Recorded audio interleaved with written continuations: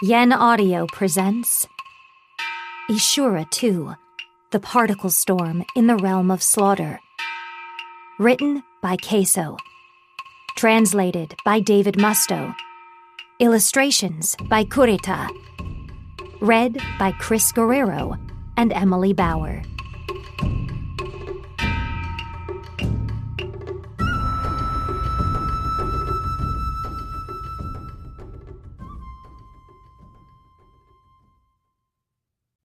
Chapter 1. Melee, the Horizon's Roar. The sun reigned over a cloudless sky, allowing the changing colors of the flora to appear ever more vibrant. Along the outskirts of the Seine Riverstead, on a hillock overlooking the lowlands and bountiful pastures, there stood a tract called the Needle Forest, the origin of the name being plain enough, even for young Moroya to understand. From a distance, it looked as though countless iron needles were protruding from the hill, creating an environment too desolate for even a single tree to grow. A determined climb up the hill revealed the true identities of the needles. Every one of them was a thick iron pillar, the same as those seen every year during the offering festival. Moroya kicked the heel poking out from the sea of iron. Come on, wake up! It's past noon already! Just the sole of the foot Moroya kicked was nearly 3 times as tall as he was.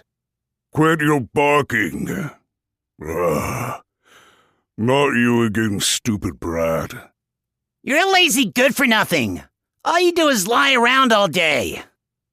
For a long, long time, there had only been a single inhabitant living atop the barren, iron-covered hill. A gigant. His name was known to everyone in the village. Melee, the Horizon's Roar.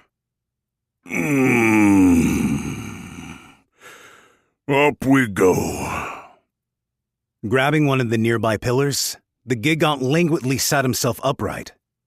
The iron pole that took 20 adults to carry every year warped horizontally, like a closed drying pole with a grating metal squeal. He was a huge man.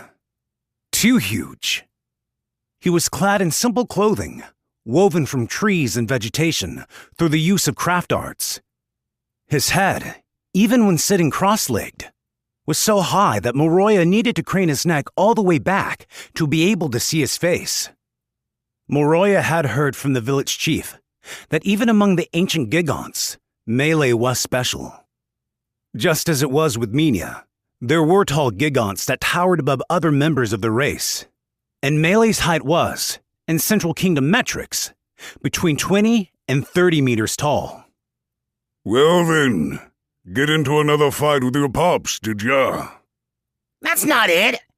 Your bow. You have one, right? Oh, that thing. Where did I put it? How could you even lose something that big? Look, it's lying right over there. His voice frantic, Moroya easily located the item in question. Of course, anyone who lived outside the Seine Riverstead would never have recognized it as a bow. The black, impossibly large weapon had been crafted from some unknown material. It looked almost like part of the landscape, as it lay out on the ground amid the gaps in the stalwart pillars. Pook said that just being able to move that thing's bowstring even a little bit would automatically make you the strongest person in the village. Is that true? Come on, give me a break. A brat like you becoming the strongest in the village doesn't mean a damn thing anyway. I'd still be 1,000 times stronger. Like I care how strong you are, Melee. Pook made fun of me and said there was no way I could do it, so I'm gonna find out for myself. What a pain. The gigant sluggishly laid back before plucking the massive bow from the earth with his fingers. It dragged along the grass and soil, loudly grinding down into the hill surface. Moroya sighed, exasperated. In his eyes, Melee was even more of a lazy slob than his older sister. Could someone like him really be the village's guardian deity? Hey, try not to get pinned underneath this thing and die on me, got it?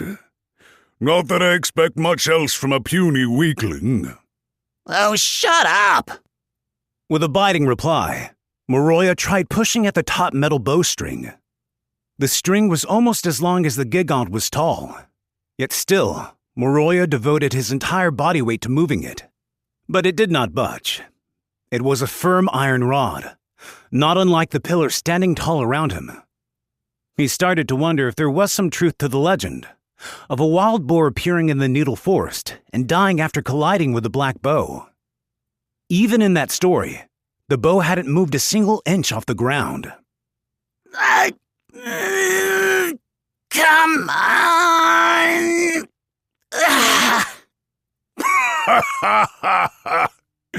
Just give it up. You're too young to be throwing your back out. Well, I've lifted up a whole water barrel by myself before, okay? But there's no one who can move that thing. Of course there is. You're talking to him. You know what I meant. Melee turned over on the barren soil once more, his interest waning. Moroya had never once seen the gigant move with any sense of urgency. Oh yeah, that reminds me. A few decades ago, some idiots from the village all got together and tried to prove their strength by lifting up another something of mine. And I'm not talking about my bowstring. What's something? Come on, isn't it obvious? My manhood. Huh? Moroya instinctively looked at the gigant's crotch. The area under his grass skirt was indeed fully visible. How many people did it take? 5 guys didn't cut it. So, they decided if they were gonna seriously attempt to pull it off, they'd need at least 6. All 6 of them were considered some of the strongest men in the village. Why were there even 6 adults stupid enough to do something like that anyway? Try asking your pops or granddad about it. Men stay stupid no matter how old they get. Truth is, I couldn't really tell if they actually managed to lift it up or not. What? Hold on. You can't just cut the story off there. How in the world could he not know if they managed to do it or not? Melee scratched his stomach, looking a bit uncomfortable. I'm not lying. I really couldn't say for sure. Having 6 people touch me down there, you know, I sort of got this ticklish feeling. And, I mean, if you really want to split hairs over it, they technically did get it into the air. Are you serious? Ha ha ha ha ha! They got a real shock too. Started asking me, wait, do you swing that way? Melee's conversations were always filled with these nostalgic accounts of utterly baffling episodes with the villagers. One example was the time the village kids discovered the dangerous pastime of competing to see who could be blown the farthest away by Melee's sneeze. In another story, when the village chief's father was young, Melee had let him ride on his shoulders to peek into the woman's bath. But Melee was so conspicuous that the village chief's father ended up getting punished. Yet another was when he was singing during a certain woman's wedding ceremony was so awful it was banned forever, with the provision still existing in the town's records. From small children to the village's elders, everyone living in Sign Riverstead had memories with the long-lived gigant. Moroya himself would likely remember the bow, so firmly stuck in the ground one would think it had put down roots for the rest of his life. Still though, Melee, for how giant your body is, you don't fight at all. Can you even use this bow? Don't you worry about that. Hell, it'd be best to never need to fire it at all. Didn't anyone teach you that? What? If it was really better to never fire a bow, then bows and arrows wouldn't exist in the first place. You've never actually fired your bow, have you? Got a smart-ass comeback for everything, don't you, kid? In truth, it was just as Moroya said. Melee's Herculean strength and his remarkably large frame were the talk of the village. However, among these conversations, there wasn't a single story about Melee courageously wielding said strength to fight and expel his enemies. Melee was a champion of the village, without question, but a champion of unknown valor and heroism. Hey, I'm just worried about you, that's all. Oriashi even has that Rosclay guy, right? There's even Toroa the Awful, too. He shows up in all the scary stories. I don't think there's any way you could ever beat them. Now you're really talking nonsense. I keep telling you, I'm the strongest there is. If I went all out, no one could hold a candle to me. You'd be quaking in your boots, no doubt about it. What? All you do is laze around. I bet Rosclay is way stronger than you. Hearing that their guardian deity would be going to the Royal Games in Oriatia excited Moroya a great deal. Was the biggest presence of Sign Riverstead, present from time immemorial, really the strongest being in the lands? However, the other candidates like him, for example, the second general of Oriatia, Rosclay the Absolute, had prestige and fame that wasn't confined to a single village. The second general was a great champion, beloved and looked up to by Menian children everywhere. Moroya was no exception. You're supposed to tell me I'm gonna win, even if you don't mean it. What an ungrateful kid. Oriacia's reward is no joke, trust me. I could rebuild Kotoi's house that got struck by lightning, and even replace the old water wheel out west. Oh yeah, that water wheel is pretty run down, isn't it? It's been in use ever since your grandfather was a young boy, even after several repairs. What else is there? Oh, right. The expenses for Poani's childbirth. It'll be her third to date. I can buy Mizemura some Oriatia machinery to help cultivate his fields too. Who cares about that weird old fart Mizemura? Since I'm gonna win it all anyway, I bet we'll get even more money. What's the point in being stingy with the other villagers, right? I was right. There's no way anyone who says stuff like that is gonna win. Melee was always laughing with optimism, whether it was someone's troubles with school or farming, or the tragedies of the world at large. Compared to his massive body, they all seemed so small. That was probably why the people of the village, even without any pressing reason in particular, would come to visit the Needle Forest. Moroya tried to move Melee's bowstring one last time. It didn't budge an inch. This sucks. Listen, you better not break this bow or anything. By the time you lose and come back here, I'm gonna pick this bow straight up off the ground. Cheeky little brat, aren't ya? Come on now. Time for you to head back home. Suddenly, Melee got up. He seemed to be looking far into the wild blue yonder. Though, to Moroya's eyes, all he could see was the ordinary, empty blue sky. There's a storm coming. Wait, really? It's still clear out, though. Yup, a bad one. The clouds say it all. Right. Okay, then. See you tomorrow. Moroya quickly scampered down the hill as he made his way home. Melee and its towering frame had no roof to shield him from the wind and rain. Nor did he need one. The Needle Forest, overlooking the Sign Riverstead, had been his home for a long, long time. Let's see. Should be sometime tonight. There was no one else who could see the shape of the clouds as they drifted along the very edge of the horizon. Melee took up his black bow.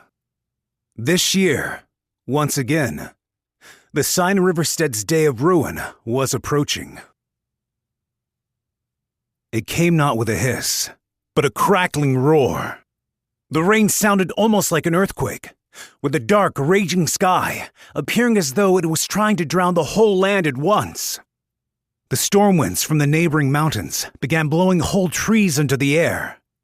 A number of them crashed into Melee's skin with significant force, but he felt no pain at all. The hulking gigant stood on both legs in the middle of the moonless storm. Two fearsome eyes glinted, emerging from the colossal shadow, thrusting up to the heavens. Coupled with a terrifying torrential rain raging, anyone unfamiliar with Melee who saw the scene for themselves would think they were witnessing ruin incarnate. Looks like it'll be here soon. Melee's groan wasn't directed at anyone in particular. He pulled up one of the deeply embedded pillars of the Needle Forest, still standing upright despite the roaring winds. They were presented to him only twice a year. High-quality iron ore, mined from the region, was dissolved, and every year the individual with the greatest craft art skills shaped it into beautifully straight pillars. Then, they were smithed to prevent rust. The pillars were Sign Riverstead's greatest craft works. The heart and soul of the entire village poured into each one. They were Melee's treasures. Melee was always looking down over his one and only spiritual home. The lights of the people's homes as they went about their lives trembled in the apocalyptic downpour. A peaceful village, blessed with bountiful waters, mining resources, and soil able to support crops and animals. 250 years ago, in the time when all he knew was solitude, the village hadn't existed. He closed his eyes and concentrated. The moment the flow of the river, rampaging like a dragon, changed. In the middle of this torrential onslaught, battering all his senses at once, it was the one moment he absolutely couldn't let pass him by. The low, continuous roar from the river pitched the slightest bit higher. Melee opened his eyes. Together, at the exact same moment he had his premonition, the gigantic main river, flowing to the ocean, rushed backward from the sea into a small river that shot off from the main stream. The river that passed right through the center of the village. Sign Riverstead was a village blessed with bounteous water and nutrient-rich soil. However, this also meant that among its long history, it was a region constantly threatened with this kind of river flood. Once a year, torrential rains on a terrifying scale passed through this region, and each time the flooding was beyond control, with the village everyone had built destined to sink deep underwater. This was the day of Sign Riverstead's destruction. As ever, Melee the Horizon's roar wasted no time. He simply pulled back the black bow that no one but him could draw or even lift. The arrow he knocked was one of Needle Forest's iron pillars, presented to him by the villagers. Within the deluge that was barreling upstream against the river's flow, 3 different currents became one. One current was diverted by a large boulder on a sandbar, boring into the left bank. Another was an uninterrupted, breakneck current. Finally, there was a slow but powerful current coming up from the seaward side of the river behind the village. Even from this distance he could tell. Even on a night like this, where the view of Sign Riverstead was drowned out by the black clouds and torrential storm, facing off against a raging deluge, constantly shifting its shape, to Melee's eyes alone, everything was clear. Would the soil bed, weakened by the rain, hold out?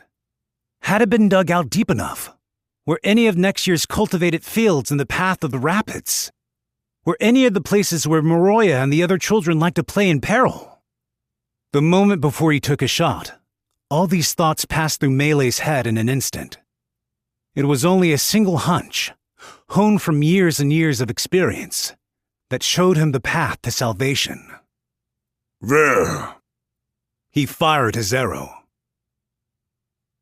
The air split open with a loud crack, louder than roiling thunder. It was the sound of the heavens themselves being torn asunder. The arrow's trajectory looked like little more than a streak of light. It thrust into the ground. Sign Riverstead's soil split open down to bedrock, deep into the bowels of the land. The arrow, perfectly hitting its mark, penetrated further into the soil, and its direct trajectory leveled the terrain. The impact sent a torrent of dust and debris shooting into the sky, nearly darkening it. Saying the impact was like an earthquake didn't do it justice. The shot from Melee's bow was cataclysmic in its own right. Even from so far away, a single shot aimed at the very edge of the horizon. There we go. Melee, for the first time that night, was able to smile with satisfaction. The deluge veered away from the village populace and poured into the low-level and arid wasteland on the town outskirts. The one arrow he fired was so perfect, there was no need to notch another. All right. Time for bed. The day of Sign Riverstead's destruction had come another year. However, once again, Sign Riverstead was not destroyed. It had been the same last year, the year before that as well. 250 years ago, there had been no village here. Once a year, a disastrous flood beset this land. Only twice a year, these iron pillars were presented to Melee. Now, these pillars sprouted up from the top of the barren hill, numerous enough for it to become known as the Needle Forest.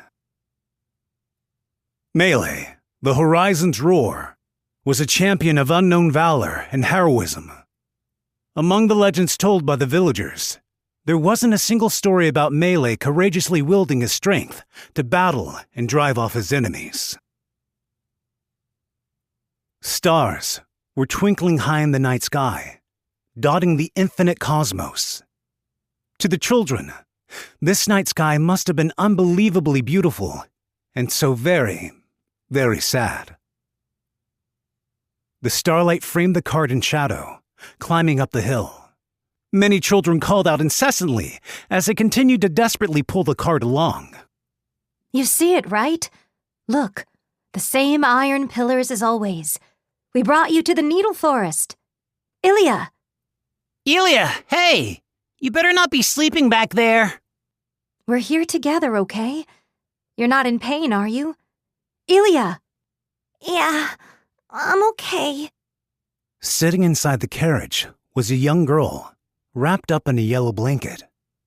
The pallor on her face was severe enough to see even beneath the moonlight, and she blinked in a fevered haze. At the time, hers was a disease with no cure. One of the boys jumped out in front and rushed off toward the middle of the Needle Forest. He raised his voice and called out a familiar name. Melee! Ilya's here! She said she wanted to see you! The gigant was almost always lounging around on his back, but that was the one night when he wasn't sleeping like a log. He joylessly sat with his back to the children. Give it a rest, will ya? Who the hell's that supposed to be? You brats all look the same to me. Melee grumpily spat back without turning around. He had almost never called the child, exceptionally small, even for Armenia, by her name. Part of it might have been because he was scared to develop any attachment to the all-too-feeble creature. Get off your high horse, you jerk! This is really gonna be the last time, got it? You've been close with her ever since she was born, haven't you? The gigant rubbed his face with a large hand, seemingly big enough to hold 3 full-grown adults. In stark contrast to his everyday optimistic laugh, he spoke with a tremor in his voice. Is it really time? The time for goodbyes always came, without fail. It came when someone set off on a journey, free of regrets, just as it came at times like these. Always too soon. Damned Menia. Your kind is too weak, too feeble by half. At long last, the cart caught up to the boy. Adults, appearing to be the young girl's parents, gripped her delicate and fragile hand. The children whom Melee saw day in and day out were each calling out the girl's name. Ilya. She didn't have a second name. Ilya of Sign Riverstead. She was born into this world, and she would leave it without achieving anything at all. Melee, you're awake. I'm glad. Just a coincidence, that's all. I was so bored I was counting the hairs in my beard. Oh, were you? Melee, listen. I always had so much fun. Is that right? Well, I'm happy to hear that.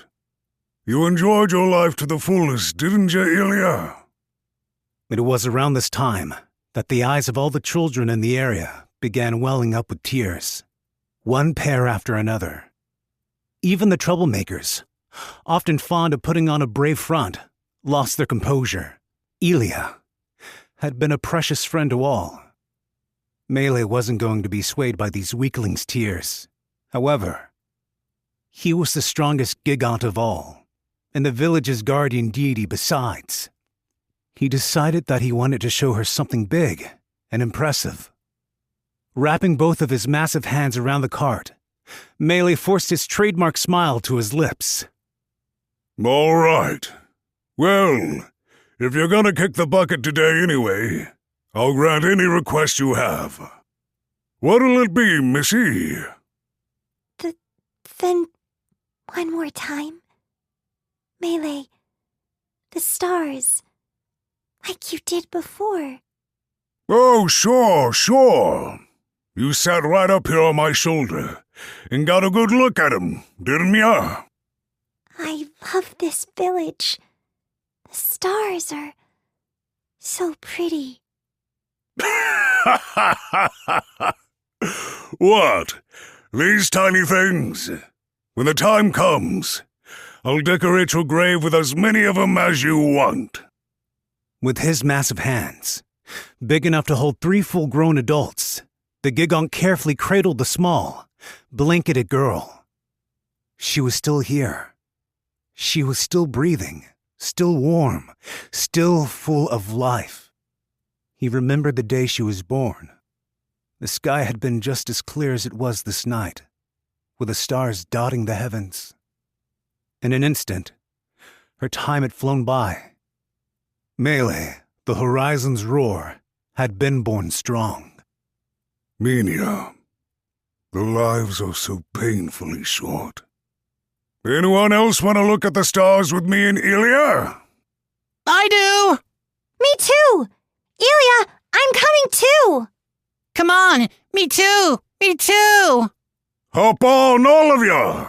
No matter how close the stars seem, don't go trying to grab 'em. Melee held the precious little lives in both hands and lifted them high into the sky. As he raised them higher and higher, even he got a good look at the glittering stars.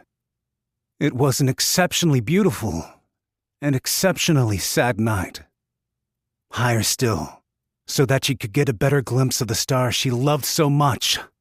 Higher than ever. A memory from the distant past. Hey, Dad? It was the night following the deluge. Away from the fireplace, the air was a bit chilly, the final remnants of the storm. Finished with dinner, Moroya was brushing his teeth as he posed a question to his father, who was brushing his own teeth beside him.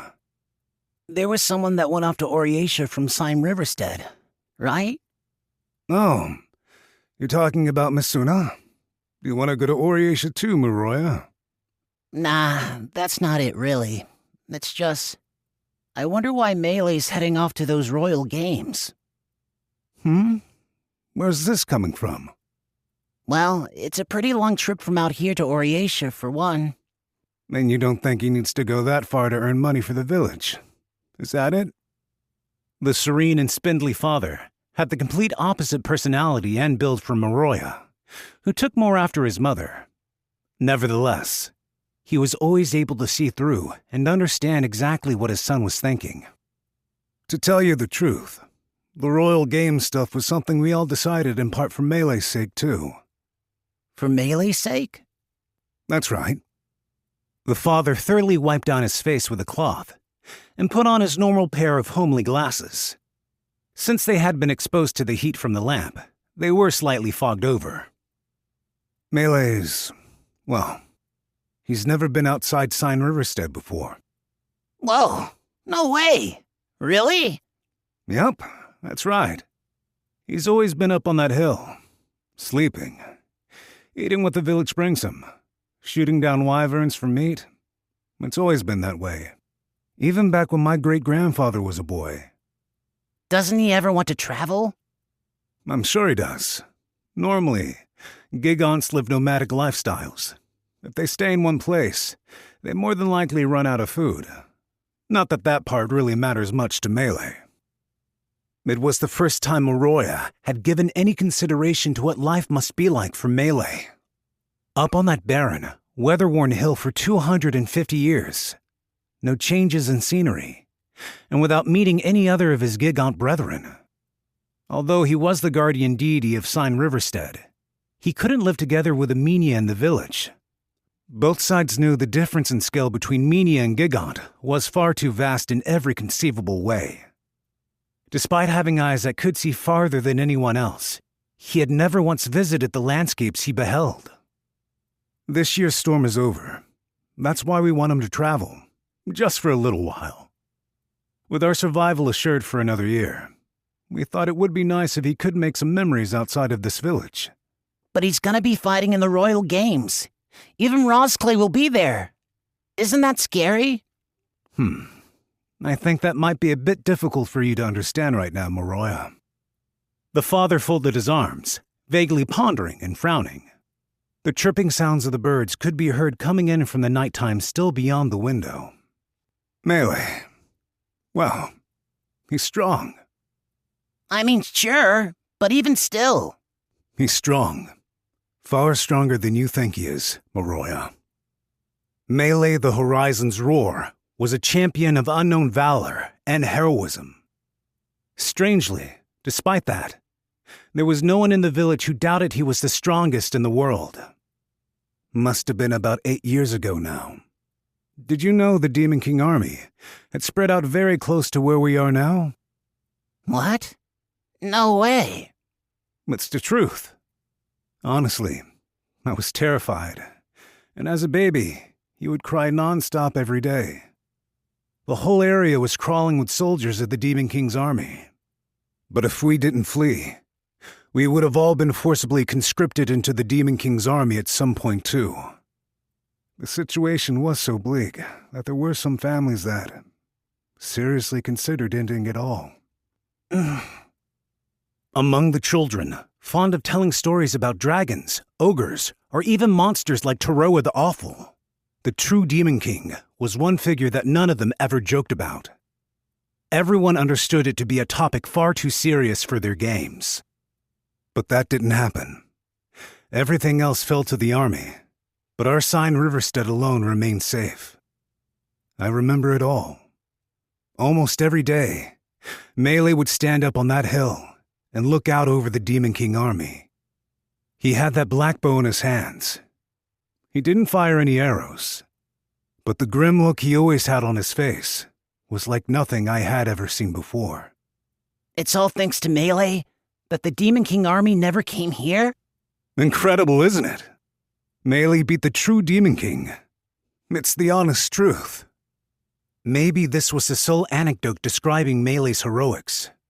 Moroya got the feeling he knew the reason why the adults never mentioned it. Imminent destruction and rampant, shapeless despair. The day the smile disappeared from Melee's face.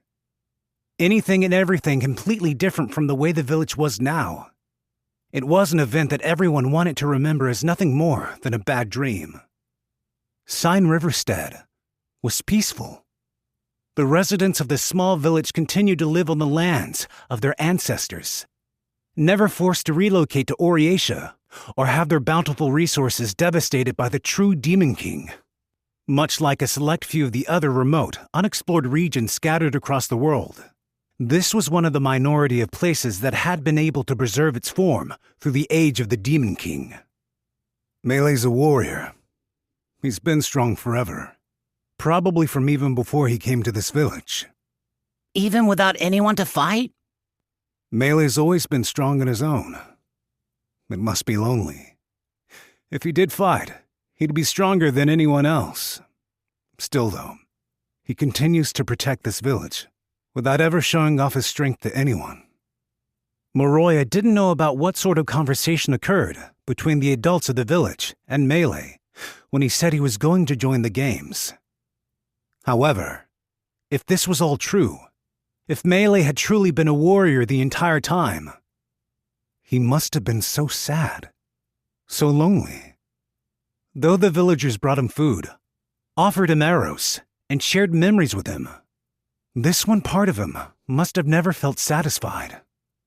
The era of the true Demon King's tyranny itself gave birth to various champions across the land. Thus, in this village, its safeguard of peace and tranquility unyielding, that meant not a single individual as strong as Melee ever appeared among them. Dad, you think Melee can beat Rosklee? Sure he can. But I've never even seen Melee fire an arrow before. Sure. I'm pretty confident you have. The father cocked his head, puzzled, before opening the window that looked out on the hill. The needle forest that overlooked the village was clearly visible from every house in the village. When you were 7, you said you saw a shooting star, didn't you? Yeah, I can't remember it all that well, though. What about it? Look, you can see it really clearly tonight, right? Moroya instantly leaned out the window with excitement. A shooting star. The clearly visible star was racing across the night sky. However, the star was climbing up to the heavens.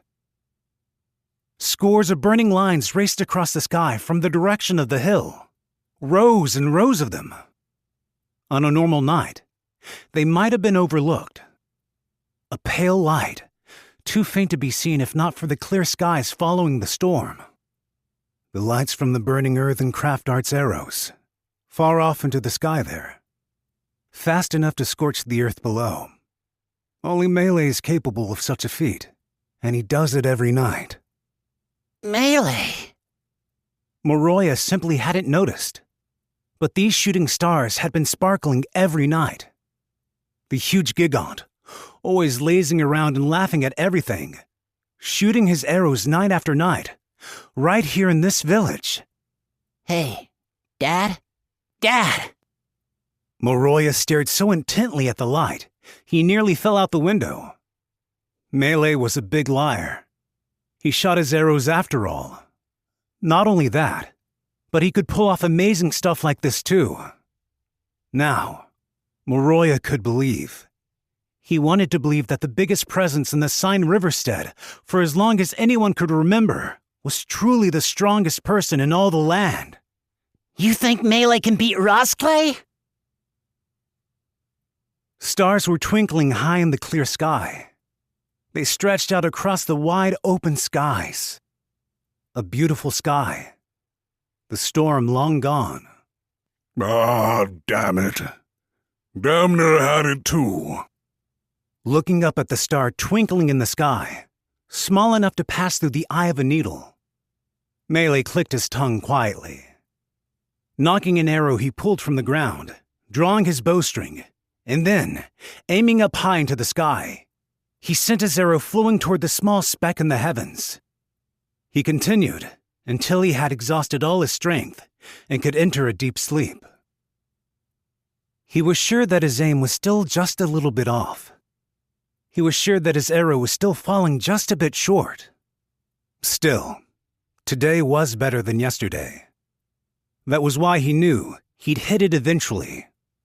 Just watch. Dragons don't devote themselves to training.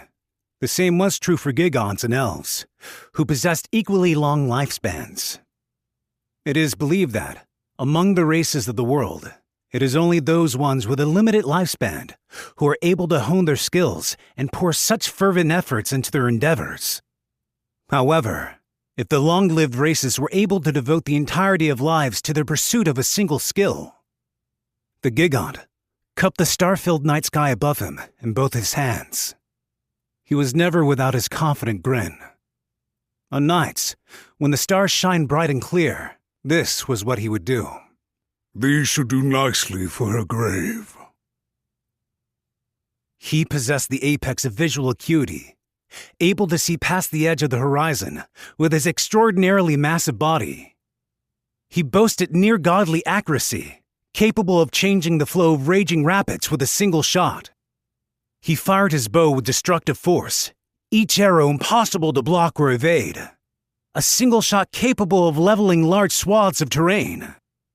His astral arrows were launched from a place far from the realm of terrestrial comprehension. Archer, Gigaunt. Melee, the horizon's roar. Chapter 2. The Yamaga Barons. Ever since her youth, one girl thought the mountain glow visible from the desert was rather mysterious. According to what adults had told her, it was the light from a city known as Itaki, and people totally different from them lived there. Ani was just a child who asked many questions. Just how different are we from them? Do they have lizard faces? Like the Zumeyu? No, that's not it. Those Highlands folks' faces aren't that different from our own, but their god's different. Their god? You know how long ago the scary true demon king showed up, right? Back then, all the people in the Highlands city died, but our people managed to survive. The particle storm protected us. The particle storm is a god? Not part of the weather? It's both. The god's power appears in our world in the form of the weather phenomenon known as the particle storm. A god solely for us people of the desert. The particle storms come through the Yamaga Barons many times over the ages, but it's always spared our village, right? See? That's because he's protecting us. Outside of Ani's village, apparently everyone worshipped a god called the Wordmaker. But since that god didn't protect anything from the true Demon King, the particle storm must have been the stronger of the two. One day, when she went to draw the afternoon water, she saw the particle storm pass through the gap between the village and the oasis. The desert sky was completely covered, and despite being noon, it was as though the whole world had been plunged into darkness. A thunderous sound, the likes of which she had never heard before, rang in her ears and rattled around her head until it finally passed through. The sound had absolutely terrified the young Ani.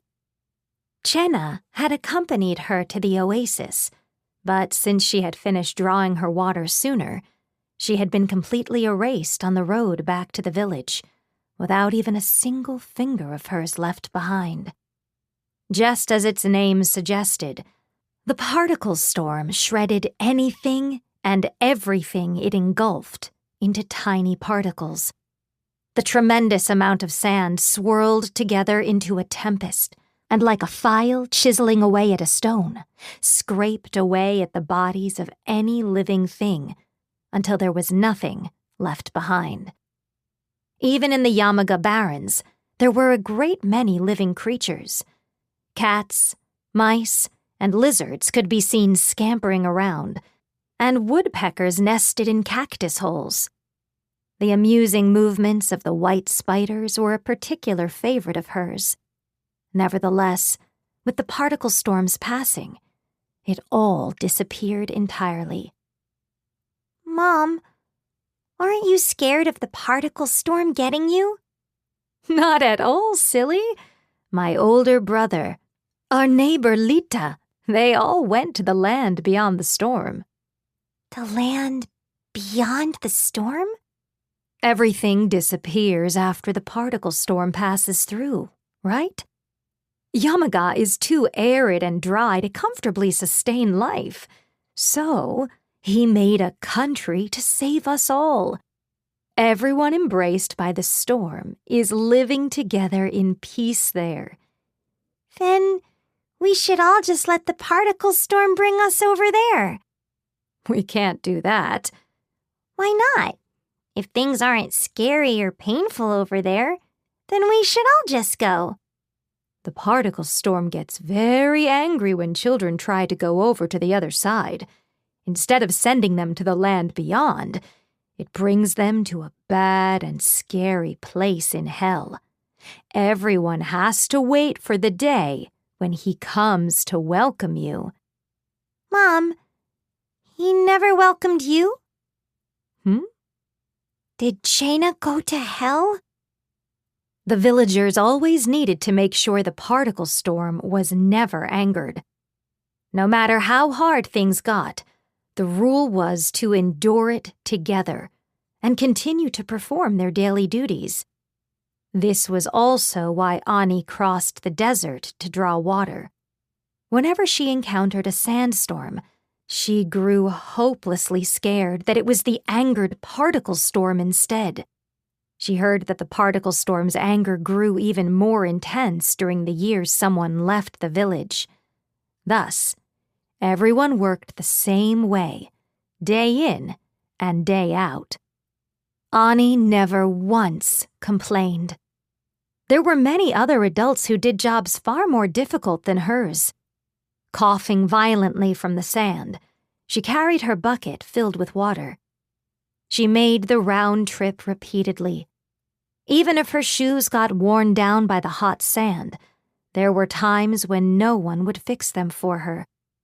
The corpses of children, dead from disease, were wrapped in furs and carried to the barrow where the particle storm was enshrined. Now and again, Ani would look at the lights of Itaki on the mountaintop. The adults pitied the people who lived there without the protection of the particle storm.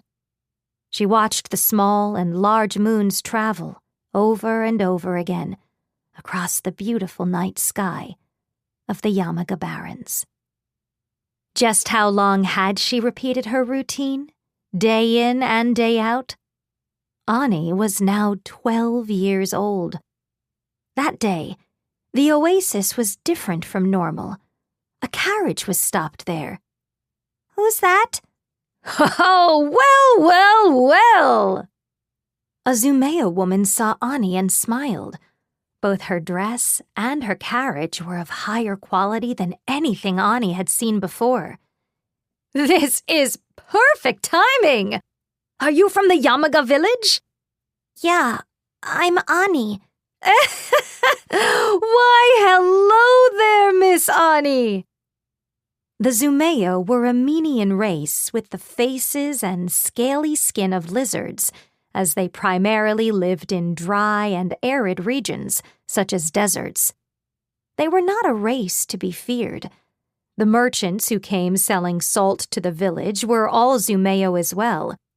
So, if anything, Ani was more accustomed to seeing them than other Menia from outside the village. Are you a traveling merchant? No, not at all.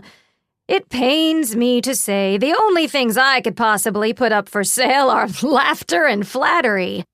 I am but a humble Zumeo harlequin. Do you enjoy stringcraft? Harlequin? Unfamiliar with harlequins, are we? Well, now, let's see here.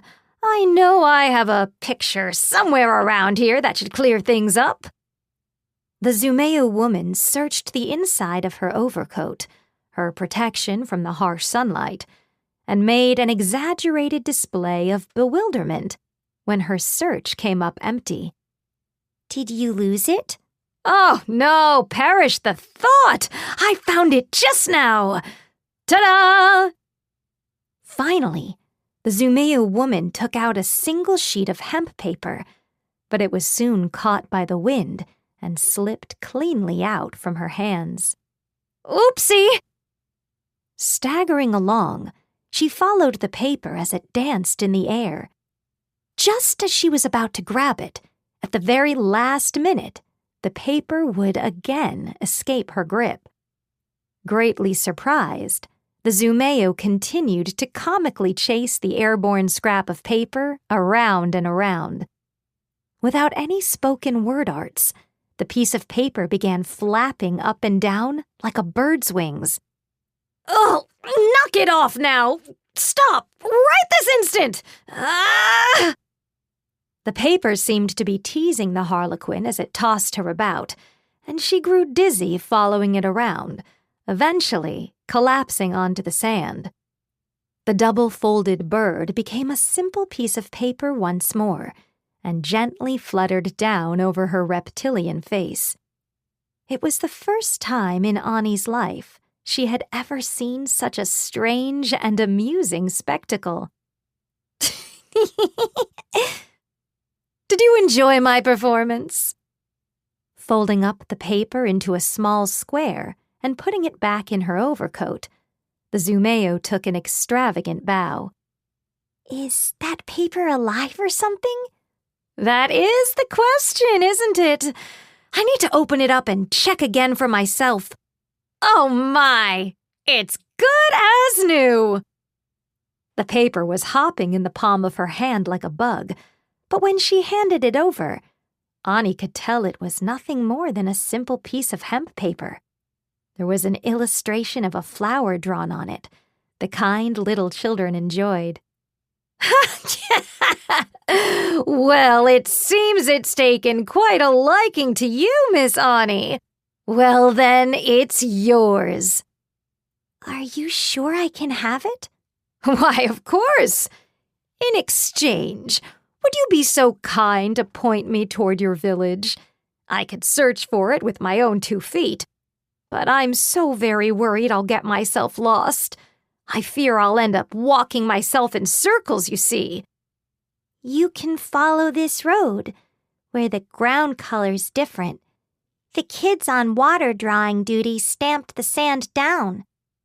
What do you want with our village? Is this carriage for your Harlequin job?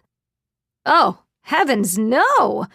I must accompany this exalted individual. This responsibility is far, far more important than my Harlequin trade. Ani looked at the lovely white carriage parked in the shade of a tree. In complete contrast to the cheerful and sociable Zumeu in front of her, the carriage was quiet. At a glance, there didn't seem to be anyone inside. Ani cut in front of the carriage and went to draw the water. Even with your foot injured, you came out here to draw water? Huh? Her legs instinctively stopped when she heard the clear and gentle voice speak to her. The Zumeo came running over.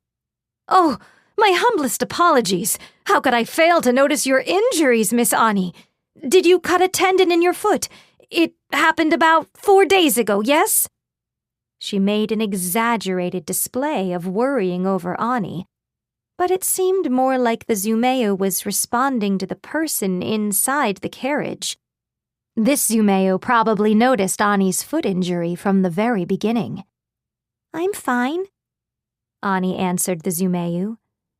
The cut was causing her constant pain, but to her, there was no longer any point in worrying about it.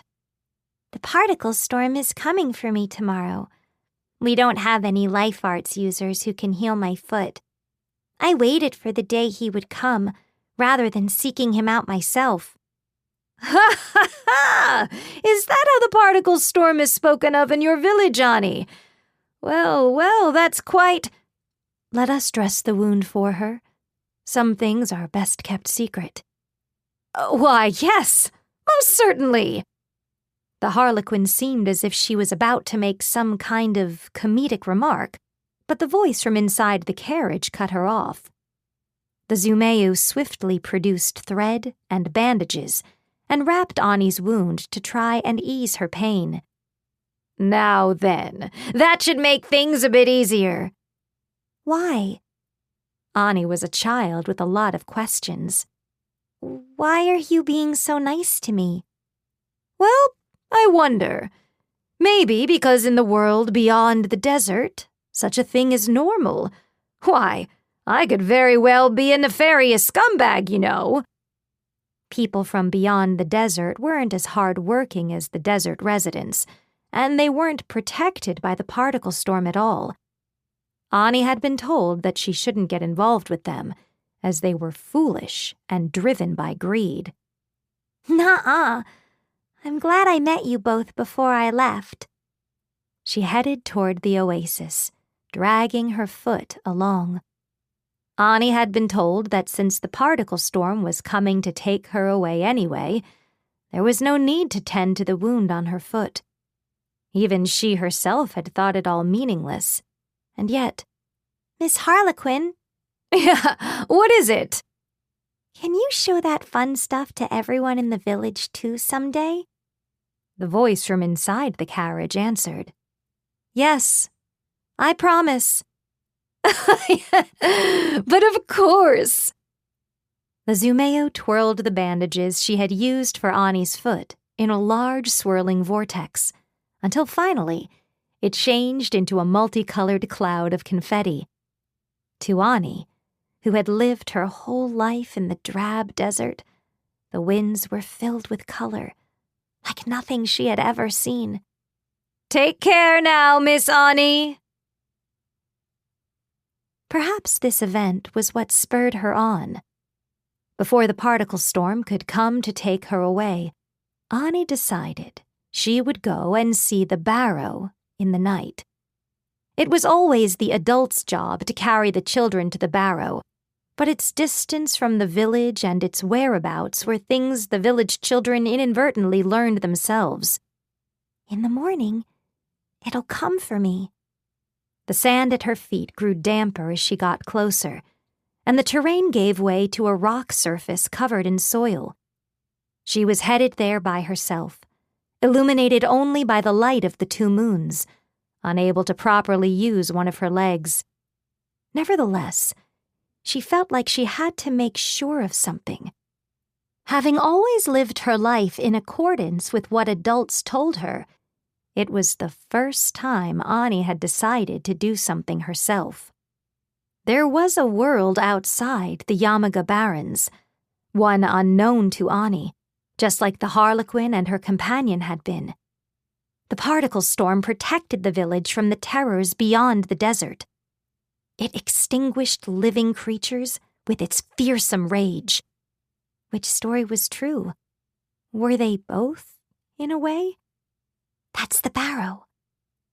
The moons were hidden behind the clouds, and the landscape was pitch black, but there was no doubting that this colossal boulder in the center of the windless hollow was the barrow the adults had said enshrined the particle storm. Particle storm. She was frightened. Even if she died here at this barrow, waiting for her on the other side was the land beyond the desert. There was a brittle noise. It was the dry sound of something snapping underfoot. Her shoes had been tailored for her big day the next morning. The moons came out from the clouds and shined their light on her barrow destination. What? She was covered in a viscous black substance. Even beneath the purple moonlight, she noticed that the color was one she had seen before. No. No. Blood, congealed from accumulating layer after layer. The things Ani had stepped on were almost like pebbles, yet curiously, they were all gathered around the bloody surface.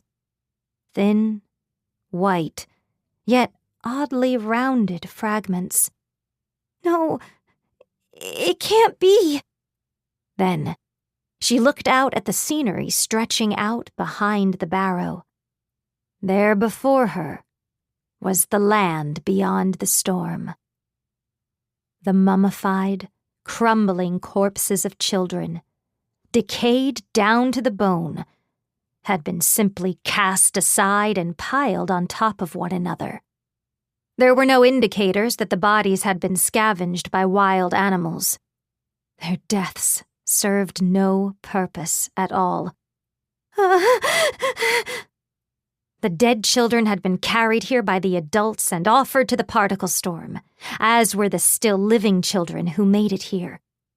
But if the child to be offered was still alive, what would the adults do in that case? There were traces of blood in the barrow, bone splinters. For years, So many people, splattered across the ground, over and over again. There was another snapping sound at her feet. No! She had stepped on a skull fragment. In Ani's village, most children born didn't make it to adulthood. This was their fate. I'm not scared, silly. My older brother, our neighbor, Lita, they all went to the country beyond the storm. At that moment, what truly terrified Ani wasn't the knowledge that she was going to die. It was the fact that the adults had known the truth the entire time. The mean adults, the nice adults, the village chief, the elders, and even her own family. For generations, they had lied to the children without so much as a twitch in their placid expressions. The one thing she believed in and diligently worked to protect had been a lie. A lonely breeze blew by. Help! The tears on her cheeks immediately dried up in the wind. Within the particle storm's barrow, where even bone splinters remained undisturbed in their final resting place among the still air, a breeze blew. I'm sorry. I'm sorry. Despite being mistaken about everything, despite everything she had been told being pure insanity, this raging wind alone was unmistakable. The fine sand, the bone splinters, traveled on the wind and coiled around Ani. The particles scraped the inside of her lungs and windpipe. Even the blood spilling from her mouth dissipated in a fine mist against the thunderous squall. Ani was the one at fault. She had sprained her leg and couldn't carry out her duties. She had listened to the words of the Harlequin and her companion. She had stumbled too close to the truth. She had questioned the particle storm. Forgive!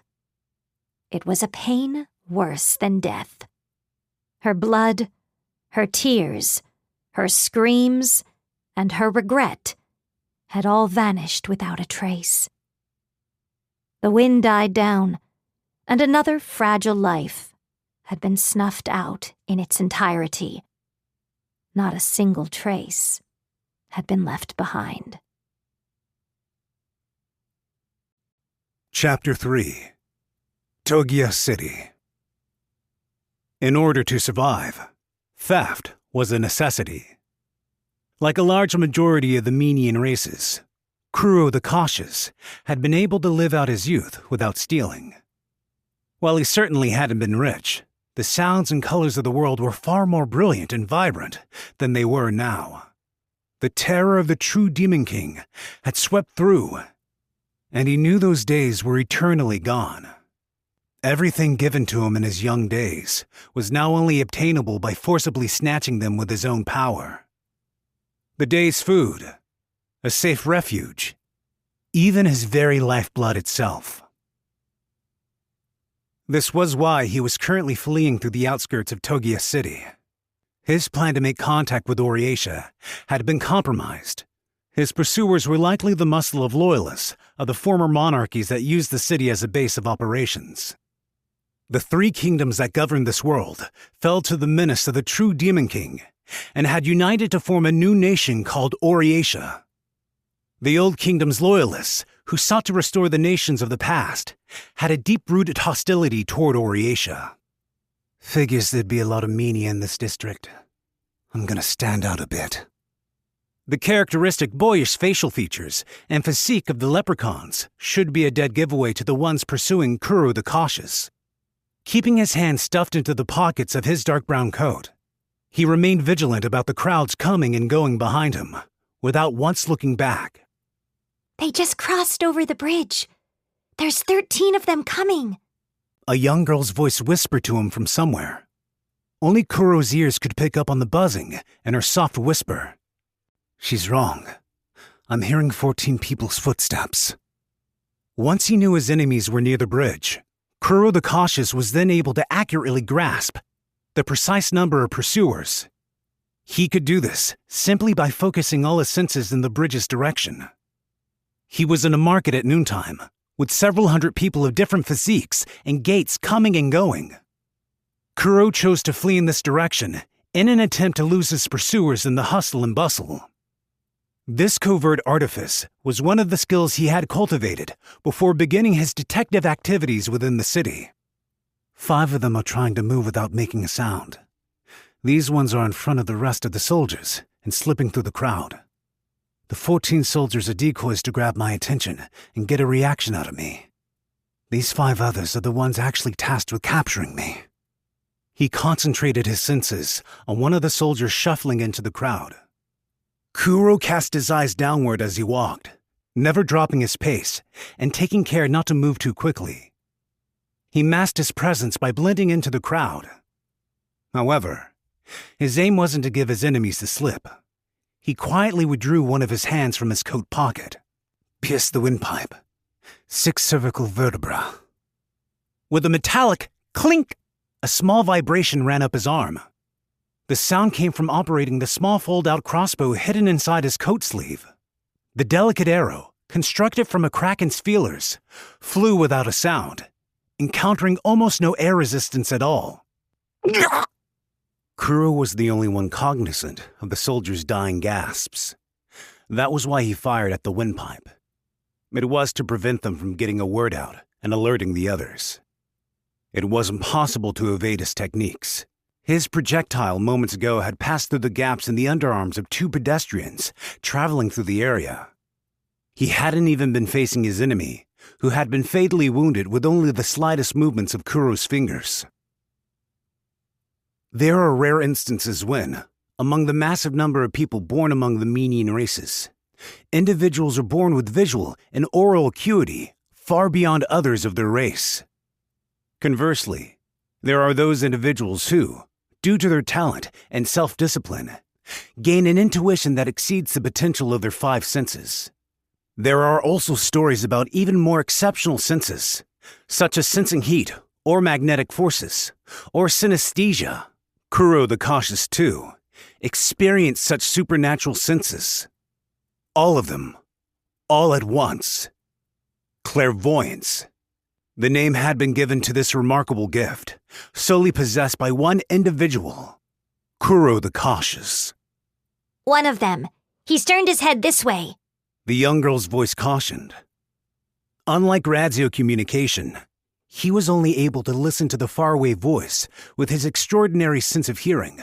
But as long as Kuro was the only one able to hear it, that was more than enough. The man to the northwest, his breaths have become shorter. He's discovered me. I'll take advantage of that, hat.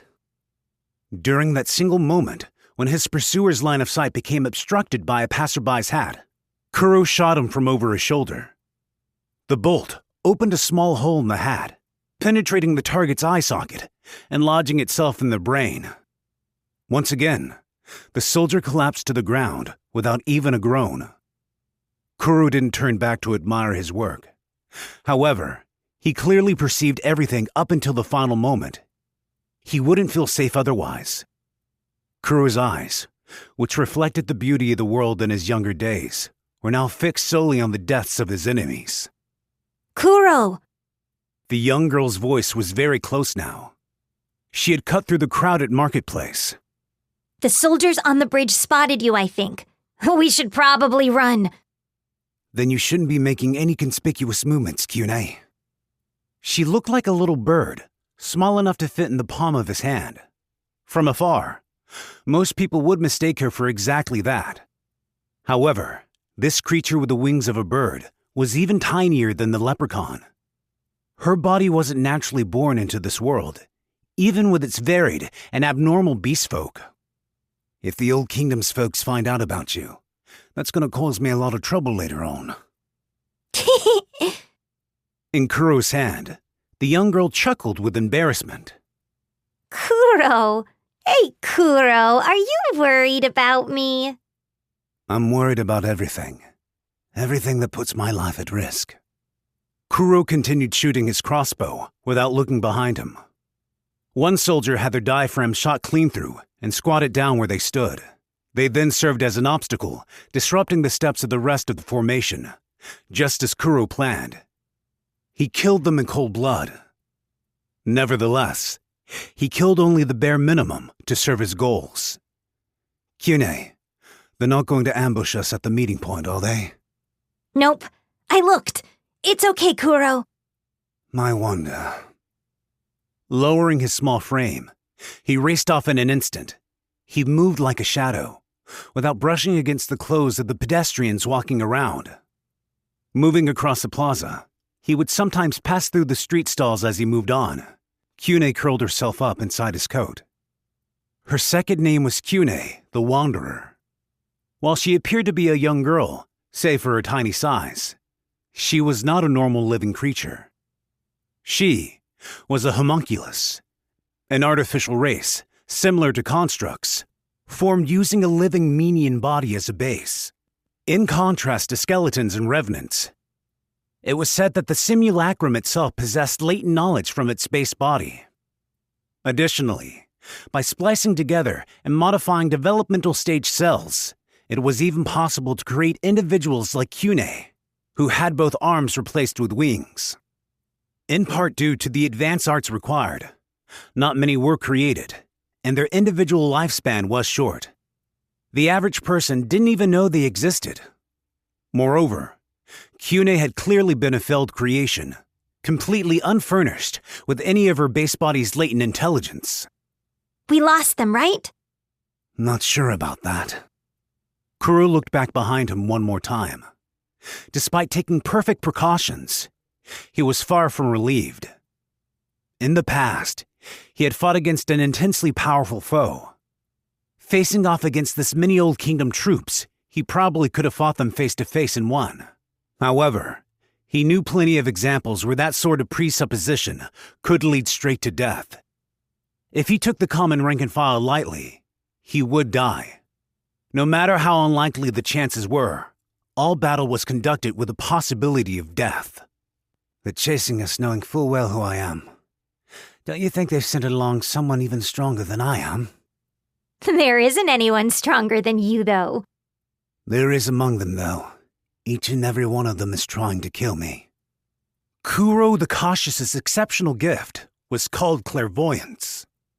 In the extreme chaos that was the era of the true Demon King, he had used his ability in service of a spy guild, racking up legendary achievements one after another as a champion of the shadows. All of that was in the past. Kyune, don't leave the cover of my coat.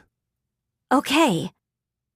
They arrived at the designated meetup spot, looking through each and every one of the carriages coming in and out of the marketplace with a supernatural visual acuity. Kuro was able to spot the one with a rather small green seal engraved on the door. With light movements only possible for leprechauns, completely masking his body weight, he slipped into the moving passenger carriage. I'm Kuro the Cautious. Are you the messenger from Moriatia? He announced this as he climbed inside the carriage. Inside was the lone passenger, a woman with an air of grace and elegance, with her chestnut hair tied up behind her. Yes, I am Oriatia's 17th minister, Elia the Red Tag. You have my gratitude for responding to our proposal. An unseen threat filled Kuro with a sense of foreboding. What was that? It wasn't related to the woman in front of him. 17th minister. We're in enemy territory. I didn't expect one of Oriatia's 29 officials to come all the way here. The supreme bureaucrats, 29 in total, who ran the assembly in Oriatia, the largest menian city in the world. Elia, the Red Tag, was a young woman of intelligence, exercising control over their espionage operations. Well, infiltrating into the middle of enemy territory like this is the job of spy units such as myself. Besides, Oriatia believes you're valuable enough to send one of the 29 to meet you. The keenest sights among all of the Obsidian Eyes Spy Guild, Kuro the Cautious. I'm no more than a simple private eye now. More pressingly, I'm being followed. I try to shake off my pursuers as much as possible, but there's no guarantee that they haven't blocked off the carriages. Now. Kuro observed her demure reaction. He wished he could pinpoint the exact location of the threat. To him, even her alluring smile and enchanting features were nothing more than a single layer of skin composing the surface of her Menian face. There was an unnatural tremble in her muscles, changes in the intervals of her blinking and her demeanor. The Old Kingdom's loyalists in Togia City got wind of his plan to make contact with a messenger from Oriatia. Or perhaps, Kuro thought, Oriasha's side had deliberately leaked the information themselves. Ever since he departed Obsidian Eyes, he had been working as a street investigator, unbeholden to any other power, which meant, as soon as this current plan was found out, he lost any other path of egress, except to go with Oriatia. Of course, Kuro also considered that a more desirable outcome. Supposing that was indeed true, it meant that currently Oriatia had no plans of disposing of him. Being used wasn't the true threat. He felt that the true form of this threat originated elsewhere. I want to leave Togia City immediately. Are you ready? But of course. My business here concluded the moment I picked you up. It doesn't seem we'll be able to avoid the checkpoints along the roads. Our only choice is to slip through the marshlands. It rained just a couple of days ago. There's a chance we'll get stuck in the mire. While this may be shaped exactly like the standard large merchant carriage, I'm using a horse skilled at off-road travel, and the frame's been hollowed out to reduce its weight. A shallow swamp won't be enough to slow us down. The same style used by Obsidian Eyes, then? Indeed. Formerly known as the largest spy guild, Obsidian Eyes acted behind the scenes during the war-torn age of the true Demon King and conducted any and all forms of espionage activity. Kuro had heard that with the end of the era, many members resigned, with select personnel and technologies being onboarded for Oriasha's spy force, exactly as he was being onboarded right that moment. Are you fine with leaving that homunculus girl back in the city? I heard that she always accompanied you. So, you knew about her too, He sighed. Togia City had resisted Oriasha's control even before becoming occupied by the Old Kingdom's loyalists, so he had taken solace in the fact that he had been able to hide her from Oriasha's eyes. You can come out, Kyune. The songbird of a young girl crawled out from inside his coat and looked up at Elia with wide eyes. Hello? Kyune the Wanderer. I'd like to bring her with me if possible. You have the authority to make that happen, right? Although they admitted a small number of beastfolk and monstrous races as part of the labor force, Oriatia was a nation of Menian races. Given the ethical problems involved in their creation, much like with constructs, there was a high probability that he wouldn't be granted asylum with a homunculus accompanying him. On the other hand, if they demanded he hand Kyune over to them for research purposes, he wouldn't be able to refuse. Kuro was being hunted by the Old Kingdom's loyalists and could no longer continue his detective work in Togia City as before. He had long been cut off from any other escape routes. How unusual. Homunculi themselves are rare enough, but I've never heard of any examples of one purposely being given wings. Why exactly was she constructed that way? I don't know. I wasn't the one who built Kyune, and I haven't the faintest clue what thoughts were going through the crazy self-proclaimed Demon King Icarus' head. Maybe it was an attempt to revive the ancient harpies or something. He heard that much like forests had elves, the mountains had dwarves, and the deserts had Zumeyu, there once used to be a Menian race that claimed the skies as their domain. However, as the wyverns thrived, the harpies went extinct. And as a result, the Menian race who achieved the greatest success were the ones who lived between these different domains. The Menia themselves. A simple constructed pet. She poses no danger like with the construct races. Up to you whether to believe me or not. I don't mind. If that's all there is, then we'll let you in under my personal discretion. Really? Sorry about this. She may not look it, but she's a necessary part of my work. It wasn't that Kyune possessed some outstanding power outside of her wings and small size. She didn't happen to be gifted with any intelligence. From Kuro's perspective, her spycraft techniques were terribly indiscreet. Nevertheless, she had utilitarian value, at the very least, to help ensure Kuro's survival. That's great! Isn't it, Kuro? We're together again! Employment extended. What do you want for compensation?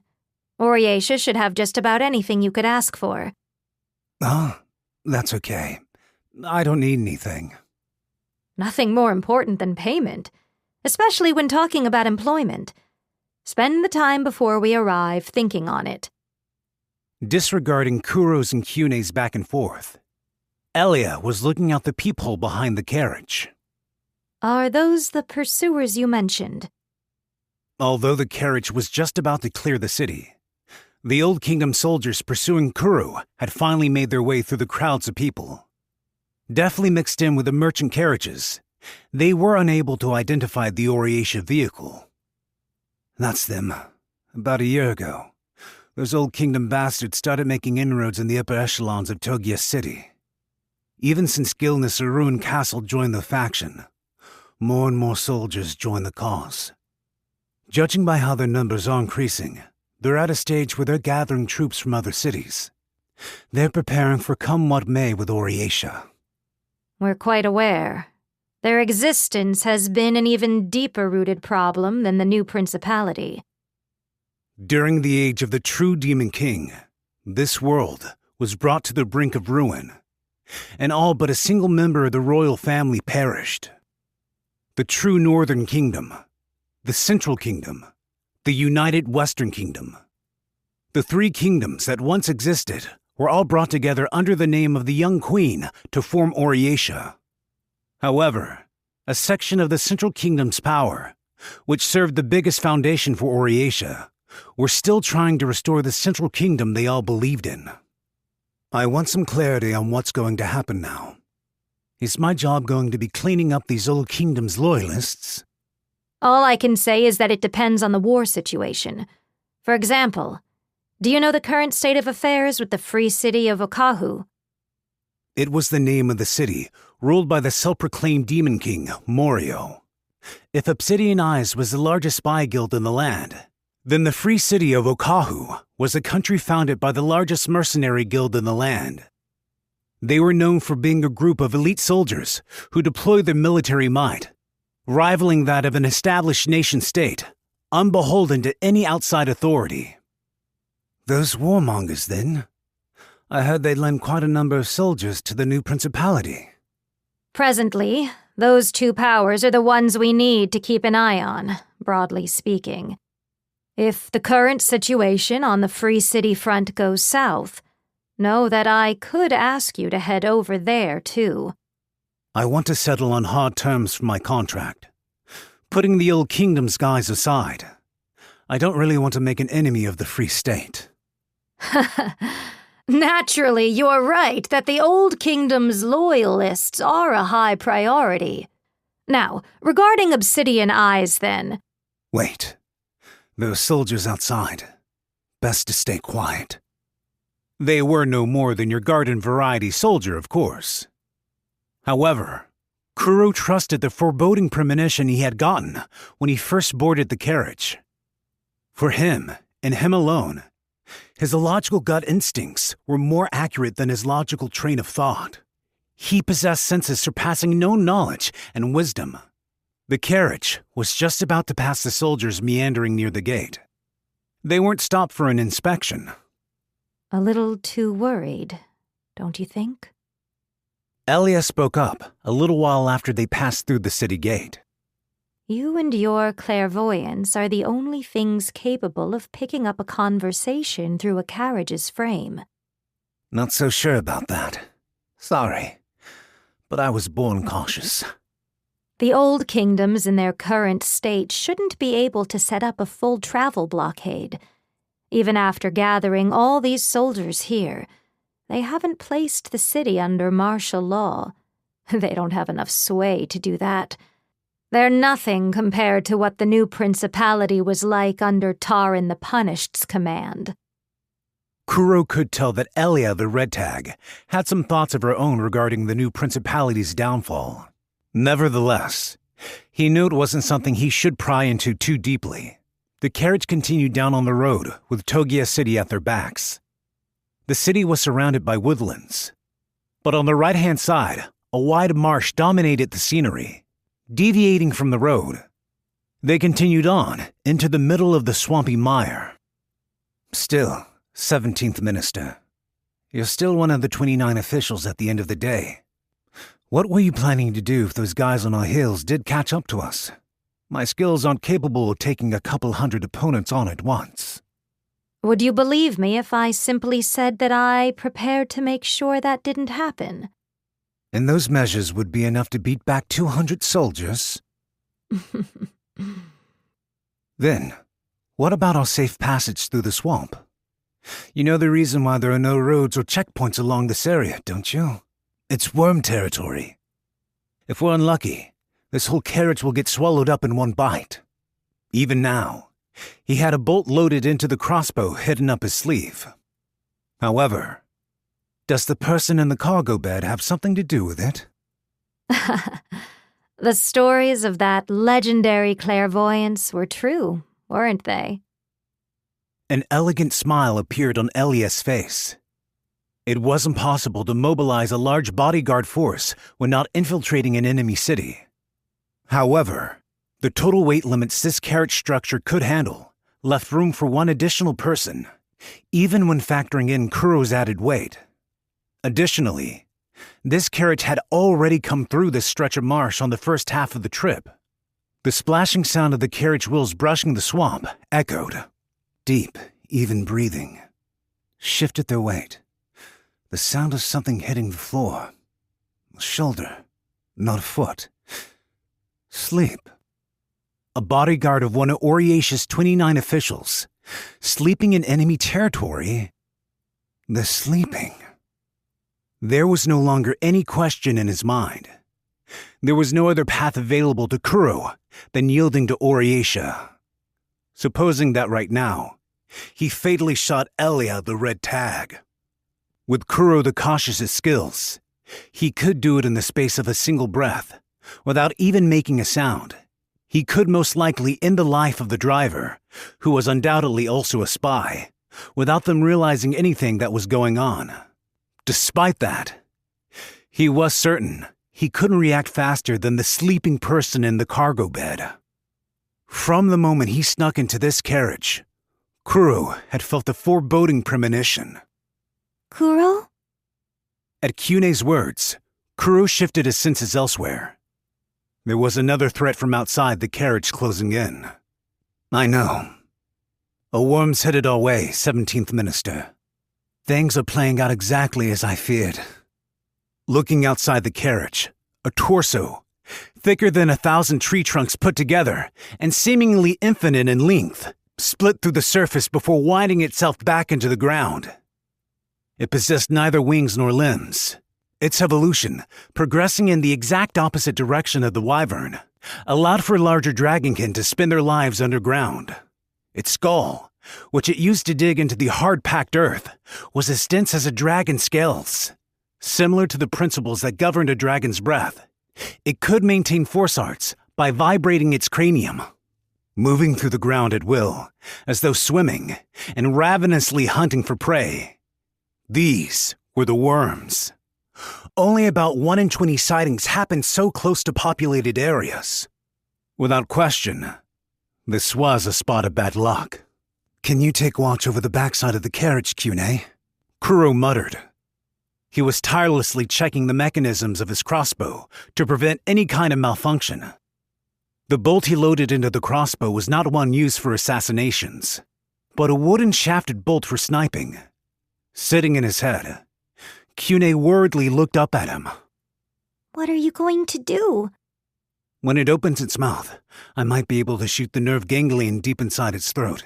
Even if I can't kill it, I think I'll still inflict enough pain to stop it in its tracks for a short while. The inside of a worm's mouth is pretty tough too, but either way, I'll just have to do what I can. The worm silhouette drew close. Their enemy had clearly become aware of the carriage. No, Kuro the Cautious. Elia murmured. That won't be necessary. There was an explosive rupturing sound, the sound of a foot stepping forward. The recoil from the person in the cargo bed jumping into the air sent the back part of the carriage sinking deep into the ground. It was a man wearing red clothes, unlike anything Kuro had ever seen before. A dull practice sword was slung atop his shoulders. The man clearly shouted out just two simple words. "Killing time!" He sped through the swamp like a stone skipping across a lake. The worm turned its colossal head toward him. There was a splash. He instantly pinpointed the location of the worm's lightning-fast fangs and dodged them with a leap. The wholly unfamiliar figure in red clothes made a half-spin in midair. Mid-spin, the man's shoulder collided with the worm's scales. The blade dangling behind him wasn't keeping up with the man's own dexterous movements. However, this was all on purpose. He was building up strength, like a wound spring. The blade, which had been poised the whole time it was slung behind his back, released that pent-up energy from extremely close range. The silver flash arced in a semicircle. Before its body hit the ground, the worm's scales were cut through to the flesh beneath. The wound was a fourth of the way down its body from the base of its head. There's the heart. Kuro shuddered. Even with most of the worm's body underground, unable to see its entire form, he was sure. The beating sound of the worm's heartbeat was irregular. He could tell, even from this distance. He couldn't believe the feat was something the Menian, or any person of this world, could possibly try to match. That blade length. At that distance, the slash that came right as their bodies came together should have barely been in range. Even then, it was enough to injure the relatively tiny right atrium. Not only that, but... The swordsman landed on the ground, and once again hoisted his blade over his shoulder. The worm stopped moving, and there was a pause. A single beat. Its heart, with its extremely small yet fatal injury, burst open under the colossal body's blood pressure, and rivers of red gushing laterally like a crimson waterfall stained the marsh. Boring. It was nowhere near the challenge I thought it'd be. Come on. Kuro could hear his frustrated muttering, not directed at anyone in particular. I can tell. That was this guy's first time killing a worm. Like my clairvoyance, he was able to locate his heart from the outside and instantly piece together a plan to slice it open. Sojiro the Willow Sword. That's his name. Elia mumbled next to Kuro. Oriesha requires fighting strength. Strength like yours and his. These people. The new Principality of Lithia was no more. The official story given was that it happened in a great conflagration caused by their wyverns going out of control. Old Kingdom's loyalists, the free city of Okahu. In this age, where many threats had been destroyed by the true Demon King, there now remained only a few rivals to threaten Oriesha. The Royal Games. What was Oriesha's purpose behind consolidating these abnormal and irregular abilities? In the Queen's name, a great tournament to determine a single hero was about to begin. They needed to host the tournament without interference. They're intending with this next phase to clean up all of their opposition. Several days later in Oriesha, a figure in a dark brown coat traversed through the amber lamplight. He was noticeably shorter than the other Menian people around him, and the being he embraced in his arms was even smaller than that.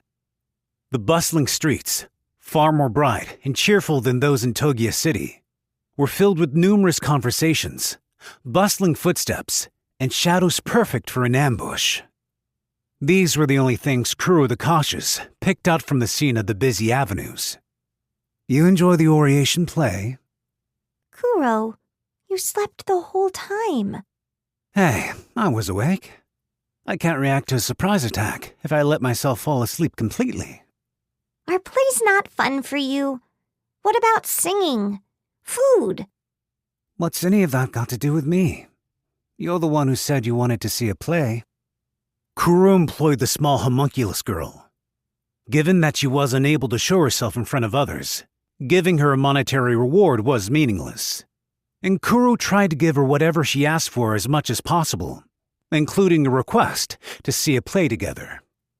It's just, you only ever eat food that's cheaper than mine, and you never smile, so I thought about what might make you happy.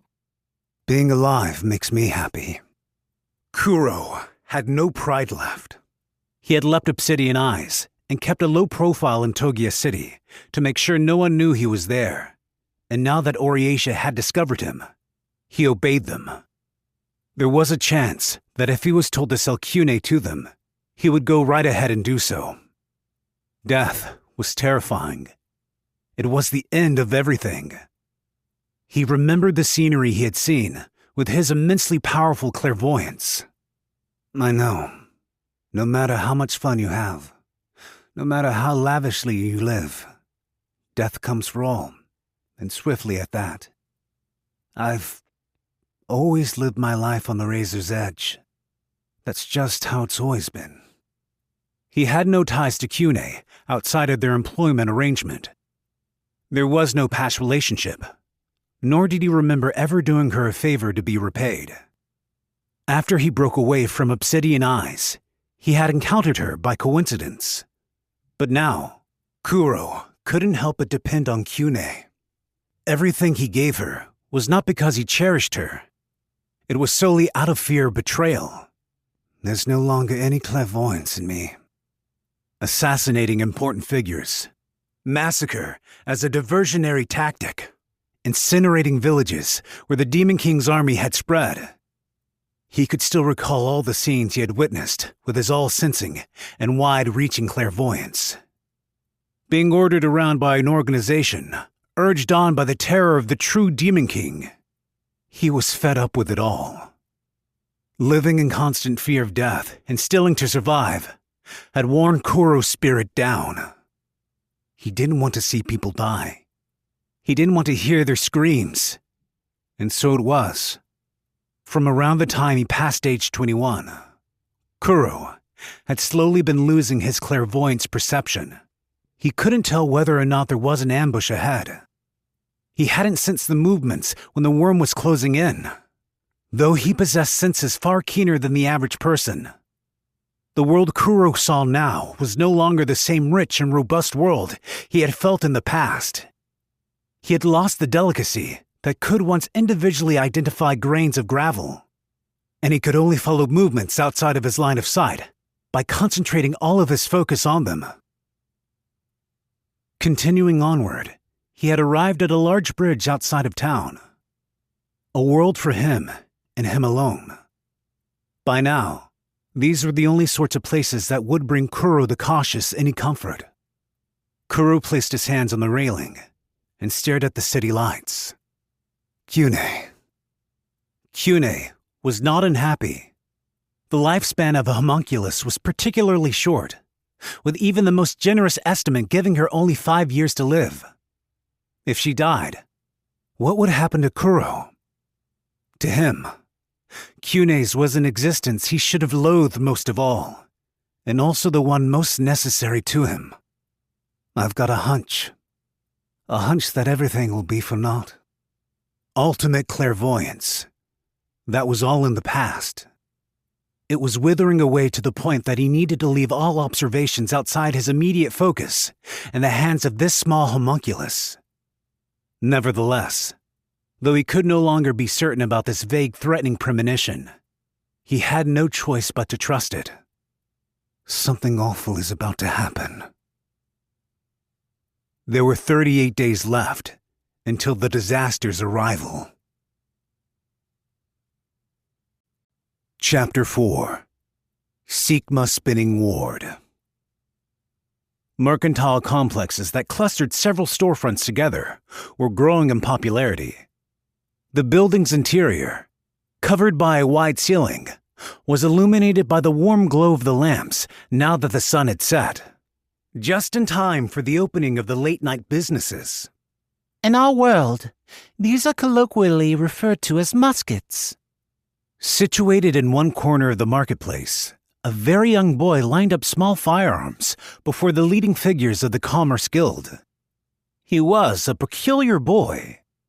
Outwardly, he looked to be around 13 years old, but his hair was an ashen gray dusted with white. He wore a suit and tie, as if playing pretend grown-up, yet the look suited him, oddly enough. To be precise, the term musket was a name given to them when they were developed 9 years ago. As of 6 years ago, they had already been improved with added spiral grooves carved inside the barrel to rotate the bullet. But guns built with this structure are called rifles in the beyond.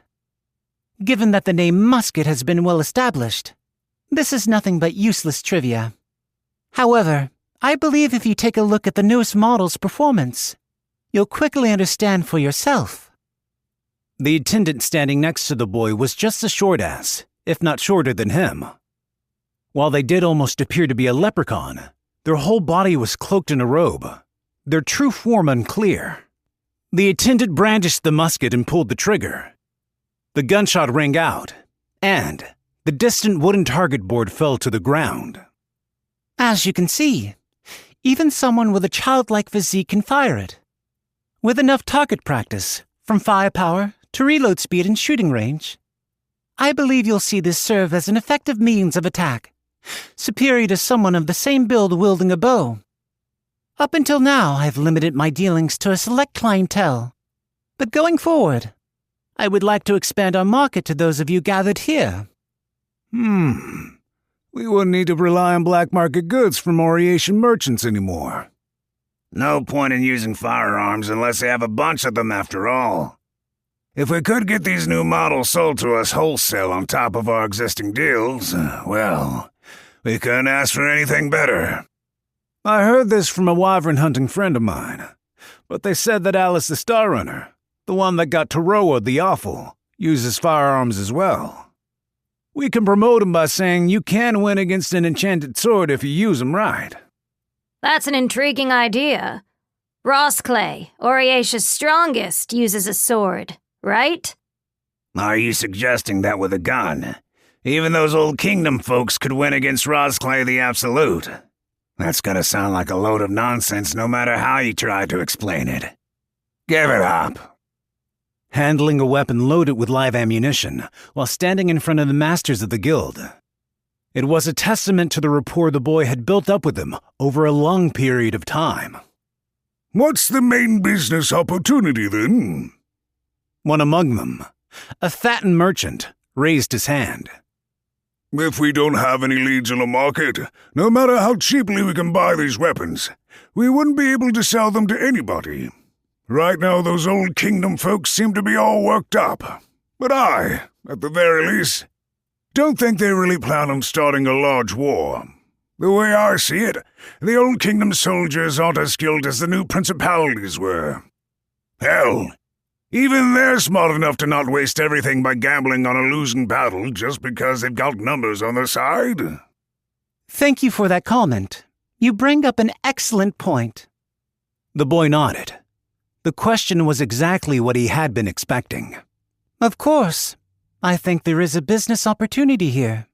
In truth, ever since General Gilness arrived in Togia City, the population of the old kingdoms has been booming. However, taking into account the time and money spent training such a large number of soldiers, there's no mistaking that the old kingdom soldiers are lacking in conventional tactical strategy and advanced coordination. You're absolutely right. His speech was smooth and fluent. The boy had a grasp of the internal conditions among the old kingdom's loyalists. They were also important trading partners of his. However, muskets are, without a doubt, exactly what such an army needs. Wieldable even with a childlike physique, and easier to train with than any other weapon. Additionally, completely unlike bows, whose effective range is decided by the user's muscular strength and technique. A gun's power is determined entirely by the performance of the weapon. Together with a light click, the young attendant pulled the breech block and ejected the spent shell casing. This was known as bolt action. The Old Kingdom's loyalists already have strength in numbers. If they collected the newest models, they could gain the upper hand. I believe that to them, this could prove to be a factor that pushes them toward war with Oriatia. I see. The fat merchant muttered with a hand to his chin. So, you're suggesting we sell them to the Old Kingdoms under that pretense, then? Once again, that's exactly right. The same logic would apply to Oriatia's side as well. If Oriatia deployed the same new model of firearms, at the very least, they would lose their dominant position on the front lines. In other words, you employ these new models, and you have both powers preparing themselves for war. Both of these occurrences are would-be business opportunities, and I believe both are not without their uncertainties. Regardless of whether or not war actually breaks out, I'd like you all to take this golden opportunity to sell at a profit while you can. That is precisely why this time I've made the decision to expand my sales to intermediaries, such as yourselves. Underneath the lamplight, the guild dignitary stirred, exchanging opinions in hushed tones. The Old Kingdoms are a rather large market. Still, Oriace's army already has plenty of archers, and given that they already have quite the collection of guns, they won't go out of their way to spend time on training with the latest models. If they were going to do it, they'd probably introduce them into one of the commando units first. Well, I wouldn't be sure about that. Their current combat strength may be enough for the Old Kingdoms, but there's a chance they could introduce the newer models as a precaution against Okahu. There's always a chance they decide to replace all their guns at once, isn't there? The boy looked from face to face. In addition to the new model muskets laid out on the floor, he had already prepared to move a stock of 10,000 additional units. He was confident his negotiations would be successful. When all is said and done, we are only selling weapons wholesale. As far as which power should serve as your market, I entrust you all with that decision. What I can say for certain is that there is not much time to delay if you want to turn a profit from this opportunity. The situation is sure to change in a big way. So... I'll take 600 units. Well, someone's raring to go, aren't they? Why, I'll take 200 myself. Spare us the snide comments. Just watch us sell 1,000 of these things. Thank you very much. I look forward to doing business in the future as well. Leaving the remaining negotiations to his attendant, the gray-haired boy left the scene. The remaining deals would all close favorably without him saying a word. Up until 9 years ago, the weapons known as guns hadn't existed in this world. However, with the chaotic era of the true Demon King now over, these new weapons were experiencing an explosive growth in popularity. I'd like to employ other elements to blow hostilities wide open. Aside from the new gun models, one more push should do it. The boy left the warmth of the lamplights and walked out to the dry riverbed. The nights of the Sigma spinning ward were plenty bright, but they were still nothing compared to the luminance of the world he once knew. I need some more new developments. There's still room for progress to be made. This world has possibilities. Any profits earned from his firearm deals were nothing more than a single part of preparation for his goal. What he aimed for was a much more long-term prosperity for many more people. Yo! A voice came from the darkness of the dry riverbed, and in walked a man with a large build. He was dressed in dingy clothes, wholly different from the wealthy merchants moments prior. With an intimidating machete attached to his hip, he was cloaked in a threatening aura. One look made it clear he was some sort of bandit. The young boy opposite him wasn't even accompanied by a bodyguard. He appeared to be nothing more than a petite child. He turned his gaze to the bandit and smiled. You're right on time, Arijite. What you mean? This is a deal with a master after all. Did you think about what I said? It shouldn't be a problem at all. The boy sat on the ground, thick with weeds. Exactly as when he had been meeting with the merchants, he didn't ingratiate himself with the man. In contrast to the age suggested by his outward appearance, he left an impression of wisdom and maturity. However, this is all assuming that your band of thieves is able to get it done under the conditions I've set. In the last dispute, 2 people died, which I believe makes exactly 4 deaths total. Do you think you can do it? Yeah. We'll still Toroa the Awful's enchanted swords. If you finish preparing the connections on your end, then we're ready to move whenever. We want to get recommendations to join the Old Kingdom's folks. No matter how many enchanted swords we can get our hands on, we're still nothing but common outlaws. Understood. I'll work things over with the Old Kingdoms. We're counting on you. You're just about the only one who understands guys like us. It was believed that Toroa the Awful was dead. The world was entering an age where even champions could die. In such a case, the truly powerful needed to have a means to ensure their continued survival. Weapons, connections, strategies. Arijite, here. The boy tossed a small item to the large man. It was a prototype he had kept secret during the earlier business negotiations. What's this? We've recently developed it. It's a low-caliber gun. Once the chaos of war dies down, then it'll come time to carry firearms for self-defense, you see. I'm sure with your skills, you'll be able to use it well. Huh. A bit careless, don't you think? Should you really be handing a weapon to an outlaw like me? That doesn't concern me. Equality, on the other hand. The young boy smiled. Soon, we will enter an age where everyone is equal. A majority of the manufacturing industry in this world consisted of domestic handicrafts that relied on skilled artisans. Artisans with expert craft arts could construct even the most complex of mechanical goods. However, the highly advanced manufacturing techniques needed to produce guns in large quantities and under the same specifications were still unknown. There was no one who had successfully discovered where in the world the gray-haired child's production facilities were, or how he was manufacturing his goods. Others spread rumors that he was importing his goods directly from the beyond. He was a visitor, after all. If Arijite is successful, then there will be a large number of enchanted sword wielders joining up with the Old Kingdoms. Once that happens, I should have created enough of a catalyst to spark the fires of war. What truly lay at the end of all this was not a war. It was ruin itself, spreading death far and wide, and leaving nothing but devastation in its wake. No one, not Oriatia, nor the Old Kingdom's loyalists, nor even the gray-haired child, knew of the encroaching calamity. It was on a scale exceeding any and all estimations. On second thought, there's one more move to make. Guns, enchanted swords. By granting the Old Kingdom's loyalists the final peace, they would open hostilities with Oriatia. But his true objective lay beyond even that. There were 26 days left until the disaster's arrival. Chapter 5. The Great Bank City of Lithia.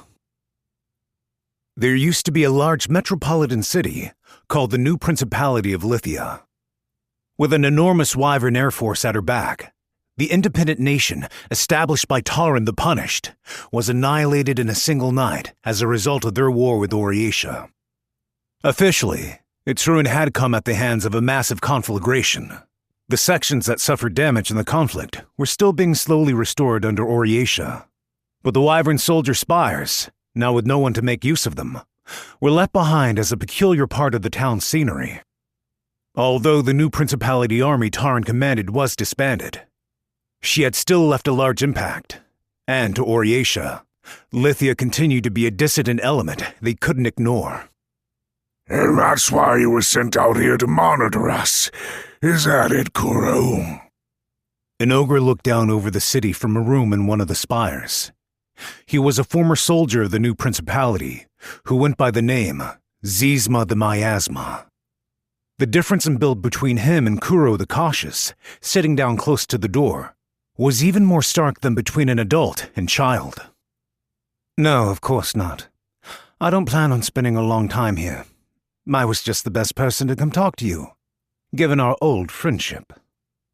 Zizma the Miasma had another career in his past. There was a time when he worked as an intelligence agent with the spy guild Obsidian Eyes, just like Kuro. What I want to know is where the new principality army wandered off to. I've heard after the Great Fire, a not insignificant number of soldiers drifted over to the old kingdoms. I wanted to hear all the details. The ogre scoffed. The clairvoyant Kuro, coming out and asking for info. Almost like a detective. Nothing like how he used to. How Obsidian Eyes used to do things. I am a detective, Kuro replied, irritated. With his former talents, he could have known everything there was to know while sitting in the spire. Now, things were different. He had to ask for information directly. Those Orisha guys, well, they think someone's vouching for those guys. There were some in the new principality from the beginning who had ties with the old kingdom side of things. So goods and soldiers were flowing between the two. There are some real idiots out there. Even if they're both against Orisha, the old kingdoms are rigid in their dedication to the royal monarchy, and the new principality was all about anti-Menian rhetoric. Basically, the exact opposites of each other. Though some of them still went over there, A bunch of ideologically inconsistent fools that don't give a damn as long as they go to war against the Orisha they hate so much. There isn't anyone out there that can wage war with logic. Anyone will try to take back something stolen from them. There's gotta be some of them that think they deserve some sort of reward for new principality's sacrifice. What about us? We put our lives on the line to fight.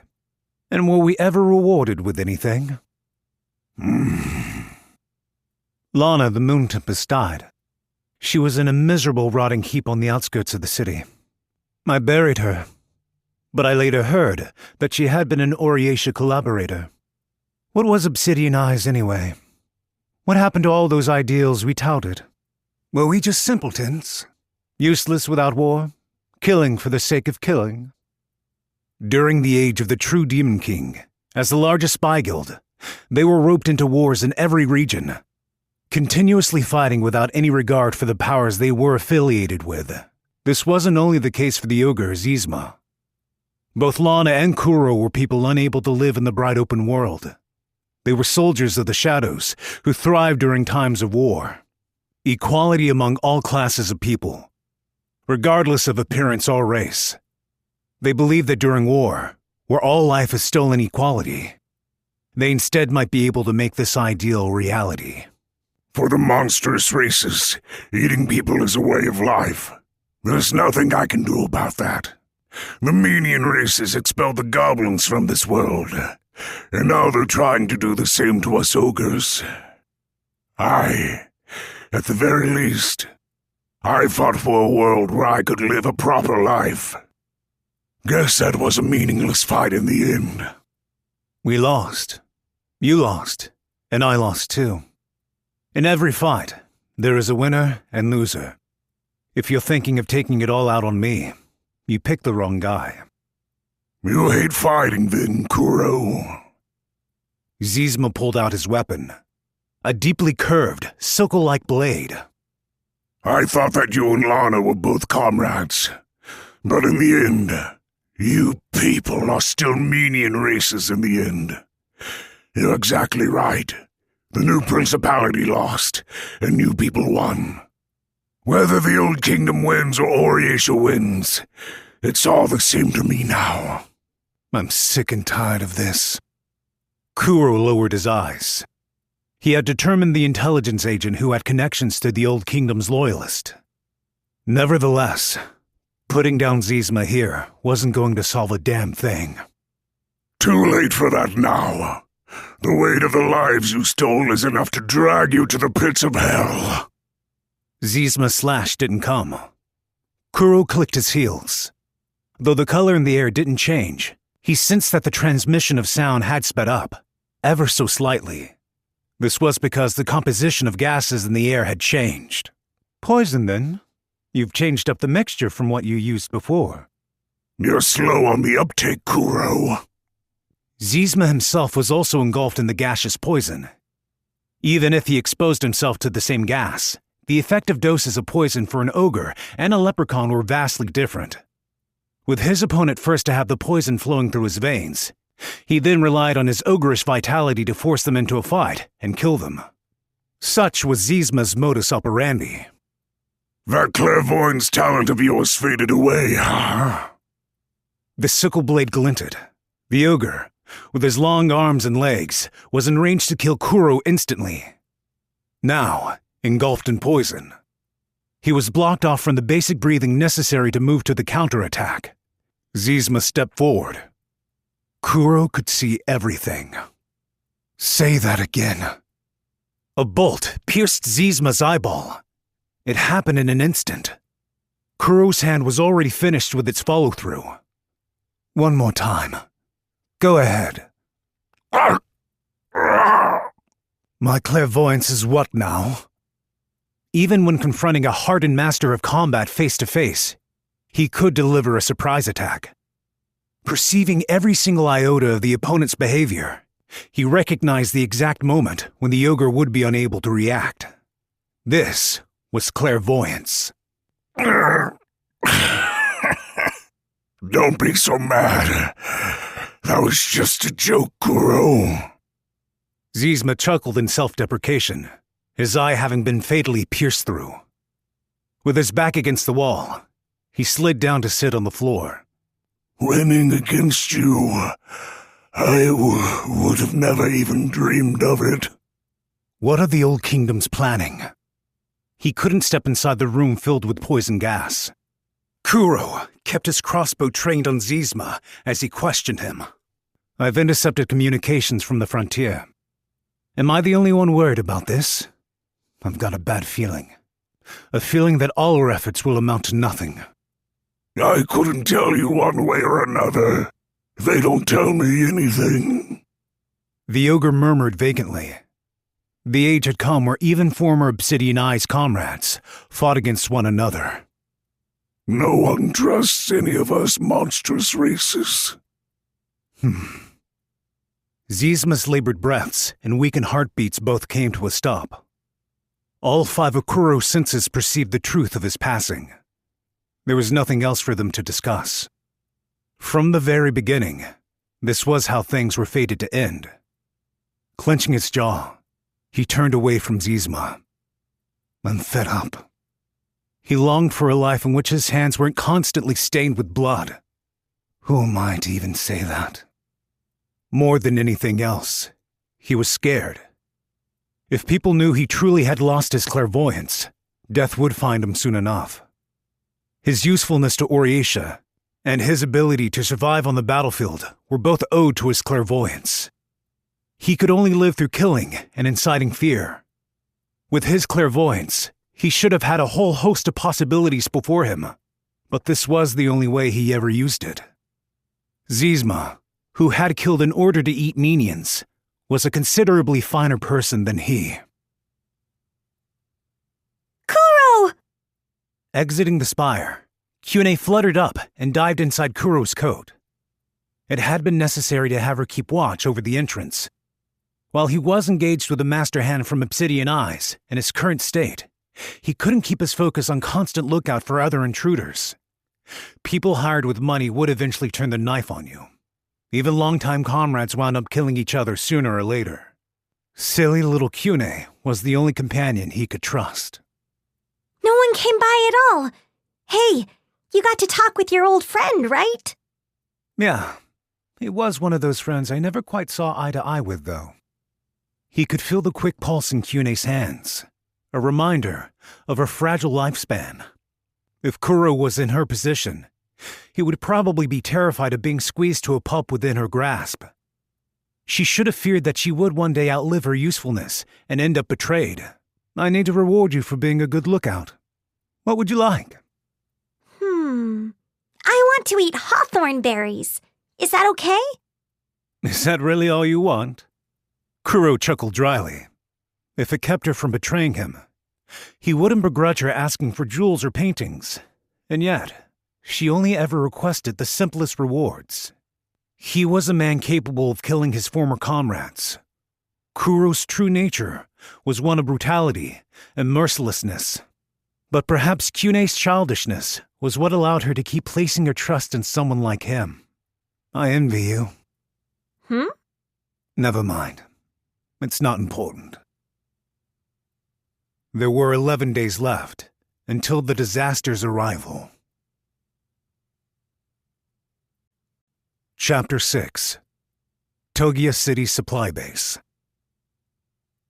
Damn it! What? What the hell's with all this? Surveying the miserable state of the army base, Behat the outstanding tool groaned. It was the supply base on the outskirts of Togia City. Even for a high-ranking Old Kingdom's officer like himself, who had engaged in a number of military operations in the past, he had never seen such an instance of a rearguard camp being hit with such a destructive raid. Over half the soldiers stationed here confirmed dead, enormous damages to resource storehouses. All of it was true. This is a hell of a lot worse than what the report said, right? Behat timidly walked through the ocean of blood. In truth, it was in a dire state. The foul odors mixing together made his back tremble. The corpses of soldiers with more than half their bodies missing littered the ground. The lack of a sharply cut cross-section suggested the impact from a high-speed blow was the cause of death. Examining one corpse's cross-section, he questioned his assistant. Is this what happens when an ogre punches you? Are there any records of a gang of them being let through a checkpoint? According to the report, the enemy was airborne. That would mean it was a direct attack from the sky, but... Don't be ridiculous. You think a flying enemy could do this to someone? What was it then? A dragon? Impossible. What about Alice the Star Runner, who joined with Oriesha? Or worst case scenario, Second General Rosclay. Rosclay the Absolute might have carried out the attack directly. I mean, they say he managed to slay a dragon all by himself. Holding back his urge to vomit, Behat pointed out the corpses stuck to the roof. I think I'm going to be sick. There's nothing efficient or planned about that method of killing. Our enemy's no warrior. And by that... They might have been testing the limits of their power. The people outside weren't slowly killed by the blast either. Basically, look. That explains why some bodies have been ripped to shreds. Some of them were thrown up against the wall in the ceiling. Sheesh. But wait! If someone could do something this messed up just to test their strength, then that makes it all the more likely some monster did this. It's gotta be a monster. When I heard the report, I had thought it was some Oriesha army sabotage. But... This base hadn't only stored the new model guns delivered days prior, but also kept other rare items including several magic tools. Although the gun storage had been dispersed to a number of different places, included among the stolen items was Chari Jusia the Blasting Blade, the Old Kingdom Army's trump card. There was no doubt the damages would have a profound effect on the war situation. Supposing Behat had commanding authority over military operations, the results here would have put any immediate actions on hold. Yikes! General Behat, this body! Burned to death, looks like. The cracks in the bones. The heat must have been incredibly intense. Could the enemy use thermal arts? There's no way they meaninglessly shot fire everywhere after they were done killing, right? When he turned his eyes elsewhere, he realized there were other strange corpses as well. It was still the same wanton destruction, but this wasn't the result of direct blows as before. The wall behind one corpse was riddled with bullet holes. No. No. Give me a break. I'm about ready to lose my mind here. several dozen enemies, circled around him and all fired at once. Maybe a battalion of ogre soldiers capable of using thermal arts flew in from the sky, punching and gunning everyone down, perhaps? We might as well consider that a possibility at this point. There are too many unknown variables to suggest some invincible monster just swooped in and did all of this. Behat replied, continuing to rummage through the debris for evidence. If someone was capable of spraying this much gunfire, that should have been more than enough to wipe out all the guards here. When there's this much of a power gap, it doesn't make any sense to go out of your way to punch them, burn them, and decorate the battlefield with this much gore. So, when you mention an inefficient method of killing, this is what you meant? That's right. One thing was certain. The enemy wasn't a martial expert. The destruction was absolute, but unrefined. That fact only served to make the situation even more perplexing. There were two enemies. Behat smacked the ground with a branch. Are those the enemy's tracks? Probably. They look to be going against the flow of all the soldiers running to escape. A dwarf or an ogre, maybe. Something with a massive body. The footprints are deep, so they must have been wearing some sort of heavy armor. On the other hand, these footprints belong to someone small and petite, likely a young girl. You're telling me an ogre and a little girl did all this? Behat followed the footprints, the fleeting vestiges of the massacre at the hands of some unidentified monsters. And here, the damn things totally disappear. I figured as much, given they can fly and all.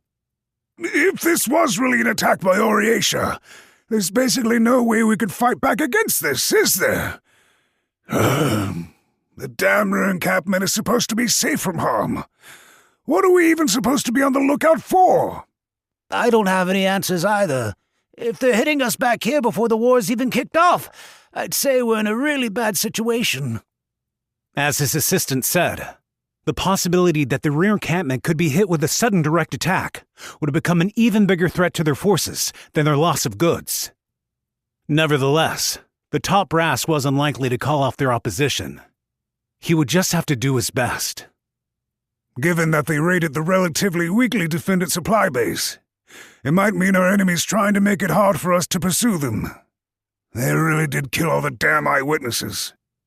I'm going to use this incident as a bargaining chip to pressure the city council. We need to double our reconnaissance efforts and blockade Togia City. Understood, sir. The soldiers who had joined up with them from the new Principality of Lithia would talk about it in secret. When their country fell, they witnessed multiple eccentric, deviant, and monstrous beings in the chaos. A young messenger dashed in from the entrance, but they retched upon being met with a stench of blood and entrails.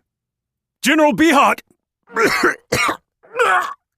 We've gotten testimony from a survivor! I know this seems pretty harsh. Just try to take a load off. I'll wait for the report. So, drink some of your canteen. Forgive me, General.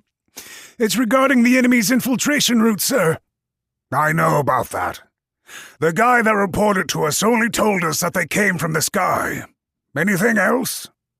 Well, this next bit of information came right before the speaker lost consciousness, so I wasn't able to ask them to clarify. But they said the enemy was a Demon King soldier. It was a giant monster. A Demon King. It went without saying, but they couldn't possibly be referring to the true Demon King. Otherwise, the way the victims died would have been so much worse. So, which self-proclaimed Demon King was responsible for this? Everything from their method of infiltration to their means of attack was impossible to decipher. What should we do? Do you think we can win a war with Oriesha in this condition? It's too late to put things off now. We can win. We should be able to. The soldiers there didn't know the whole strategic picture that the army's leaders were currently advancing along. They had long ago factored in the fighting strength of the Ishura at Oriesha's command. Even if Oriesha was indeed aware of the strategy, it was already too late for them to try to defend against it. These men's lives. Damn it. We'll immediately turn the tables and get revenge for their sacrifice. True calamity. Enough to make even gut-wrenching slaughter like this no more than a portent of what was to come. A storm's coming. There were 6 days left until the disaster's arrival. Chapter 7. Linares, the Obsidian. It was back before the assault on Togia City, 4 short months prior. Itaki Highland City, home of Sirach the Sextant, was cold and dreary, blanketed in cloudy weather year-round. It wasn't a poor city. The region, with its clear waters and yields of high-quality Radzio ore, was a high-class vacation home destination. Up until they were all abandoned in the face of the true Demon King's invasion. And it used to be quite active and prosperous. Now, it was as though a thin black curtain was draped over all the scenery. The people on the streets constantly felt the weight of the invisible black curtain, with the colorful goods displayed in the market too, looking faded through its veil. It may have been an effect of the true Demon King's terror, still lingering in the world. Or perhaps it was the shadow of Sirach's own mind, having once sworn in his young heart he would retake his city from the Demon King, only for his own strength to prove insufficient to grant his wish.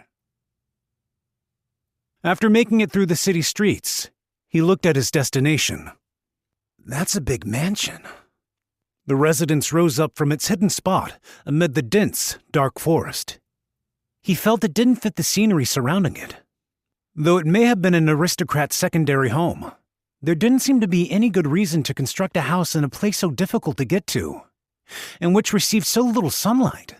Though there was ivy crawling up the outer walls and gate, given its location, it would have been impossible to show off the house's fine craftsmanship to anyone in the first place. I'd be surprised if there was even anyone living here.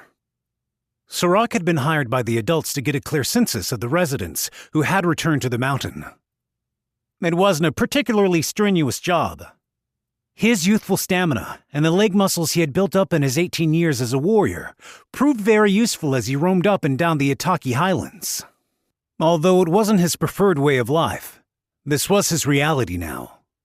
All that his parents left behind for him was the enormous house his grandfather had once been gifted by a noble. I need to finish up the mountain area fast. I still have to cover the foot of the mountain too. Consequently, Sirach then peeked inside for just a moment, through a gap in the gate, and planned to label the house uninhabited and be on his way. Oh. In other words, he hadn't thought about what he'd do if there was a person on the other side. A well-kept garden stretched on the other side of the gate, its paint beginning to flake away, and there, in full bloom, were a number of beautiful pruned black roses. Standing among them was a young girl. In front of one of the rose bushes, she was gracefully crouched down while trimming their leaves. A dense, dark forest. Roses as black as the dead of night. Yet looking at the young girl's profile, her breathtakingly pale skin was enough to shine through the dark curtain. A person. Did she always live here? Or did she wander in and settle down? She looked to be 16 or 17 years old, nearly the same age as Sirach. Nevertheless, her beauty made him question if she was a figment of his imagination. The smooth nape of her neck peeked out from her downturned black hair. Long eyelashes, tinged with melancholy. Pupils colored gold. Those pupils happened to turn toward Sirach. A brief, heart-stopping moment passed. The young girl smiled. I've been tasked by the Council of Lords to verify all our residents. Immediately, an excuse forced its way out of his mouth. That wasn't his reason for looking at the girl moments prior. Sirach was ashamed of himself. Oh, is that so? Her smile, exceedingly delicate. She walked up to Sirach, who had remained rooted to a spot in front of the gate. Sirach's heart was deeply captivated by the girl's floral fragrance. She was a pale blossom made flesh. How do you do? My name is Linares. Might I have yours? Sirach, the sextant. You're the person living here? right? Linares didn't answer. Something else appeared to have caught her attention. She slightly knitted her well-kept brows and placed a finger to her pale lips. I do beg your pardon, but it seems you've been injured. Huh? Following her gaze, Sirach finally became aware of the blood trickling down his left middle finger. A sharp cut. He had either scratched it on the edge of the iron gate, or he had pricked it on the thorn of one of the roses wound around it. He had been so enthralled by the young girl's appearance that he hadn't even noticed the pain in his finger. Oh, no, my apologies. But this cut isn't really worth worrying about. Please, come inside my mansion so I may treat it. I'm fine, really. Should one of the roses I raised prove to have injured you, Master Sirach, why, I would be unable to face your parents or your employer. I ask that you please reconsider my offer. Faced with the fixed stare of her gold pupils, Sirach was unable to answer her. She appeared to take a silence as affirmation and smiled. Together, with a light metallic creak, the gate separating the two of them opened. I'm just here to verify residence. There's absolutely no need for me to go inside. Sirach hesitated, flickering his eyes back and forth between the girl and the path he traveled to get there. This house was his only major excursion for the day. All of the other homes he could verify on his way back. Not only that, but if he was going to confirm whether anyone was living here or not, then an argument could be made to properly see for himself who else was living in this old mansion. Okay, I can't stay for long, but if that's fine with you... Indeed, I would most appreciate it. I shall prepare the finest amber tea for you. Following after Linares, Sirach was finally able to look out over the state of the garden. It wasn't limited solely to the rusted gate. Cracks stood out in the mansion's old stone walls. And, despite the mansion resembling ruins, the garden was carefully maintained, without a single piece of gravel out of place. The sights around him were adjacent to the part of Itaki he called home, and yet, much like the young girl and her ephemeral beauty, it was so removed from his daily life, it seemed otherworldly. Maybe when the girl led him through the door of the mansion, it would lead all the way to the land of the beyond. When had this young girl started living in this lonely mansion? Just who was she? As though to further pierce Sirach's inner anxieties, Linares looked back slightly. With a sidelong glance, her gold eyes met his. Please, watch your step. Yeah, of course. She hadn't actually read his mind. Buried partway in the dirt, stone steps led up to the entryway. Sirach crossed over the small gap, praying that she didn't sense the sweat on his back, the result of her simply looking at him. In complete contrast to the exterior, the inside of the mansion was very neat and tidy. The furniture was scarce, drab, and tasteless, not unlike Sirach's own home. Also, it was dim and gloomy. It should still be the middle of the day right now.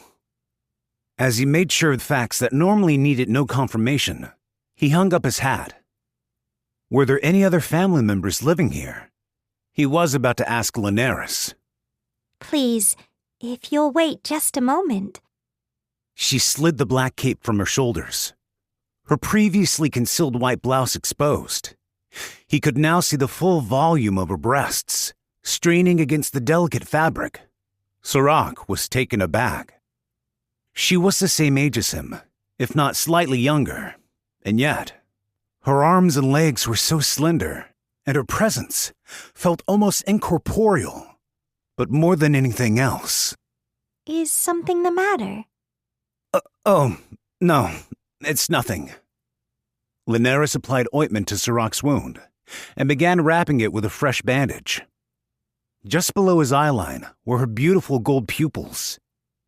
When he took in her full form, stooped down at his feet, he couldn't stop his mind from wandering down a certain path.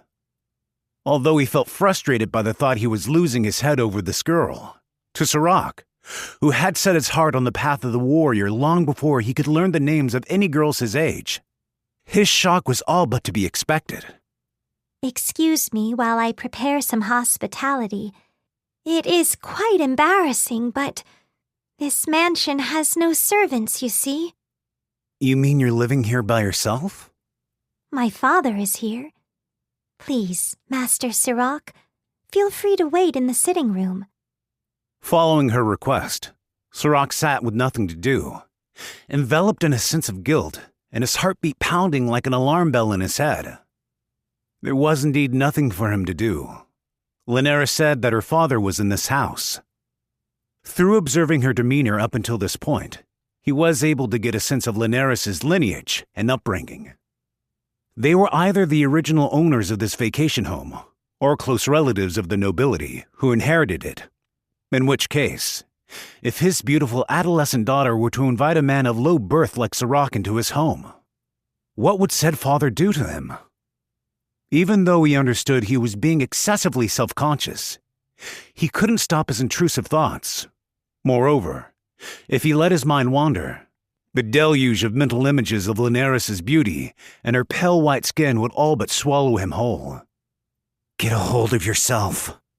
He put a finger on the claw sword, suspended from his hip, and began to still the waves of his heart with martial concentration. Get it together, Sirach. You just met this girl. This is all just part of the job. He wasn't sure if he could keep up this focus until Linares returned. Either way, it took far longer than he would have imagined to simply prepare some tea. My apologies for keeping you waiting.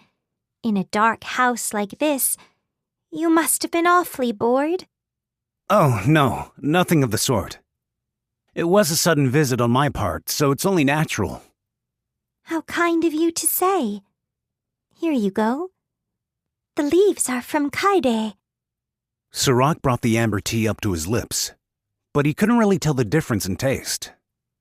If anything, he felt that the tea he was accustomed to tasted better. He wouldn't dare say this to Linares, who was quietly staring at him. So, he gave his best smile and replied, "It's delicious." Oh, I'm very glad. Well, it has been quite a long time since we've had guests. Would you mind if I asked you about yourself, Master Sirach? Sure. I don't think there's anything interesting to mention, though. You do yourself a disservice. Well then, when did you make your way back here to Itaki? About the same time as most of the residents, immediately after the true Demon King fell. Of course, nothing was left for me besides the house passed down from my ancestors, with my path to distinguishing myself on the battlefield gone. Now, I work under the Council of Lords. You followed the path of the sword, then? Linares cast her melancholic eyes down to Sirach's claw sword. No matter how deep the forest was, there were no beasts in Itaki that would willingly attack people. The weapon was not a lifestyle necessity, but more of a lingering attachment to an era that was slowly fading away. The age of stories, desperate for a hero that bestowed the chance to follow the path of the sword to all who desired it. It's not a rare thing among men. With the Demon King gone, with it went the need for the younger generation to tragically throw their lives away. I didn't have any opportunities to distinguish myself in battle. So now, I'm doing the boring and menial work of a manservant, though I did train for quite a long time. Oh, what a pity. Say that, and you're just inviting the scorn of those that suffered under the true Demon King terror. I mean, even my parents were killed by the Demon King's army. More than battlefield exploits, I wish I could get them back. But it was a truly twisted time. Yes, that is indeed true without a doubt. Nevertheless, your story, Master Sirach, I find is quite similar to my own. True to her words, Linares' faint and refined smile had a slight sadness to it. No, there's no way, he thought to himself, looking again at her physique. slender arms and legs, transparent white skin like glass, as though it had never once stood beneath the sun's rays, slim fingertips becoming a high-born young woman. Her hands had never even held a hatchet, let alone a spear or sword. There was no way she could be a warrior. By that, you mean... I too lost much to the true Demon King. A great many things. Now the only things I have left to me are this mansion and my dear father. Oh, right, of course. You're right. Similar to myself. What exactly had he been thinking? Obviously, that was the implication behind her words. Those unjustly taken by the true Demon King. What was sought after in the dawn of this new age was peace, so that people like him, without any strength of their own, wouldn't lose anything ever again. May I ask what your father's name is? Obsidian. Rahart the Obsidian. Obsidian? Sirach nearly jumped to his feet. It was a name he had never imagined he would hear. Obsidian. There could only be one person with a second name like that. Obsidian Eyes?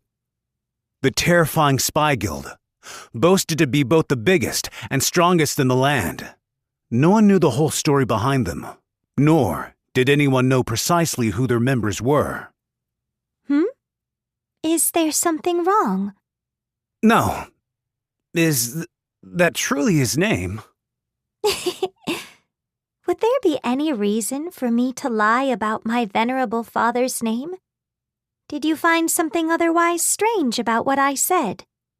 No, it's fine. Was it really a good idea to interrogate Linares about this here? She was so clearly unperturbed that she also seemed completely unfamiliar with the name Obsidian altogether. If what she said was the truth, then Sirach had inadvertently gotten closer to the true identity of one of the era's shadowy masterminds and was now under the very same roof. Sirach, trying in vain to appear calm, gulped hard. If you're Obsidian's daughter, Linares, Miss Linares, can I then, ask you what your name is? My name is Linares. Linares still wore her innocent smile as she cocked her head to the side. From what he had seen of her refined etiquette, there was no question she possessed the common sense to answer when asked for her name. So it was possible she was mistaken about something. Sirach asked once again. I meant your second name, Miss Linares. I don't have one. You don't? Indeed. I am Linares. I do not yet possess a second name. I am only Linares. I would ask you to refer to me as such. Was that sort of thing even possible? No matter how young she was still 16 or 17 at the very least. Naturally, there were many examples of people who changed their second name, either through later achievements or reputation.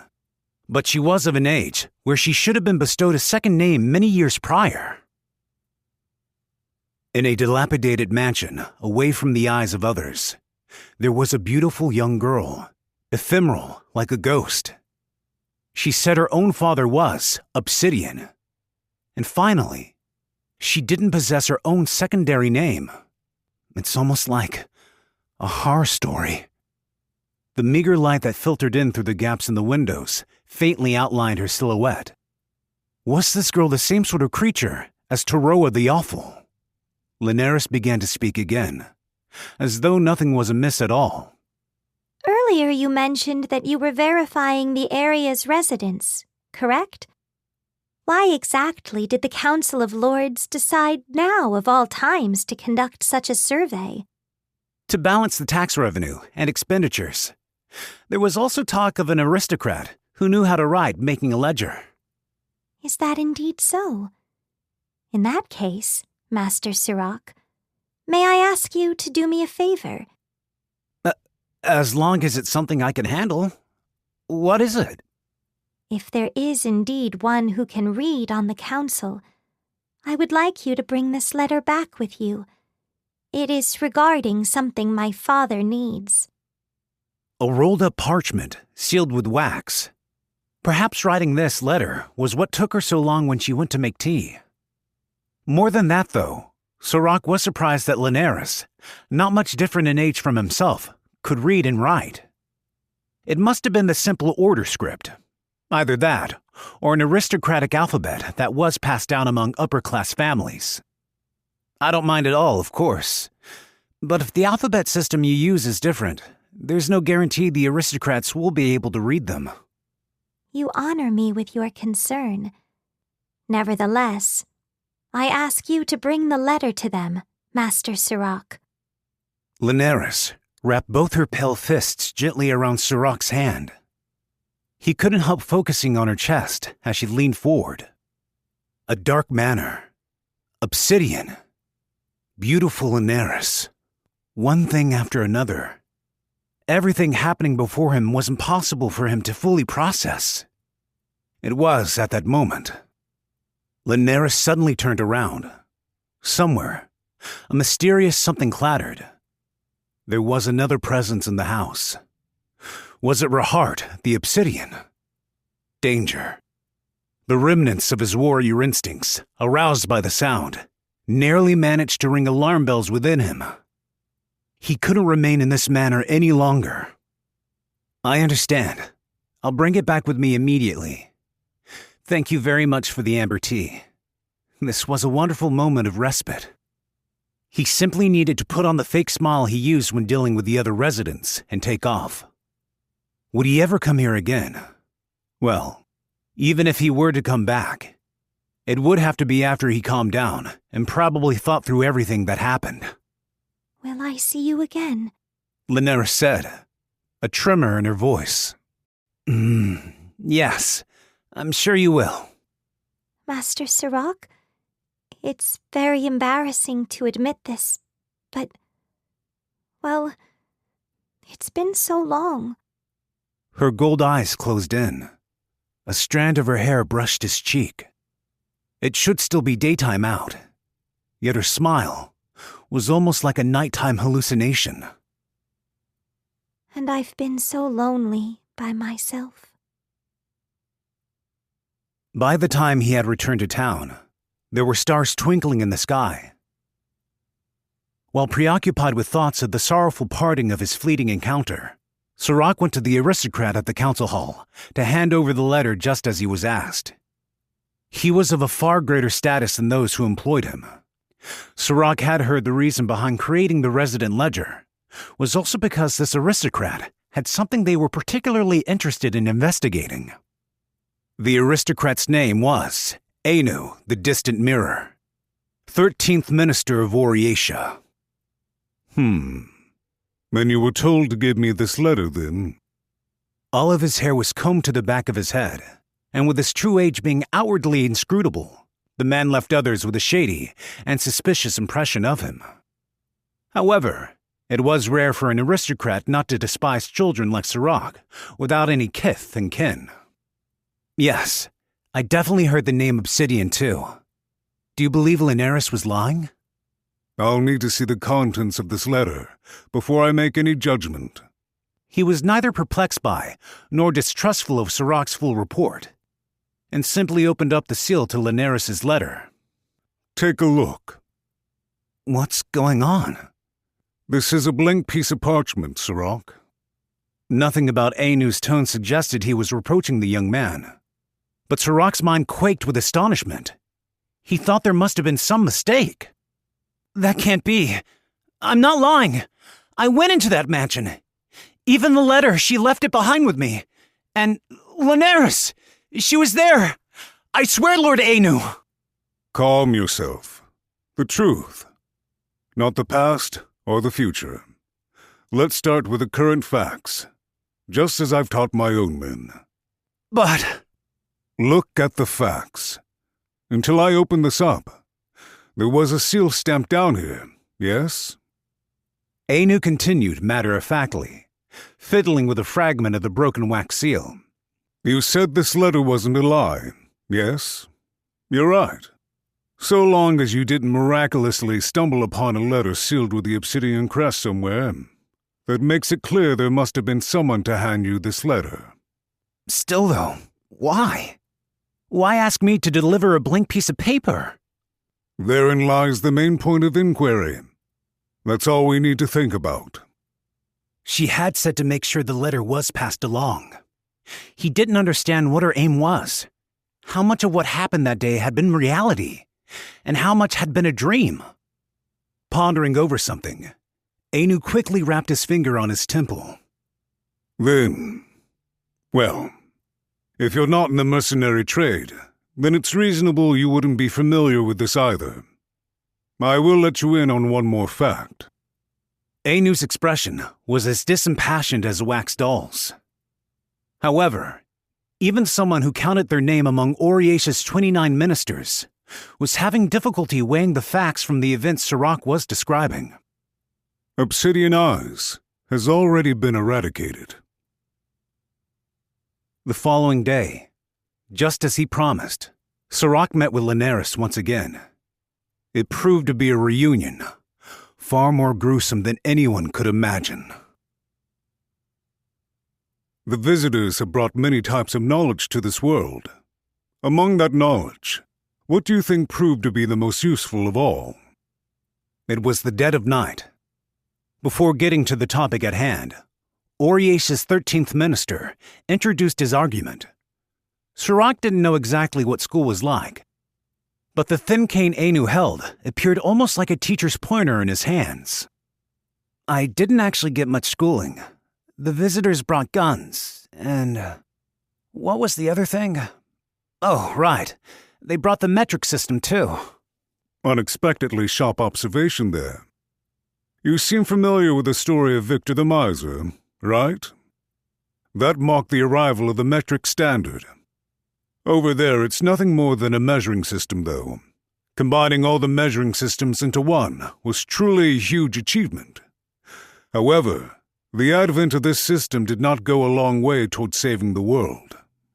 The visitors possessed enough strength and vitality to overpower the people of this world, and many times they would use the knowledge from their world to forcibly rewrite society through a single general.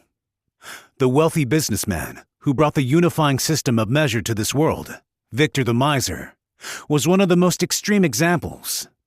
Nevertheless, there was another similarly big shift that Ainu had in mind. Then, what is the answer? Epidemiology. Accurate foundational understanding of epidemics is the biggest reason why recent generations have seen a striking increase in the average lifespan of us Menia.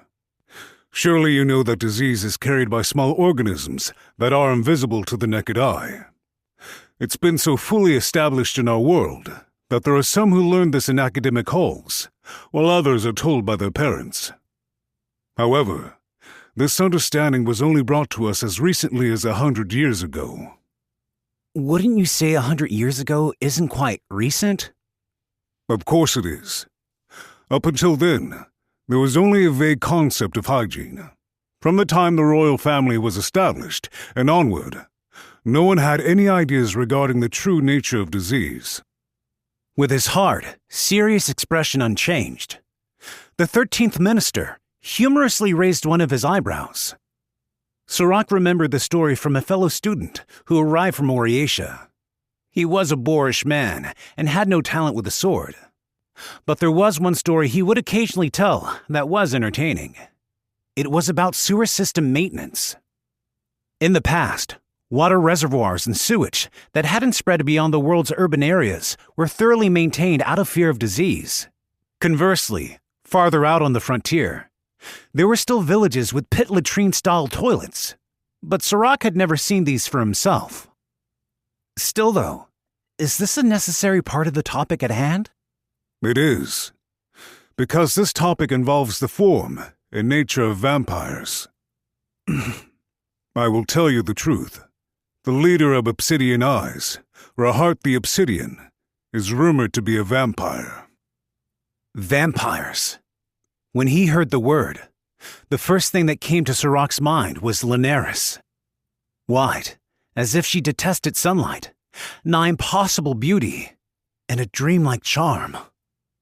Vampires are one of the races whose true forms remained unknown until the modern era. Even the vampires themselves didn't truly understand the nature of their own existence. In truth, vampirism is a deviant and deadly strain of disease. Disease? Wait, but she looked menian. I could see her with my own eyes, and I touched her. It's the truth. The vampire's main body is the pathogen in their blood. They think like people, but that is because their host is an animal capable of thought, and they are simply making use of their structural makeup. On top of this, vampires can infect others with the disease through mucous membranes or wounds.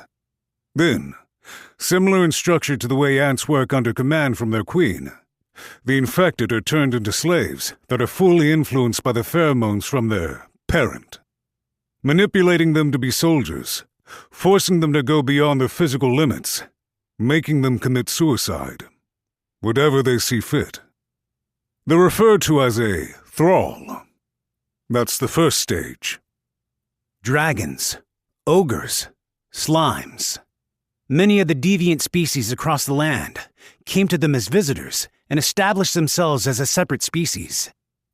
Inanimate enchanted swords and magic tools were another variety of these deviant and abnormal species. Exactly how much was included within this categorization was something not a single person living in their world could theorize on. Supposing a virus, invisible to the naked eye, were to depart from its normal evolution and deviate enough to jump between worlds, what shape would it take in that situation? Phase 2. Regardless of whether they're a vampire or a thrall, the infected's child naturally contracts the pathogen, and their body is remade in the womb. Then, they become able to generate the vampire pathogen themselves. That makes them a new parent, the next generation of vampire. Through blood transmission and infection from mother to child, they increase the numbers of infected. The unborn child is remade? Does something that horrifying really happen? You see, Sirach, our genetic makeup. Well, it's decided by a chain of factors, even more minuscule than our cells, which are passed on by our ancestors. To explain even further, the vampires are specialists, far beyond our capabilities when it comes to recombining these linking factors. Specialized and shrewd. They can easily construct these parents to more easily accomplish their blood infections, both by giving them forms that are alluring to others, and through physical abilities that cause bloodshed. They were unable to cross moving water. They died when bathed in sunlight. They loathed germicidal herbs. It was possible to combat them with weapons of silver. The various elements described as weaknesses in legends from the beyond largely didn't apply to actual vampires themselves. However, these legends brilliantly hit the mark on the truth behind one certain aspect of their physiology. Now, my introductory explanation ran a bit long, but I needed to explain all of this to you beforehand in order for you to understand the truth. Well, I'm sorry to say, but I didn't really understand most of what you were talking about. Why are you telling a kid like me all of this? Are you trying to say Linares is dead? You are. What? The civil servant smiled callously and put a piece of fabric on top of the table. It was the one Linares had used to wrap his wound, which Anu had then changed after he listened to Sirach's story. I had a soldier examine your blood. You've already been infected. With this, we know for a fact there was a vampire in the manor you visited. That can't be. I'm not dead. I'm here talking to you right now. I have a will of my own. That much is true. The undead simply obey the commands of their parent. They aren't the mindless, shambling corpses they're generally believed to be. As long as your parent unit remains, you'll be able to return to your menian life. Though, you'll be in a hospital ward for a little bit. It requires a variety of different treatments, of course. Sirach clutched his head from dizziness. He wasn't menian. He was a worker drone under the control of a shapeless disease. Was he fated for such a disappointing end? his left middle finger.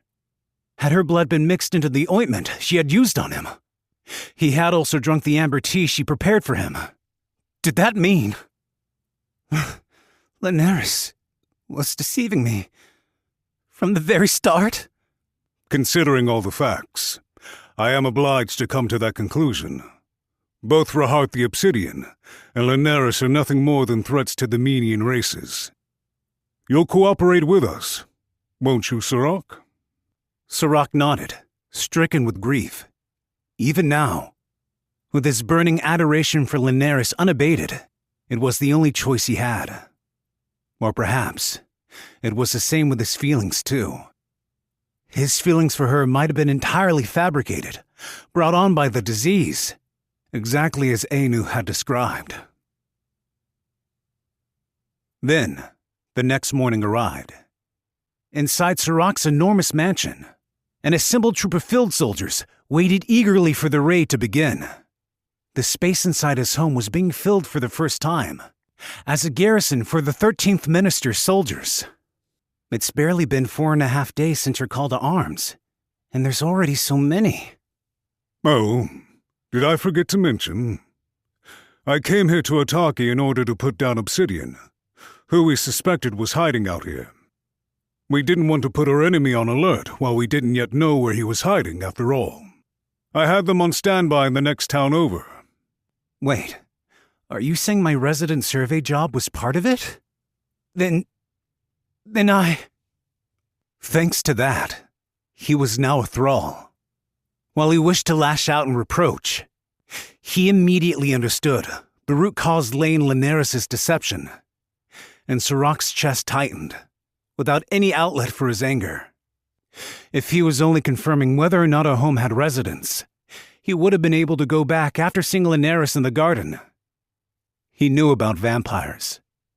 He had plenty of chances to realize the truth for himself. He let his guard down. The root cause that led him to expose himself to danger was unmistakable. Sirach, we'll rely on you to lead us to the manor, but we're going to bind both your arms. Also, in order to check if you're under the influence of her pheromones or not, we'll be regularly checking your pupils. These measures are to defend us from attacks, but we also want to protect you from committing suicide or something similar. Will you be okay with that? Yes. Can a vampire's control make me tell lies? That's a reasonable concern to have. It seems that vampires have techniques for mental control as well. At your current stage, the parent will be unable to have advanced control over your responses without directly passing them on to you with their own words. As long as we're able to prevent you from going berserk, I believe there will be no problem with having you guide us to the manor. Meanwhile, Anu had been using his vast knowledge, far greater than Sirach could possibly understand, to lay precision tactical groundwork for the raid. Ever since he put on the charade of preparing the trifling resident ledger. Such were Oriace's 29 officials. Sirach had believed that the path of the sword was the only way to make one's way through life, but there were also those who never once picked up a blade. They departed for Linares' mansion at daybreak. The field soldiers concealed the sounds of their steps as they advanced, and thus, the only people who witnessed the passing army were ranchers milking their cows out in the road. After a short distance, and once again in front of the gloomy mansion, Sirach posed a question. All around him, Anu's soldiers appeared to be moving along with the operation, but he still didn't understand what they were doing. Do vampires hate the sun? Generally speaking, yes. Not to the point that they're unable to move beneath it. Nevertheless, if there is something that might tip the scales even the slightest bit in our favor, I will employ it. That is all. Encircling the mansion while the sun was out, all Sirach could do was watch the soldiers' performance, like flowing water, while his arms remained heavily bound. Anu, the distant mirror, was planning on butchering Linares without a sliver of mercy. I'd like to talk to her again. The thought surely must have been influenced by her hold over him. If Linares was the one who had turned him into a corpse, then as long as there remained the fear of being under her control, Sirach was unable to return to his menian life. These thoughts were nothing more than irrational delusions. Will I see you again? As the men surrounded the mansion, they watched as flames suddenly erupted from every window. It had been completely set ablaze. Linares! I understand what you're feeling. I've heard that vampires have an almost otherworldly beauty. The 13th minister had a pipe in his mouth and watched the blaze with a solemn expression. That's why I want to bring her down before she reveals herself to us. Your information was truly a big help. As a reward for your cooperation, I'll pin a letter of introduction for your hospital stay. Everything burned. All traces of the property were charred black. The dark and dreary mansion, the rose garden, and everything else. He would never be able to exchange words with Linares again. The size of the field soldier troop wasn't enough to surround a terrifyingly powerful vampire and bring it down with numbers. This was so they could all take part in the instantaneous fire attack and bring things to a close immediately before their targets had any time to react. Still, that letter, even though there had been nothing but a blank piece of paper inside, if that was Linares and her father's way of seeking to open some sort of dialogue, then Anu had instead seen that as a golden opportunity and showing up with this terrible surprise attack. The fire continued to burn, like the sun overpowering the moon with its light. Nevertheless, the flames failed to burn through the black curtain in his heart. Sirach the Sextant, there are 2 burnt bodies, though you really can't tell the faces from one another. Want to try confirming if it's them? No. Even when he had heard the soldier's report, his mind was still enshrouded by a black curtain. He didn't want to see Linares' beautiful body cruelly burned to ash. Now, Sirach, here's the thing about love, Anu said, out of character on their route home. The post-operation cleanup concluded, and the sun beginning to set. The first time is the most beautiful of all. However, that first love is the one that has the smallest chance of success. I don't need your comfort. No one can ever manage to forget their very first love. It's a fact. All we can do is have new encounters and push that first love further and further away. In doing so, this world never runs out of tales of love and hate. The 13th minister laughed with just his mouth, the look on his face remaining unchanged. He may have had a point. The girl was a vampire. If he did meet with Linares a second or third time, their encounter wouldn't end with memories of her beauty. He would have been shown things he didn't want to see and made to fear things he didn't want to be afraid of. Sirach was confident. Their reunion would have been a gruesome one. What was inside of Sirach's heart now was only the beautiful form he saw standing in the garden. Even though he longed to see her again, he had separated himself from her. All the mysteries, all the secrets would be lost in the sea of time. It was hard for him to say Anu's words were comforting, and they were few, but by the time he finally returned to his home, Sirach had been able to convince himself. If all preparations for departure are finished expediently, we intend to leave for Oriatia in the evening. It'll have to be on the way. My apologies. But we'll deliver you to the hospital too. Thank you. He obediently bowed his head. It appeared he would be away from the house he had inherited from his parents for a time. Or maybe things might stay like that forever. The house had almost never had guests to begin with, while the soldiers had been briefly stationed there.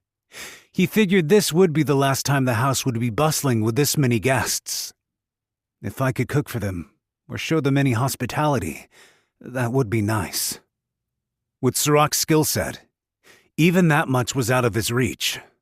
Thus, there was nothing he could do as master of the house, besides stand there as he was in the entryway, and receive the column of soldiers into his home. When the last soldier in the line arrived, He closed the door. Then came a shrill ringing sound. Two soldiers joined together and collapsed in a heap. Their bodies clashed, and the noise sounded similar to that of a stringed instrument. The odd sound blended together with a grisly sound of bones breaking, creating a gruesome cacophony. The entryway was painted red with blood and viscera. What the? Sirach tried to take out his claw sword, seeing the grisly scene before him. He was certain that was what he had tried to do. However, incomprehensibly, his body didn't budge. He watched the next event unfold. One of the soldiers turned back toward him and sent their short sword flying out of its sheath. They weren't aiming for Sirach. Separated from his bodyguards, Ainu the distant Mira's right knee was run through, and the momentum of the thrust sent him toppling backward to the ground. Master Ainu! Enemy attack! Restrain Mesde and Sirach! They're thralls! Ainu cried, without recoiling in pain. The short sword-wielding soldier, Mesde, appeared terribly confused. Contrary to his visible unrest, his body again tried to brandish his sword, and he was immediately immobilized. The soldier, Mesde, with his hand twitched up behind his back, shouted, Wait! I haven't done anything to get infected! Nothing at all! As far as Sirach had seen, that should have been the case. A brawny soldier grabbed Sirach's arm and forced it into the restraints. The soldier named Mesde was similarly put into shackles. I don't believe it. How were we found out? What happened? While twisting his expression in an odd way, likely a sign of anger, Ainu held a nearby tablecloth with his chin and wrapped it around his wound. The parent is nearby. There's been an infected hiding out among us from the beginning. No, that can't be. Next, a different soldier went mad. The soldier who restrained Mesde suddenly drew their sword and sliced at the person behind him. The soldier under attack tried to defend himself. However, the berserk soldier's strength, far surpassing its normal limits, tore halfway through the armor protecting his torso. Physical strength beyond normal limits. He, too, was a thrall.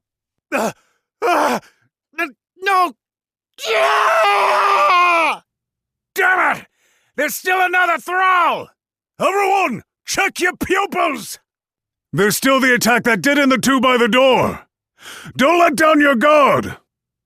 The heavily wounded soldier writhed in agony for a brief moment before expiring on the spot. Panic.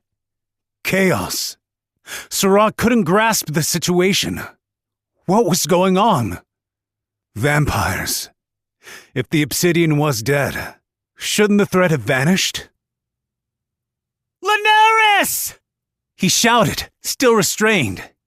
Even if it went against the understanding he had arrived at in his heart, he didn't care.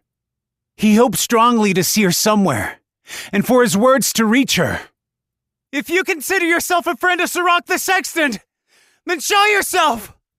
Are you doing this out of your own will? Is this the work of Obsidian? Linares! His voice echoed to a whisper through the expansive and eerie premises. The soldiers seemed terrified of the slightest movements any of them made, and stood there with weapons drawn and on high alert. All of the men confirmed to be infected were restrained and lying down on the floor. There were far too many. Vampirism spread through the blood. There also needed to be more time between initial infection and pathogenic control. Even if the mysterious attacks gave an opportunity to infect through the resulting wounds, there shouldn't have been any possible way to turn this many people into thralls at once. Master Sirach. Then came a quiet voice. He heard the clattering sound of wheels spinning. Black hair, contrasting starkly with her pure white skin. Gold eyes, tinged with melancholy. She, Linares, appeared from deeper down the hallway. Her footsteps didn't make any sound, as if she were an angel from on high. Was she a ghost? Or maybe an illusion? From the very moment Sirach laid eyes on her, he should have found her terrifying. Yet she was beautiful. She was pushing a wheelchair with someone seated in it, wrapped up in a luxurious robe. Linares. We were able to meet again, just as you promised. But how awful of you. The lovely vampire girl gave a lonely smile. You were trying to kill me, were you not? Her voice was calm, just like when he had first met her. She's so gorgeous, Sirach thought to himself amid the silence. Even in the middle of this hellish sea of blood. Linares' appearance was so heavenly and calm. It was enough to take any of the soldiers' breath away. But nevertheless, not a single one of the soldiers could make any movements to draw their bow. It was inexplicable. Anu barked an order. That's a vampire parent! Don't let her speak! Shoot! They will not shoot me, Master Anu the Distant Mirror. Shoot her! The "foom" of the crossbow's release rang out. It was the sound of two soldiers shooting each other in the face. The two had their pupils checked only moments prior and had been confirmed to be uninfected. Despite the terrifying scene, the ones witnessing it couldn't move at all, unable to escape or defend themselves, as Linares looked on at them all tranquilly. That's not it. Anu's voice was shaking. The face of the 13th minister, once composed, even with the injury to his leg, was now twisted in fear. His lucid mind derived the answer to the situation playing out before his eyes. That's not it. These aren't enemies we can fight. Retreat! How is a mutation like this even possible? Everyone, get out of this house now! Pale skin, translucent and glass-like, as though it had never once been graced by the sun's rays. Slim fingertips, becoming of a high-born young woman. Her hands had never even held a hatchet, let alone a spear or sword. She was not a warrior. However, the air! It spreads through the air! Panic erupted. The 13th minister soldiers shot and cut each other down, begging for their lives as they killed each other. And those who tried to escape were altogether dissected by an invisible string. Linares cocked her head, looking a bit at a loss. Without a single drop of the blood spurts getting anywhere near her, Sirach groaned in the middle of the hellish scene. Obsidian. Linares. You were the true Obsidian after all. Heavens no! I could not possibly dare to disrespect my father's illustrious name by claiming his deeds as my own. She tenderly grasped the hand of the person sitting in the wheelchair. An elbow, peeking through with skin like wax, limply shook. Obsidian is my father's organization. Eternally powerful, eternally flourishing, to lead us all on the correct path to the future. Why, I could not possibly be Obsidian. Obsidian Eyes was already wiped out, just as Anu had said. The reason for that was now as clear. Linares, stop! Please, you have to know the truth! That person! They're already... My father's obsidian eyes are not done. My dear father is big, kind, and strong. Everything will go back to the way it was before. Linares is always here at your side. Bringing her lips against the parched shell of a hand, Linares slowly turned back. None before her could move their body even the slightest inch. No, that wasn't entirely true. Let us begin. Now, eyes, gathered beneath our obsidian, unmatched and steadfast champions, we shall bestow upon you an era deserving of you all. Now then, state your names. There were people squirming in the dark. How many people out there in the world were even capable of hiding and evading detection from Oriesha's grizzled field troops, and possessed techniques to kill and dissect soldiers with string traps? They were there in obsidian eyes. Innumerable eyes appeared out of the darkness. Out from behind the Oriesha troops, from above, from the farthest reaches of the unseen terrors of the night. 5th Formation Vanguard. Zelgira the Abyss Web. There was a Zimeu pulling threads with all 10 fingers. 7th Formation Rearguard. Wheeze the variation. There was a strangely shaped Minia, back-bent and walking on all fours. 4th Formation Vanguard.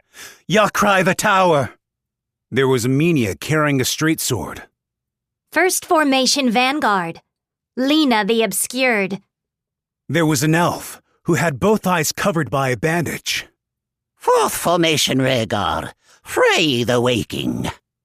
There was a leprechaun with a cane. Each one of them was so powerful. They were on the verge of becoming champions themselves.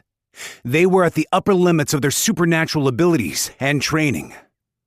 Nevertheless, what stood there was in fact a host of thralls, commanded by a singular will and given strength beyond the limits of their menian bodies, all at the hands of the vampire pathogen. Anu moaned. Damned undead. Obsidian Eyes is alive. Right here, as you can see. You will soon be able to understand that much yourself, Master Anu the Distant Mirror. Linares smiled, like the smile of an innocent child, and stooped down in front of Anu, sprawled out on the floor. Her unsettling palm gently caressed his cheek. You shall give us your recommendation for the Royal Games, yes? A return to the age of champions, as the hero. For my father, let us once again create an age of warring strife. Who would ever agree to the demands of a monster like you? You will. It's been this way from the very start. She had known Anu the Distant Mirror's name from the beginning. From the start, this had been her only goal. Everything had been for the sake of bringing him under her control. If not for the blank letter, would Sirach have unreservedly told the aristocrat lord about her? From a simple blank piece of paper, Anu had understood that obsidian was there. The truth of Sirach's infection showed him proof of the vampire's existence. She had known that there was a mansion here with enough space for the 13th minister to quarter his troops. The entire detachment lying in wait in the neighboring town as well. She had lured them all out by providing them information. As she openly presented an easy-to-trace path of infection, beneath the surface, she had kept the true method of the infection a secret. If Sirach hadn't been invited into that manor, the current tragedy never would have unfolded. However, the wound at the beginning, his tiny, insignificant scratch. Linares, it's not true, right? The wound on my finger, I only pricked a thorn, right? It was really all just a coincidence, right? Linares was not a warrior. Nevertheless, in both her thoughts and way of being, she was completely beyond his reach, different from Sirach in every possible dimension. For the sake of her deep-rooted obsession with a dying age, she intended to regress this world back to that time once again. You said you've been all alone and lonely, didn't you? Isn't that right? I know you're all by yourself. And maybe I had just... The pale, noble daughter smiled elegantly. That settled it. Sirach knew his feelings had been genuine. Even if he had been under her control, there was some of his own will buried within these emotions. Master Sirach, thank you.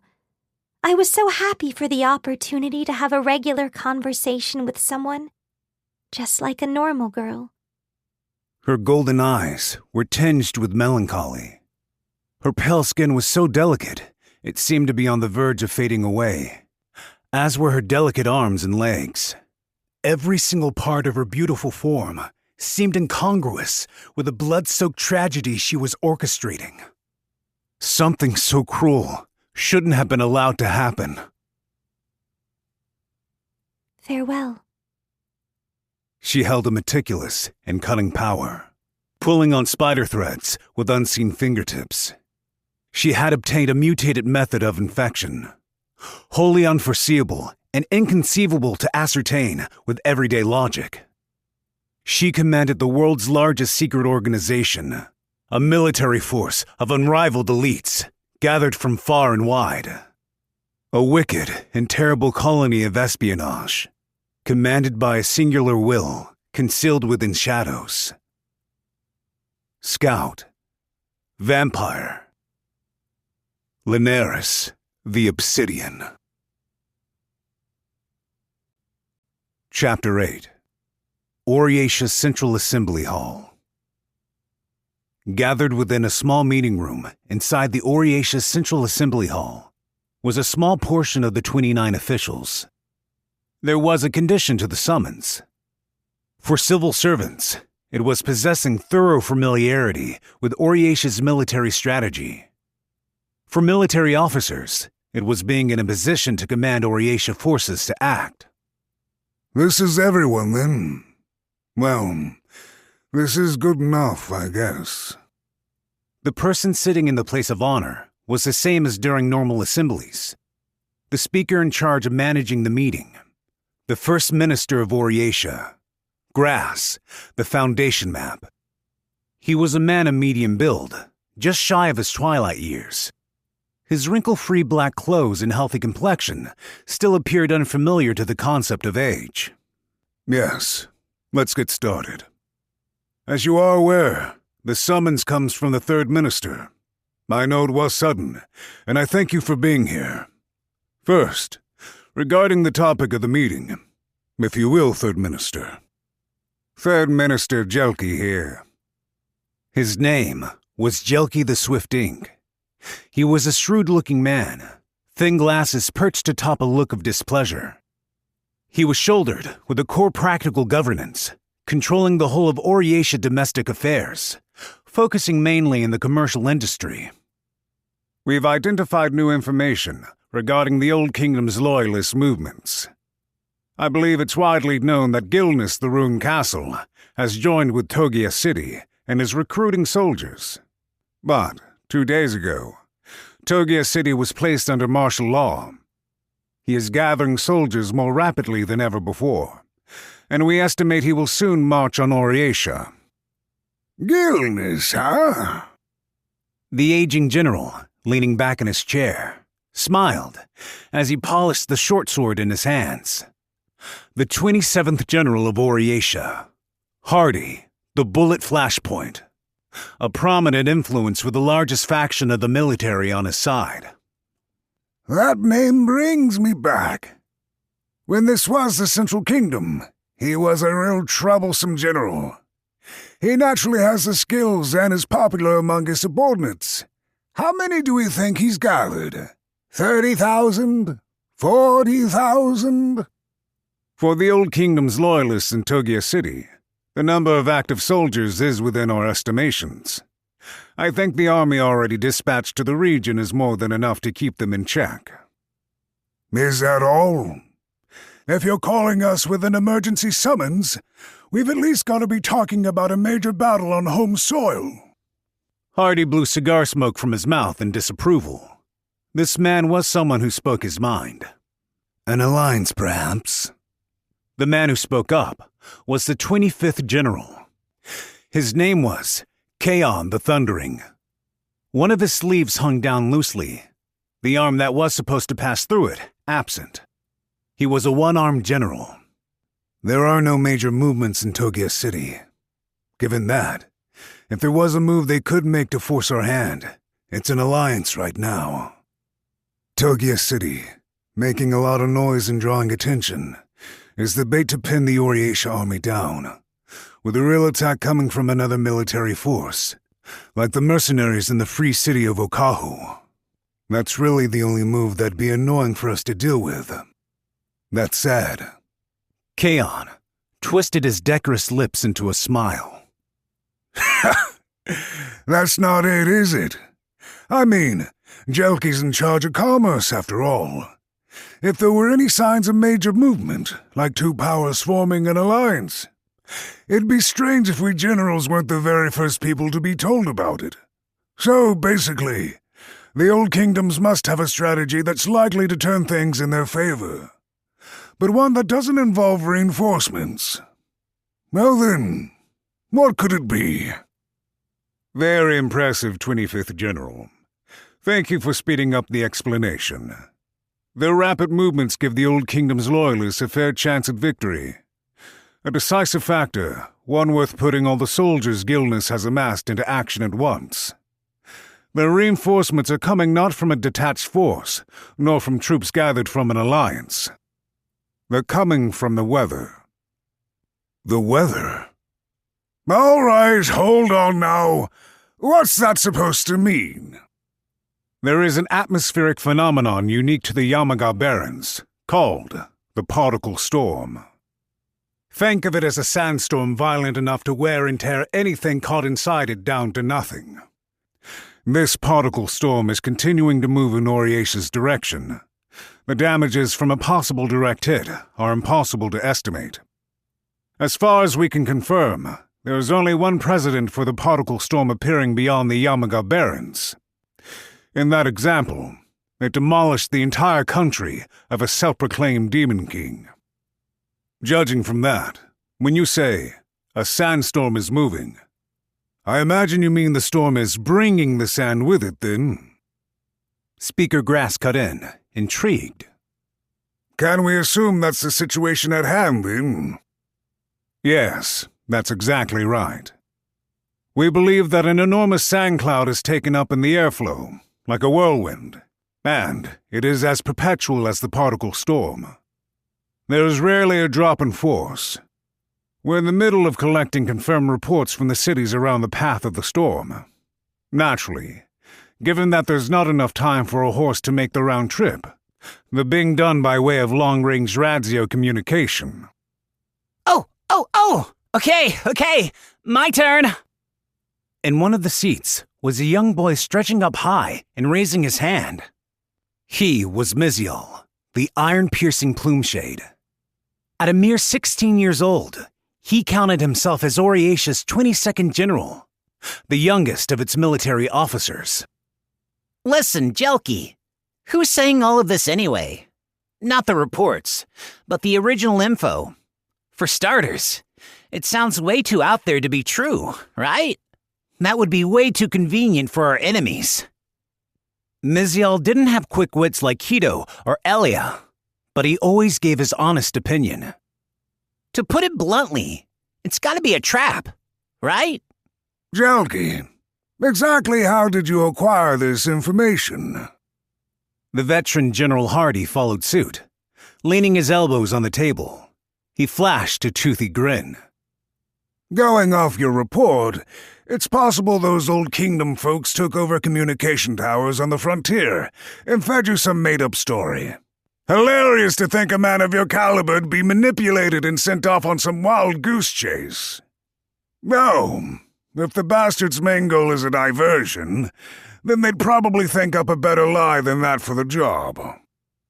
This isn't information that's gotten out from the Old Kingdom side, right? Not anything from our secret agents or testimony from the prisoners we've taken. At Keion's question, Jelki held the temples of his glasses between his fingers. Indeed. The original information was a forecast we obtained from dealings with the Trade and Industry Council. The Trade and Industry Council? From those merchants, huh?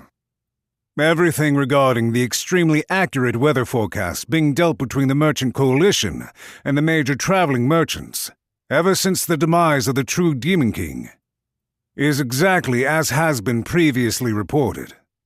This recent forecast showed the particle storm reaching Oriesha. As with the weather forecasts that have been dealt to the market up until this, it's believed this predicted path is based on field observations occurring across each region. Weather observation techniques, huh? If the traveling merchants continuously moved along their route for a cyclically fixed route, had taken organized action, it wasn't inconceivable that they'd collect their accumulated weather information and make forecasts. In addition to serving as a great boon to the trade activity in each region, the forecasts themselves became a valuable commodity. The third minister continued to speak. Next, an important point. There is someone who provides these techniques to the traveling merchants in each region like this and accumulates the information they provide. A young boy, known as the gray-haired child. A visitor who supplies muskets. While his origin is unknown, he has been trading with various regional merchant guilds for, at the very least, 10 or more years, and our merchants here are no exception. Guns. Much like with the troops of 6th General Hargent. In recent years, even those among the 29 officials had introduced rifleman soldiers into their ranks. Thus was the weapon's level of superiority. Hey, Jelky. Isn't that basically just saying you know this information is fishy after all? I don't really have the smarts to understand everything myself, but there's no proof this guy's not lying. That's enough, Miziol. We need to confirm the facts. A man who kept quiet now raised his head. The 13th minister, Anu, the distant mirror. Even in the middle of a meeting, he still maintained his sage and stony expression. The gray-haired child has been collecting weather information far longer than the Old Kingdom's loyalists. The fact he actually puts his trust in that information and deals in said information means we can verify it as factual. In which case, what does the gray-haired child stand to gain from such negotiations? What does he stand to gain? Well, it's gotta be money, right? Yes, indeed. That is the most obvious fact here. In which case, if he is siding with the Old Kingdom's loyalists and misleading us with fake weather forecasts, we need to think about what sort of profit he can expect. The Old Kingdoms can probably pay him pretty well, right? At the very least, seems like he'd earn a lot more than with those stingy old merchants. Then, what about the whole sum of his business? If the information manipulation on the Old Kingdom side ends up influencing the merchants as well, he'll lose trade confidence with them. I get it. He won't be able to sell information anymore. We know for sure the merchants are already being influenced by news of the particle storm. So if this is all a lie, it'll end up being a huge economic loss for the gray-haired child down the line. Thus, it becomes a pure numbers problem.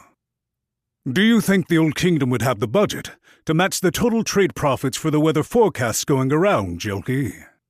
And all for what looks to be a foolish and precarious feint operation.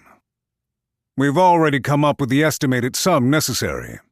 To cut to the conclusion, it is inconceivable. From the results of our follow-ups, we're certain the Old Kingdom Loyalists' information source is also the Trade and Industry Council. Given that the Old Kingdoms already needs to secure logistics for all the new soldiers recruited under Gilness the Ruined Castle, they're currently trading with a large number of merchants. If they had involved Trade and Industry Council significantly in their strategy, there should be a noticeably unnatural flow of capital. A fantastic answer from our General Supervisor of all Trade and Commerce. Now then, Miziol, put yourself in the gray-haired child's shoes. If you obtained information on the particle storm, what would be your best way to get the most profit from selling that information? Well, assuming the information was good, I guess I'd sell it to the merchants first. Huh? If Oriatia and the Old Kingdoms are going to war, then right now that's the most stable market. Then, with it approaching Oriatia, you could sell it to us for a bunch, right? Then, after that... Oh! Miziel suddenly clapped his hands together, after staring at the ceiling for a few moments. I'd also sell it to the Old Kingdoms, looking to attack Oriatia. So, That's why those Togia City guys have started to make their move. They have information saying they'll be able to beat us with their current military forces. A logical conclusion. Thus, we can consider for the time being that the facts of the weather forecast are accurate. If this really was bum information, just like you said, they'd have to take out the weather observation teams in each region to cover it up. If they could manage to do that from out in the frontier, there'd be a plethora of much more efficient options at their disposal. Hardy, the bullet flashpoint, breathed out cigar smoke, and Kaon, the thundering, followed up with an opinion of his own. Jelki, I figure you're doing this already, but have them collect as much proof that can't be transmitted over radio as possible. Even if a horse can't make the round trip in time, it'll make the one-way trip in time, right? If these forecasts have merchants fleeing, there should be plenty of people who have witnessed the particle storm directly. Besides, there's still one problem here, isn't there? What is that? There's no telling if the free city of Okahu will make their move, yes? Assuming the particle storm's arrival is their trump card, that doesn't rule out an alliance. While we're focused on how to deal with the particle storm, we'll still take measures to shut down Okahu. What are we gonna do? Leave that to me. Hardy spoke up to answer the question. A warrior's smile, brutal and ferocious, came to his face. I'll mobilize anyone I can, and prepare to settle the matter with the head of Okahu directly. Of course, Oriesha and Okahu aren't officially hostile toward each other. Calling it ceasefire negotiations can be a bit of an exaggeration, though. Planning on throwing the passing disaster into the mix, are you? Like with a new principality? Yeah, he did end up with the most important job. But when you start talking about attacking Okahu's ironclad mountain fortress, I'm not so sure. There's someone more qualified for that, see? The abilities of Kuza the Passing Disaster, who forced the new Principality of Lithia to capitulate to the 29 officials, were enigmatic and wholly inexplicable superpowers. They all considered it best to not make use of him. Hate to change the subject, but I'd like to clean up all the matters at hand. Speaker Grass looked toward the 13th Minister, Anu's chair. What about Obsidian Eye's movements? There's a possibility some of their remnants have joined up with the Old Kingdom's bastards, right? Well, obviously. We haven't been able to pursue them that far. Anu replied coolly. His blank expression made his underlying emotions imperceptible, as it always had. During an operation 4 small months prior, my forces mopped up the remnants in Itaki, including the Obsidian. But for the members who scattered across the different regions, there's still much we do not know. However, our cooperator has a sufficient understanding of their members and their espionage methods. Should one of them do something conspicuous to make themselves known, we'll be able to pounce on them. And in exchange, this cooperator wants to appear in the Imperial competition, right? If we can get it approved, I'd certainly like it to happen. This collaborating relationship was formed with that deal in mind, after all. In that case, for the time being, if we can do something about the particle storm, that'll get all points of concern surrounding the Imperial competition in order, too. We'll end up crushing the Old Kingdom's main strategy in the end. Still, we're facing off against the weather here. What exactly are we going to do? At the question, Kaon the Thundering raised his hand. I have an idea. Could you leave this matter to me?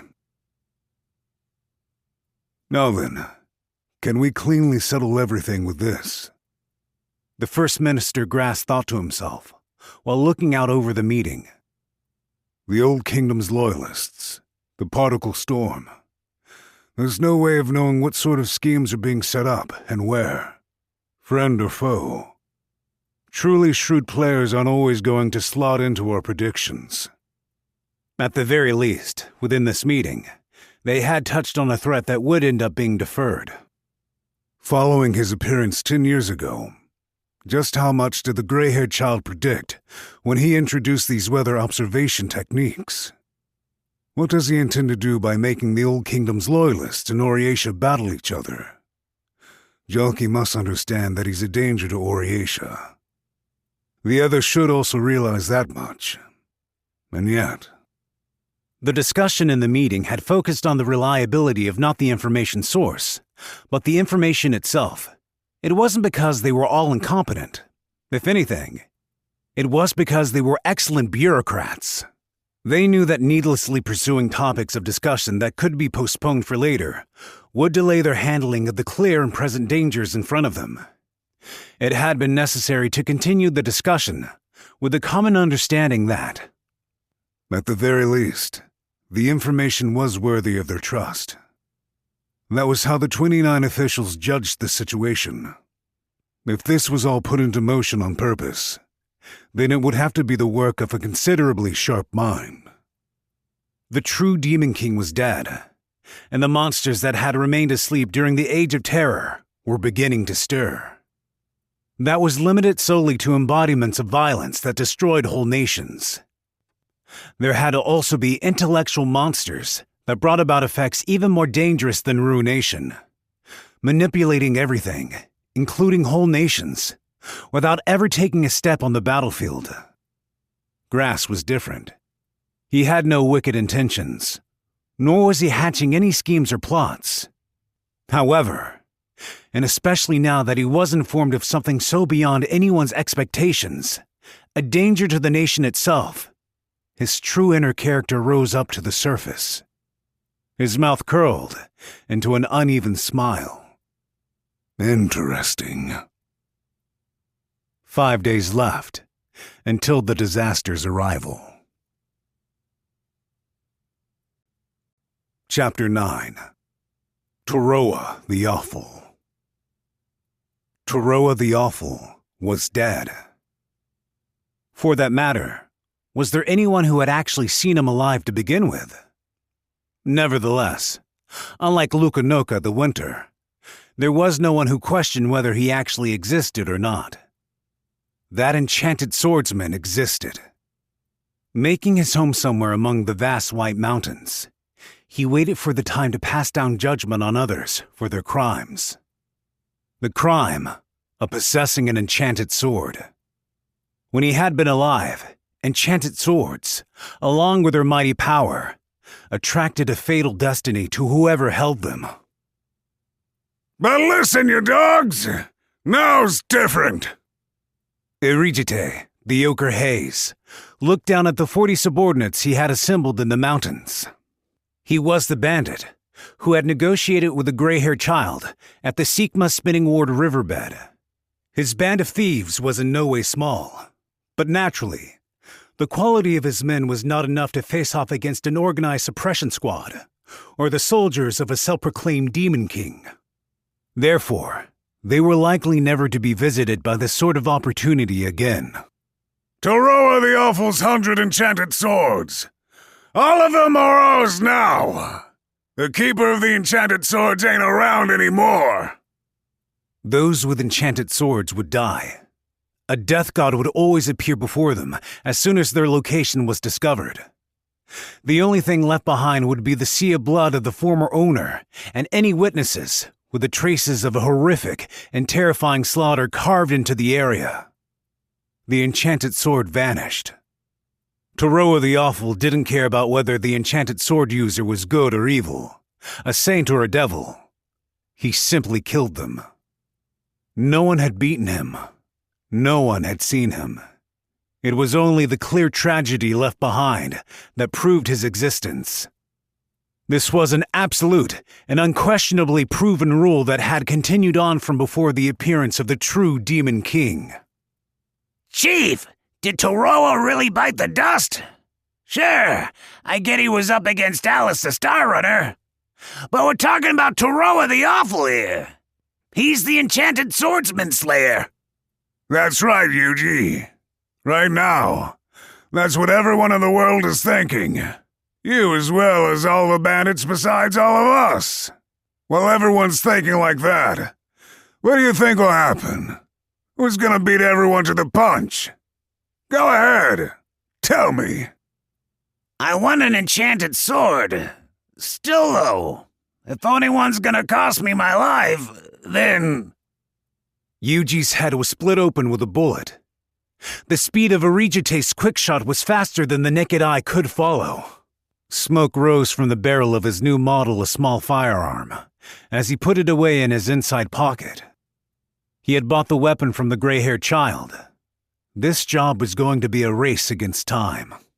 Though it was unfortunate, as Yuji had been a precious underling, able to express himself well. All right then. Anyone else got any complaints? Now was precisely the time to get their hands on the power of the enchanted swords. His subordinates likely only thought of them as treasure they could sell for a high price. However, a bandit group where each and every one of their 40-strong band wielded an enchanted sword. That would have power rivaling an individual army. Then, as long as they had that degree of power, they could market that strength and sell it. The approaching age was not an age of bandits. Arigete's very first aim was the camp of General Gilness of Togia City. The Old Kingdom's loyalists widely summoning those to join their cause. We were able to survive this long because we're in a gap between the era of the true Demon King and the next. If the kingdoms are united once and for all, there ain't no future for guys like us. He felt the small firearm in his pocket. Improvements to the musket continued to advance further along. The victims of the raids would start carrying these sorts of weapons with them wherever they went. Bandits would grow even easier to stamp out and put down. Going through the pains to create an intermediary was in anticipation of that future. Working with a gray-haired child, we'll join under Gilness the ruined castle. Even if the old kingdoms happen to lose, so long as we can showcase the power of the enchanted swords during the fighting, we'll be able to negotiate with Oriesha. The odds were heavily in their favor. Now that Toroa was dead, the enchanted swords were no longer symbols of ill omen. Although there was an absolute difference in fighting power, these enchanted swords were categorically similar to the small firearm he now carried. As guns fell out of popularity along with the new age of peace, if anything, there would be higher demand for enchanted swords, especially among small bands of soldiers. These were the thoughts flowing through Arigete's mind. His subordinates were abuzz with the shot, and the brief confusion and uproar slowly began to settle down. There were others with similar claims as Yuji, but he ignored them and left their arguments to be wrapped up among the rest of the band. Given that they had seen Yuji's death right before their very eyes, this wasn't true wholehearted rebellion. Listen up. Why do you think some stingy mountain bandits like us are able to scavenge through the Toroa's left-behind property? Because I'm strong? Because we got good heads on our shoulders? Or maybe you're thinking it's because we've got the advantage of numbers. This would be the last time he spoke. He just needed to boost the resolve. That ain't it, right? It's just because we're nearby. Because we've set up our territory in white, and we know these mountains better than anybody. Those other guys don't even know whether Toroa is in this stretch of mountains or not. We'll get there first. We absolutely will. Let's do this! Treasure waiting to get plucked up! We can do it! Who the hell cares about some damned enchanted sword curse? We're right behind you, Chief! Now that's more like it! The era of legends and superstitions is over! Toroa the Awful being dead proves it! All right, lads! Let's go! A disaster on par with the dragon. Lying in wait in the uninhabited reaches, he'd set upon villages, stockpiling his hoard. The only difference was, his hoard was entirely composed of enchanted swords. Thus, Alice the Star Runner attacked him.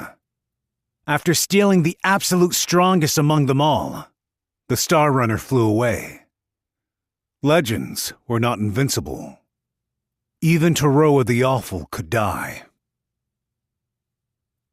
Far removed from White, on the outskirts of Oriatia, there stood a spire. Within a tract of land where city redevelopment operations continued forward to match growing population density, a single belfry, under the authority of the 29 officials, was left behind without being torn down. The floors inside the tower were carved out, creating a large open space. All that remained of the original interior design was the stairs running along the walls. The cold and closed-off air felt almost like a high-ceilinged prison. But the person dwelling inside was the most unsuited creature in all the land to be called a prisoner. Gotten used to it a bit now? The 20th Minister of Oriatia, Hito the Clamp, had made the remark without any expectations of getting an answer. His companion's silence was long, but they didn't seem to be unsatisfied with her dwelling. Even this unique reconstruction had been carried out according to the wishes of the wyvern, perched high up above him, Alice, the Star Runner. His pace was always one beat behind everyone else's. He began in a quiet voice. Hito. Yeah? What is it? Is Hargent coming? I want to fight him. When will he be here? Ah, right. I'm not sure with that old man. He's ditched his work and now he's fooling around in the north. Though, he'll probably come back around the time of the next assembly. I have absolutely no idea what sort of hero candidate he's going to show up with, though. Okay. Then, forget it. Sitting down on the bottommost stair, Hito took his slightly late lunch. High-quality white bread. Though he was impertinent, bubbling with arrogance, meals were the only time he enjoyed a quiet atmosphere. He and Alice were in agreement on this point. Still, though, Alice, you know, ultimately, no matter who shows up, you don't really think you'll lose, do you? You've won every battle you've been in up till now, even against Vicyon the Smoldering. You think old man Hargent is really going to be able to bring back someone capable of fighting you? Are you making fun of Hargent? Huh, of course I'm not. Come on now. I'm just asking if you've even had a tough battle before at all. Hito immediately picked up on the mood in the tower and decided to steer the topic elsewhere. The outline of Alice's wings was high above his head, but if he felt like it, Alice could kill him in innumerable different ways faster than Hito could take the next bite of his lunch. There was someone strong. Really now? Was it Vicyon the Smoldering after all? What are you talking about? That guy, he was just old, not strong at all. Toroa, he was so much stronger than any dragon. Oh, you mean Toroa the Awful? So that rumor everyone tells was true, huh? Everyone'd love to hear about that, let me tell you. Look here. The wyvern carefully descended to around the middle of the tower and showed off the sword he had produced from his satchel. With its darkened brown scabbard and similarly dingy wooden hilt, it looked like an antique. This is Hillensingen, the luminous blade. It was Toroa's most powerful weapon. So, I wanted it. This is the one that ended Vicyon, right? Did Toroa really stockpile all those enchanted swords? Yeah. But I didn't really care about the others. And I can't fly if my bag's too heavy. Oh, that's a damn shame. It was no laughing matter. Enchanted swords were treasures, with a single one carrying as much value as a whole town. Aberrant entities, impossible to analyze. With their inanimate silence, even the true origins of these enchanted swords were unclear. However, they were said to be, similar to visitors, implements that were deviant in nature. These implements, acquiring unfathomable mysteries that weren't able to be fully contained within the physical laws of a world separate from theirs, the beyond, were exiled to this world. It wasn't limited to just swords, with various shapes of magic tools appearing in their world much the same way, just as varied as the armaments in Alice the Star Runner's own collection. Nevertheless, enchanted swords were ultimately a special case when it came to their symbolic significance. Symbols of armed might from long, long ago, existing in the realm of the supernatural. Many fought over enchanted swords, and by gathering under their power to fight, many self-proclaimed demon kings were created, and just as quickly erased. Toroa the Awful might have been fixated on the enchanted swords for such a reason. What was Toroa the Awful like? Yeah, his techniques were incredible. A bunch of them, all impossible without an enchanted sword. Against him, it didn't matter if I was flying in the air, the direction too. All the enchanted swords moved like they were alive themselves. If I had been just a fraction of a millisecond slower, I might have died. Probably. Much like a majority of the children in this world, Hito had been told scary stories about Toroa the Awful from a young age. They said just being near someone wielding an enchanted sword, let alone brandishing one yourself, would bring the calamity called Toroa to your doorstep. That was why no one was supposed to possess an enchanted sword. They invited death. That legendary being was ultimately the one who had terrified a butcher of dragons like Alice the most of all. In the White Mountains, the legend had actually existed. It's a pity, really. No one can keep on winning forever. At some point, the legend will end. Alice, with his wings, continued his journey of usurping, guided by his appetite. Many of those who made history are those who left their names behind wasted away. Things to be protected exposed, and the world had changed completely from the time before the true Demon King. Alice was nothing but a singular wyvern pioneer, subverting and exposing all the mysteries of the world. How did you kill Toroa? A single shot. To his heart. I fired as he got close, and it hit. But I thought he'd move again. So when I passed by him, I stole this. The rogue vacantly stared at the luminous blade, still stored within its sheath. I grabbed it and slashed him.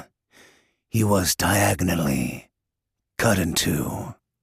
Whoa, hold on now. The hell sort of supernatural feat is that?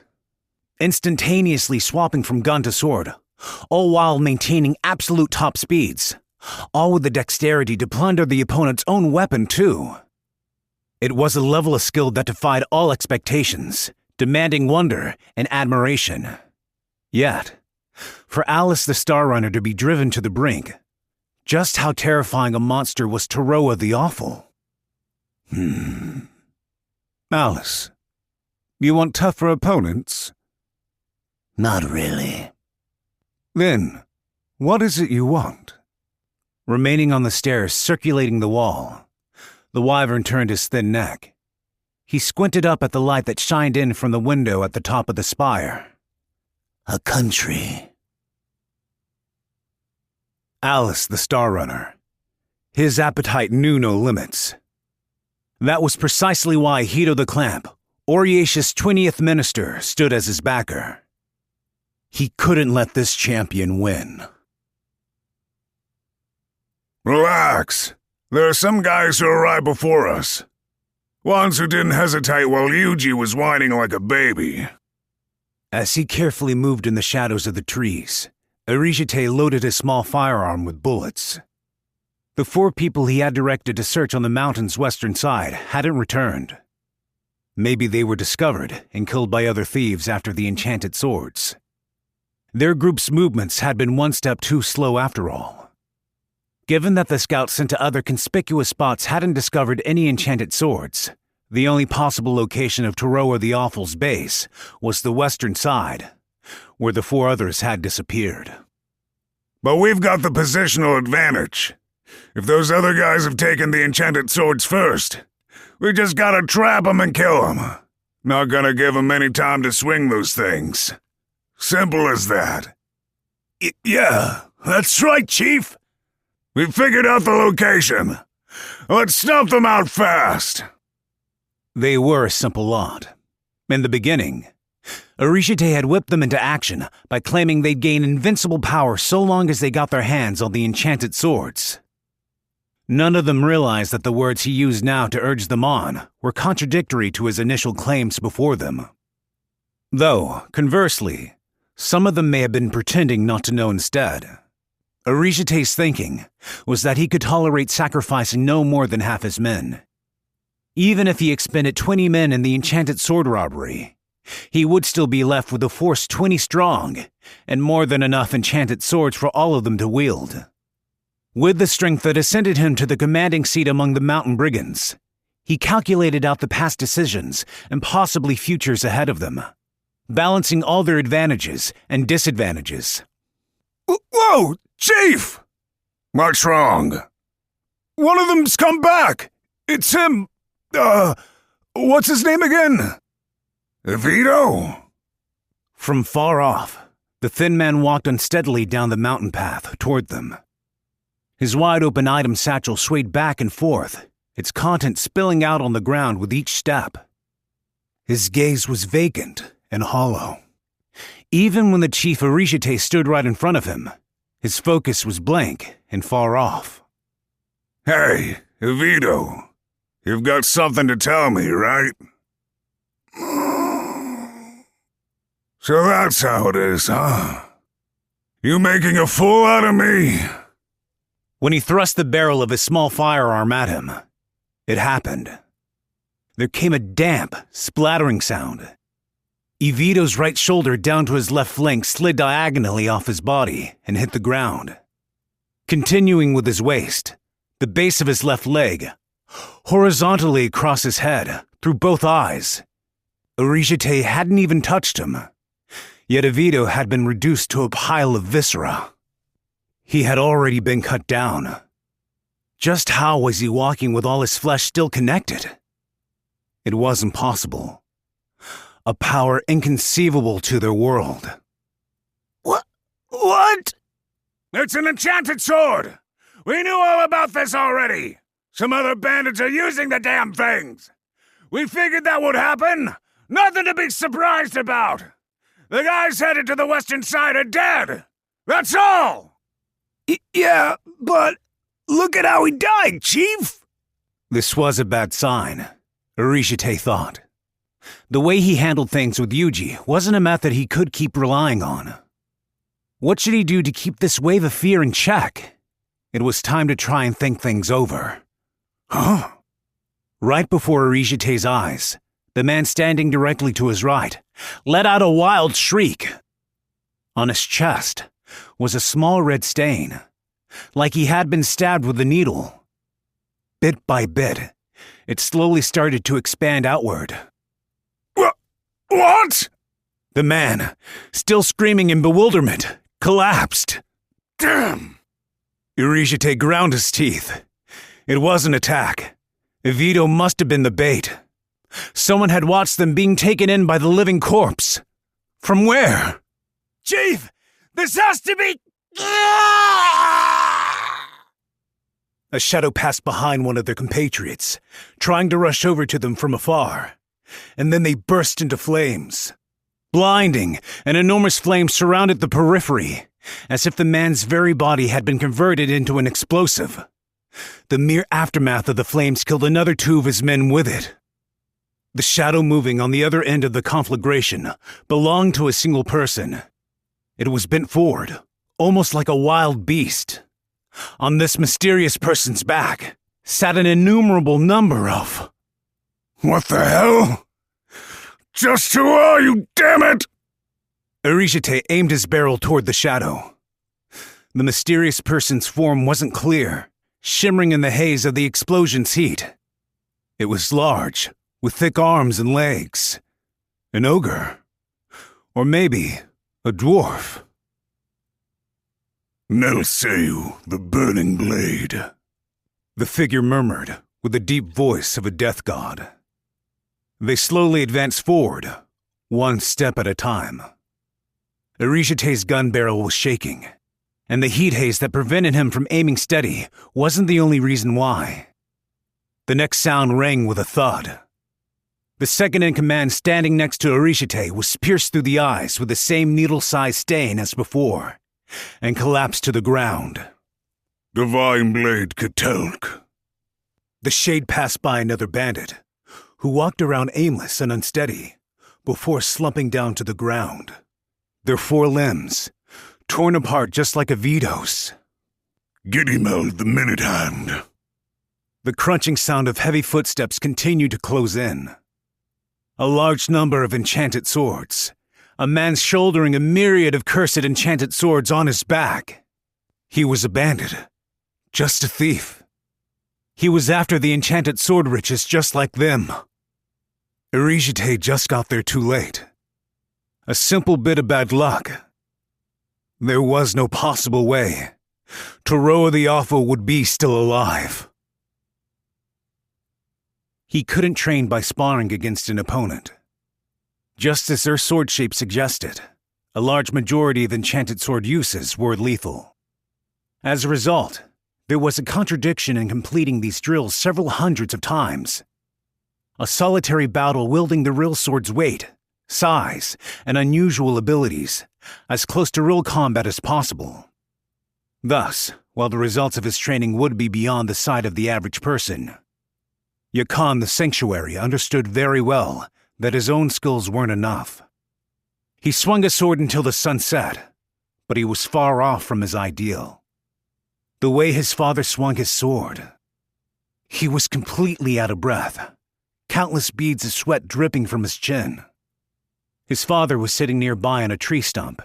He had been quietly watching Yakan's training since the sun was still high in the sky. Seeing the fruits of his training with his own eyes, he forced a smile. No talent with enchanted swords, really? Yakan knew it too. He would never become like his dad. Yakan was a dwarf, and his father was a leprechaun. A parent and child, where even the races were totally different. Among the median races, dwarves had exceptionally large builds and excellent physiques, and were the total opposite of leprechauns. Dexterous, with snappy reflexes like a panic field mouse's. Even among such dwarves, Yakan was extraordinarily strong. Though he had never compared himself with those beyond the mountains. He passed his days shouldering firewood stockpiles taller than he was, up and down the steep mountain paths without difficulty. On open ground, he could maintain a full-strength run from sunup to sundown. When he wasn't carrying anything, he had even overtaken galloping horses before. He had never once been ill, and any cut he got in the morning would heal before evening would arrive. From an early age, his dad had told him he possessed exceptionally strong vitality. The only times Yakan exhausted his stamina enough to gasp for air was during these moments, training with enchanted swords. With his youth and superior physique, he should have far outshined his dad.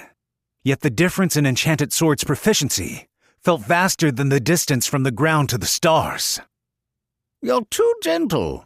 That's why you're allowing the ideas dwelling inside them into yourself, and it's getting in the way of your technique. That's the reason why you use so much unnecessary stamina. Your body and your mind are at odds with one another.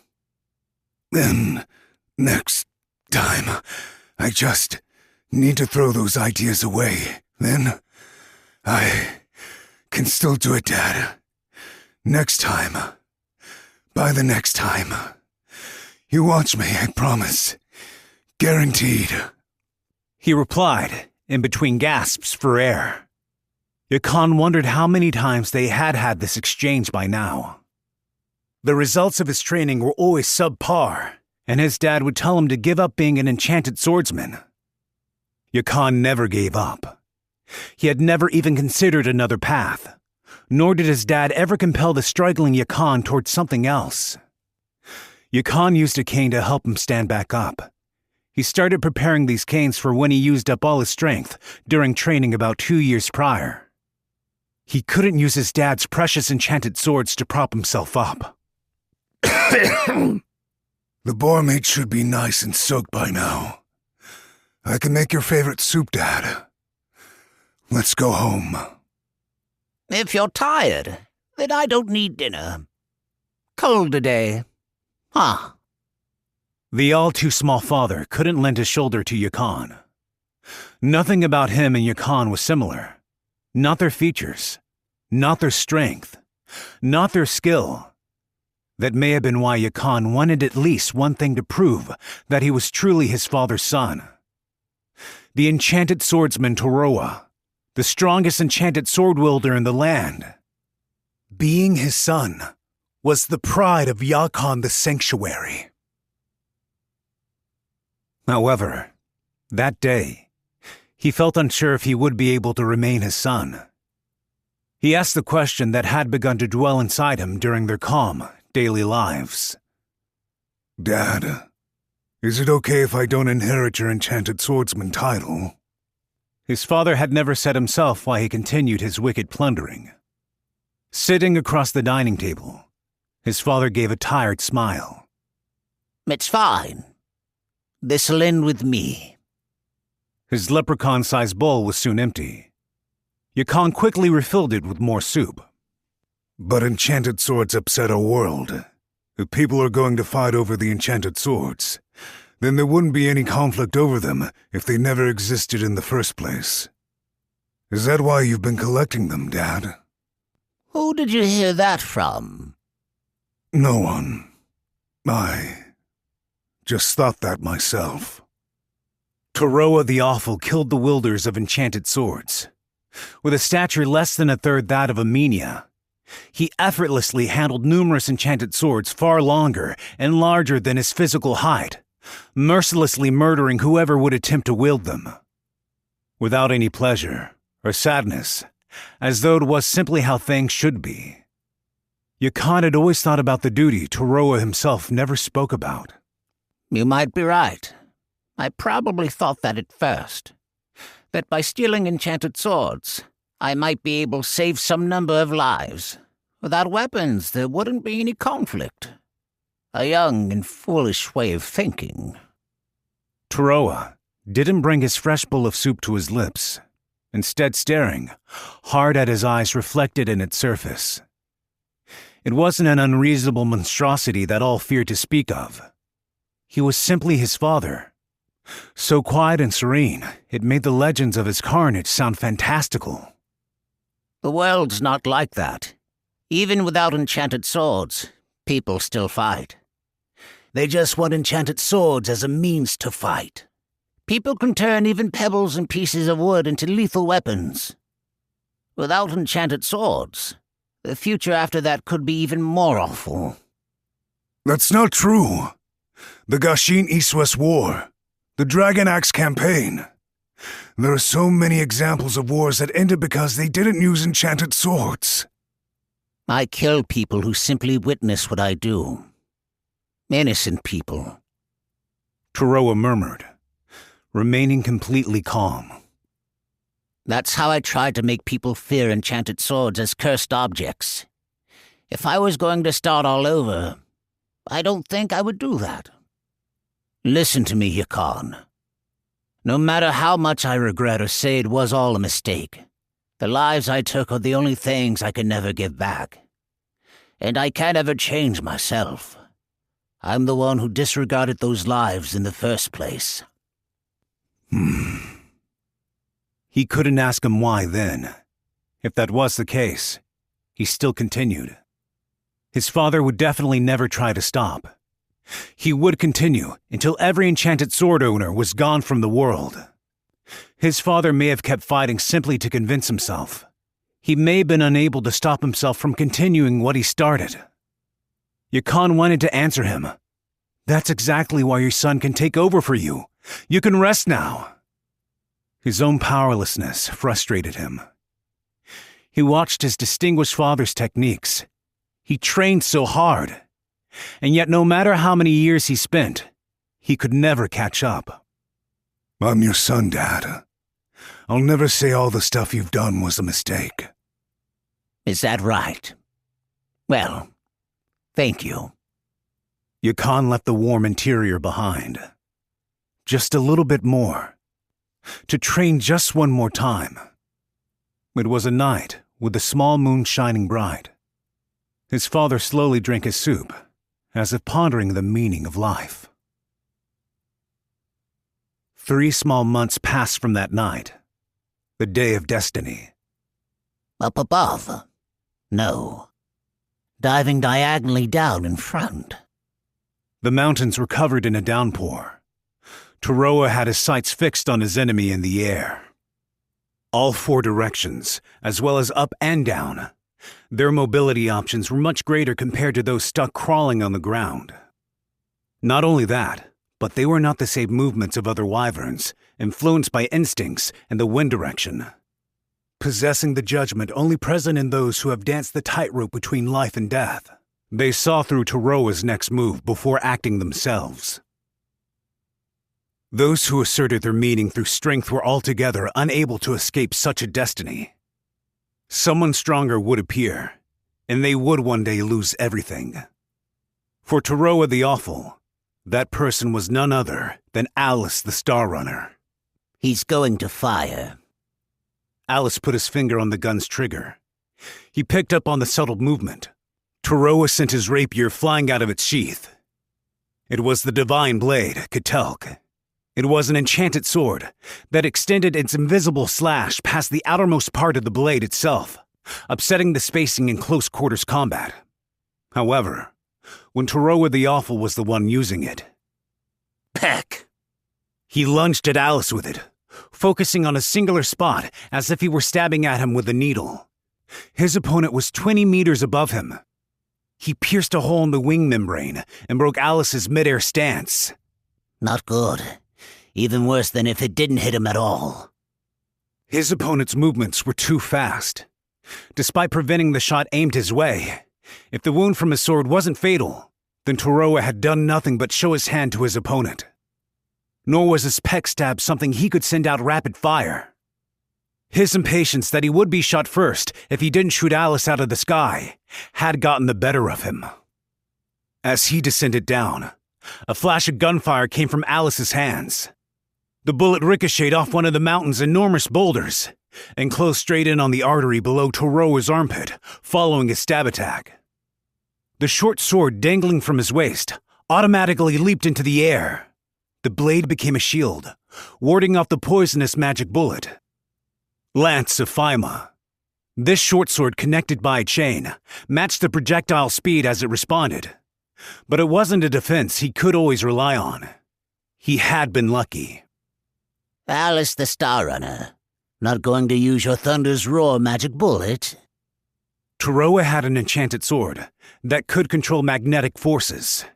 Alice was wary of it. There were several enchanted swords stabbed into the ground. Toroa thrust the divine blade Ketelk into the earth, letting go and taking up another enchanted sword in its stead. Hillensingen, the luminous blade. Visitors, tarantula, dragons. When it became necessary to fight such aberrations, with a physique unable to wield multiple swords at once, this was how Toroa used his blades. The area around looked like an enchanted sword graveyard. You're strong. The wyvern muttered drearily. He appeared annoyed at the unexpectedly powerful opponent. Toroa ran to the spot where Alice was going to land. Still far away, if he extended the luminous blade out as far as he could, he might be able to slash him. Hey, that sword. At that moment, something flew down from above Toroa's head. It wasn't rain. It was a storm of deadly blades. Shing! By drawing his sword at a sharp angle, the luminous blade's trajectory served as a shield to defend against the attack from above. Light flashed for a brief instant, right after the sword left its sheath, then vanished.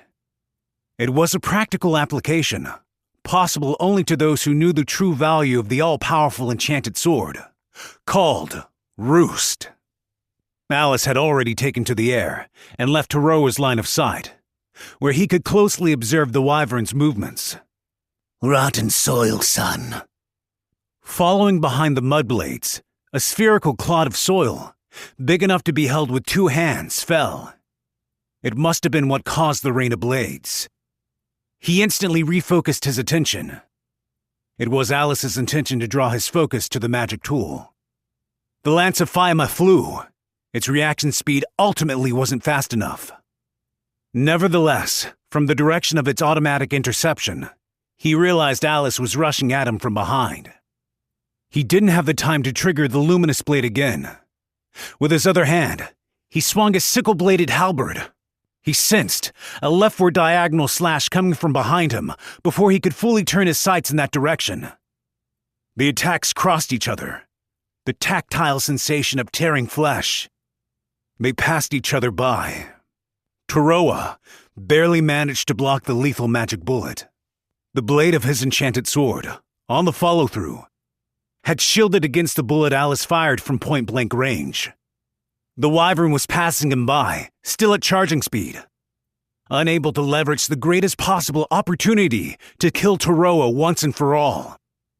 I saw through you too, eh? In the instant they clashed, Toroa's attack had only grazed Alice's body. Inrate, the sickle of repose, an enchanted sword naturally specialized for surprise attacks. Its slashes causing a phenomenon that made it completely silent.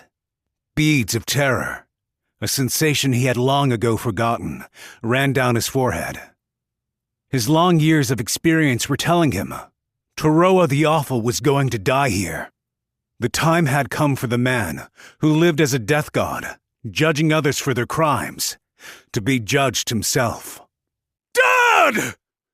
He heard a voice from afar. Yakon's voice.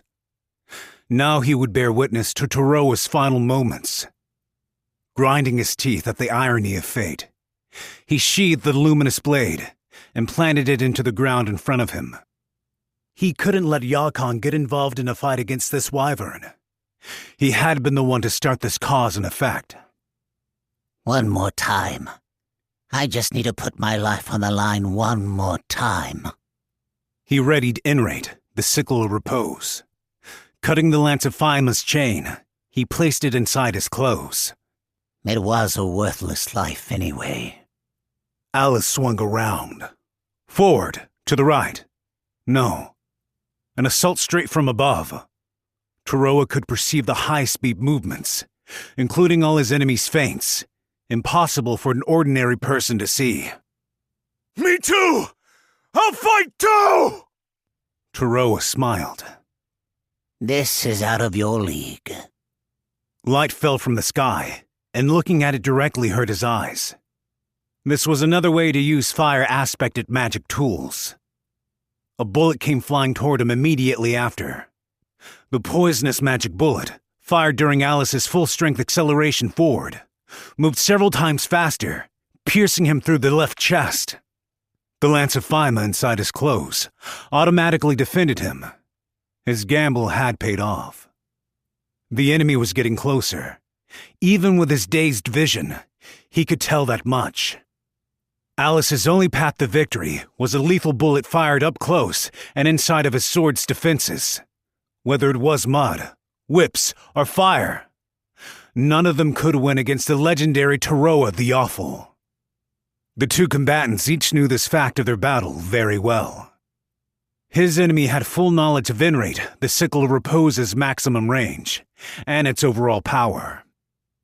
He's thinking that he'll be able to defend himself from the sickle. He wiped out the sickle. Perfect.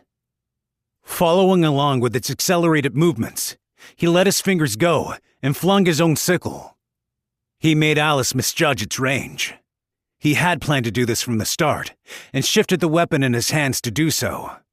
There, at the end of his hand's follow-through, was an enchanted sword sticking out from the ground. The accelerating Alice didn't stop. His charge was still coming. Taroa's eyes were dazed and disoriented. Taroa the Awful. Despite everything, Taroa the Awful had the sword that could truly deliver instant death. He knew its power, and its longest range, even with his eyes closed. The very moment they passed by each other, with the luminous blade stuck in the dirt in front of him, the sizzling sound seared itself into his ears. Mine! Just a little farther, immediately before his fingers could reach it, he was cut down by the stolen Hillensingen, the luminous blade. Alice shouldn't have been able to reach it from where he was. Kyo's hand. The enchanted whip, extending out like a tentacle, twined around the luminous blade and cleaved Taroa's body in two. He had been unable to imagine any of it. To think Alice would make use of the enchanted sword's full potential, or that he possessed the exceptional skill to wield an enchanted sword through a whip. No one was gifted at everything. Such a person could not exist. For Taroa, all he had was his masterful skill with his enchanted swords. Dad! Dad, no! Alice had vanished without a trace. He cut him down and left him there before flying off with the luminous blade. Taroa's small body was cut in half at the waist. Dad! Please! Dad! Don't die! His much larger son was sobbing, crying for Ishura who, for the entirety of his long life, had only ever chosen the path of bloodshed. Yakan gripped Taroa's hand and yelled as if the words were being squeezed out of him. I'm sorry! I'm sorry, Dad! I couldn't come out sooner! That was the Star Runner!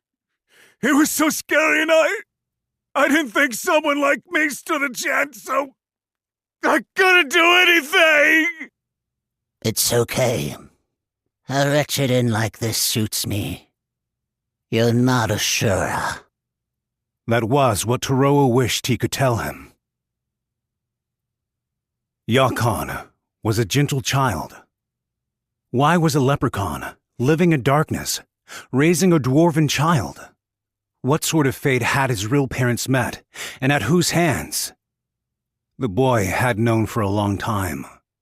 Taroa knew that he knew too. He had still called Taroa his dad. Their world was unjust.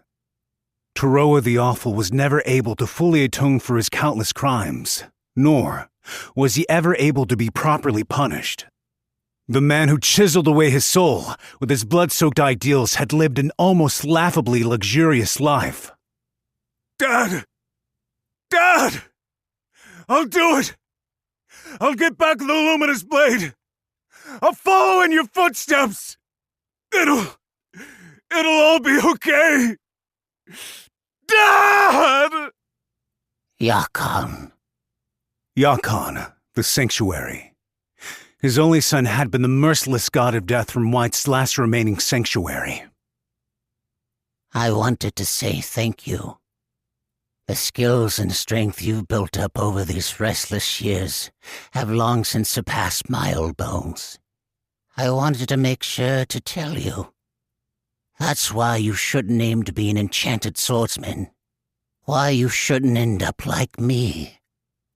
But, that's right. If that was true, then why? Why hadn't Taroa tried to stop Yakan's training at all? He probably couldn't have truly been able to stop him, given his adoration for the enchanted swordsman.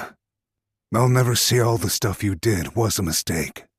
Even if the path I took was a mistake. He was happy to have Yakan's admiration.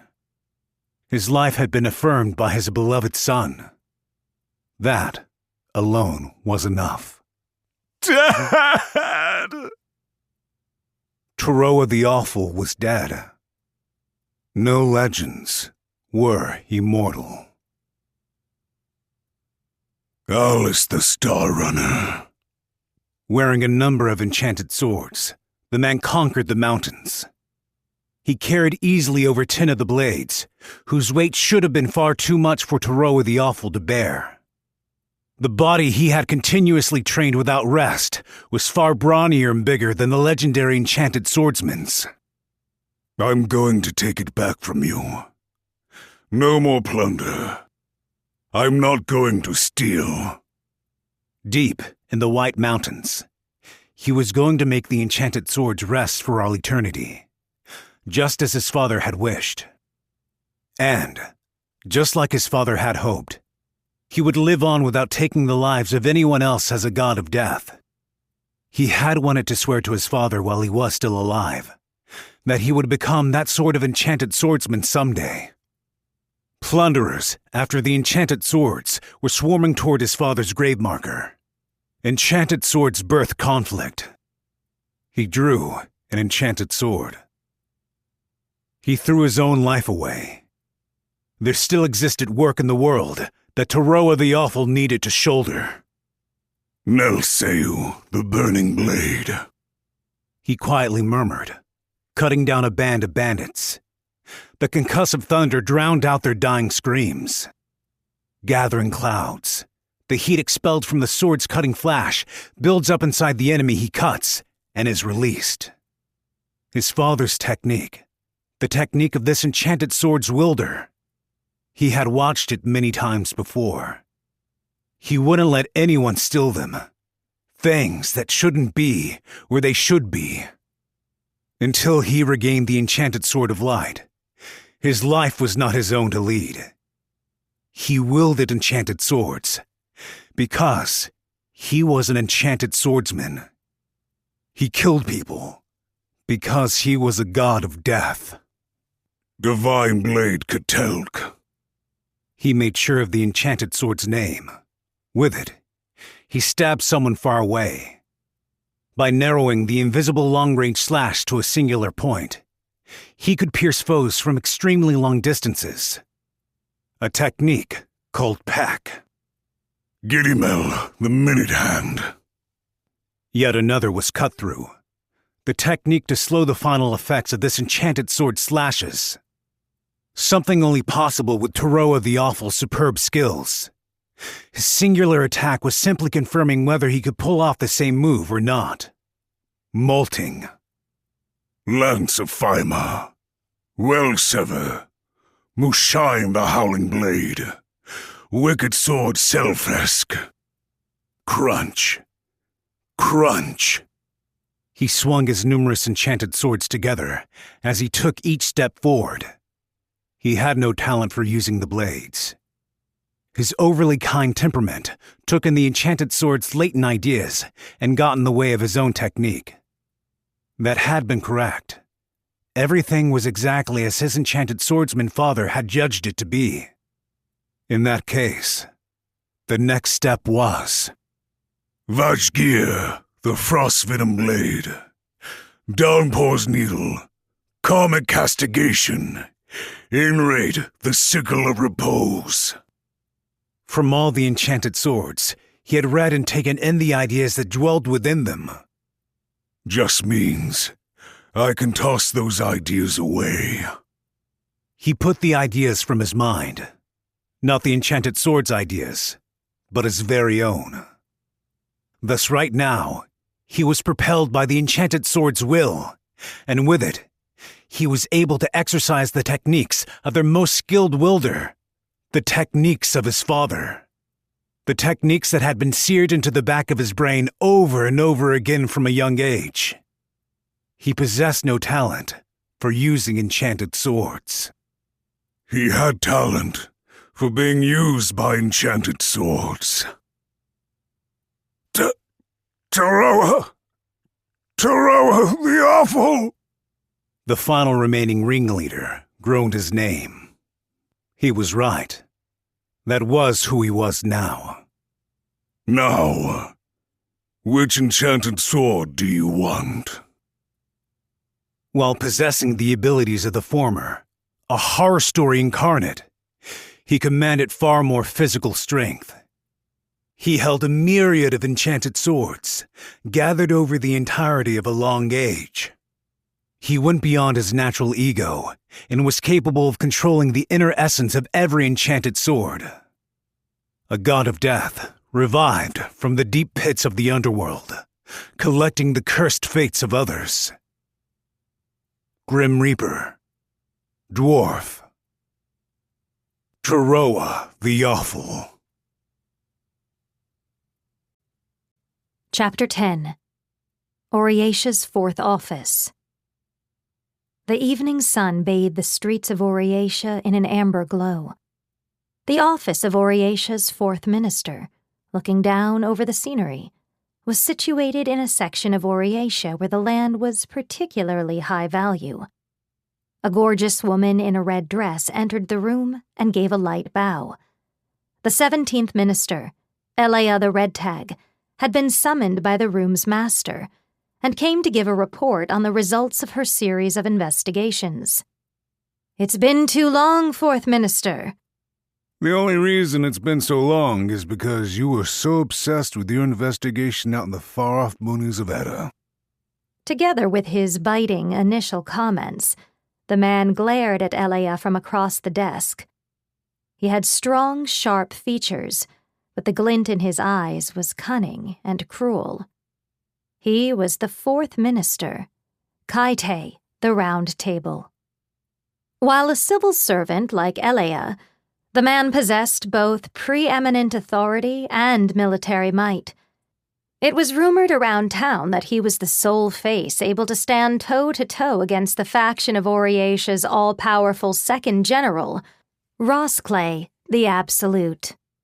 Not only that, but you still haven't given a proper report on the investigation you were in charge of. In our meeting on the particle storm, information collected from my soldiers got here faster than your damn report. Elea bowed her head. Normally, investigation updates and the like were not the responsibility of the head of the intelligence division herself. Despite this, up against the exceedingly harsh disposition of Kaide the Round Table, she had no other choice. Within the 29 officials of Oriesha, there were no limits based on age or term of service, and each individual was recognized as having their own discretionary authority. At the very least, that was how it was on paper. "My humblest apologies. Due to the pressing matter at hand, I prioritized contacting those who could immediately respond to the situation. Although it delayed my report to you by a day, I was prepared to give you my report." You're saying that's why it's late? Kaide scoffed.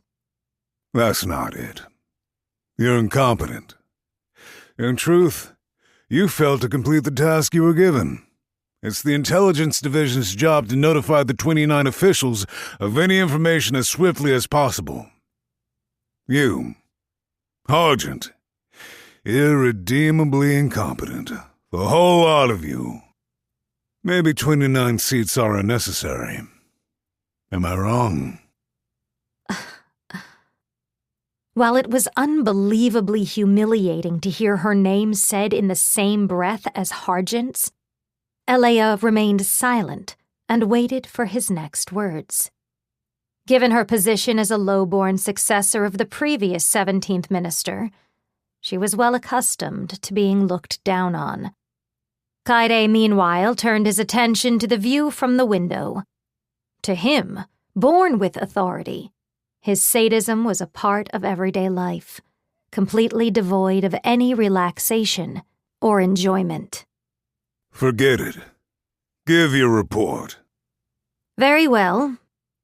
3 days ago, the Old Kingdom's loyalists, under the command of Gilnis the Ruined Castle, took complete control of the Togia City Council. The whole city has been placed under martial law. Gilnis had been recruiting volunteers for a while, and including the soldiers who joined from the new Principality of Lithia and soldiers from the Central Kingdom period, we believe there are close to 30,000 partisans in total. I've heard that. At the very least, those Central Kingdom ghosts have gotten the numbers together. Of course, this all falls within our expectations. Even if they start an all-out rebellion, as things currently stand, the regional army keeping an eye on the city is enough to handle them.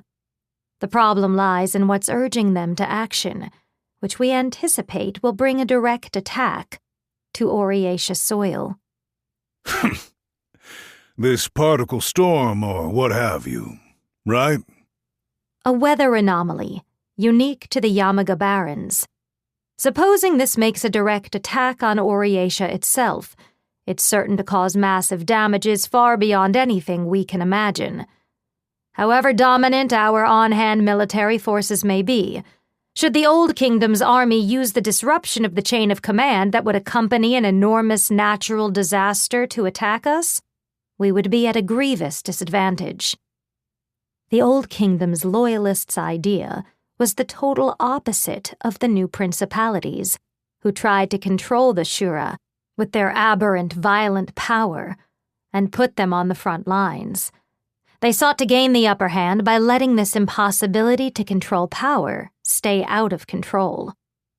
We are moving forward with countermeasures against this weather phenomenon with the highest priority. We've called the 25th General Keion the Thundering and the 22nd General Miziel the Iron-Piercing Plumeshade with an emergency summons. Currently, both generals' troops are heading to handle the situation. No other generals have dispatched troops. In order to cover for both of their departures, I request that you, Fourth Minister, handle the Homeland Defense on behalf of the 29 officials. Ridiculous. Damn weaklings, all of you. Kaide spat, his tone filled with deeply felt contempt. Solidifying the Homeland defenses is totally unnecessary. Those troops of yours haven't gotten a hold of the information, have they? The Old Kingdom's loyalist rear camp took a devastating hit. Even if an outbreak of hostilities was possible, they no longer have the strength to support their front line. These bastards needed to rely on a natural disaster to try and win from the start anyway. How did you get that information? Best show some respect. In our current situation, information is a matter of life and death. Just how many of us do you think are solely relying on you and your spies to get it? The day you've outlived your use is coming fast. It was exactly as Kaide said. His eyes, and the eyes of the other major players in the 29 officials, were not turned to the war with the Old Kingdom's loyalists. They were focused on what came after, the imperial competition to determine the hero. Amid political strife, where each faction was trying to outsmart the other, there wasn't anyone who trusted the information that came in from outside their own faction. It was likely that Elea's troops would also slowly split apart and start to be absorbed into the other factions. Much like the fate that the former Obsidian Eyes met, the ones who tried to monopolize information during times of war would eventually be ostracized and grow weak. That's enough. I've compared information plenty. I'm a busy man. Kaide calmly declared to the person he had personally summoned to his office. Unreasonable and impudent. Thus was the Fourth Minister, Kaide the Round Table. This was all just to test me. From the very start. Elea bit her lip. This man's aim behind forcing Elea to give him a direct report wasn't the information itself. It had all been so he could compare to see if there were any deviances in its accuracy, and to verify if she had already allied herself with another faction. Elea the Red Tag had risen up from nothing, repeatedly betraying others over and over again, into her leading position in the intelligence division. The daughter of a prostitute, the suspicious 17th Minister. She didn't have a single ally who fully trusted her. Sojiro, the Willow Sword, huh? His voice called out to her as she put her hand on the door. What about him? You don't get it? If you're aiming for the sort of quick rise in power like you've done up until now, I'm saying it's got to be about the Imperial competition.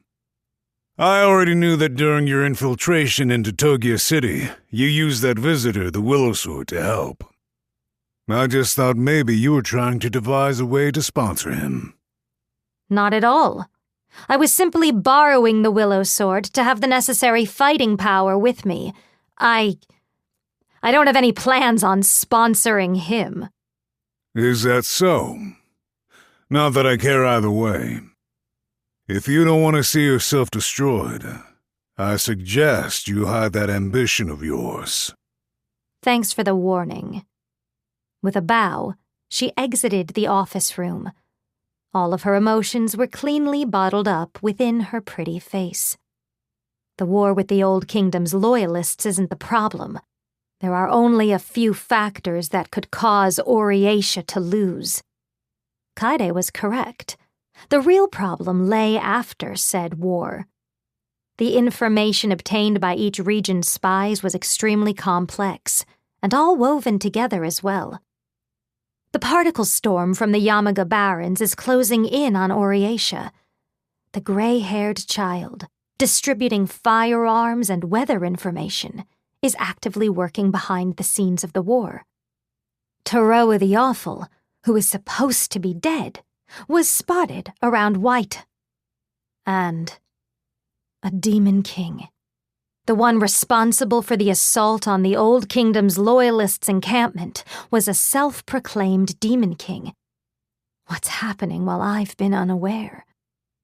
Assuming that all of these were not coincidental phenomena, but part of a slowing convergence to a single point, there was a plot behind anything and everything.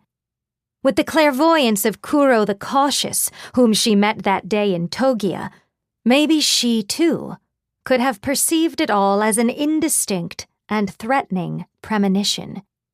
Nevertheless, even if all these plots are to thwart me, though she had risen all the way up to a place among the 29 officials, even now, she was on the side of the have-nots.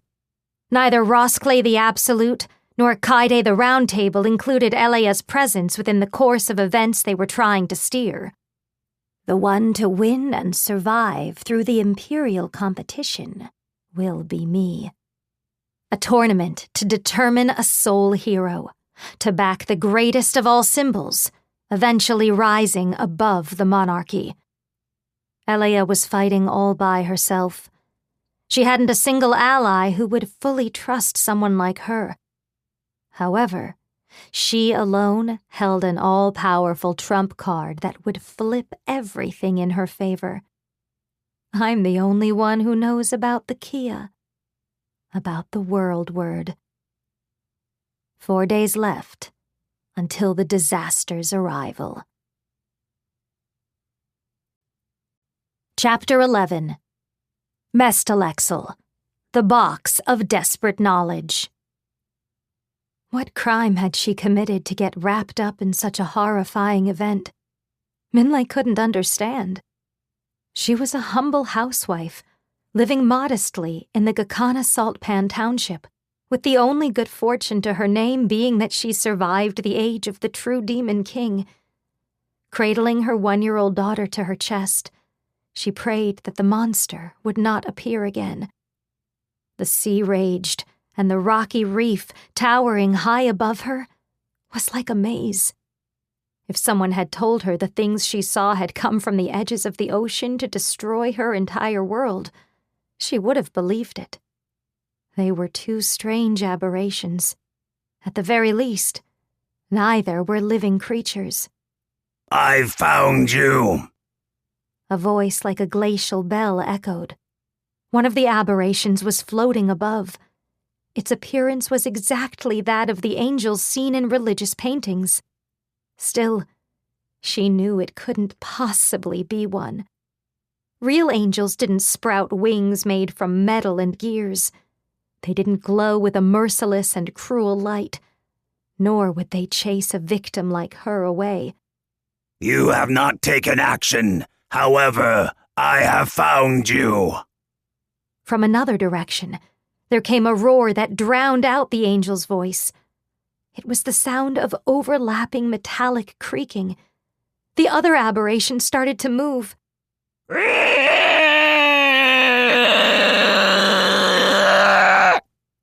In its charge, it destroyed one of the boulders in its way.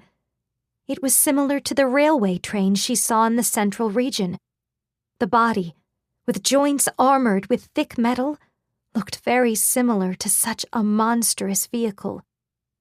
What was different was, this was a true monster, moving about of its own volition and not along set tracks, even despite its colossal body, whose frame alone was 3 times wider across than the average Minya's. So anxious to hide away, Minlay trembled in the shadow of the boulder that only barely concealed her body. She was in despair. Her docile daughter simply looked on in bewilderment at the loud noises, but she could cry at any moment, giving their location away to the mechanical devil. What did she do wrong? Maybe it was coming to show her daughter the ocean scenery she herself had loved from a young age. Maybe it was the small detour they had taken to pick the flower her daughter had wanted from rocky crags. What in her life merited such a terrifying and horrible punishment like this? Oh, please, please, Wordmaker. I don't care about myself, but please, I beg you, give my daughter your divine protection. She was lying. Minlay didn't want to die. Even though she left no mark on the world, neither blessed with talent nor beauty, spending 32 years leading a rustic rural town life, she didn't want to die. She may have been waiting for the happiness of raising her daughter to adulthood. Was even that sort of wish too much to ask for? I am willing to offer my life, but please, pass my good fortune on to my child. Finishing her desperate prayer, she raised her bowed head. The face of the mechanical angel was right beside her. This source of heat is obstructing my detection functionality. Should I dismantle it? The face, bereft of expression, cocked its head inquisitively, while its cogwheels creaked shrilly.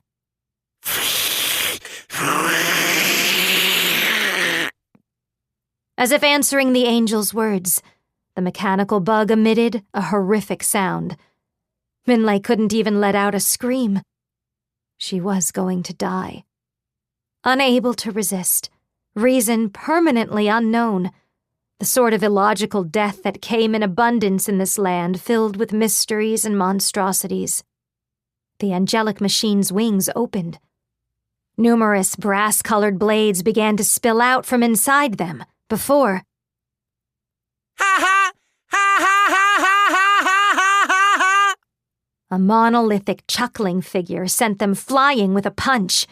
There was a shattering sound like broken glass, and the angel fell into the shadows of the reef rocks as tiny shards streamed from its body. The giant figure was not a person. Ah! Keep! Eek! Escaping from the life-threatening danger, Minlay let out delayed screams of terror.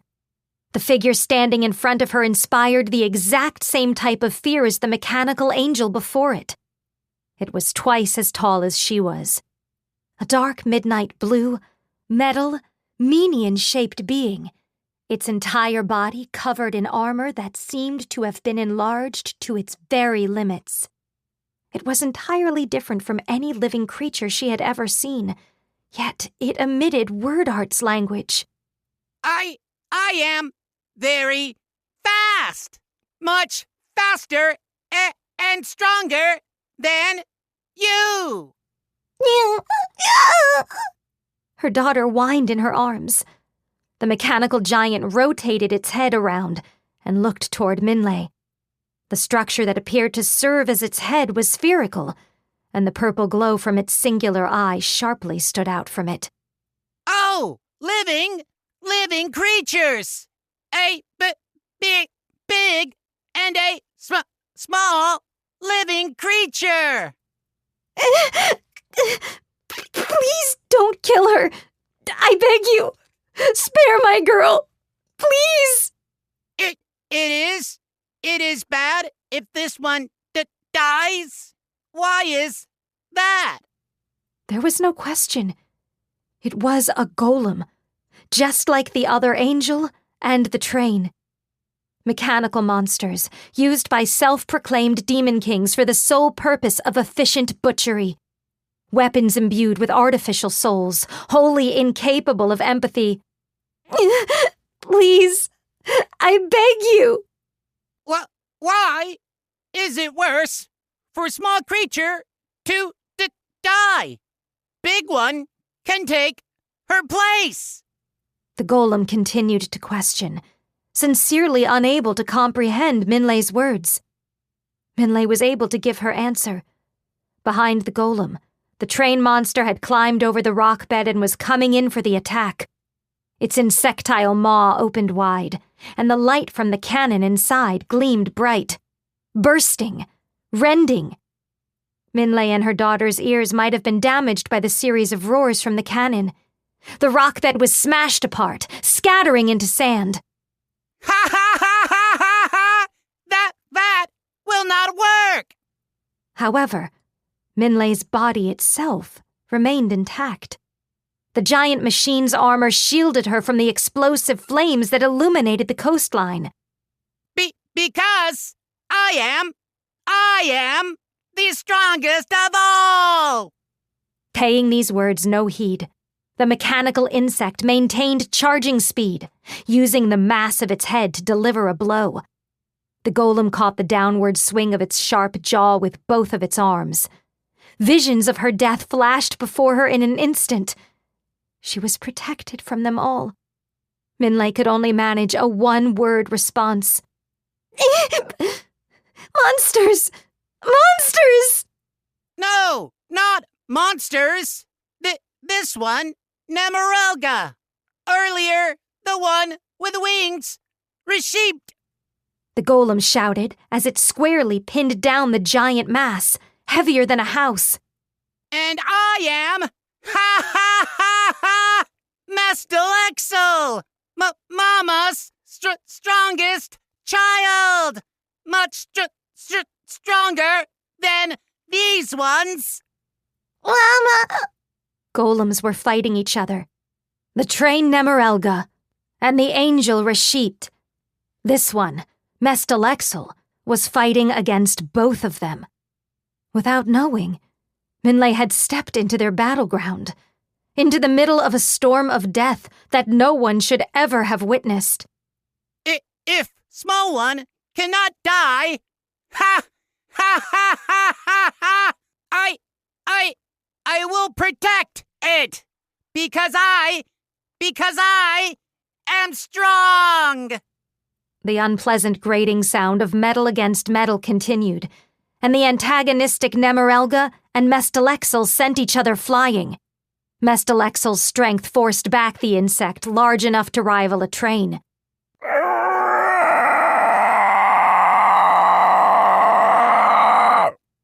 The giant mechanical insect zigzagged, smashing rocks as it moved, and sent the tip of its tail at Mestalexel. He must have been trying to draw the insect's attention away from the mother and daughter. Without concealing himself at all, Mestalexel rushed out into the open. The insect's tail split open in an explosive flash. Ha ha ha ha ha! Mestalexel's right arm was torn off from the shoulder. At the end of its path, metal stakes stabbed into the rock. There was only one conclusion Minlei could come to. It was a weapon with unbelievable firing speed.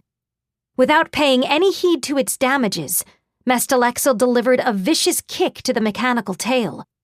The attack would have cleaved a minion person's torso in two.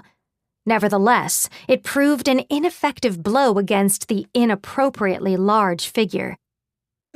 Nemerelga, I am stronger. I am different from you Because Mama made me!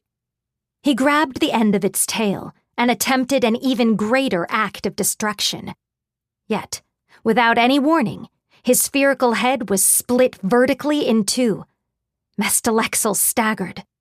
Thermic rays rained down from the sky, rending Mestalexel's head section. The armoring melted and sent a deep thermal scar down his back. The angel was radiating thermal light. Yeshit io halese, amod mob, beado woro, kukure itno stam, indan mustek. Aha! Ha ha ha ha ha! Mestalexel, his head partially destroyed, took the beam of light with his left arm. The armor blocked a majority of the heat, but its joint was burned through. Everything from the elbow down fell to the ground, and the continuous heat ray scorched his body even further. This is nothing! I am strongest! Ha ha ha! That is why this does not hurt! Not at all!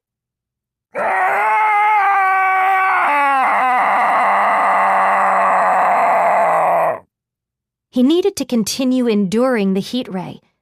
It meant that this time, he was unable to stop the blow of Nemerelga's weight coming down overhead. Its large head, slightly exceeding the size of its body, made a direct hit. Going along with the accelerated momentum, Nemerelga's jaws stabbed into the golem's body. Mestalexel laughed. Ha ha ha ha ha ha ha ha! Nemerelga's crushing jaws opened wide. With vice-like strength, the golem's upper body was twisted off his lower half. The light of thermal arts, like fireworks, scattered from inside the golem's bottom. The mechanical insect, using its frightful machinery, rotated its jaws even further. There was a large cracking sound. Target destruction! His torso, shin, and ankles were scattered in all directions. A lukewarm fluid, unclear whether it was brain or amniotic fluid, scattered and drenched the shoreline. The fragments were warped beyond all recognition, and recycling its golem parts appeared to be no longer possible. The brass angel robotically announced, Complete! Father, certification concluded. The tender child began to cry. All Minlay could do was stand there and continue to fear for her own life. Quite the competition, I'd say. Your golem has quite the intellect, but I'd say my creations are quite the specimens, too. A cliff top looking down over the shoreline. Atop it was a round table and chairs unbefitting the scenery, with two elderly people sitting down opposite each other. The placid elderly gentleman brought the orange tea on the table to his lips. He nodded, less in satisfaction, and more as though he was confirming a fact. Reship's thermal arts make use of a magic tool I obtained in a deal with the free city of Okahu. I believe the display just now gave you a clear picture of their power and sustainability. On the other hand, sitting across from him was a small elderly woman, wrinkles deeply etched into her face. She had an untidy appearance, completely unlike the gentleman's, and her irritated slam on the top betrayed her lack of composure. She appeared wholeheartedly displeased as she uttered her reply. Display just now, my ass. I thought up that whole structure in the first place. My last child. Everyone's always underselling what I do for them. How rude of me. However, would you agree my downsizing modifications are suitable and useful improvements? It's got no power. Real piece of shit. Really now, be that as it may, it has enough power to destroy your creation, does it not? A close look at the round table and chairs the two sat in showed it was made out of the same material as the rock itself, and the elaborate engraving made it clear that it had been formed there on the spot through craft arts. While the feat would be possible for specialized artisans very familiar with the region, much as the foreign atmosphere that enveloped them suggested, they were travelers from another land. That was to say, such was the degree of skill both of these arts casters possessed. Nevertheless, I don't really consider this to be enough to declare my victory. There are other ways we self-proclaimed demon kings can battle against one another. Today made me feel like a child again for the first time in a long while, and I truly enjoyed our game. Other ways? Other ways, huh? That's right. Since today we've settled our golem battling competition. And? Took a good look. Nothing's been settled at all. You making a fool of me? Milazy the Coffin Edict? Oh. The elder gentleman's placid expression remained unchanged, but his eyebrow did rise slightly. What exactly can you do from this position, though? Before, there were once individuals known as self-proclaimed demon kings. Individuals who possessed too much power, whether it was through word arts or organizational strength, mutations that tried to establish a new species, visitors who brought heretical political concepts. Merely 25 years prior, these self-proclaimed demon kings were called demon kings themselves, before the true demon king appeared. However, not all of those reduced to this self-proclaimed classification had fallen prey to the times and disappeared. If by any chance even the smallest handful were somewhere off in the world, waiting for their opportunity to strike. This battle's far from over. Take a look. That's Mestalexel. On the reef down below the cliffside, Mestalexel's smashed body lay scattered about.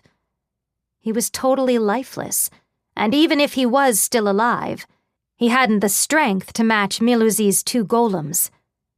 Even with all that being true, he's the invincible child of Kiazuna the Axle, after all.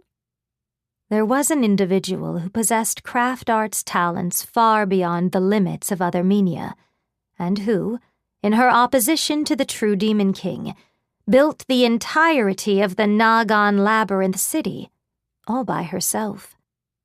She was still waiting for her opportunity to strike. Self-proclaimed Demon King, Kiazuna the Axle. In the middle of the rock reef, devastated by the merciless destruction, Minlay noticed a whispering.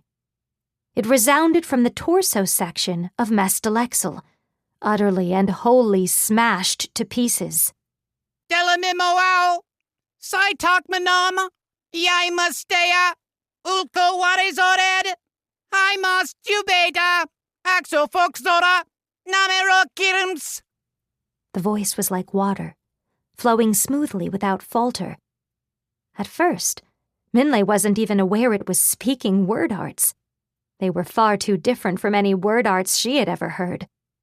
An excessively long incantation, much too complex and bizarre.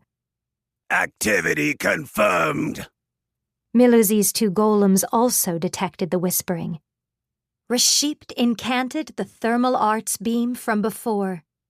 Namarelga detonated its tail's firing function and launched steel spikes into the remains of Mestalexel with a speed too fast for Minlay to register.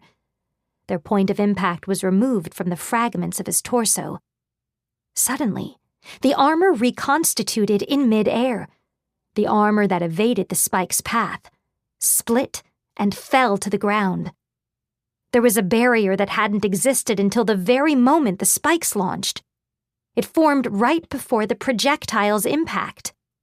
Receipt io halese. Omot mob. Piaro woro. Mestalexel's eccentric incantation overlapped with Rashipt's word arts, taking aim at him from above. You pai emnuox.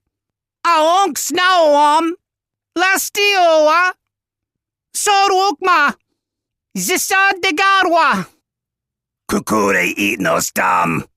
Ender mostak. The light of the heat rays poured down from above. He blocked it with an arm. As he defended himself from it, he stood with his right leg. The left leg supported his body.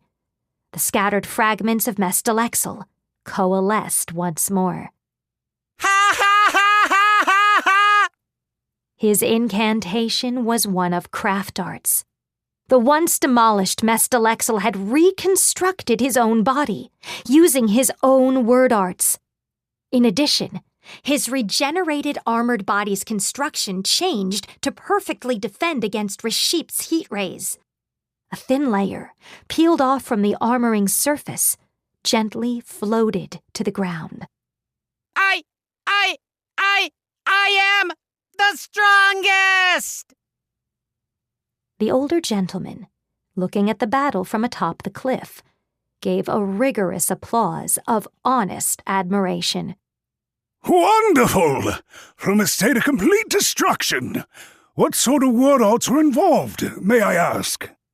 Go ahead and analyze it for yourself. Call yourself a bit of a construct user, don't ya?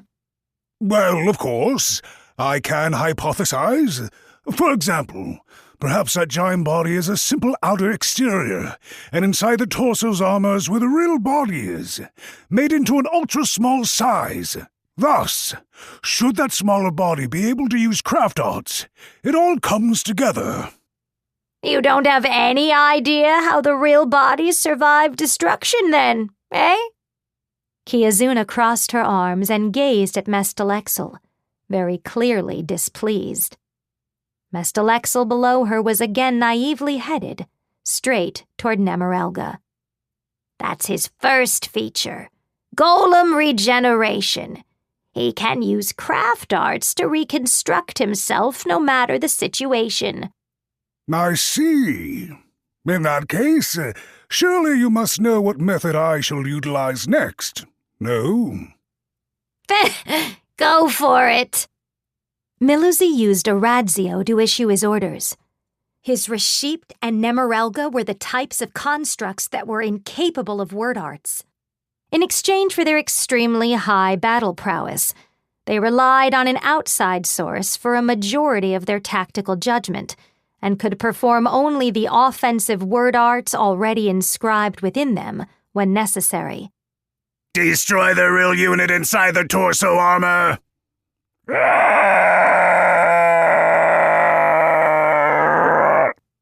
The Colossus and giant insect clashed once again. The insect's cutting jaw no longer had any effect on Mestalexel's armor. However, there was one part that was different from the situation before. Nemerelga raised its scorpion-like tail and lined the pinned-down Mestalexel up against the firing track for its spikes. An explosion caused the very sky to tremble. The spikes bit into the midsection, and the area where the armor joined together warped. Ha ha ha ha ha ha ha! That won't work any more! Not on me! Reship plunged in from the side. The brass blades growing from its sides tore off the armor easily, like an industrial machine. The exchange was over in less than a blink of an eye, with the two of them passing by each other. Blood dripped down from the tip of Reship's wings. Mestalexel's real body had been skewered by one of its numerous blades. It was a living creature, like a fetus, smaller than a person's head. Fatally wounded, it silently trembled 4 times before stopping entirely. Well, I never. A homunculus core is quite the surprise. Is it fair to say with this, I've solved the riddle? Miluzi dispassionately confirmed the fruits of his battle. His golem's combat capabilities far exceeded those of Kiazuna's, just as he had thought after all. Not 1, but 2 absolute masterpieces, each capable of annihilating an entire city on its own.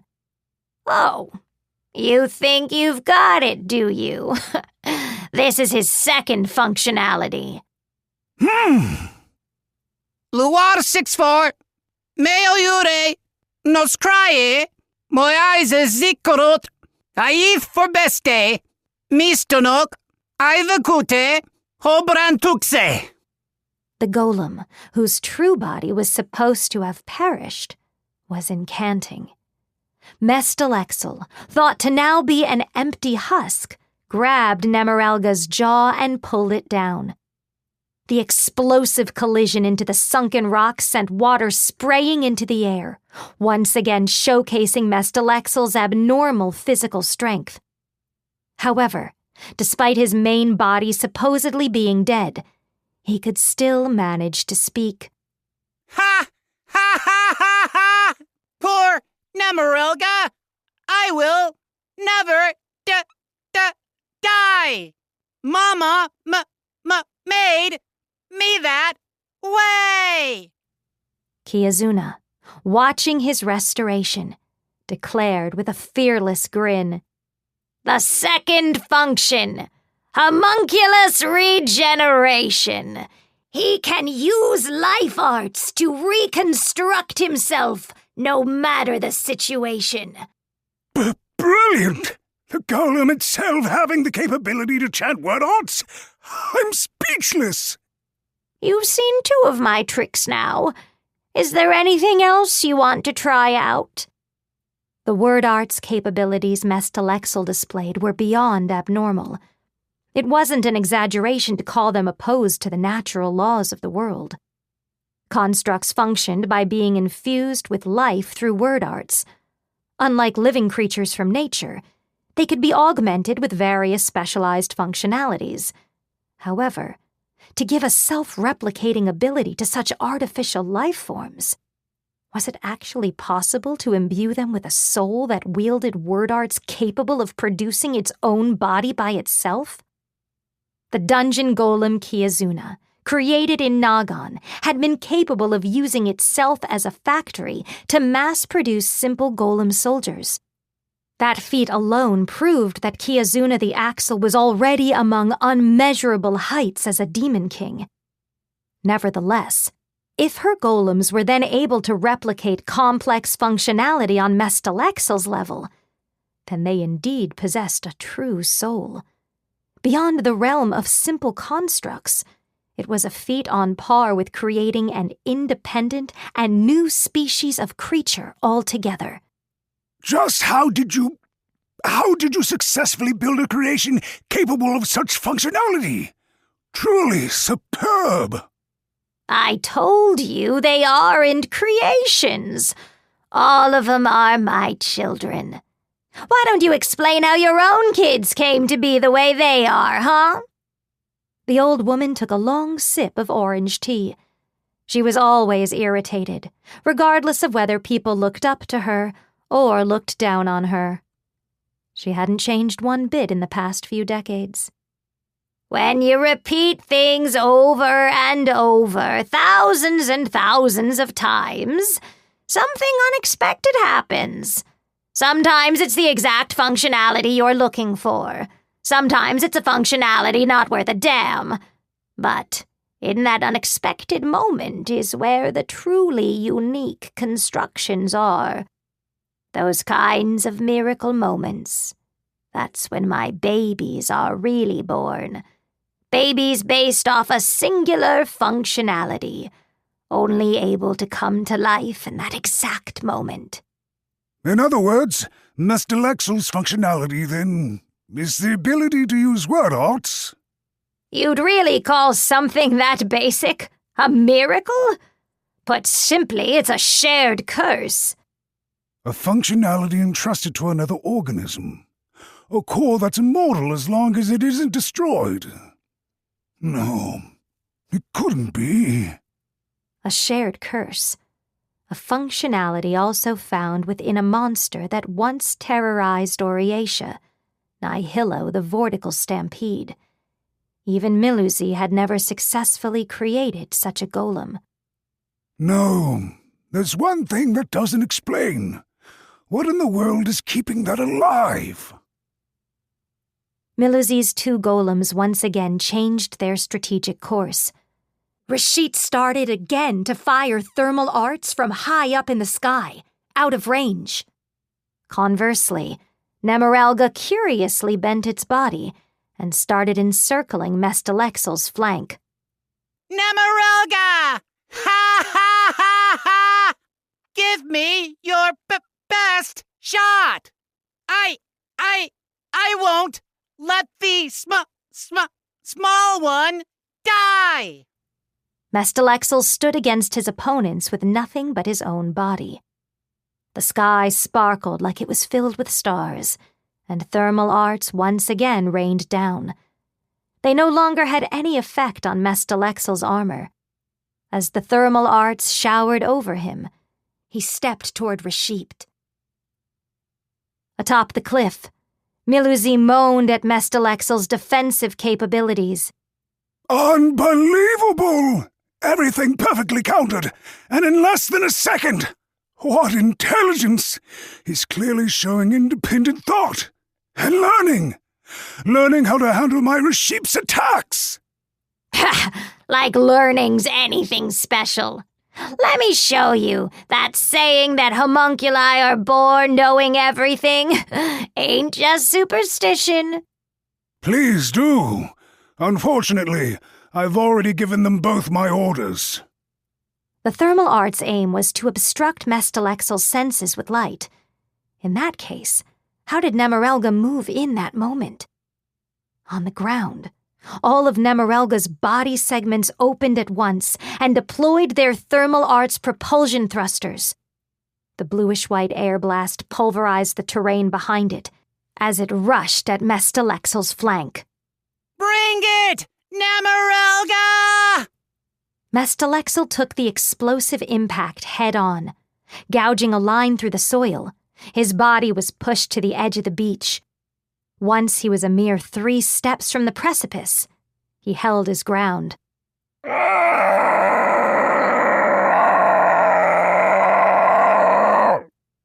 Nemerelga didn't stop. The joints on its body exploded. The entirety of its long and massive iron body turned into a multi-stage firing mechanism and sent Mestalexel flying with numerous percussive impacts. Expelled far offshore, the iron body's colossal weight sank deep into the water. It was true that he was indeed immortal. However, he was now in the frigid darkness of the sea floor. There would be no coming back. The storm of the battle subsided. The only thing left behind were the remains of Nemerelga's blasted body. High in the sky, Rashid simply gazed with cold eyes at its brother's piecemeal destruction. Recertification complete. Father, your orders. Wer Kammerub! Hunger! Wajus peyunt! Win war peace! Ukstukt! Naforder! Word arts resonated. There, at a single point along the reef, a small, embryonic life form was being brought into existence. Mestalexel should have been wholly driven offshore, including the homunculus body held within. The only explanation was that it had appeared out of nowhere. Rashid chanted its thermal arts attack. Receipt io halese. Amod mop. Biaro. The golem armor, formed in midair, blocked the heat rays, just as it did before. It had already studied this attack. Its construction could now handle it. The attack wasn't effective. What in the world? What kind of mechanism? And how? Come on, that's easy, fool. Mestal can create Exel.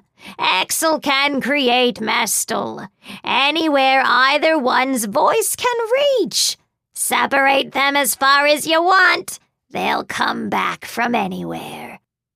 They each formed each other's body and instantly returned back to land. I would have never hypothesized anything like it. I can't believe it. It was a preposterous feat. Her declaration that this was her greatest masterpiece, even surpassing the dungeon golem, itself a moving city, wasn't a lie at all. If this was all true, then Mestalexel's skills as a word arts user transcended those of the self-proclaimed demon king Miluzi himself. Furthermore, it would prove an eternal impossibility to kill this golem with any of the instruments and skills he bestowed on either of his own golem creations. The fruit of miracles and coincidence itself, it was a true monster. Was the golem the main body? Or was the homunculus the main body? Which was the real form? The body cast off into the ocean? Or the one standing on the seaside now? In all likelihood, the correct answer was both. It was all Mestalexel. It could produce its own body from the smallest vestiges of living cells. It could build its own body from the minerals in the soil. In a world defined by Mestalexel's word arts, was even one's own continuity meaningless too? Receipt. Your father was defeated. Terminate the field test, and immediately! The third. The old witch's words interrupted Miluzi's instructions. Function. You can handle that, right, Mestalexel? The monster, his whole body completely constructed anew, fixed his singular eye on Rashipt. Solely relying on brute force to fight, this enemy should have been far out of his range. He chanted craft arts. Axel Eomestel, Rawol Kazad, Hangren Orksop, Zimps Haye. Then he constructed something no one in their world had seen before.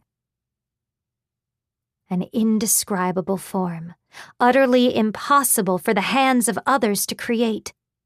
His right arm transformed into a structure composed of 3 black metal pipes bundled together. The base where the pipes were attached moved by way of an even more complex mechanism. The electrical thermal arts current flowed, and it began to spin. Neungard, Drill, GAU 19B. The high-speed gun noises sounded almost like screaming, a shriek of metal and gunpowder.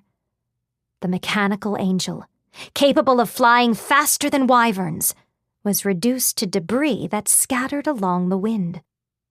With a sound like a mountain of coins, an innumerable number of casings fell to the ground.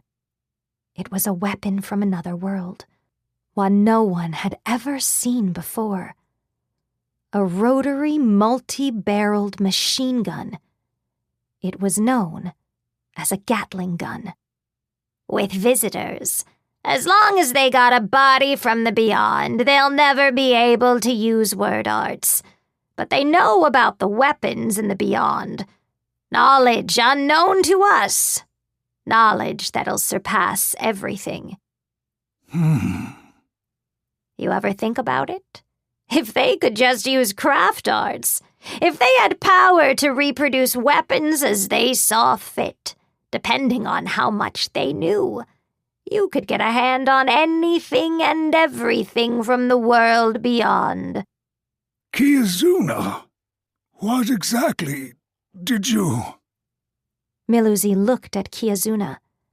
They were both self-proclaimed demon kings, yet her thoughts were on a far different level than his own. Right now, Kiyazuna was missing her irritated look. Like a scholar finished with one experiment and on to considering their next, her eyes looked deep in thought about what lay ahead. I got my hands on a visitor, a scholar on the other side. I thought they'd make good material. His mind had been more at ease when she had worn her devilish grin. So, I made them capable of using word arts. Homunculi were prepared using a living person of the Menian races as a base model. They would latently possess the base's knowledge, but they were still unmistakably separate living creatures, born to their world. That was Mestalexel. I've been totally outdone. Just one more thing. Why wasn't the homunculus inside burned alive by the heat rays? I keep asking myself that question, but I haven't the faintest idea. Kiazuna laughed. Still, she clearly planned on explaining that as well, whether asked or not, as though perfectly matter-of-fact, like a parent bragging about her child. For Mestalexel, one half serves as the life of the other. That goes both ways, you see. The fourth functionality, a two-way shared curse. It's impossible to kill Mestal and Exel at the same time. Everything had ended. The two monsters, who seemed ready to consume the world, were smashed apart and gone. It was likely there would never be someone who could believe what she saw on this coastline. How was that? The remaining monster approached. She couldn't escape. Its spherical head restlessly whipped around, clearly unable to hide its curiosity, and gazed at Minlei's beloved daughter. I have protected the small one. Protected and beat them. Ha ha ha ha ha. And still, I won. Because I am the strongest. Stay away. Please, someone, save me. Ha ha ha ha ha ha. Ha ha ha ha. Ha ha! Minlei held her daughter to her breast, trying desperately to protect her from the abomination before her. The terrifying laughter gradually grew weaker, and then stopped. Ha! Ha! Her daughter wriggled up against her chest. She wanted to scream for her to be still, yet her legs remained frozen stiff. Her daughter stretched her short arm out toward the mechanical monster. What is? Ha ha! You are giving this to me? The monster accepted the flower her daughter was holding with its left hand. A hand that was colossal compared to the Menia, smeared with destruction. A horrifying calamity. Her daughter knew nothing of violence. Yay! Ha ha ha! I am glad little one is alive. It is pretty. Ha ha ha ha! Gripping the life form in his hands, so grossly far removed from his immortal body, he flew off somewhere else. No matter where he was headed, Minlei knew his destination lay past the edges of her world, a hellish battlefield, like no other. A flower! I got a flower! He didn't possess any expressions like the Menia did. Nevertheless, he was always smiling. Each time he revived, unknown knowledge would surface within him like bubbles, but he always remained himself. His name was Mestalexel, a constructed being, two lives fused together, and invincible in the truest sense of the word. Managed to do a good job, didn't you, Mestalexel? How about your battle report? Mama! Kiazuna the Axle stood where the road from the coast joined the flatland, the mother and creator of the life form known as Mestalexel. His wish was to make his mother's wishes come true. Look at this! A flower! It was given to me! Ha ha ha ha! Huh? A flower, eh? Hey, Master Lexel, the thing about flowers. Kiazuna snatched the flower out of his hands. It was small, delicate, and a lovely shade of bright yellow. She then turned around and started walking. Kiazuna flicked something up with her fingertips, and it landed in Mestalexel's palms as he followed behind her. It was a small glass vial, with the flower tucked inside. Is ya gotta treat them more carefully. Did you have fun, Master Lexel? Rashid and Amarelga were both amazing. It was lots of fun. That's so. She smiled profoundly. She wanted him to experience it all, from the taste of victory to the beauty of flowers. Her golems were not creations. Each and every one of them were her precious children. Still got a ways to go. This ain't all there is to the world, not even close. Beauty, ugliness, it's got it all. Taste it all. It's all yours. You got the right to life, so enjoy every bit of it. Ha ha ha ha ha ha ha ha ha! All righty, Master Lexel, it's time to move on. Things are gonna get even more fun. The age of the true Demon King was over. The time had come for the self-proclaimed Demon Kings, who had been biding their time, to awaken from the depths of the world. All of the battles up until now had been little more than stress tests. From here on, Mestalexel would have to hone his fighting skills against all types of opponents. Move on? Like before with the soldier people? A lot more fun than killing those old kingdom's goons. He flew.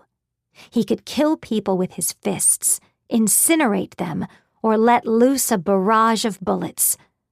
Among the Shura, who surpassed all known comprehension, these sorts of deeds were nothing beyond a sporting whim, not even qualifying as a combat. In Oriatia, there was a visitor who had single-handedly cut down her labyrinth. A storm, once constrained into a long dormancy, which had destroyed the country she built as a self-proclaimed Demon King country, was on the move. They were beings she could not allow to exist, all of them. She would burn disaster itself in the fires of her vengeful rage. You're going to kill. And the Mestalexel she built was her invincible child, capable of eradicating said disaster. The particle storm. He utilized word arts that had arrived at the realm of ultimate existential truth, capable of composing his very own existence. He endlessly grew, with each cycle of death and rebirth granting him knowledge from a foreign world. He could regenerate one as long as the other lived, with both of them incapable of being killed simultaneously. A combat life form truly flawless, proven invincible by foregone logic. Creator/architect, golem/homunculus. Mestalexel, the box of desperate knowledge. Chapter 12. Togia City's first highway checkpoint. Togia was a mid-sized city located along an area of wetlands. Though there were many residents who avoided a direct assault from the true Demon King disaster and remained in the city, it was not at all a big town, in part due to how difficult it was to get to and from. It was 3 days prior when Togia City was blocked off from the world by the Old Kingdom's loyalists. This force, after spending close to a year making inroads in the city council, at last commanded complete authority over Togia City, and the entire city was placed under martial law. The predicted path of the particle storm they had obtained earlier, and the heavy losses they sustained from an assault on the rear camp from an as-yet unknown force, both played significant roles in accelerating the Old Kingdom's loyalists' movements. Stop! Who are you? The current state of affairs swirled like a vortex. It was an obvious turn of events that Taroa the Awful, appearing from White, would be challenged by an inspection far outside the city. I heard General Gilness is recruiting soldiers. Came to apply. Hope you'd show me the way. He was a tall dwarf with a massive frame, carrying a preposterous number of bladed weapons. The light in his eyes, peeking out from the darkness of his cowl, was filled with a callousness, like the deepest pits of hell, and it was clear to anyone that he was no ordinary individual. You think we're letting someone suspicious like you through? You have an intermediary or an introduction seal from the kingdom's army? Taroa choked on his words. No. Then turn back. Passage in and out of Togia City is currently forbidden. He had spent his time together with his father in the mountains ever since he was born, and had no worldly experiences outside housework and training. He could count the number of times he had even gone into town on one hand. To him, the existence of the Old Kingdom's loyalists was the only clue on the state of the outside world he had gleaned from the bandits. According to the whispers heard in passing, Alice the Star Runner belonged to the largest nation of Oriatia. If the Old Kingdom's war with Oriatia was beginning in earnest, then he should be able to confront his father's bitter foe on the battlefield. Moreover, the commander of the Old Kingdom's loyalists, General Gilness's enchanted sword, Chadi Jusia, the Blasting Blade, was one of the enchanted swords that had remained out of his father's hands. He wanted leads on this as well. But, is there anything you can do? I came all this way.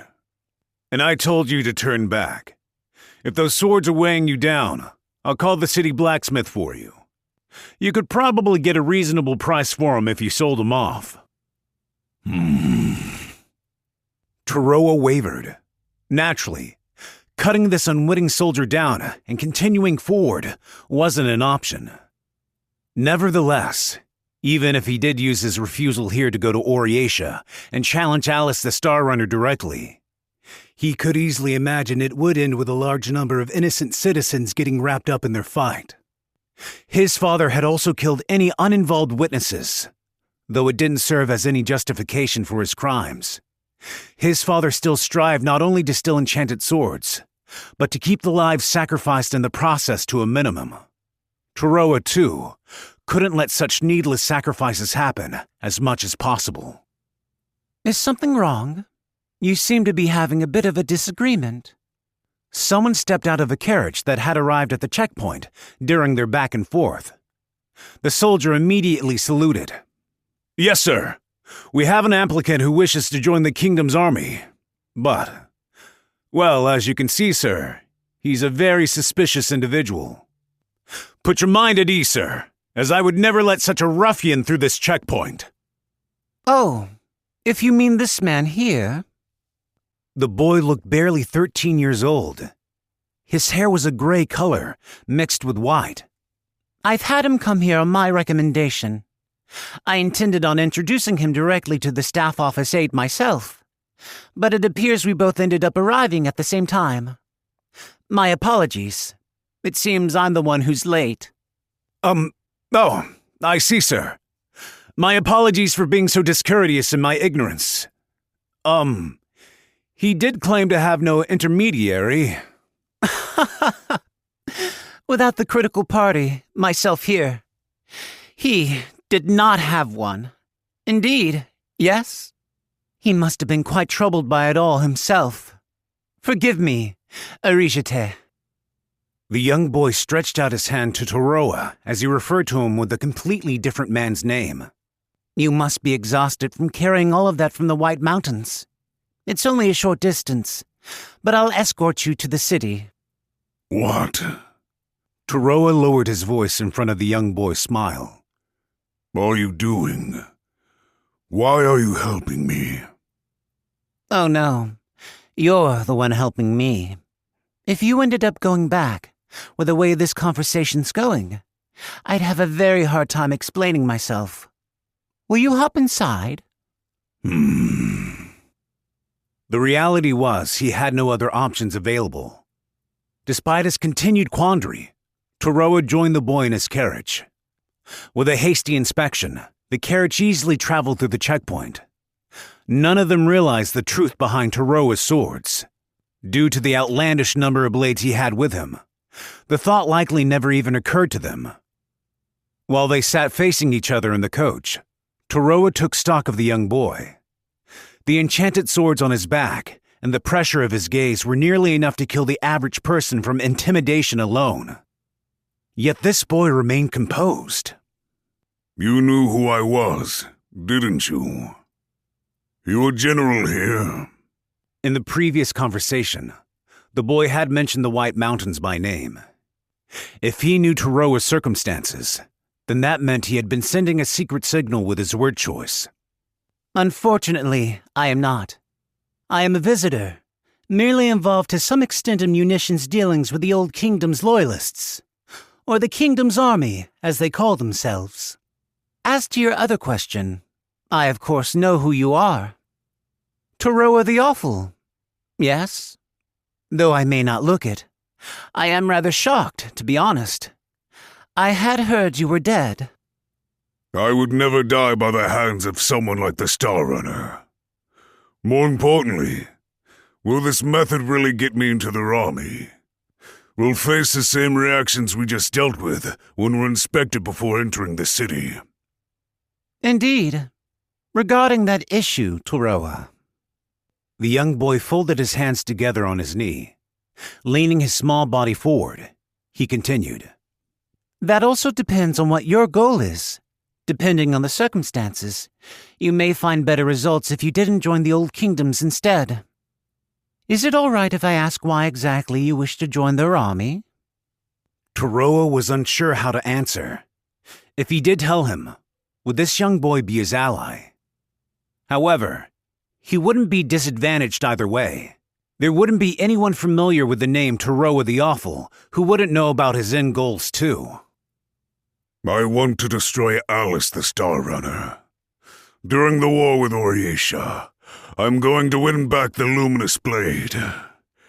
I came here to reclaim the enchanted sword he stole from me. Understood.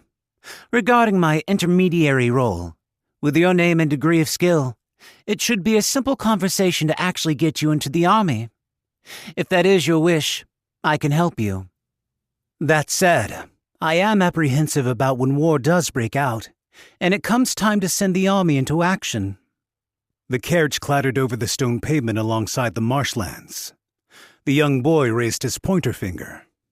In war, whole armies don't get lumped together and thrown at each other en masse.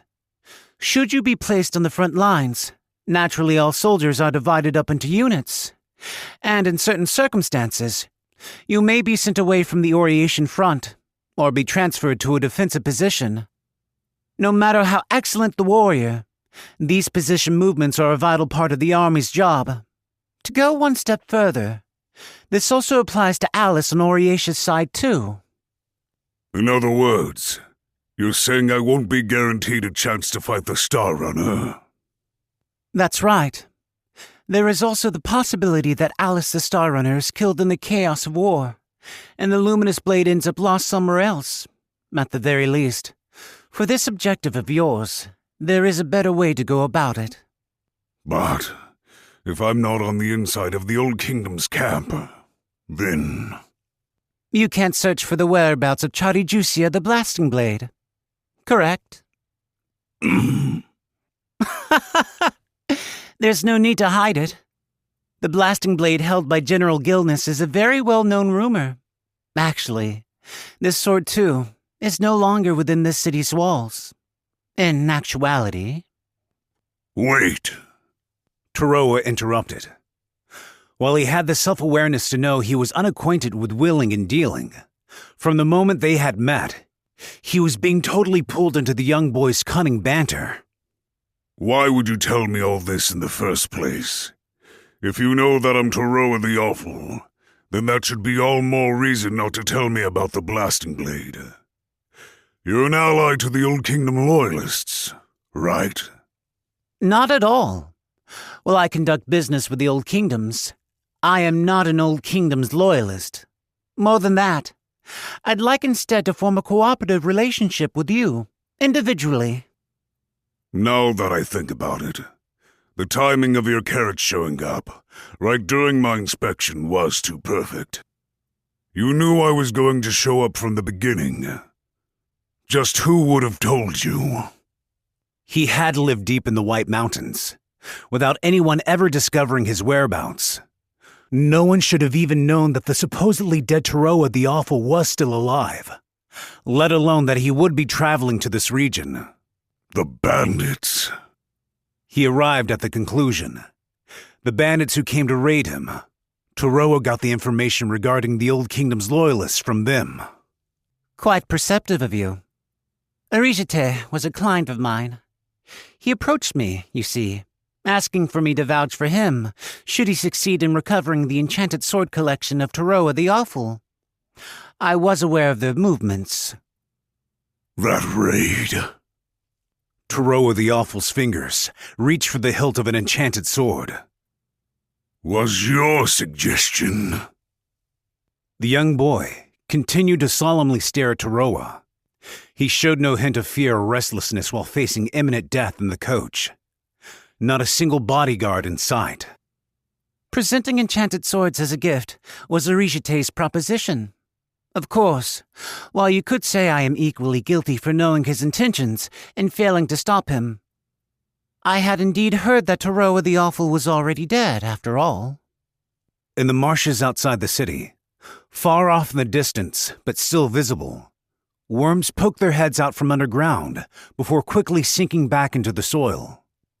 With his hand still on his enchanted sword, Toroa remained motionless, as did the young boy. May I continue? Ultimately, Arishite was killed, by an enchanted sword no less. Toroa the Awful, silent since his battle with Alice the Star Runner, and thought to be dead, killed him, and then moved far from White. If he truly was moving openly, not shrinking from the eyes of others, then his first aim must lay in the bandits' point of contact, the Old Kingdoms, and Charijusia, the blasting blade. So you guessed I would come looking for the blasting sword, and made contact with me then? Toroa the Awful had been a terrifying ghost story, his true form totally unknown to everyone. That was no longer the case now. Yes, if anything, I should be asking you a question. After all, it was far too easy to follow up on witness information to find you. Your build and weaponry are very conspicuous. How did you kill all those enchanted sword wielders without anyone knowing who you were up until now? Well... Was the legend of Toroa the Awful truly all the work of a single individual? That's right. It was all one person. The legend made by his father. Though he could reproduce the transcendent techniques hidden in each enchanted sword, that was one thing he couldn't possibly replicate. The real Toroa the Awful had also accomplished everything beyond the battlefield on his own. Even with a physique far superior to his father's, right now, Toroa's skills were solely concerned with combat. Toroa the Awful, I firmly believe I can prove useful to you and offer you my cooperation. I can collect information on enchanted swords, or hide you from the eyes of others. Will you allow me to help you? As he was now, there was a power that Toroa sorely lacked. That power might have indeed been something only this young boy could give him. Toroa may have lacked the power to keep on fighting down the line. No. Nevertheless, he felt that this was an offer he shouldn't take. You are trying to use me. The rejected boy didn't try to protest, waiting for Toroa to continue. I made the wrong choice after all. No matter which army I belong to, if I end up cutting down some unknown strangers, that's just the same as anyone besides Toroa the Awful wielding an enchanted sword. If I'm not wielding my enchanted sword as Toroa the Awful would, there's no point. I should have realized that from the start. He had to kill Alice the Star Runner, his father's murderer and thief of one of his enchanted swords. He believed he should prioritize that mission beyond anything else. Nevertheless, he shouldn't bring about an enchanted sword-fueled war in order to do so. That would go against his father's wishes. Father never stole Charijusia the Blasting Blade. It was an enchanted sword that too many people knew about, and too many people had come into contact with. He knew that stealing it would only kindle a new conflict. Toroa the Awful wasn't a simple machine, solely devoted to indiscriminately stealing enchanted swords. Toroa faced the young boy and lowered his head. I appreciate your offer. The boy gave a carefree smile. Well, it's unfortunate I can't assist you. I would be happy if my words proved some kind of motivation. At the end of the day, this sort of small talk is the only thing I'm good at.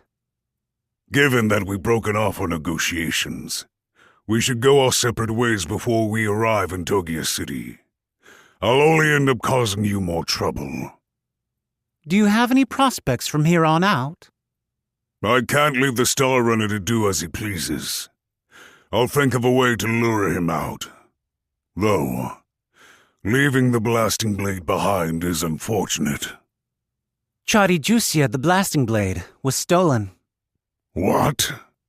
Togia City's strengthened state of alert was due in part to receiving said sword in the first place. Using the assault on their camp as a pretext, the Old Kingdoms got the city council to take action. Though we're getting a bit off topic, aren't we? Stolen by who? Kiazuna the Axle, a self-proclaimed demon king. Returning to action, Kiazuna the Axle, together with her greatest masterpiece, Mestalexel, were repeatedly launching raids on other self-proclaimed demon kings and armed groups. Her surprise attack on the Old Kingdom's army's encampment and resource heist happened 5 days prior. Although the truth behind the assault was limited to a select few, even among the Old Kingdom's loyalists themselves, this one incident had already caused enormous damage. And if they hadn't been given information regarding the particle storm, the opening hostilities itself might have been postponed. If necessary, I can tell you where she's headed. Also, I'm certain you'll get your chance to fight Alice the Star Runner. A place where no one will intervene, no fear of getting others involved. A stage where you can fight each other one-on-one. You... He had just met this young boy. Yet, in their short conversation, he had seen through all the information Toroa possessed himself, and without pressing further on anything Toroa didn't want to talk about, try to offer him something that he, always fighting by himself, didn't have. A man of shifting impressions, both appearing to be a dangerous opponent and a benevolent supporter. Toroa had forgotten to ask the fundamental question, more than just his origin and information source. Why are you doing all this for me? I'm not going to become your ally. You're not going to get anything at all out of going to these links to help me. That is a good question. I'm just so addicted to my work, I suppose. The gray-haired child grinned with amusement. I end up treating any conversation partner I've taken a liking to with kindness. Chapter 13. Gumana Trading Post. The southern area of Oriatia, the terrain there, intricate ravines all intersecting with one another, was not formed from nature. The topography was carved up so the pioneers of ages past could pass through the precipitous ravine, creating a large-scale transportation route connecting the kingdoms with the cities of the southern region. Given these circumstances, This tract of land, with many marketplaces and lodgings set up to serve as a hub for the coming and going caravans, was not strictly considered a city. It was called the Gumana Trading Post. However, now, no matter what time of day, there were no traces of merchants coming and going to be seen. Packing the ravine full was a garrison of the Oriatia army, tasked with surveying and handling the impending natural disaster attack. So, this whole particle storm thing. I've actually heard about it too. Among them all, the sight of a boy, barely 16 years of age, dressed in general's garb, was a peculiar one to behold. Looking down over the view of the ravine from the makeshift operational headquarters, he had one elbow thrust onto the tactician's table. The youngest man among Oriacia's 29 officials, 22nd General, Mizial, the iron-piercing plume shade. It's basically like typhoon or drought, right? It's just weather. Honestly, there's pretty much no reason to bring troops with us at all, really. Just having numbers isn't going to do much to stop it. If all the theories up until now are true, then yes, that would be true. The man replying had only one arm. 25th General, Kaon the Thundering. He was reputed to be a man of great caliber who more than made up for the abilities of Mizial, exceptionally immature for a top-level government official. But, well, just the fact that a weather pattern supposed to be unique to the Yamaga Barons moved this far and is approaching Oriatia makes it all abnormal. It makes more sense to consider things like Jelki said. You mean, about how if its true form isn't any weather, it can be stopped? I wonder, if that information's correct, it could be even worse than a simple storm. Mizial's apprehensions were justifiable. If the Yamaga Baron's particle storm itself was indeed descending upon them, there wasn't a single thing the Oriatia soldiers could do. With even still armor proving worthless against the furious particles of dust, they would simply have their skin shaven off and die. But if we kept waiting without doing anything, everyone would start to wonder what the hell the army was thinking. At the bare minimum, leading the evacuation, providing material transport support, and then reconstruction aid. There are mountains of stuff to handle, on top of surveying the particle storm. We barely have any time until it arrives. And we're still getting stuck with the grunt work, huh? The Okahu and Old Kingdom's fronts are already in bad enough shape. Can we really be mobilizing this many troops? I get that it's that much of an emergency and all, but still. Mizial the iron-piercing plume shade was a military officer who showed more acumen with offensives on the front lines than giving strategic commands from the rear. Although there were a limited number of the 29 officials who could immediately respond to handle this situation, he was slightly dissatisfied with his latest post. Besides, in reality, you're the one giving practically all the instructions. Me? I'm here as a decoration and nothing more. I really wanted to go over to the Old Kingdom's front. They look more likely to start a war than Okahu anyway. Listen here, take this seriously. When I've got my hands full, the responsibility's in your hands. Got it? Fine then. Let me ask you something. Mizial laid his cheek down on the table with a smack. I still get the feeling that there's a ton of soldiers involved with this operation, you know? And those merchant guys all getting driven out of here?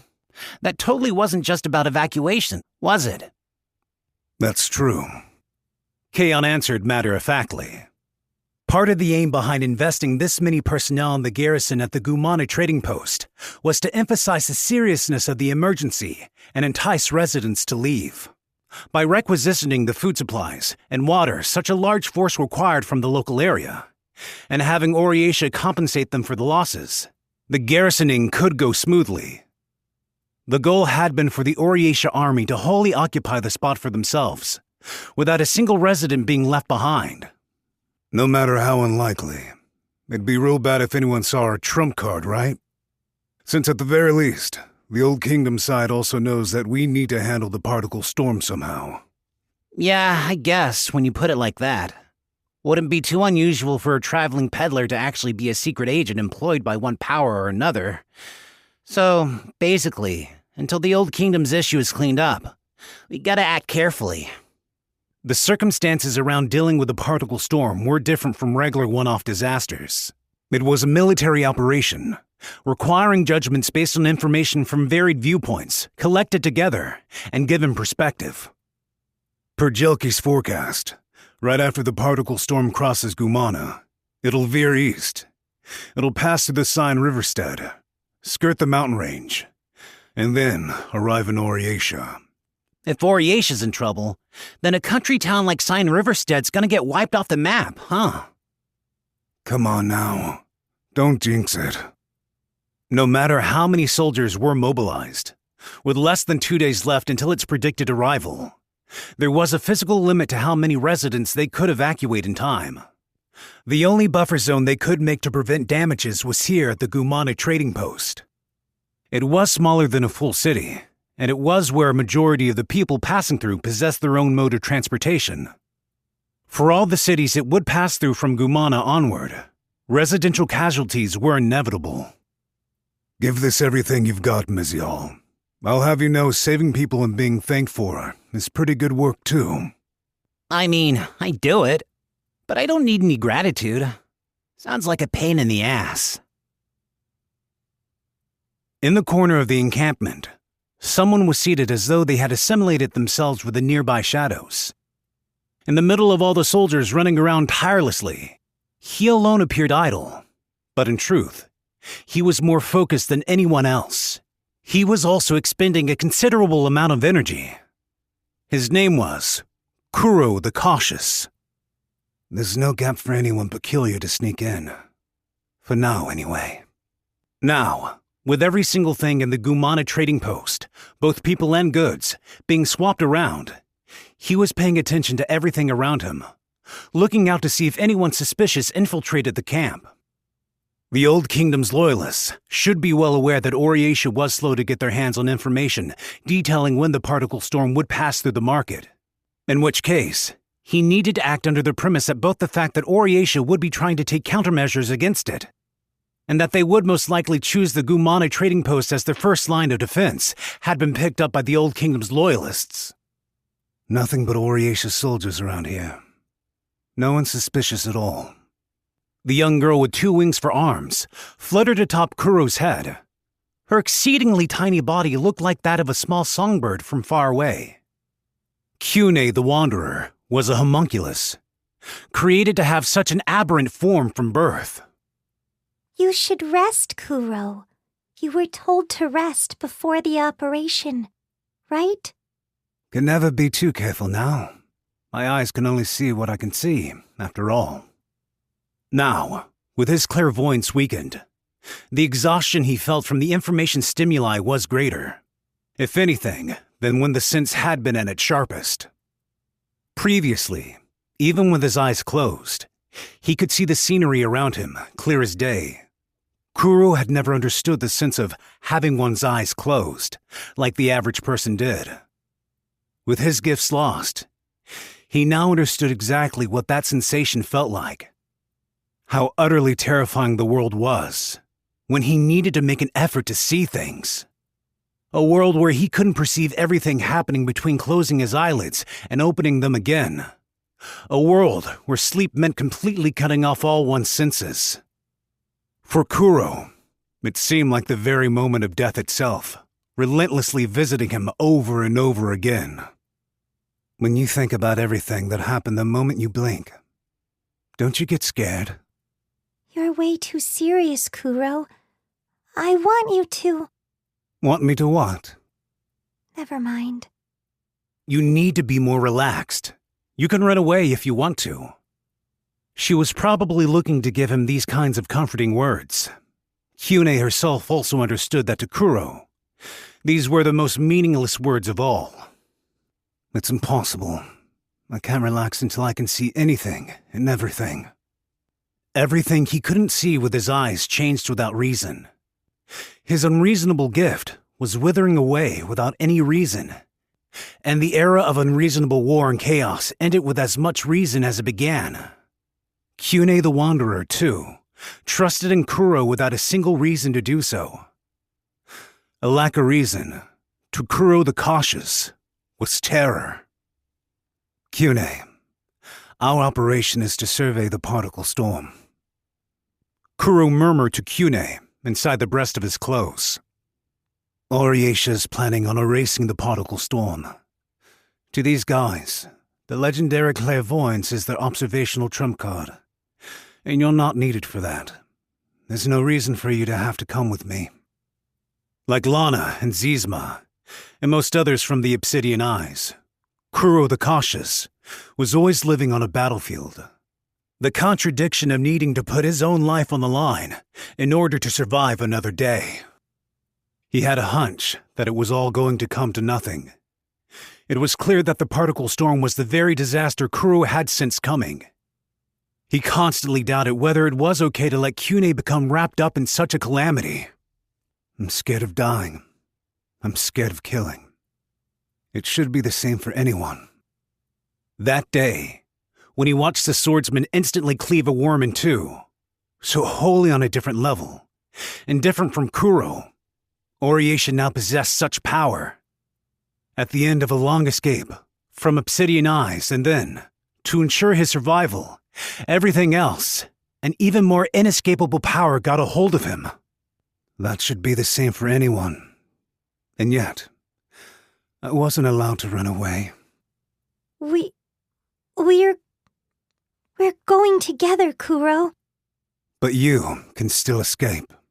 Kyune was naive and didn't know just how hard that privilege was to obtain. Well, if you die, Kuro, I don't think I'll be able to go on living either. So no matter what, I'll always be here to help you out. Let's stick together, okay? It'll be okay, Kuro. Spare me the flimsy reasoning. What the heck are you going to do to save me? In spite of this, he smiled gloomily at her words. He had the feeling he hadn't been able to smile in a very long time. I'm continuing the contract. What do you want for your reward, Kyune? Later is fine, okay? It's not something I want right now. He knew for certain it would be the same trifling something it always was. Though Kuro never intended to be frugal with her reward, cheap glass beads and everyday fruits were the things that made her happy. The fact he knew this and took advantage of her foolishness made him disgusted with himself. Ultimately, he was living while stealing from Kyune. If he didn't take advantage of Kyune the Wanderer, he wouldn't be able to escape from the darkness of the world. The legendary man with the power of clairvoyance had to rely on a simple homunculus girl, possessing neither gifts nor any malice. But now was different. My opponent is the particle storm. A dry wind blew. Right now, it was a relatively weak breeze. In the middle of the calamitous storm that left nothing behind, he couldn't rely on Kyune. This was an enemy he had to fight with his own eyes. Kuro looked up to the sky. The impassive sun was glowing yellow. Combat wherever you go. Nothing but fighting. You're a lot happier being completely incompetent, Kyune. Even when it came to his soul gift, he had only been able to use it to steal. Had he been able to see all the possibilities spread out before him, Kuro would always end up choosing his plunderous path. His wish was to live. He wanted to live without having to steal. Because stealing meant he would always need to rely on someone else to go on living. Chapter 14. 160th West Longitudinal Zone Survey Site. 5 days earlier, the 4-person survey team dispatched from a neighboring city visited the aftermath of the storm's passage. They were a frontier unit belonging to Oriesha. The mission they had received through their long-distance radio from 3rd Minister Jelki was to survey the tracks the particle storm left behind on its move from the Yamaga Barrens. Gently sloping plains stretched out below the horizon, a similar view to what they usually saw. Although they were far away from any town and the terrain was a little rough, such landscapes were a daily occurrence of theirs. A number of anthills poked up between the short grass, Far off in the sky, a vibrant wooded mountain range was hazy in the mist. Are we gonna be all right? What do you mean? I mean, that particle storm thing. It's taking a pretty much unheard of route, right? It's not going to, say, reverse course back at us right as we arrive, right? Ha! You've got some moronic worries bouncing around in that skull of yours.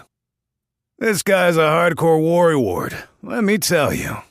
You gotta be that worried to be fit for working with the Frontier Survey units, right? Hey. The four of them stopped in their tracks right before a descending slope. All of them stopped, without exchanging a single word between them.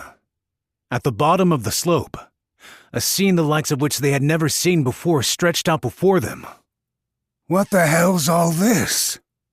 Hold up. Hold on one damn second. This particle storm thing, it's supposed to be some kind of sandstorm or typhoon, yeah? Homogenized topography. It was the only way to describe it. It wasn't that the ground surface had been shaved down to its roots and erased. It was the opposite. There were rolling sand dunes with a trail, like a ripple mark formed naturally in the wind. The scenery appeared out of the blue, completely disregarding the original terrain that had once been. That was all. Everything was particles. Is this how things normally end up? Whoa, this is beyond abnormal. This thing's on its way. Is Oriesha going to be okay? One of the squad members fell down. The incline at his feet had suddenly collapsed beneath him. He tumbled down the all too soft and smooth hill and collapsed far down below. Hey! Hey! Are you all right? I'm good. But what's up with the sand? It reeks something fierce when you're surrounded by the stuff. There's absolutely nothing I can use to climb back up there. Probably gonna need someone to grab me some rope. All that organic matter's rotted by now. One of them on the top of the hill said, as they scooped up some of the sand. Living things in its path, beasts, plants, anything, are torn apart and ground down to the bones. Bet whatever liquid and soil gets jumbled in too. One day's more than enough time for microbes to start propagating. Even staring with my own eyes, I still can't believe it. Can a natural phenomenon do this? I've seen a tower wiped off the map by a flood, but even in those cases, they still... How can I put it? The form was still there. Smashed timber, dead fish, and the like were all jumbled into a big mess, but you could still make out each part of the chaos. And you're saying all this was finally shredded naturally? Without any design or intention behind the destruction? The survey squad member who scooped up the sand shifted through it in his palm, looking at it closely. It had small fragments of bone, like the shards of shells seen on the beach. There were what appeared to be scraps of leaves, black, their shapes lost. There were pieces that looked like smashed crystal, as well as pieces of something metal. Has anyone ever been to the Yamaga Barrens before? Nope, not me. I guess because I always got the feeling it was a scary place. I heard stories about the particle storm from my grandma's friend who saw it too. Same here. It may be weird considering our job, but when I got to Itaki, I didn't even think about seeing what lay beyond it. I mean, do people really live out there anyway? I wonder when people started to think about it like that. The particle storm was a phenomenon that only occurred within the isolated environment known as the Yamaga Barrens. As such, its true terror hadn't passed into legend. Nevertheless, to those who personally laid eyes on it, it was a meteorological death, to be feared more above all else. Like the stories of terrible floods and earthquakes that killed a great many passed down for several hundred years across generations. The accumulated terror of witnesses, collected over an innumerably long number of years, had spread, and vaguely lodged itself within the minds of even men like them, who had never seen it directly for themselves. The Yamaga Barrens is dangerous, because that's where the particle storm rages. Maybe no one noticed because it's a desert weather phenomenon. Everything mixes together with the sand and gets erased. That's why we were totally unaware of just how abnormal it really was. In the Yamaga Barrens, terrain of exposed rocks and stone was exceedingly rare. It was a region where close to 60% of the surface was covered in sand. The reason why, and when it had become that way, were both unknown. Hey! A different member of the group spoke uncomfortably, shrinking back from where they stood. This is bad. Let's get away from here. I'm heading back. What the hell are you talking about? You forget about our orders from Third Minister Jelke? You gotta pull him back up from there too. Yeah, but still. Come on! Haven't you noticed? There's no way they're gonna withstand this thing. He gazed steadily toward the horizon. There stood featureless mountains and a lake. That was what terrified him. I knew it. I'm sure of it. Of course. There's a trapezoid-shaped mountain. Next to it is suddenly this craggy peak and... the lake. You can see the lake! You can see it! What the hell are you getting at? If you've lost your mind, I'll gladly shove you down there with the other guy. You're the one who's lost their mind. How many years have you guys been surveyors out here? He dropped his eyes below the diagonal slope. A slope. An exceedingly far-reaching terrain of nothing, sunk deep into the ground. The four of them were surveyors from a nearby city. They had patrolled near here hundreds of times before. There used to be a hill here! The whole damn thing disappeared! There's nothing left! There was one day left, until the disaster's arrival. Chapter 15. Gumana Ravine. A curious iron vehicle traveled along the road, surrounded on all sides by steep cliffs. Rushing along without any horses pulling it. It was not a carriage. However, it didn't spit out and steam, making it clearly different from the steamwork vehicles that were being popularized in Oriatia. It was the product of technology known to the world at large. That is to say, the work of a self-proclaimed demon king. Did all those merchant types clear out already? Here I was, hoping to swindle 'em out of some high-quality Radzio crystals. The name of the old woman sitting in the front seat of the abnormal vehicle was Kiyazuna the Axle. Her ultimate masterpiece, Mestalexel the Box of Desperate Knowledge, sat in the roofless cargo bed in the back. His colossal frame couldn't fit within the vehicle itself. Loaded inside the cargo bed was not only the golem, but a variety of tools, big and small. They were the goods the two had plundered during their raid on the Old Kingdom's loyalists, magic tools that could serve as promising golem material, and rare metals. The sword that Mestalexel was gripping tightly in his hands was the very symbol of the Old Kingdoms itself. Charijusia, the blasting blade. So, you've taken a liking to that one, eh, Mestalexel? Yeah, blowing up rocks and metal, it is very fun. For a bunch of small-time upstarts, those Old Kingdom's punks got their hands on quite the treasure. You see 'em, Mestalexel? All of them got blown away like scraps of trash. Didn't get to use any weapons at all. Ha! Ha ha ha ha! But I had fun. They flew all the way up to the roof. Oh, not bad. Fun to send me near flying, eh? Yeah, but when I send them flying and they hit something, it gets so messy. Why is that? That's 'cause their entrails come spilling out. What are entrails? Even non-golems got their stomachs stuffed full of mechanisms that make them move, see? Unlike you, They're soft and can't be swapped out, though. Not that great, let me tell ya. The vehicle picked up speed. Better win, Mestalexel. Unlike those entrail-filled fools, you're immortal. You don't have the limited homunculus lifespan or the life core of a golem. No matter what it is, enchanted sword or anything else, to the winner go the spoils, even when you're going up against the particle storm. Yeah! He suddenly shouted. Ah! Mama! I found it! The air! Air current. Mestalexel spun his ball-shaped head this way and that.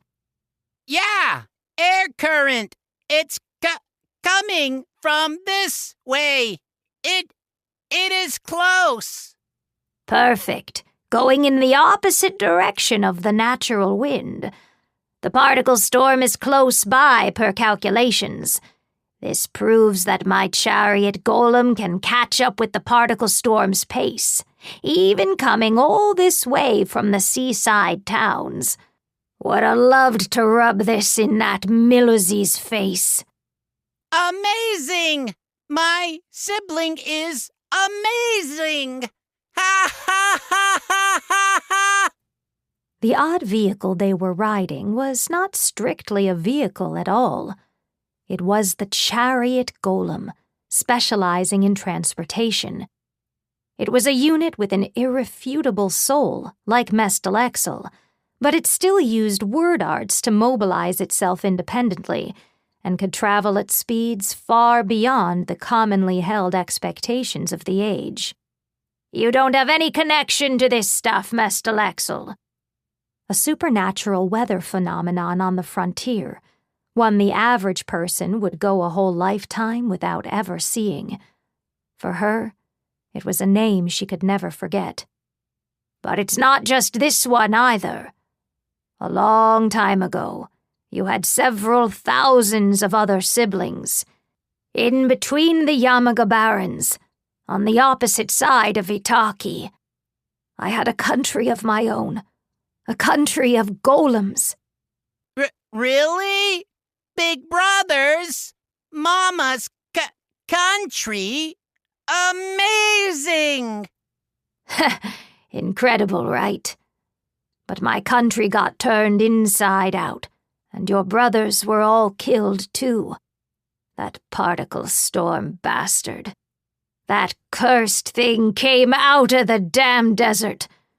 Hadn't done anything like it before that, yet it decided to move just to come crush my country. Gotta be why it's heading toward Oriatia too, I bet. When a Menian country grows powerful, that particle storm bastard comes out to put it down. Far as I know, it's the absolute worst calamity out there.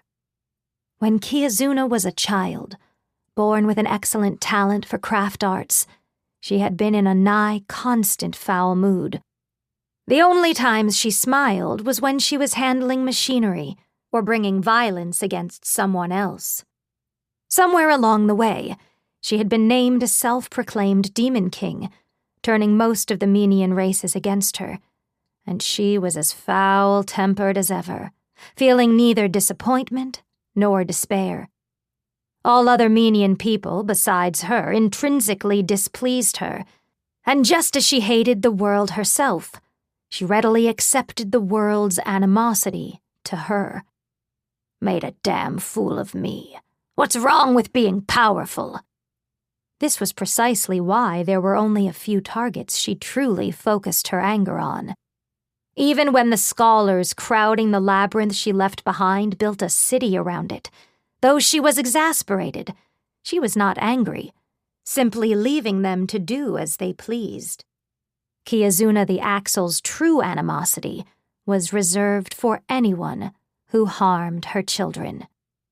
Technology is immortal. Science don't give up. Particle storm, other golems, whatever the opponent may be, you're the child no one can kill. Mestalexel, You can pulverize any bastard that rubs you the wrong way. You're my invincible child that'll keep on winning forever. Ha ha ha ha! Even if my big brothers are gone, it is okay, since I am the strongest. Strongest! I will make your wishes come true! Yeah. Do that until you get some wishes of your own. Granting wishes. Heck, to someone truly invincible, that's a walk in the park. Go show the bastard that some particle storm fool isn't even worthy of standing in front of ya.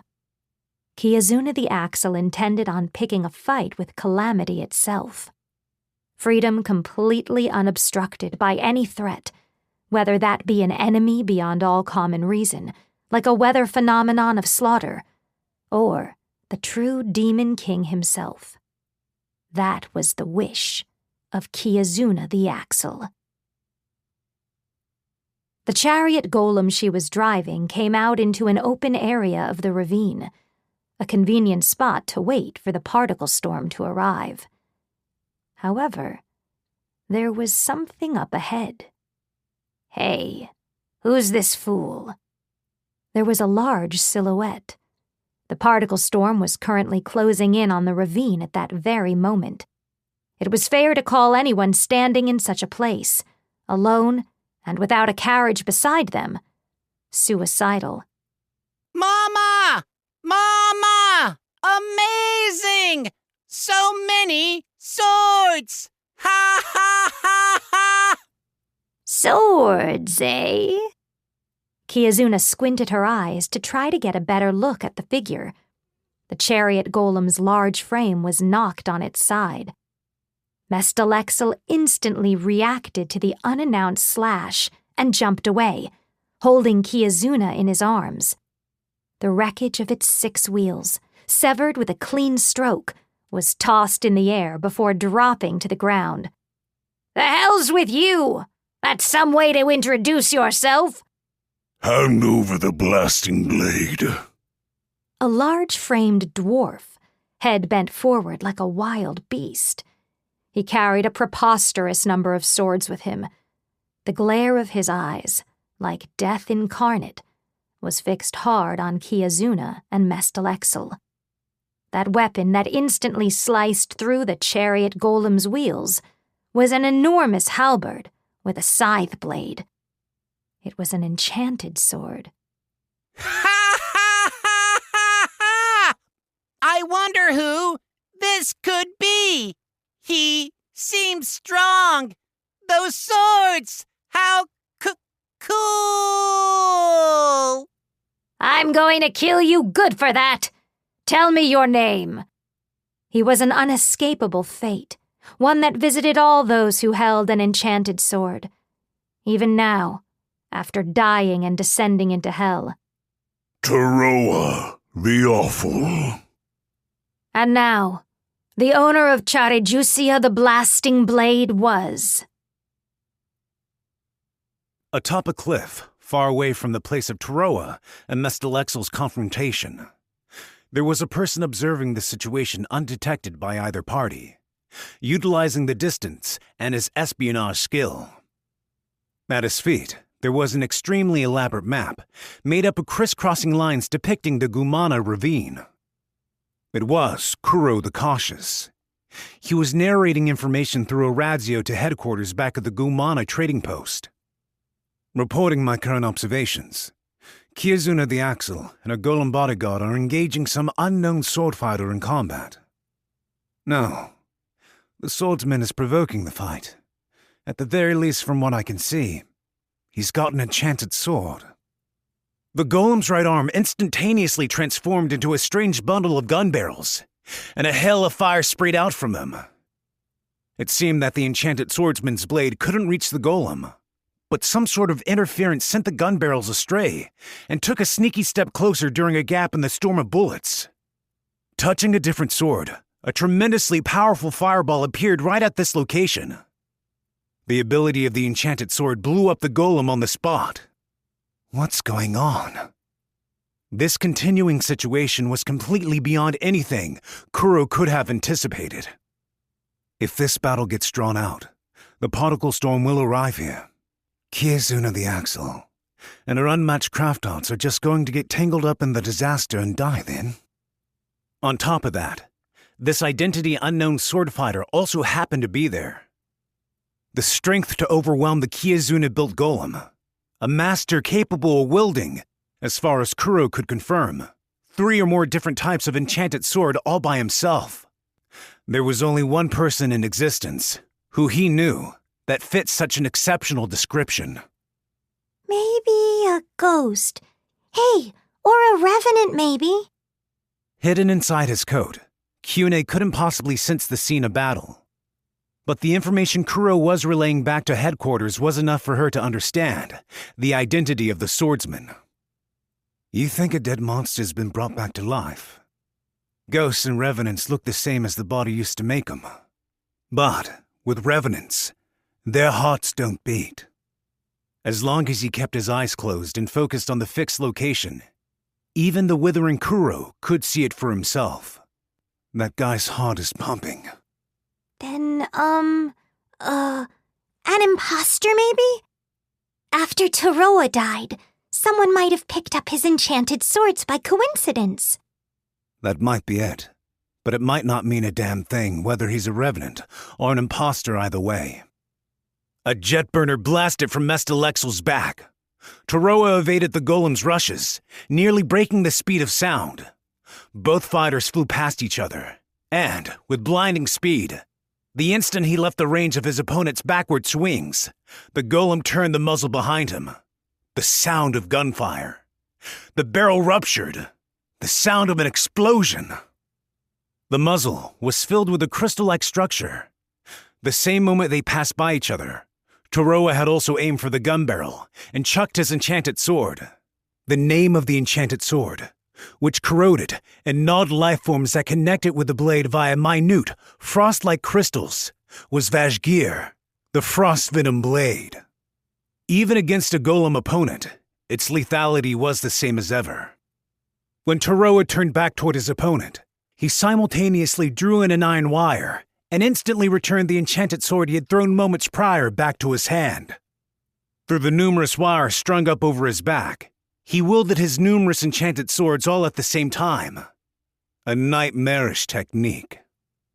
At the very least, over there, is a monster capable of efficiently wielding numerous enchanted swords and fighting against one of Kiyazuna's golems. It's Toroa the Awful. He's alive. Kiyazuna the Axle, in an area slightly removed from the battle, was checking the movements of the chariot golem and its newly repaired wheels.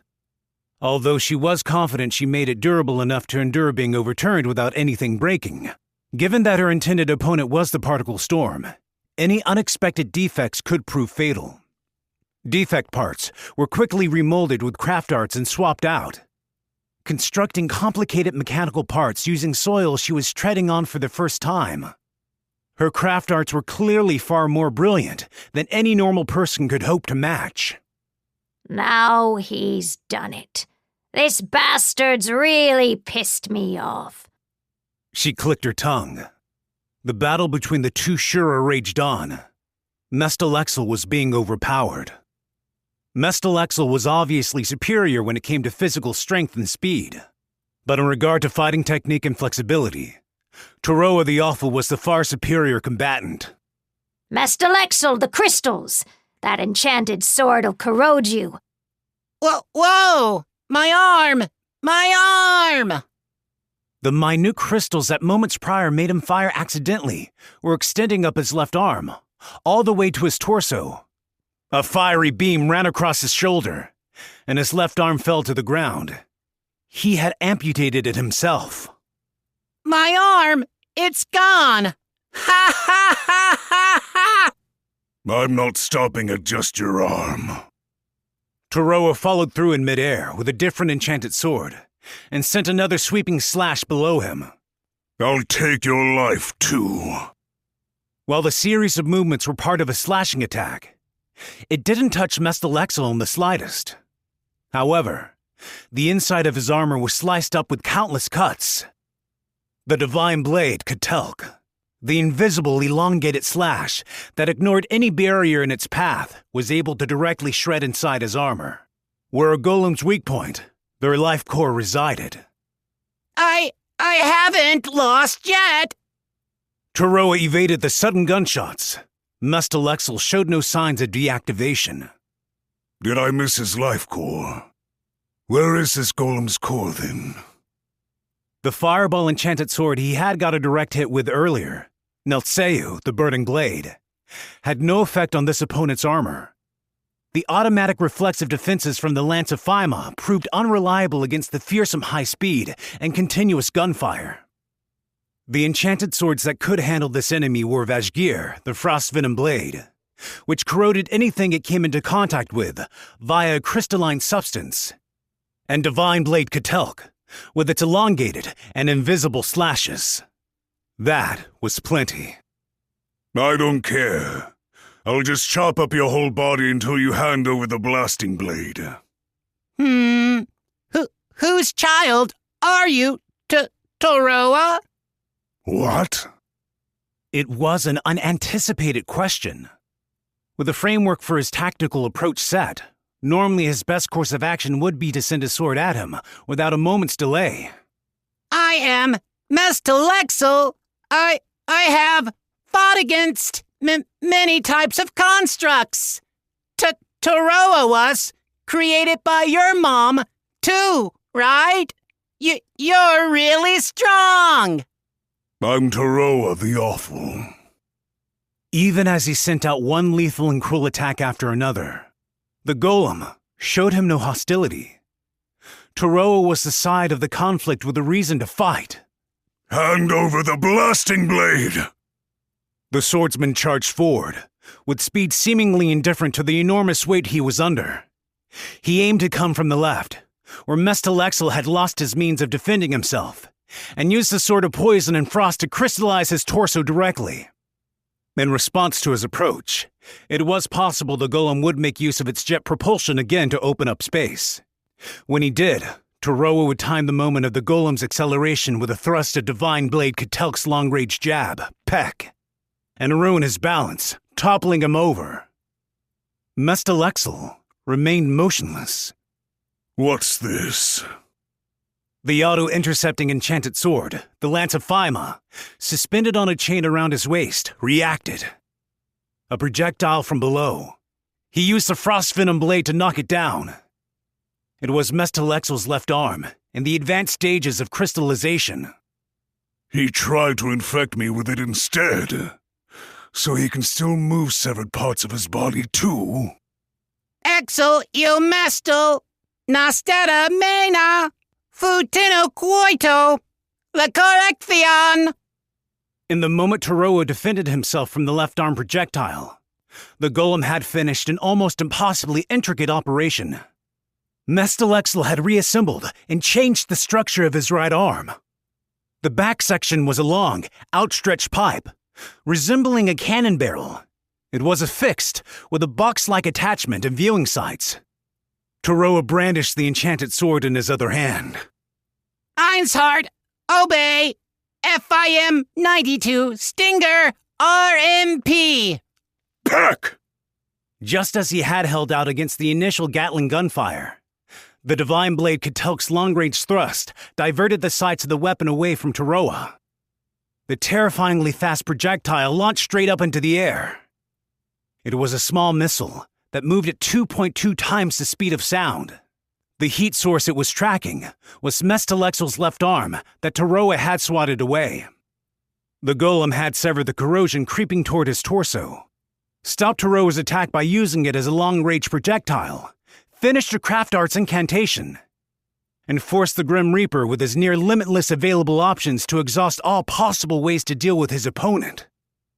I'm in trouble. Faster than the Lance of Phaima could react, the sound cutting through the air alerted him to the approaching missile. However, it was already too late. It was right after he had launched the peck of the Divine Blade Ketelk. Oh! Shrill! Cry! Die! He swung Nelseyu the burning blade, while it was still fastened to his upper arm. A momentary heat wave rushed across the sky.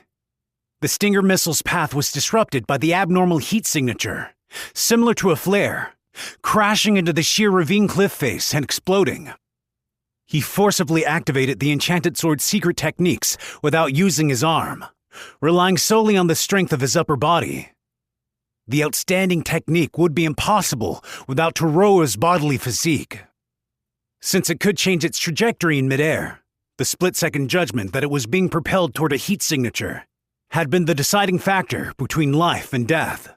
Though, ultimately, it wasn't a heat-induced explosion like he was aiming for, and instead, the heat he produced itself, which proved effective. Arasad Hekat! Lakoi Sadbroy Tenant! Pete Absmal Spidiclice! Cyber! That settles it. Mestalexel was reverting the structure of his right arm, as he constructed his lost left arm from the soil. This golem definitely doesn't lack intelligence. He's seen all of my skill and speed, and he's keeping up with all of it. With the sights from the heavy weapon he had just crafted, the golem was learning that Toroa's peck would hinder the beginning of his attack. Therefore, he had chosen to use a guided missile, which he could fire easily, even if he took his eyes off the sights. Ha ha! Ha ha ha ha ha ha! I am strong! Mama said, no one will kill me. That is why I will not be killed. Still void of any hostility, but with mechanical precision, he could select the absolutely best fighting method available. Toroa imagined there wasn't any other opponent more formidable. In fact, he was like yet another death god made of steel.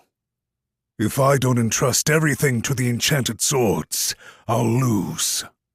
His right arm moved instinctively. The enchanted sword repelled the hail of bullets coming at his flank. With this sword, constructed out of several conical rivets, its magnetically linked layout could be rearranged, transforming into both a sword and a shield. It was the Wicked Sword Self-esque. The attack just now had come from a different direction than where Mestalexel stood. Stealing enchanted swords? Give up the fool's errand, lad. She uses weapons too. It was Kiazuna the Axle.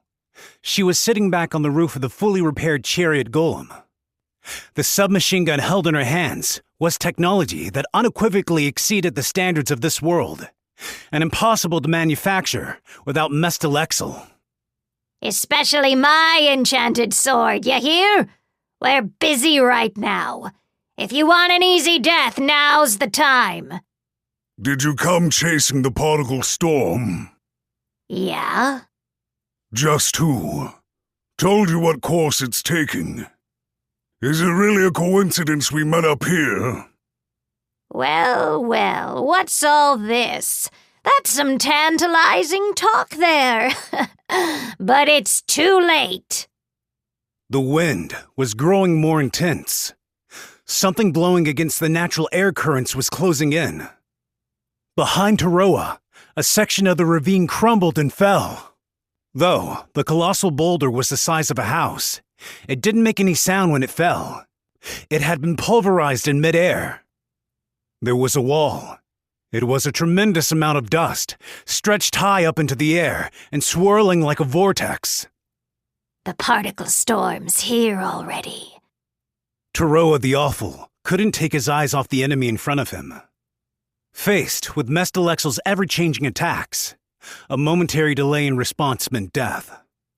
Nor could he ignore the abnormal firepower and rapid-fire capacity of Kiazuna's gun either. On top of all that, at his back was a storm of slaughter, turning everything into dust.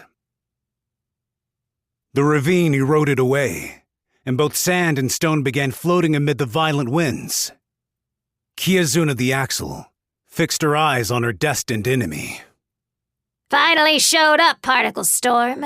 Been what, 18 years?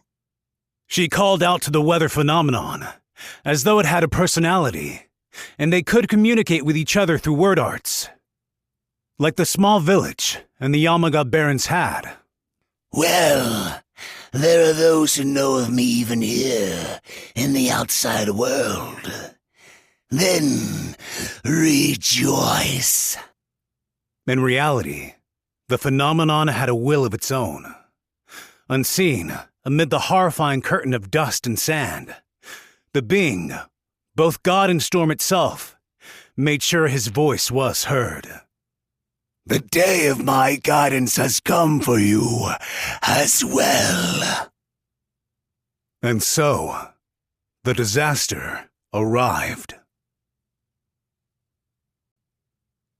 Chapter 16. Atrazek, the Particle Storm. 160 years had come and gone since the existence known as the Particle Storm started being spoken of in the Yamaga Barrens. The fierce winds, like a raging deity, were savage, the sand blocking out everything else in the world, sealing the five senses. Then, after it passed, nothing would be left behind in its wake.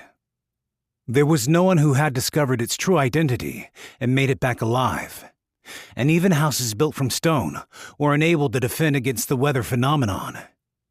It broke out without any warning, disappearing without leaving a trace. To the residents of the Yamaga Barrens, the particle storm wasn't a godlike power. It was their god itself. They believed their faith would let them escape from its divine power, and, in actuality, that was indeed the case. Villages that didn't offer sacrifices were annihilated. Villages that tried to defend themselves with the powers of civilization were annihilated. Countries that kept extending their territory inside the desert were annihilated. The village, where a quiet, deep, and almost perverse fanaticism proliferated, was the only one allowed to live. Despite the settlement being a 3-day horse ride from the neighboring city, the village was isolated in the shadow that the lights of civilization could not reach, and therefore, even during times of ruination brought forth by the particle storm, it never saw extinction. The very day the calamity went on the move, Ani, who was supposed to be offered to the particle storm, had disappeared during the night. Hearing of their emergency, the village chief headed for the believer's barrow by himself, so he could use his own life as compensation for the particle storm's sacrifice. Please, we humbly ask for your forgiveness. Facing the barrow stained with the blood of child sacrifices, he desperately pressed his forehead down into the ground in reverence. The bone splinters in the dead that should have been laid out behind the barrow had been pulverized, disappearing in a single night. Lord Particle Storm, please, we beg you, to atone for the foolhardy Ani, please take my blood. Spare the people of the village. I beg you. The particle storm's anger, their god, who ruled over destruction. With both hands, he held out a dingy wooden bucket for drawing water. If child's blood is what you so desire, please take it. 6 young boys, all under the age of 12 this morning. I tied them up and killed them. I beg of you, Lord Particle Storm, your forgiveness. Please. The wind howled. A voice echoed from the other side of the formless wind. How pitiful. Ninia, I truly pity your kind. The village chief was terrified. There wasn't anyone of his generation who had directly heard the particle storm's voice before. Why? Why do you act so foolish? If you killed a pack of children for today's offering, then what do you plan to do for the next year's offering? Well, Do you intend to do as you have and abduct them from some other place? No, that wasn't it at all. The god had spoken the truth. All of that, it was all to show our true faith to you, Lord Particle Storm. Once every year, they needed to offer up 32 children as living sacrifices. Every year, the mothers of the village were forced to birth children. But even after robbing them of the children they had raised, it was ultimately not enough to support the village. Occasionally, it had been necessary to supplement their numbers with children abducted from elsewhere. During the era when, with the arrival of the true Demon King, the people from the surrounding towns vanished, they had stripped the skin of smaller-sized elderly villagers and disguised them as children's corpses. For over 100 years, these were the things the village had done to survive. True faith, you say? Do you think I do not know of such truth? I know about every living person in this desert land. Everything, including the years when the number of children living in your pack were too few. In this desert, drawing water was the children's job. There were times when these children, while crossing between the village and the watering hole, would be visited by the particle storm and disappear. The numbers dwindled. How wretched!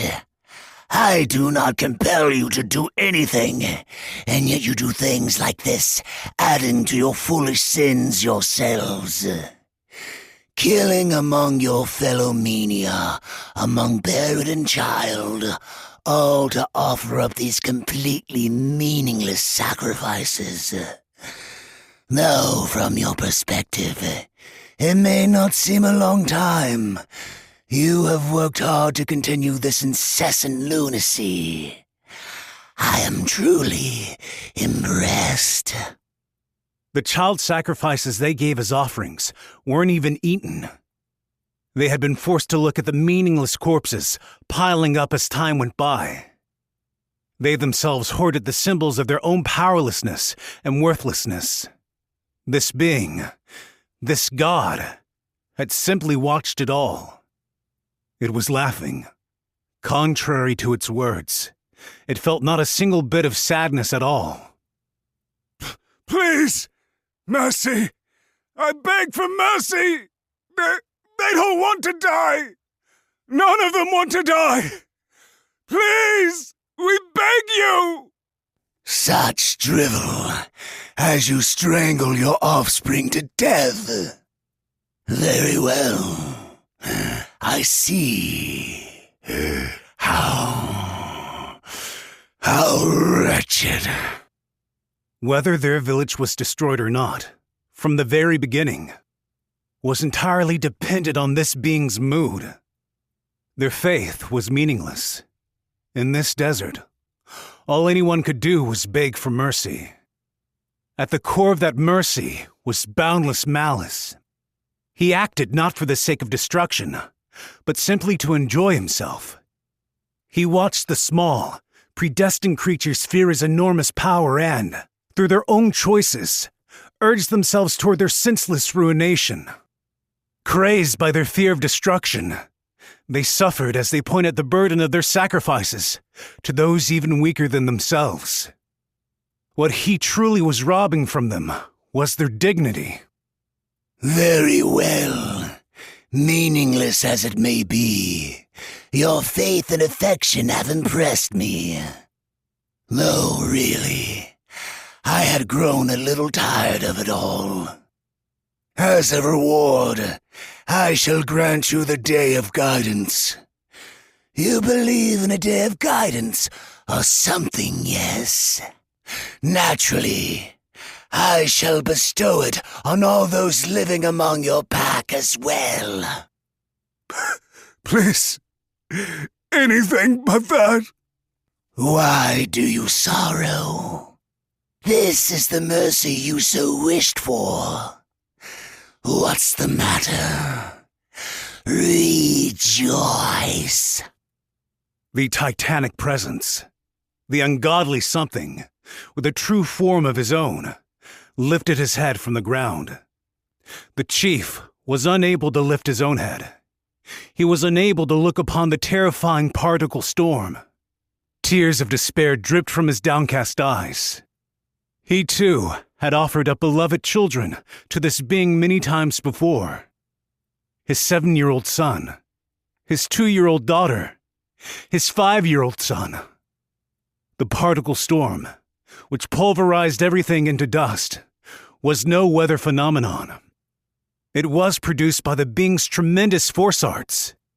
If it was indeed possible for a living, breathing creature of the world to possess the strength of calamity itself, then such a being was even more terrifying than any true natural disaster. Rejoice. This is the ultimate honor, Lord Particle Storm. Ah, yes. I see. This is how the insanity comes, then. Truly admirable faith. As forgiveness for your forsaken foolishness, I shall show mercy, and instead of destroying your pack after your atonement. Because malevolence could exist within such a being. I shall destroy them first. And then, presently, in the Gumana ravine, the particle storm, which had laid waste to natural landscapes and populated cities alike along its advance, was face to face with two Shura who outmatched and exceeded all common understanding. One of them, Mestalexel, was the ultimate weapon, built precisely for a calamity like this. Mestalexel! Go wild! Kiazuna the Axle shouted from inside the chariot golem. She had brought all the golem materials, including the blasting blade, into the driver's seat. The slightest exposure to the particle storm would easily be enough to wear and tear them apart. Ha! Ha ha ha ha ha! Irokim's Finik! Tossed him cold! Eporoska! Quona! Taroa the Awful moved together with Mestalexel's incantation. His target was the keeper of the enchanted sword, Kiazuna the Axle. The golem immediately responded with his jet propulsors and used his giant body to stop Taroa's enchanted sword. Ha ha ha ha ha ha ha! He knew the attack would be blocked. That was why he had drawn the frost-venom blade. Mestalexel bent forward to hold back the blade. The crystalline substance began spreading over his torso from the point of contact. But they were in point-blank range. The elongated box-like launcher, shaped to be carried on the golem's back, set its sights past Taroa to the particle storm behind him. As beams! Tear! Dagger! Next, it was Taroa's turn to bend his body and evade an attack. Crossing over his eyes as he bent backward, he saw guided missiles launched rapid fire. They then sank into the particle storm sand layer one after another. Muffled explosions rang out in succession. A colossal shadow, lording over all before it, came into view on the other side of the dust and sand. I see. So that is how you intend to defy me. The rapid-fire missiles, each one able to pierce the armor of the tanks and the beyond, blew away the particle storm curtain and exposed the true form of the god within. How pitiful. It was a worm. The ancient creature, possessing monumental strength through spontaneous mutation, was the true form of the Yamaga Baron's willed calamity. After a moment, an even thicker curtain of dust kicked up. The missiles hadn't left a single scratch. The sandstorm, unceasingly grinding with its terrifying momentum and density, disintegrated it all. Having it infiltrate into one's respiratory organs was enough to slice up their insides to dust. The enemy calmly continued its advance. That in itself was its attack. All in this world are powerless particles. Nothing but particles to be wrapped in wind and soothe my tedium. A colossal amount of grit and gravel, on par with the entire landscape itself, was sent into motion. Assuming every individual grain was simply under the influence of the lone worm's power arts, the particle storm was an indestructible layer of particles that bested any and all the world's defenses, even those from the beyond, while serving, too, as a reactive armor that kept all outside attacks in check with its reverse momentum. Even if something should pierce those defenses, the worm scales themselves were as tough as fortress walls. His colossal form overpowered all terrestrial creatures through physical strength alone. The worm's unique bone conduction-based word arts transmission was able to continuously maintain its gargantuan scale of force arts. Damned monster. Even Taroa the Awful felt this way. Now to see, will you all turn to particles too? He was undoubtedly a calamity. Born as disaster incarnate, his mind was filled with atrocity, able to take pleasure from watching living creatures die and go mad in the face of his power. The disaster had a name: Atrazek. No other person had ever used this name because he was simply the calamity. He was enveloped in a particle offense, impossible to defend against, that infiltrated and gouged through any and every possible opening. He was enveloped in a particle defense, impossible to attack, bereft of any vulnerabilities. He could exercise his godlike authority eternally, never faltering. The embodiment of calamity, outmatching all living beings, turning his true form into the very mantle of ruin itself. Ruler. Worm. Atrazek, the particle storm. Chapter 17. The Realm of Slaughter. You're in enchanted sword range now, Mestalexel. Mestalexel had chosen to attack Atrazek with guided missiles. Hence, he had stopped moving, confronted with Taroa at close range. He had gotten that close to Taroa the Awful, to the land's most powerful enchanted swordsman. Mestalexel opened up the vents of his front jet propulsors. Too late. Flames erupted from within Mestalexel's armor. An explosion went off inside his body. Fire! It's fire! The Grim Reaper had already followed through with both his sword strokes. In one hand was Nelseu the Burning Blade. In the other was a sword he was using for the first time during their battle. Nelseu, the Burning Blade. Mushain, the Howling Blade.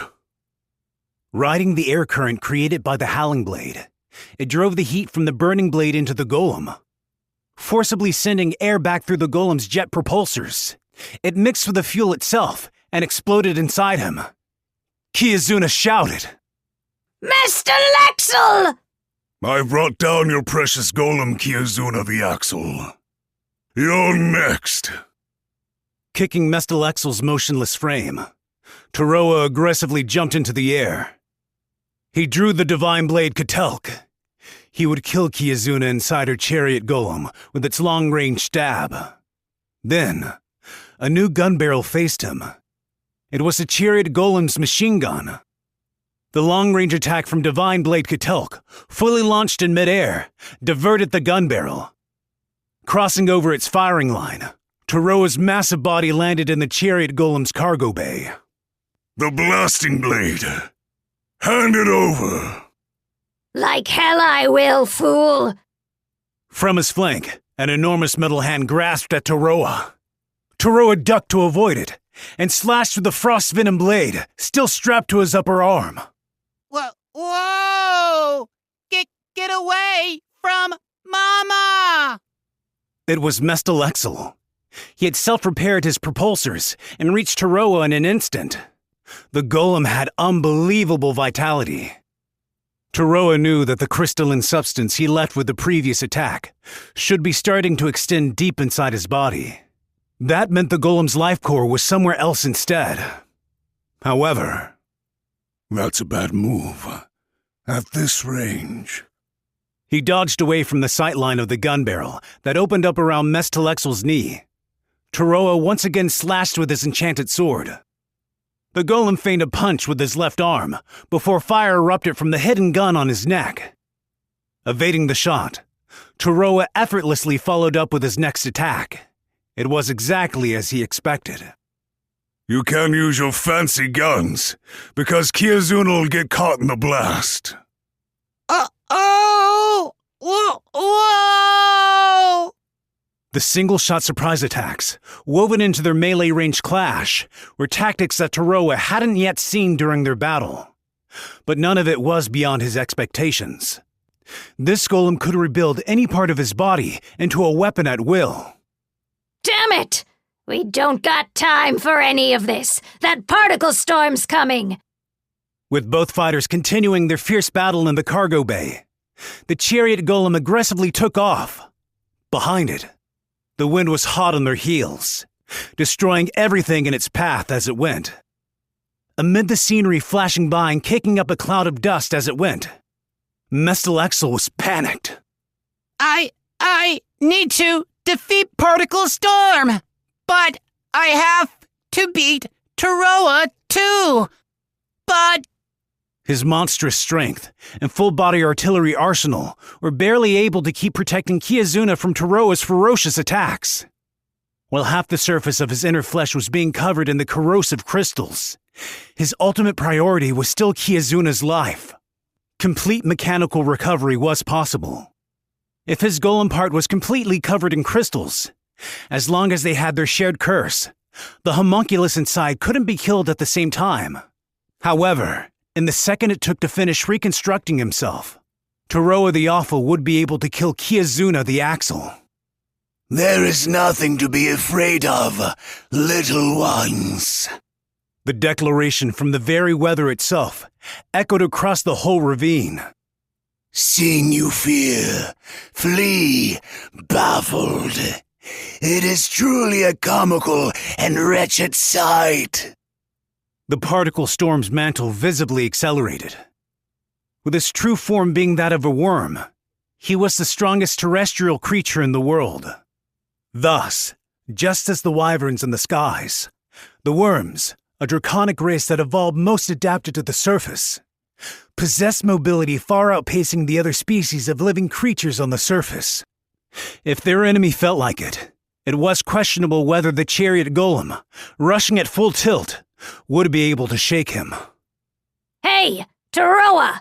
Get the hell off my golem! Eroded by the crystals, Mestelexel at last dropped to his knees. Ever since the legend of Toroa the Awful began to spread, no matter how formidable a champion there ever was, none of them had been able to defeat him while in range of his enchanted swords. The invincible weapon of war was losing. Kiyozuna shouted as she hurriedly operated the driving controls. It won't speed up. That particle storm bastard's gonna catch up to us. Just how heavy are you, damn it? Hand over the blasting blade. Is it worth losing your life over? Absolutely not. Doing what some vagrant asshole tells me to? That'd be the same as dying anyway. The blasting blade was just a sword in the end. Both of them were well aware of the fact. Kiyozuna the Axle doesn't bend to anyone, you hear me? The scythe-like enchanted sword pierced through Mestelexel's torso. The armor, eroded by the minute crystals, had grown brittle enough for a normal blade to pass through. Even if he could chant word arts, the golem's body would be unable to keep up. Mama! Toroa reversed his ascent, then took advantage of the maneuver to grab a new enchanted sword. Next, turning around, he cleaved behind him. Howling blade! With a single slash, the dust creeping up behind them was driven away from the chariot golem and scraped into the ravine rock surface. If Toroa hadn't reacted with a howling blade, they would have been wiped out. Contact with the particle storm meant instant death. A realm of slaughter, taking both Kiyozuna and Toroa down together. Now it catches up with us, right when I finally beat Mestelexel. Actually, wait. Toroa sent his next slash flying, straight behind the chariot golem. He needed to incessantly slash with a howling blade to defend against the particle storm's air currents. If his hand stopped, it meant instant death. In order to defeat his opponent, Kiyazuna, he now had to defend her. Kiyazuna slowed down on purpose, in order to force me, her enemy, to deal with the particle storm. Then, while I'm stuck handling this wind. Infectus! Neos! Yaktek Tenauathol! Bang Tea! Us Phosphet Motose! Ink Dortier! Mestalexel's supernatural craft arts could even reconstruct his own body. However, it was not his own body he was creating. Keep it up, Mestalexel. You got the right idea. An iron fingertip tried grabbing hold of Taroa's ankle. With a Lance of Phyma's reaction, he picked up on the attack and countered with the Frost Venom blade. He turned his attention to the seated Mestalexel. The finger wasn't his. Mestalexel wasn't moving. All active functions still deactivated. Impossible! It was a different golem. Different as well from the chariot golem they were riding. The golem was bronze-colored and hollow. He swung the howling blade. He defended against the particle storm that was closing in right before his eyes. He sensed a new presence appear behind him. The burning blade, setting the golem's interior ablaze. It was knocked off the speeding cargo bay. It was the second one. The golems that hadn't been in the cargo bay mere moments ago were multiplying. Haruk Iktum Senka! Dirinket Mo! Audacion Rinser! Venus Oponiswim! Celtanus Tia! Mestalexel. Wait, this thing's... The soil and rocks of the Gumana were being shaped one after another with craft arts, giving birth to an army. Mestalexel, concentrating wholly on his word arts, and with his combat capabilities still disengaged, could do even this. A golem that makes other golems. The soulless golem army foolishly advanced straight into the particle storm, swarming in to bring an end to Atrazek's true form inside. Oh, turning your hand against me now. Fragile. So horribly fragile your bodies are. Excellent. Truly excellent. I, of course, shall allow your meaningless resistance. It is a bit of a shame you shan't be able to scream in sorrow. The particle storm's advance slowed. Metallic squeaks and gunpowder explosions echoed from inside the whirlwind. With the durability of the golem's composite armor, as long as their survival was considered meaningless, it was more than possible to advance through the particle storm and make an attack on Atrazek's true body. The conclusion Mestalexel came to was not to regenerate himself.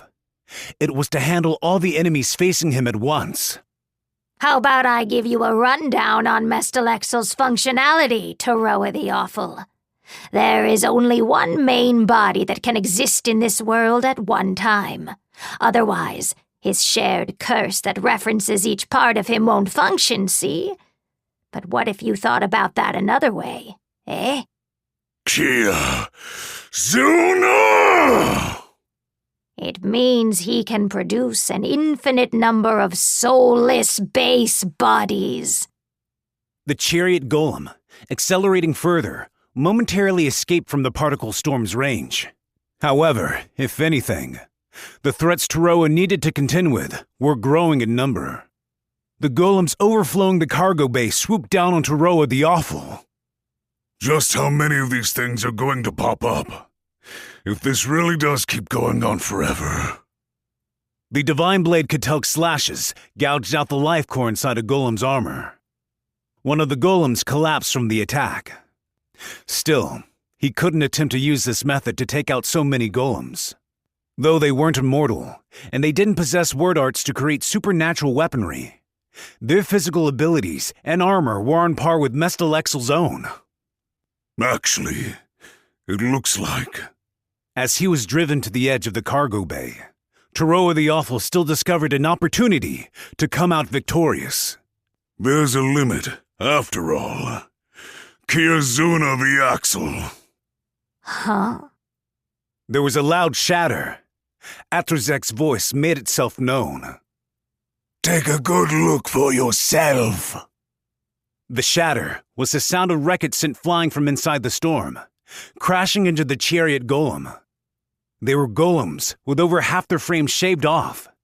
In the exact same way, this same weather phenomenon had annihilated the entirety of Kiazuna the Axle's army in the past. Even golems boasting the firmest of armor would die the moment they reached the main body inside the storm. Once they got through the storm, lying in wait at the other end of the obstructed view were the tough jaws and massive tail of the worm within. See with your own eyes if the fire and trickery of Eumenia can get through to me. If knowing that answer should satisfy you, I shall oblige. The particle storm was gaining on them. Trying to weight us down, eh? That bastard. What are you going to do now? Keep this endless golem spawning up, and logically we're going to slow down with it. You can't keep up this onslaught against me forever. Planning to keep it up until I've run out of energy, eh, Kiazuna the Axle? Even going face to face against a machine, it was exactly what Toroa the Awful wanted. He had repeated it all many, many times before. I promise, I can keep swinging these enchanted swords of mine long into the night. Damn it! Mestalexel, stop ramping up production! You're turning into a damn chain round my neck! She hadn't imagined a situation like this. Originally, this chariot golem had been prepared so that only Kiazuna could withdraw from the battlefield. As long as she was nearby, there was no way for Mestalexel to display his true power. If it was just a little farther away from Mestalexel, VX gas, thermobaric bombs, he would have been able to try them all out! Damn it! Toroa continued to fight, on top of a vehicle sprinting away at high speed, all by himself against an endless army of golems and the particle storm. He held superpowered weapons, the full extent of their abilities unknown, and could wield them all with perfection. As long as this man was here, Mestalexel was forced to protect Kiazuna. This bastard. He's completely beyond any of my expectations. Amid the disorder of the battle, at first glance, it seemed Kiazuna's camp had built up an overwhelming advantage. But in fact, from the very moment they were forced into this situation, Toroa the Awful held their lives in his hands. Toroa had the option to destroy the chariot golem itself at his disposal. If she lost her way to escape from the particle storm, Kiazuna the Axle's death was guaranteed. It meant, from the very beginning, he was a man who was able to assess the tide of battle, even against weapons from the beyond that no one in the world had seen before. He could match them with similar attacks and counter them, as though he already knew everything about them. Though he had the voice of a young man, he showed an ability to respond to any situation like Ishura, who had spent a lifetime with an enchanted sword at his side. From somewhere unknown, he had acquired such an enormous wealth of battle experiences that seemed impossible given his youth. Toroa! Yet, Toroa the Awful suddenly gasped as he continued eradicating the golem army. Your time's up, Kiazuna the Axle. Huh? This vehicle's actually a golem, right? I didn't intend for this to happen either. This vehicle's going to collapse. And why's that? Vajgir, the frostbitten blade. The crystalline substance this sword releases. It eats living organisms, whether it's bone, metal, even soulless constructs. Anything with a life of its own will corrode away. In other words... Toroa looked beyond the swarming golem arm, where Mestalexel sat slumped over and motionless. His own faculties disengaged. Everything was focused on golem production. His body was completely covered in the fine crystals, and they were now spreading directly down to the cargo bay at his feet. Before long, it would reach the structural and mechanical sections of the golem. Kiazuna understood that as well. Damn you! I'm not planning on committing suicide with you. Hand over the blasting blade. The Grim Reaper extended out his arm to the driver's seat as he fought against the surging golems. Like hell I am! I'll get the particle storm. Ugh! I should be able to use the howling blade to push through and advance through his wind. No matter how tough the main body inside's armor may be, with a blasting blade, I can kill him. Because I'm Taroa the Awful. Taroa the Awful was her enemy. Under some irrational pretext, he was after Kiazuna's treasure and had backed her this far up against the wall. However, he was serious. There was no doubt in her mind about it. Don't you dare order me around! The chariot golem shook violently. Mechanical damages had dropped its speed significantly. In the realm of death, the particle storm was gaining on the vehicle's frame.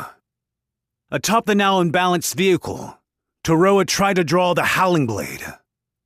Golem remained swooped in on him, as if taking careful aim to prevent him from doing so. The enemy was the strongest force arts user in the land. The swarming army of metal itself was being launched like cannonballs toward them. Taroa staved off the attack with an explosion from Neltseu, the burning blade. He was one step too slow. A few grains of sand slipped inside and tore his trachea. They were already within the particle storm's range. Quite a stunning performance, really. You are the first I have seen hold out so long against my storm. And yet, if you simply let me hear your tearful wails and see your terror, I would have shown you mercy. Taroa tried to draw his next enchanted sword. Only those who stood within the storm, moments before death, saw its form. A shadow that floated into view among the storm blocking out the sky above. The mere silhouette of the ancient and godlike wormhead raised up in the air. A pitiful end. A large circle ripped open in the blotted-out sky. The particle storm, which prevented any and all attacks against it, was pierced through, and meteoric destruction thrust into the ground. Sound, tremors, rumbles. The ground exploded, and the world shook. What? Even Atrazek's massive body was set in the aftermath, his colossal form smashing the steep ravine walls. The overwhelming destruction split open the ground's crust. It pierced down deeper, so deep it wasn't possible to see the bottom. The god was unable to utter a single word. It was the first time the land's supreme absolute being had experienced being dumbfounded.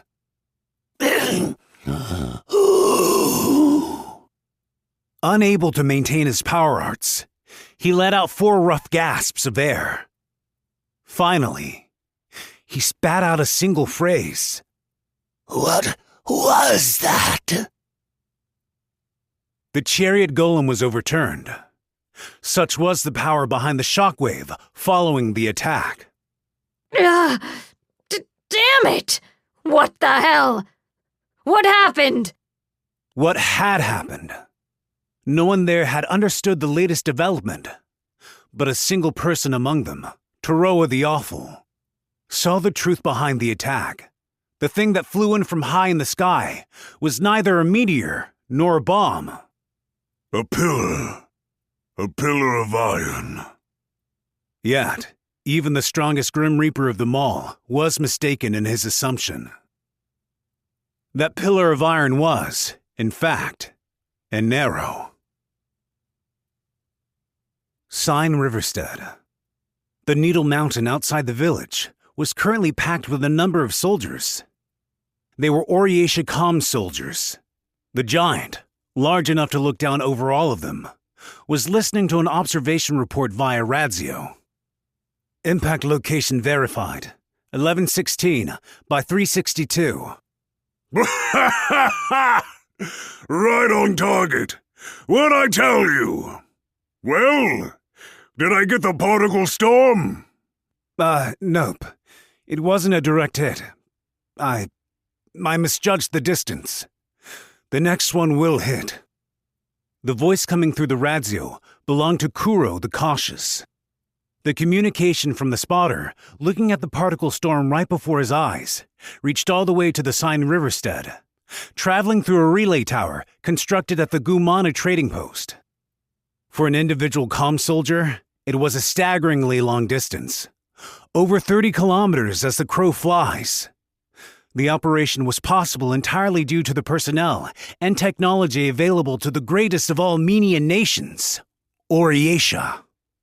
There was also an individual capable of long-range ballistic bow fire without even seeing their target from over 30 kilometers away. Seriously? Worthless trash. Oh well, makes no difference to me. He knocked his bow with a fresh arrow. A colossal black arrow, nearly as tall as he was, at 20 meters long. While the particle storm may have been a completely enigmatic and godlike disaster that wrought destruction, there was a being in this world capable of killing such a disaster. I just gotta keep firing until I hit then. The gigant's name was Melee, the Horizon's Roar. An Oriesha soldier positioned at his feet turned to the radio and shouted, "Preparations for shot number 2 complete! Kuro the Cautious, requesting the next spotting information." Hey! Hold on now, Pipsqueak! With his arrow still drawn, the gigant called down to the Oriesha soldier. "Excuse me? Pipsqueak? Are you talking about me?" Well, you're a Pipsqueak, ain't you? Fix the pavement in the next town over. Replace the farming tool for Urig's family, too. All of them. But I'm just a comm soldier, so... Well, call up one of the big shots then. I'm the one awake before noon and doing all the work. Each shot's gonna cost ya. Melee readied the bow. The same man who normally never fought and instead spent his days lying around. The particle storm's projected course had it pass through the Seine Riverstead. The sand would reduce everything, from the living creatures down to the very environment they lived in, into tiny particles. Just by passing nearby, the weather phenomenon would bring irrevocable losses to the fertile village he loved. Fixing his eyes on his enemy, standing physically beyond the horizon, Melee's mouth twisted. Got some guts coming out of the Seine Riverstead, particle storm. It was the smile of a warrior. I'll shoot your damn eyes out. Across this horizon, there lived someone idolized as a god, wielding tremendous power as he lived among the Menian people. Two gods battling each other. He missed. Damn! Show me. You can see it. Kuro the Cautious's grip threatened to break the radio in his hands. It had missed. Melee the Horizon's Roar's lethal arrow had missed. The extraordinarily long-distance archer fire was Oriesha's trump card. It was their best hope of stopping the particle storm, regardless of whether it was a naturally occurring weather phenomenon or whether there was a true form hidden within. Kuro, with his abnormal clairvoyance ability, could pinpoint the target. He should have been able to correctly foresee where Atrazek would move to next.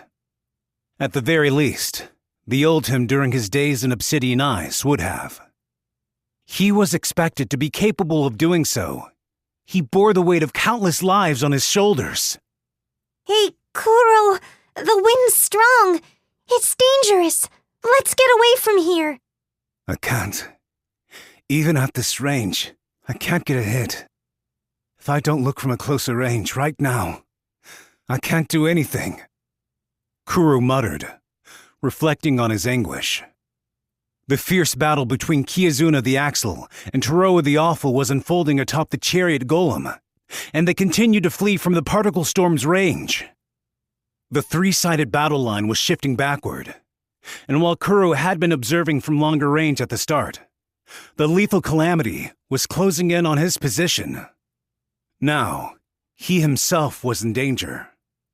For him, a non-Shura spotter, he had nothing. Neither a chariot golem, made airtight in anticipation of the particle storm, nor anything on par with a howling blade and the sublime skills to wield it. If he was swallowed up by the storm, that would be the end. That thing's actually a worm. It wraps itself up in the particle storm with some sort of force or what have you. Oriation knew all of that from the start. This thing had a will of its own, and that's why it went after civilization and populated settlements.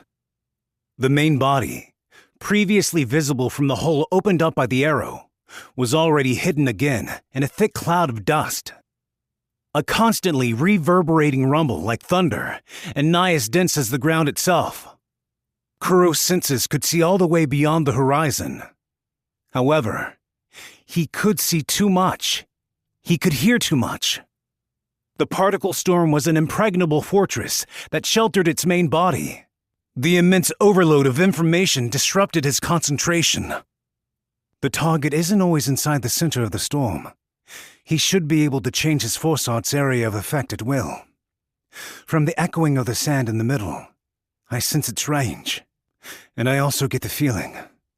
No, stop. No point in speculation. Don't believe what you can't see. Look. Look harder.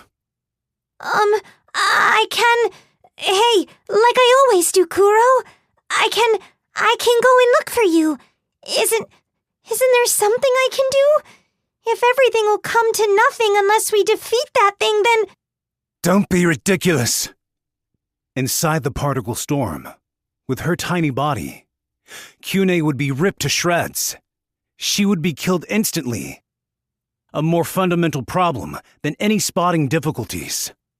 Why are you trying to get yourself killed? Aren't you afraid to die? He tightly held Kyune close inside his coat, as though to shield her from the gaze from the land of death in front of them. Kuro. Headquarters. Reporting spotting coordinates. 1127 by 355. Light burned far away in the deep blue sky. It traced an arc across the sky before falling. Despite how extremely far apart they were from each other, barely a second had passed following his report. Then, it pierced through the sky and ground. Another miss. Atrazek's mantle of sand was torn asunder. And yet, that was the extent of it. The impact point was perfectly on the indicated mark. Kuro's spotting was the problem. Even with his own life hanging in the balance, his sight failed him. He grew weaker still. Beyond simply losing his gift of clairvoyance, he was sure, someday, his senses would dull beyond those of the average person. The sense of impending death that came to him when he closed his eyelids was here in front of him at this very moment. He was losing it. The once vivid world began slipping through his fingers. I should be able to see it. Kuro, it's okay. The wholly frivolous words of comfort from Kyune rang so hollow. Mama! Kiazuna, beginning to topple over from the meteor quake shaking the ground, was saved by Mestalexel's large hands. The four limbs that had once crumbled into dust were completely regenerated, looking completely good as new. I am good as new again! Ha ha ha ha! Because I am immortal! Ha! Converted the crystals directly with craft arts, did ya? That's my boy. Perfectly handling whatever enchanted nonsense gets thrown at ya. Well done, Master Lexel. Ha ha ha ha ha ha ha ha ha ha! Anyway, first we gotta deal with Taroa the Awful. If we don't kill him, the particle storm will be the least of our problems. Gather up the golems, fence 'em in, and crush 'em all at once. That won't be necessary. The voice was near the overturned chariot golem. From among the pile of material spilled out over the ground, Taroa picked up and held a single sword. The blasting blade's mine. You little! In the tumult of their battle, there were too many things to handle at once. Though a self-proclaimed demon king, possessing the highest degree of both intelligence and mental fortitude, Kiyazuna the Axle was an elderly Menian woman. Taroa the Awful destroyed a nearby boulder with a test swing and confirmed that it was indeed the real blasting blade. Then, he turned to face not Mestalexel, but the particle storm rampaging far out in front of them. I figured this sword out. I'll fulfill my end of the bargain, Kiyazuna the Axle. What the hell are you talking about? I'm going to defeat the particle storm. An ominous and sinister road had been formed inside the complex Gumana ravine. The traces of the particle storm's passing were pulverized into dust, forming a line, like a child cutting one through a piece of clay. Furthermore, the arrows from Melee the Horizon's roar had gouged deeply into the Earth's crust, leaving behind a hole too deep to see to the bottom. With the extent of the fissures and upheaval, topographical changes that would normally take thousands of years had happened all in one day. The Sloan, dwarven Grim Reaper, was intentionally stepping onto this battlefield of gods. Hey, you bastard. Thinking you can patronize Kiyazuna the Axle, do ya? The situation was different now. Mestalexel was revived and well. He even generated a golem army in the middle of battle. The scale of Kiyazuna the Axle's fighting force was overwhelming. That shithead's mine. Mestalexel, kill 'em both. Roger! Ha ha ha ha ha ha ha! I'll beat them both! Watch me, Mama! Well, do what you will. Right before Taroa rushed forward, light once again rained down from the heavens, an arrow from the horizon's roar. The iron pillar instantly lost its shape under the phenomenal momentum as it connected with the ground, piercing deep into the terrain and disappearing. Damn you! Damn you all! Writhing in agony from his wounds, Atrazek roared in rage and agony. His exceptionally large size and remarkable vitality, thanks to his worm body, allowed him to survive the aftermath of the impact. However, the destiny gathered at their location was far more incomprehensible and terrifying than mere calamity. It was something altogether ludicrous. What did you call here? I have no idea! Ha ha ha ha ha ha ha ha! It matters not. Out of my way! Enough already! Your time's up, Particle Storm! On this day, in one part of the world, supernatural and transcendent Shura were gathered together. Each looked at the others with fire in their eyes. They possessed strength enough to deliver on that murderous intent. The end was nigh. To all those standing at this point, a realm of slaughter, at the crossroads between fate and ill portent, emerged. Chapter 18. Finishing Touch. There was but a single moment where the particle storm's mantle, like a bulwark, lacking any gaps in its outermost layer, parted. That moment directly followed the artillery fire, which seemed to fly in out of nowhere and pierce straight through the storm's supreme defenses. In this fleeting moment, Taroa the Awful took stock of where his opponent was and unwaveringly jumped inside the storm. In the middle of such extremity, the ideas of his own individual self, long since cast aside, floated like bubbles to the forefront of his mind. Why? Why am I doing this?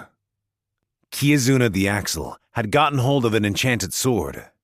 She had laid eyes on Taroa the Awful's form. If he was to follow the legend of Taroa the Awful exactly, he should kill her, with no responsibility to fulfill his promise to her. Why then was Taroa still fighting? It's because I'm weak. I know.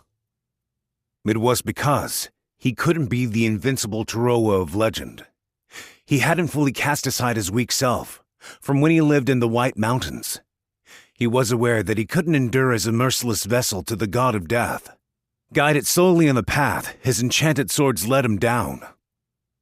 Though he understood this, though he acted in opposition to the legends, he stood against the particle storm.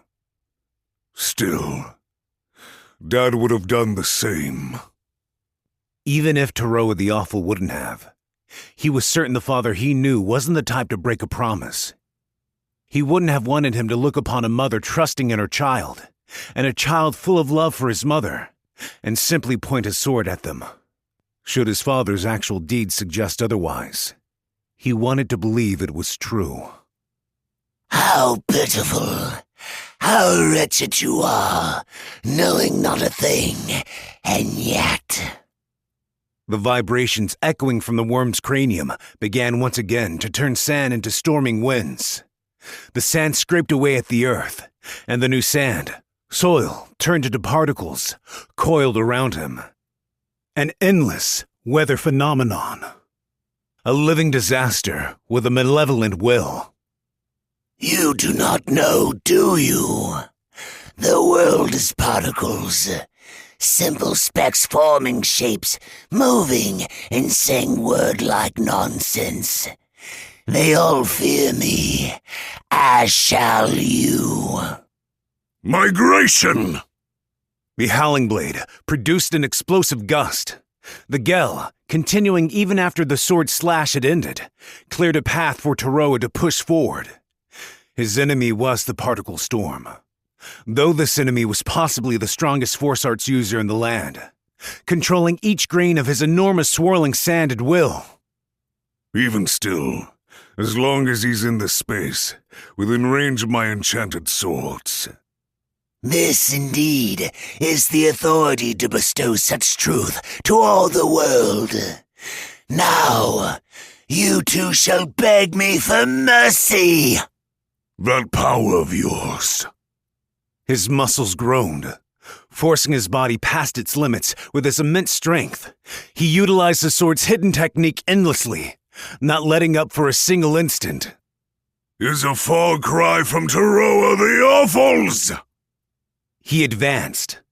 A colossal boulder was flying around, mixed in with the sand. Sinking his body low, he rolled to dodge it. Another swing of the Howling Blade. The vibrations from the ground informed him the worm's main body moved. Wicked Sword Selfisk.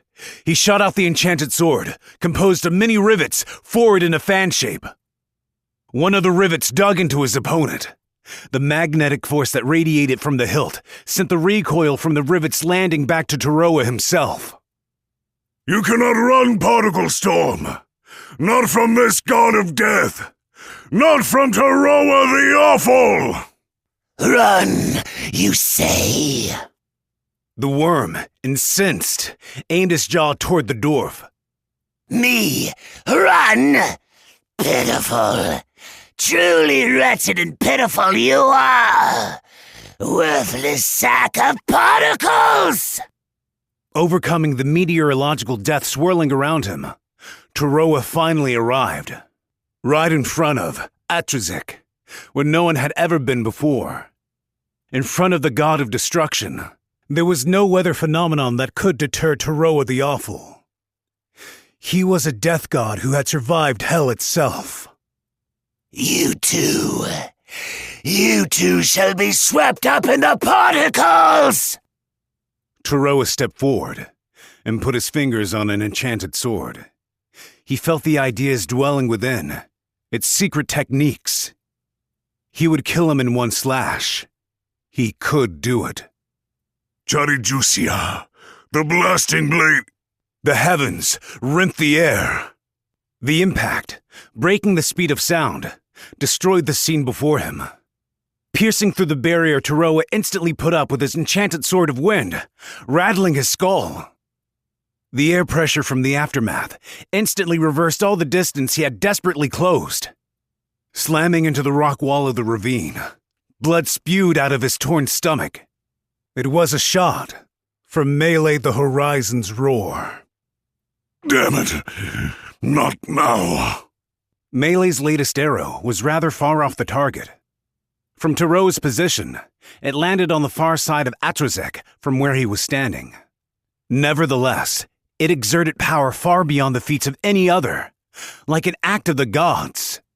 You! Hit with the same considerable impact, Atrazek had caught Taroa in his range. The particle storm was still blowing unperturbed. The worm's humongous tail was closing in on him right before his eyes. Taroa tried to stand up. It would be impossible to defend against the enormous physical mass with a howling blade. Taroa's death was certain. If he'd just had that luminous blade, the burning blade, Wellsever. Right now his only options left were... Yet, unable to come up with a strategy, he bent his knee. A groan escaped his lips. It came from the sudden pain he felt run through his whole body. The feeling was beyond words, as though everything beneath his skin was boiling.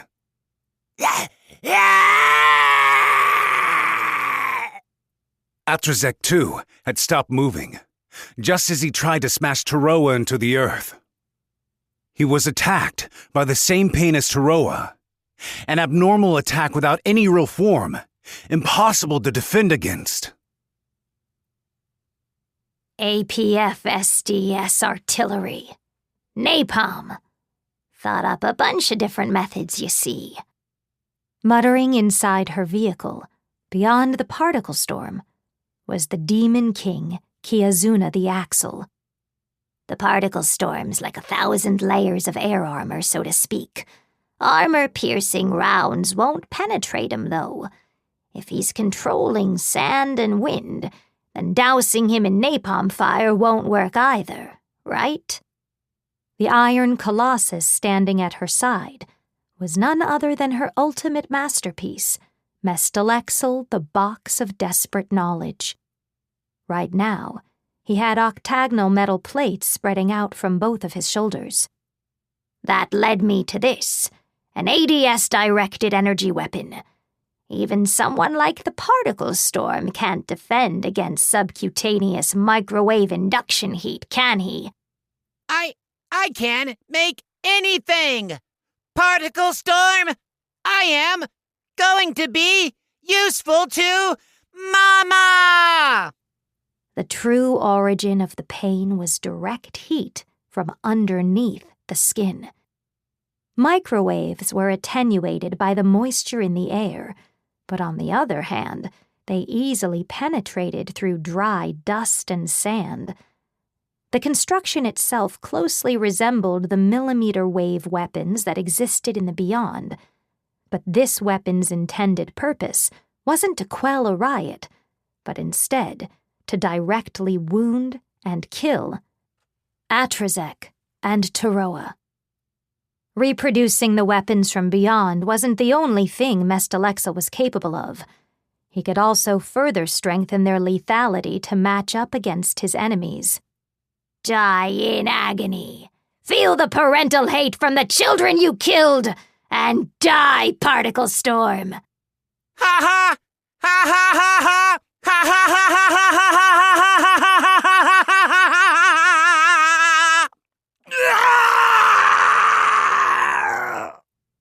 With a scream, the sand and dust that made up the particle storm fell. Exactly like the brief moment following Melee's arrows, the sand lost the Force Art's effects.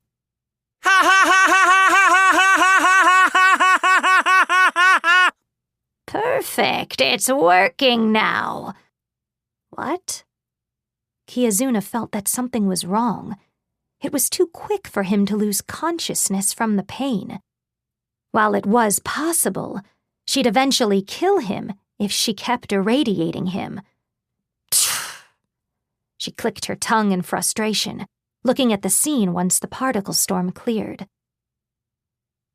Covered in wounds, Taroa the Awful had fallen to his knees. But there was no sign of her bitter enemy. A massive hole was carved out of the ravine wall. She had, of course, factored in the worm's biological behavior. That was why she had picked an attack that would make it impossible for him to move. Why the hell can he move? That much pain should have knocked him out cold. As arrogant and proud about their own power as the draconic races were, they generally didn't turn to such methods. However, they could. That damn worm turned tail and ran! There had simply never been a situation where it had become necessary.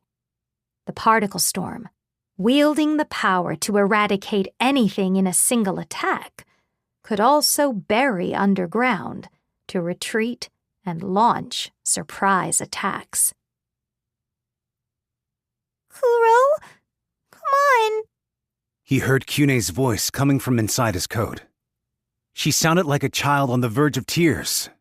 She probably was crying, in fact. Come on, let's run away. Kuro spit out blood. He had inhaled debris from the particle storm.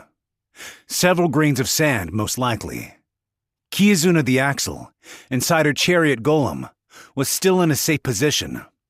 From his current location, he was now close enough to look down from high on the cliffs at the chaotic battlefield below. Despite his position, he still couldn't spot Atrazek properly. The last shot was horribly off the mark. He should have been able to see, been able to bring the worm down.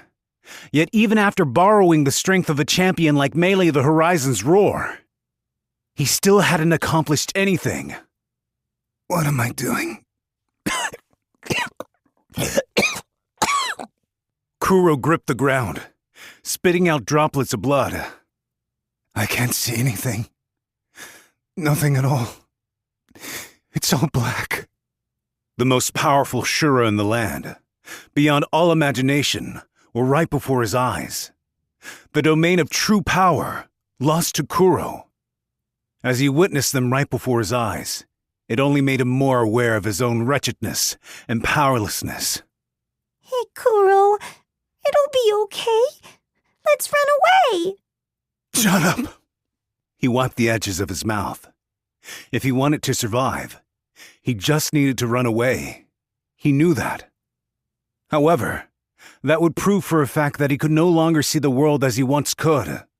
To Kuro, darkness was nothing but a synonym for death. He wasn't needed by anyone. It was only his clairvoyance gift that was ever sought after. Don't say anything, please.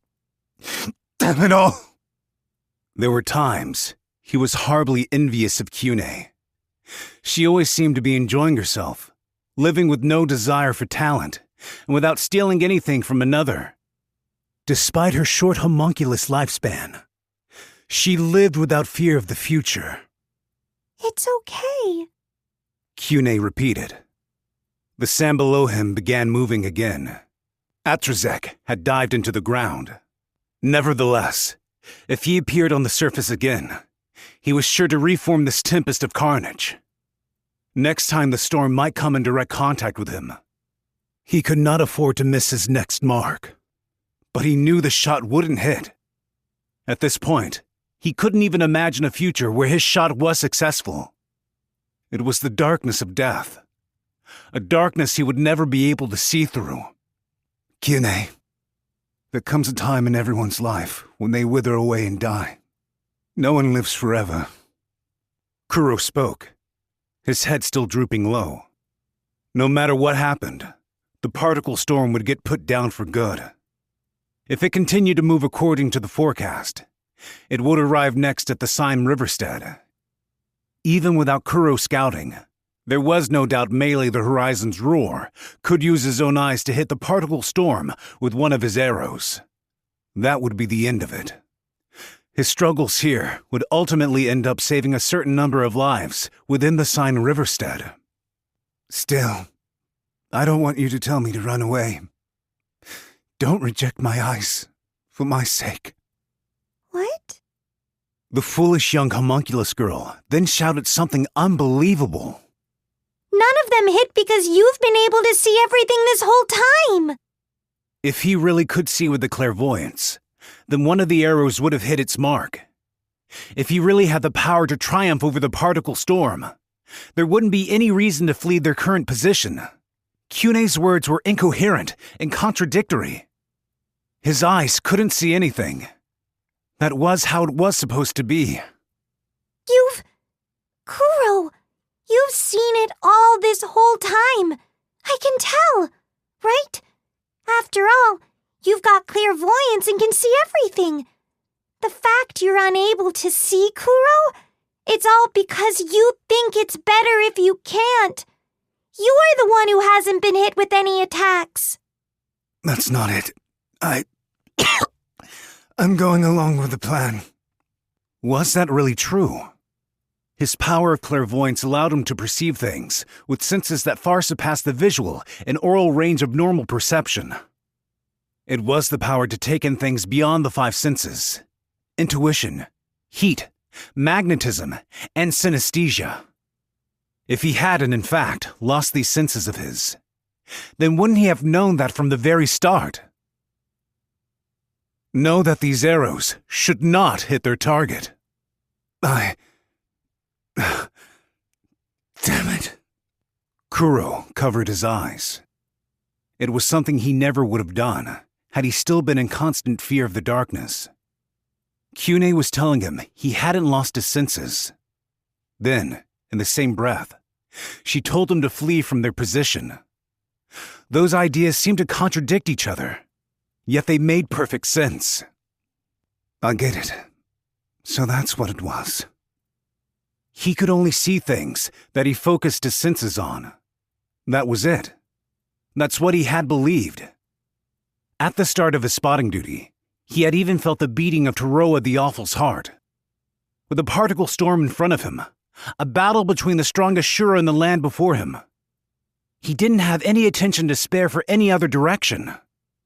That was why it became as if he couldn't see at all. From the very start, I wasn't the only one here.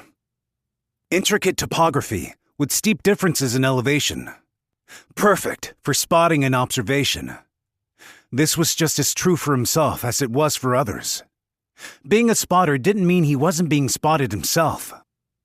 There were others observing the battle in this ravine, just as he was. They weren't Old Kingdom's loyalists. Otherwise, they would have shot Kuro immediately as he started aiding the arrow shows from afar. Someone was there, tasked to get rid of him after Melee's attack was confirmed successful, when he wasn't needed any longer.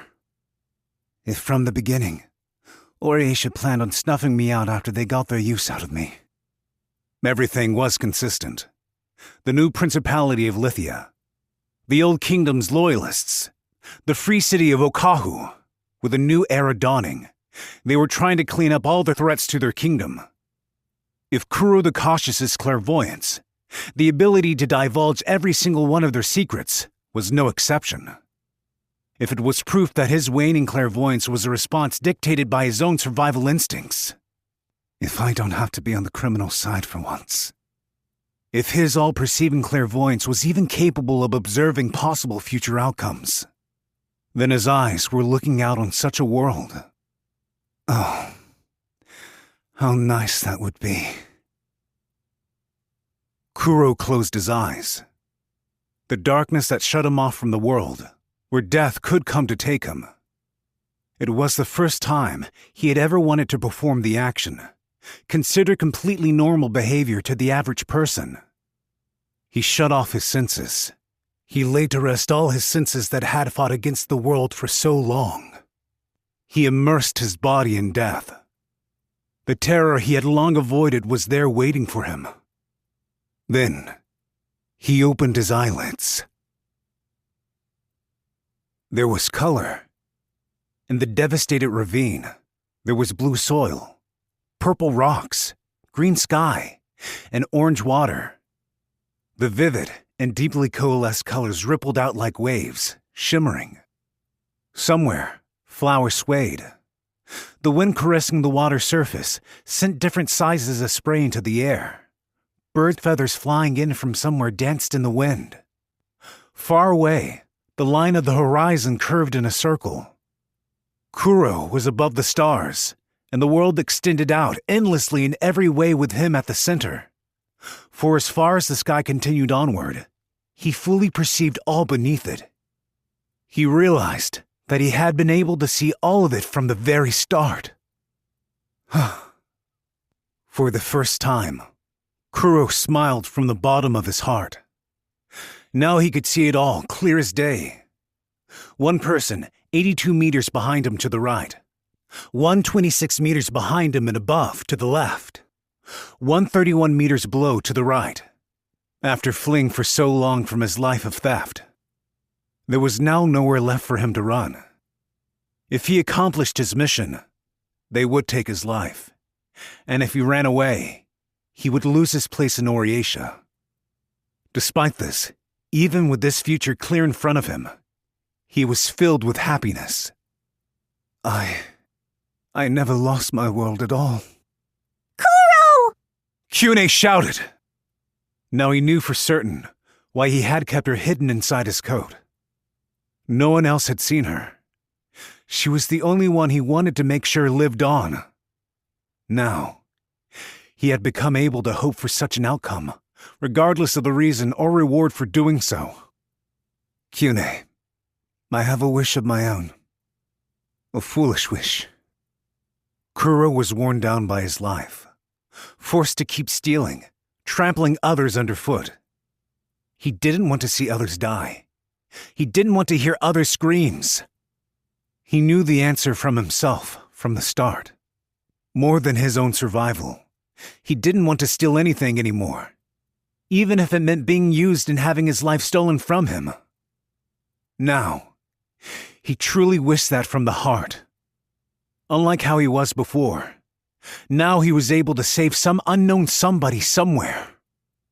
Even if it's foolish, it's something I've always wanted to do. No! Melee! Here's the coordinates! These'll be the last ones! 1360 by 628!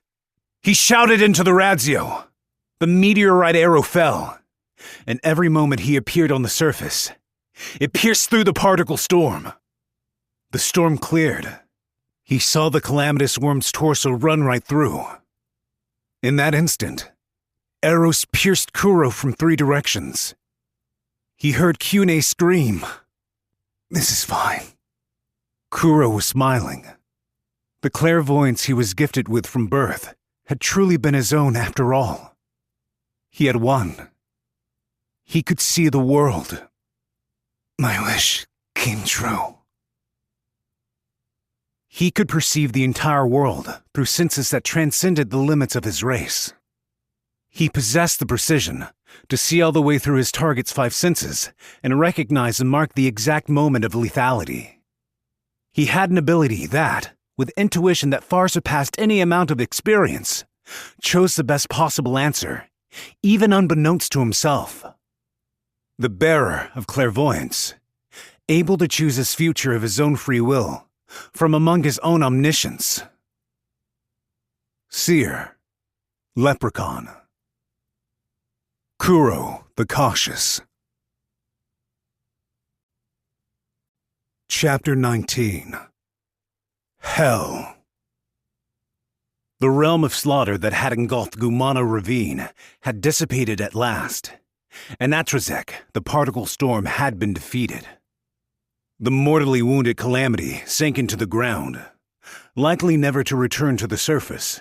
Most worms did so when they died. Well, shit! Damn it! I was so close! Mama! Everything as far as their eyes could see had been ravaged by the particles, the fresh scene surrounding them showing numerous giant holes bored into the ground. Standing before Atrazek's scattered viscera, Kiyazuna the Axle stamped her foot on the ground.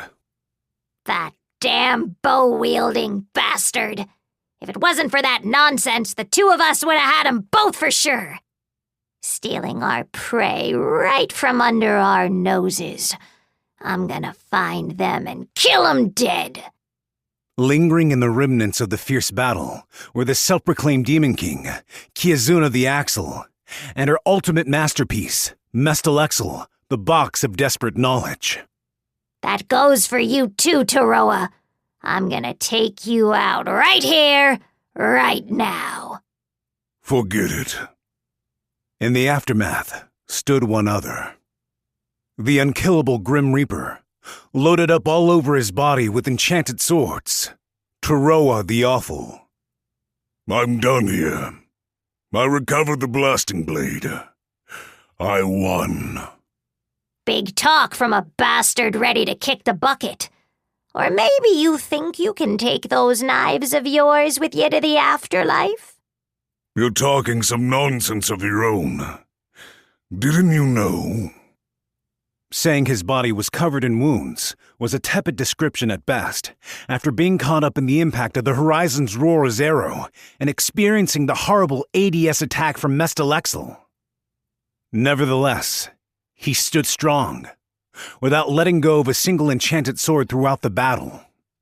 I'm immortal. I crawled back up from hell. I'm Taroa the Awful. While taking on both Mestalexel and Kiyazuna at once, he had stolen the blasting blade. Jumping into the maelstrom from the Horizon's Roar's raining arrows, he put his own body on the line to challenge the particle storm. Amid a fierce battle that could have ended any one of their lives, Taroa the Awful fought through it all under the absolute harshest conditions. All for a mere enchanted sword. He knew better than anyone else that it didn't really have any value worth risking one's life over. That was all the more reason why he couldn't let any oblivious somebody be swayed and pulled along by something so worthless. People couldn't be allowed to use enchanted swords. Taroa was the only one who was supposed to keep fighting over such trifling enchanted swords. Let me ask you something before I send you back to hell, Taroa the Awful. The elder woman's face wrinkled with displeasure. Why'd you keep your promise? Good question. Who knows? He wanted to believe he could fight as much as necessary for the sake of an enchanted sword. Their fight might have been so he could prove it to himself, that he could cast himself aside and truly become Taroa the Awful. It was clear his thinking had been correct in one aspect and wrong in another. Just how far could he fight for the sake of a single enchanted sword? He could still go on fighting. However... Taroa! Thank you! Why are you thanking me? You killed me. But I know. Taroa did not kill Mama. Ha ha ha ha ha ha ha! You are a good guy, Taroa! You're wrong. With the particle storm on our tails, I couldn't let Kiyazuna die. When they were fighting in the Chariot Golem cargo bed, Taroa could have killed Kiyazuna in any number of ways. Mestalexel realized it too, even during the moments he had been unable to move. Then, what is it then? Those artillery attacks. The asshole behind him working with you then? Don't be stupid. You know that couldn't possibly be true. In the middle of the battle, there was someone watching us. Even Taroa could sense the eyes, after closing in this far from their starting battle area. Mestalexel should have been similarly able to pick up on the spotter watching them. I know what you mean. I could, see the waves going back and forth. What do you mean? If you picked up something on radar, tell me sooner. If some idiot really was spotting for that series of attacks. Oriatia bastards, huh? Whatever the case, just gotta ask him about it. You know what you gotta do first, right, Master Lexel? Ha ha ha ha ha ha ha ha ha! I will win, Toroa! Mestalexel laughed, striking with his fist. Toroa stepped forward firmly and drew an enchanted sword. Kiazuna, still looking as annoyed as ever, fixed her barrel on him. Then... Hey, someone! Huh? Right as they were going to restart the fight, there was a shout. Someone, come here! Please! Kuro, he's dying! The speaker, flying down from the sky, looked like a small songbird, but still different. Flying in between the three-person standoff was a small homunculus girl with wings for arms. A bird! A small bird is here, Mama! Don't touch it, Master Lexel. A harpy. Homunculus. Did someone make you look like a harpy on purpose? Must have been a demon king with some bizarre tastes. Wait. Toroa sheathed his sword and walked toward the young girl.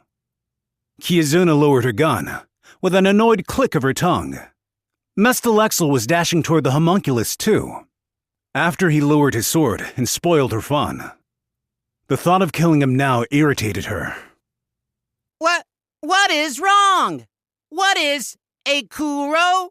If Kuro dies, then would that be bad? Up ahead, there's an Oriatia encampment. Carry Kuro there, please, to try and help everyone. Help him! Please! Save him! The homunculus's words didn't help make things clearer at all. But Toroa still picked up on something. The spotter. Huh? The spotter I saw. He's probably the one injured, right? He looked toward the cliff top where the young girl flew down from. Appearing to have slid down from some higher spot, Kuro the Cautious lay in an area where their eyes could find him. The endless stream of blood looked to be coming from his gut. The wound seemed likely to prove fatal. What of it? Just leave him to die. Got nothing to do with us. The bombing that killed the particle storm. That was his doing, right? You wanted to know who was behind those artillery attacks, didn't you? I think there's value in letting him live. Toroa thought there had been others besides themselves fighting in their battle. In the middle of that storm, countless schemes and motives had all swirled together. Toroa fought for the sake of an enchanted sword. Mestalexel had fought for his mother. In that case, what had been this spotter's reason for fighting? He fought to protect populated areas, exposing himself to the calamity to do it. He has a right to be saved. Wow! That is amazing! How very valiant! Ah! Like I give a damn. Don't get mad. Please, don't be mad. So, Kuro? He's really important. He's the most important person of all to me. So please, save him. Tears streamed down from the small homunculus's eyes. Her winged arms were unable to carry Kuro. I'll carry him there on my back. Toroa replied. He had carried them all on his back. He wouldn't let anyone steal them. Things that shouldn't be where they should be. If there was a fight he could end without stealing anything, then that's how he wanted to finish it. How far ahead is the Oriatia camp? I'll show you. I'll lead you there. The checkpoint place. I remember where it is. It'll be night by then. Kiazuna insisted. The closest rest station to their position was over 10 kilometers away. Gonna bleed to death either way. No. I've got an idea. A clever one too, I'd say. The Grim Reaper said, while walking over to where Kuro lay. We can just use your vehicle there, Kiyazuna. What? Using the chariot golem too, of all things, save someone. To the sinister self-proclaimed Demon King, Kiyazuna the Axle. It was an unbelievable proposition. Like hell I'm going along with a shitty plan like that. I'll beat you to a pulp. I get it. I won't ask you to do it for free. Toroa stopped walking and stuck one of his enchanted swords in the ground. The same man who hadn't let go of a single one of his swords in the heat of battle, bearing their excessive weight until the end. I'll give you the blasting blade in exchange. You. He spoke like it was all a matter of course. Toroa had walked the line of life and death, shaving years off his life, all for the sake of this one sword. There had been no other reward, all just because he was Toroa the Awful. You really... Kiyazuna tried to continue her thought, but she was unable. Somewhere within the enemy in front of her, he held something he could never give up. She understood that too. His fight was about pride, much like Kiyazuna's own pride, that wouldn't yield before anyone. Mama! Master Lexel, Kiyazuna the Axle doesn't bend the knee to anyone. Freedom, completely unobstructed by any threat. That was the wish of Kiyazuna the Axle. Despite this, the reason she had fought to hold fast to her pride was in order to always be her proud self. Still, she fought to hold fast to her pride, precisely so she could continue to remain her prideful self. I'll give you the chariot golem. Get in already. After seeing Toroa the Awful's group off, Kiyazuna returned once again to the same location. The blade, its shadow growing long over the wasteland, was known as Charijusia, the Blasting Blade. All right, there you go, Master Lexel. The enchanting blasting sword's yours. Okay. The innocent iron colossus took steps forward, and then stopped. Hey, Mama? What is it? Is it okay if I leave this here? What do you mean, leave it? You were so fond of it, weren't you? Why? Kiyazuna, wide-eyed, followed his question with one of her own. Among all the riches she plundered, it was the item that Mesta Lexel was fondest of, showing it off and brandishing it about the chariot golem's cargo bay. She didn't expect Mesta Lexel to ask such a question himself. Because I haven't beaten Toroa. To the winner go the spoils. If I can win, then I can have whatever I want, right? Then I want it after I've beaten Toroa. I want to fight him again. Can I? So, that's it then. Kiyazuna was at a loss for words as she looked at her own child. I get it. You finally got a desire of your own.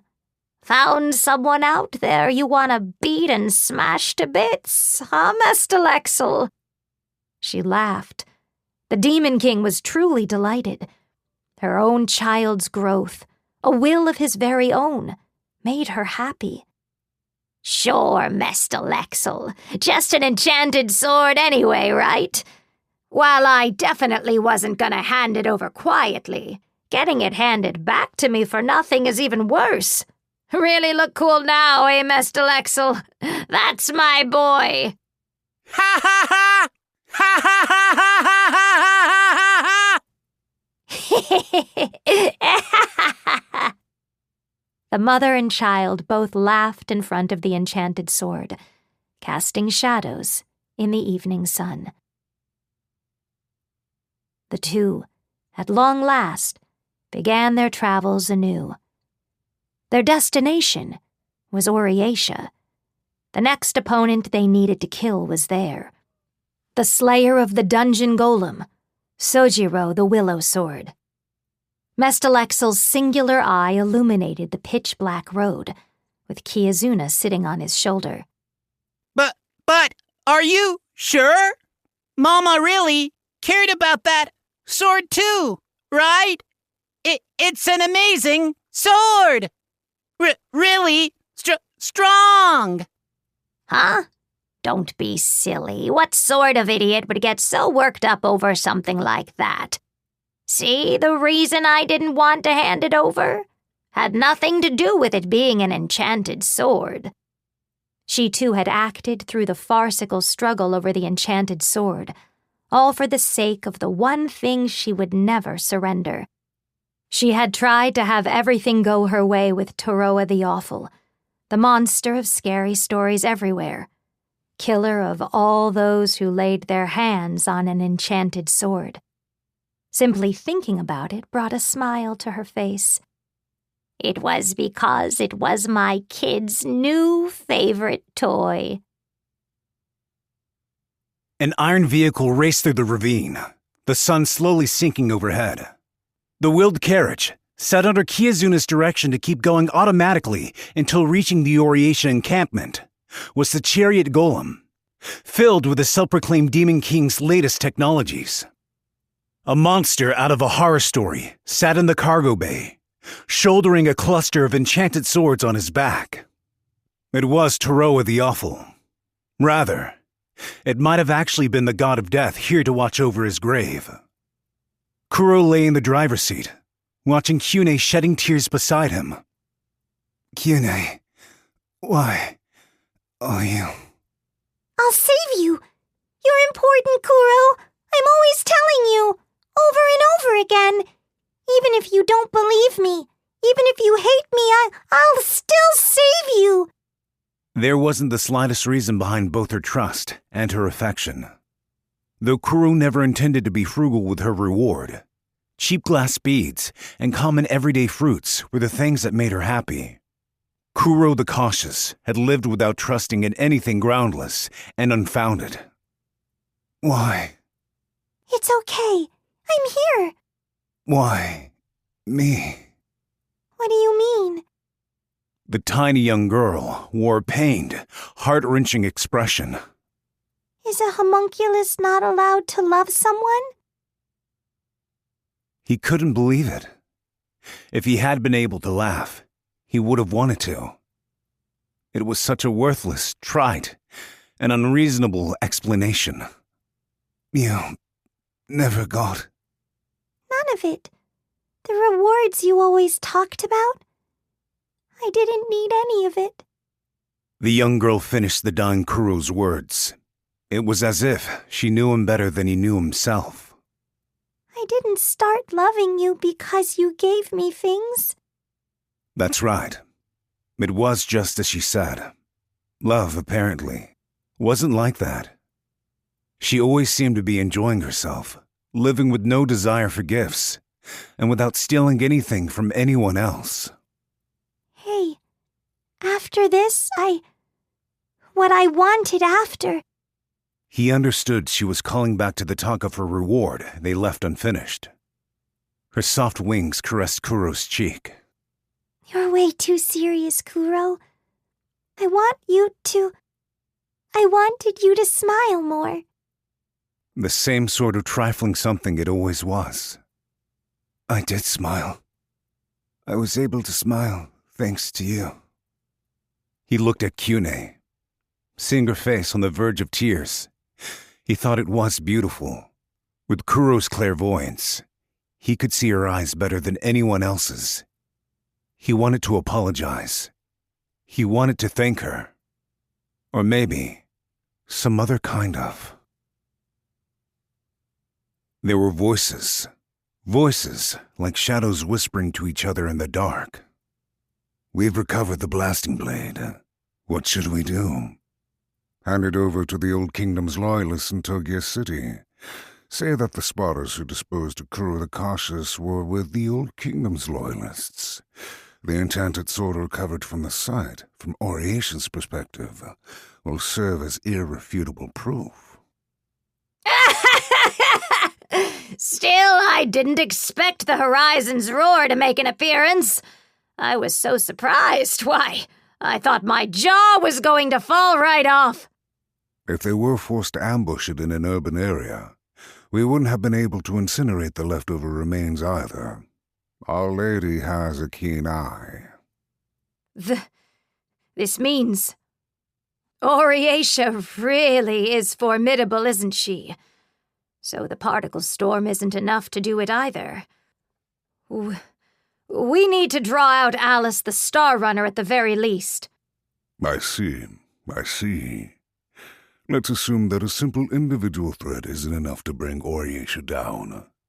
Learning that alone made this plenty fruitful, wouldn't you say?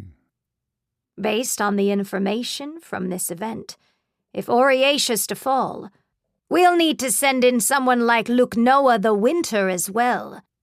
You're joking. Sending out the Yamaga Barons took a hefty toll on Our Lady's body. We can't let her push herself too hard. So then it's the Royal Games after all? Yeah, the Royal Games.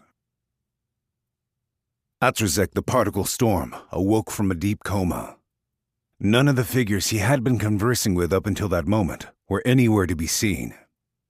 He was in a forest of dense green that seemed to block out the light of the sun. Why?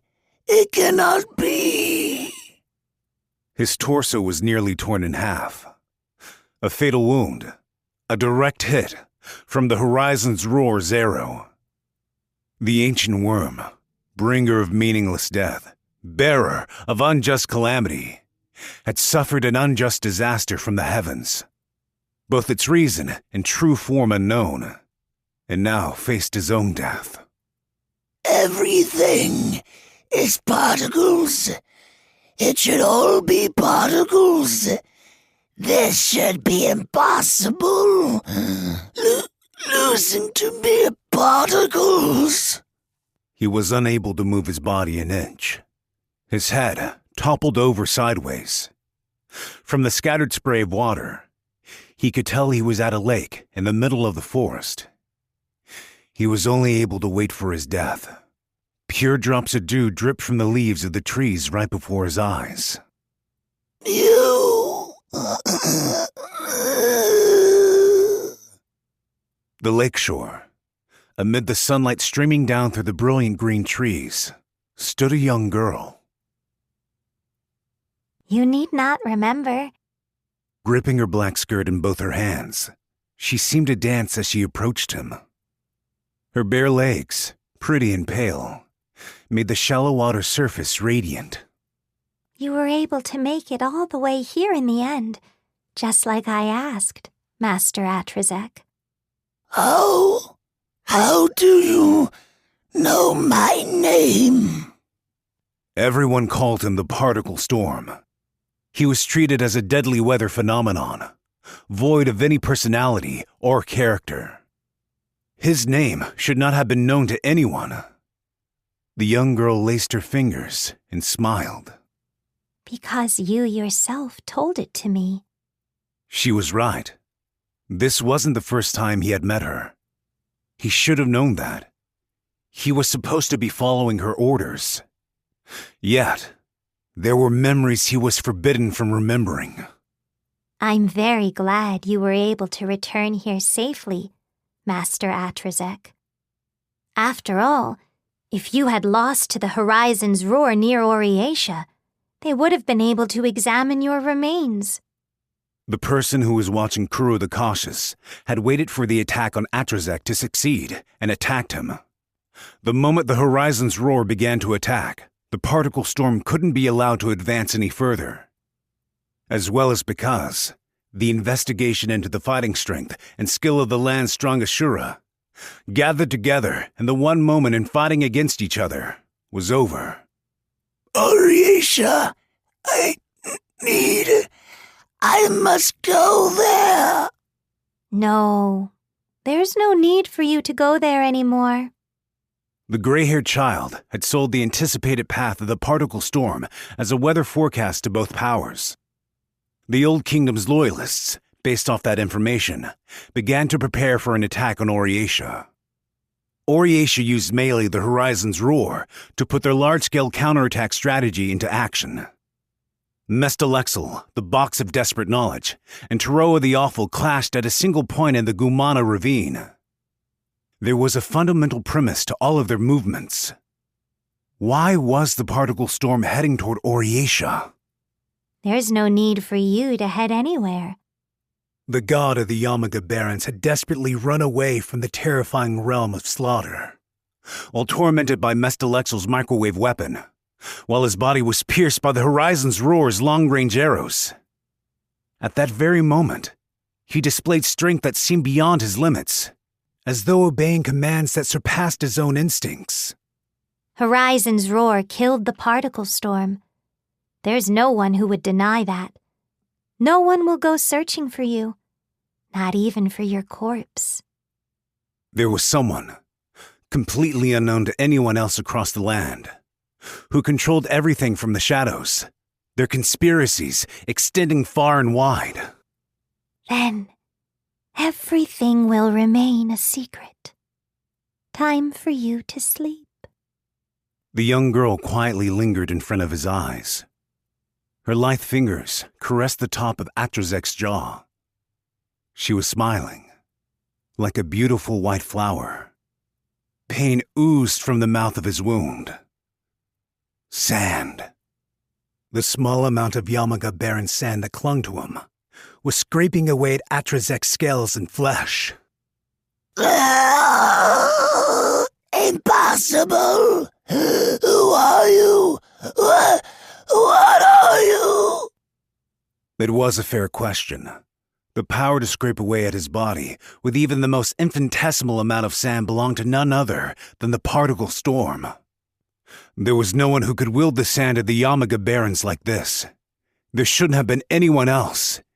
Anyone else besides himself.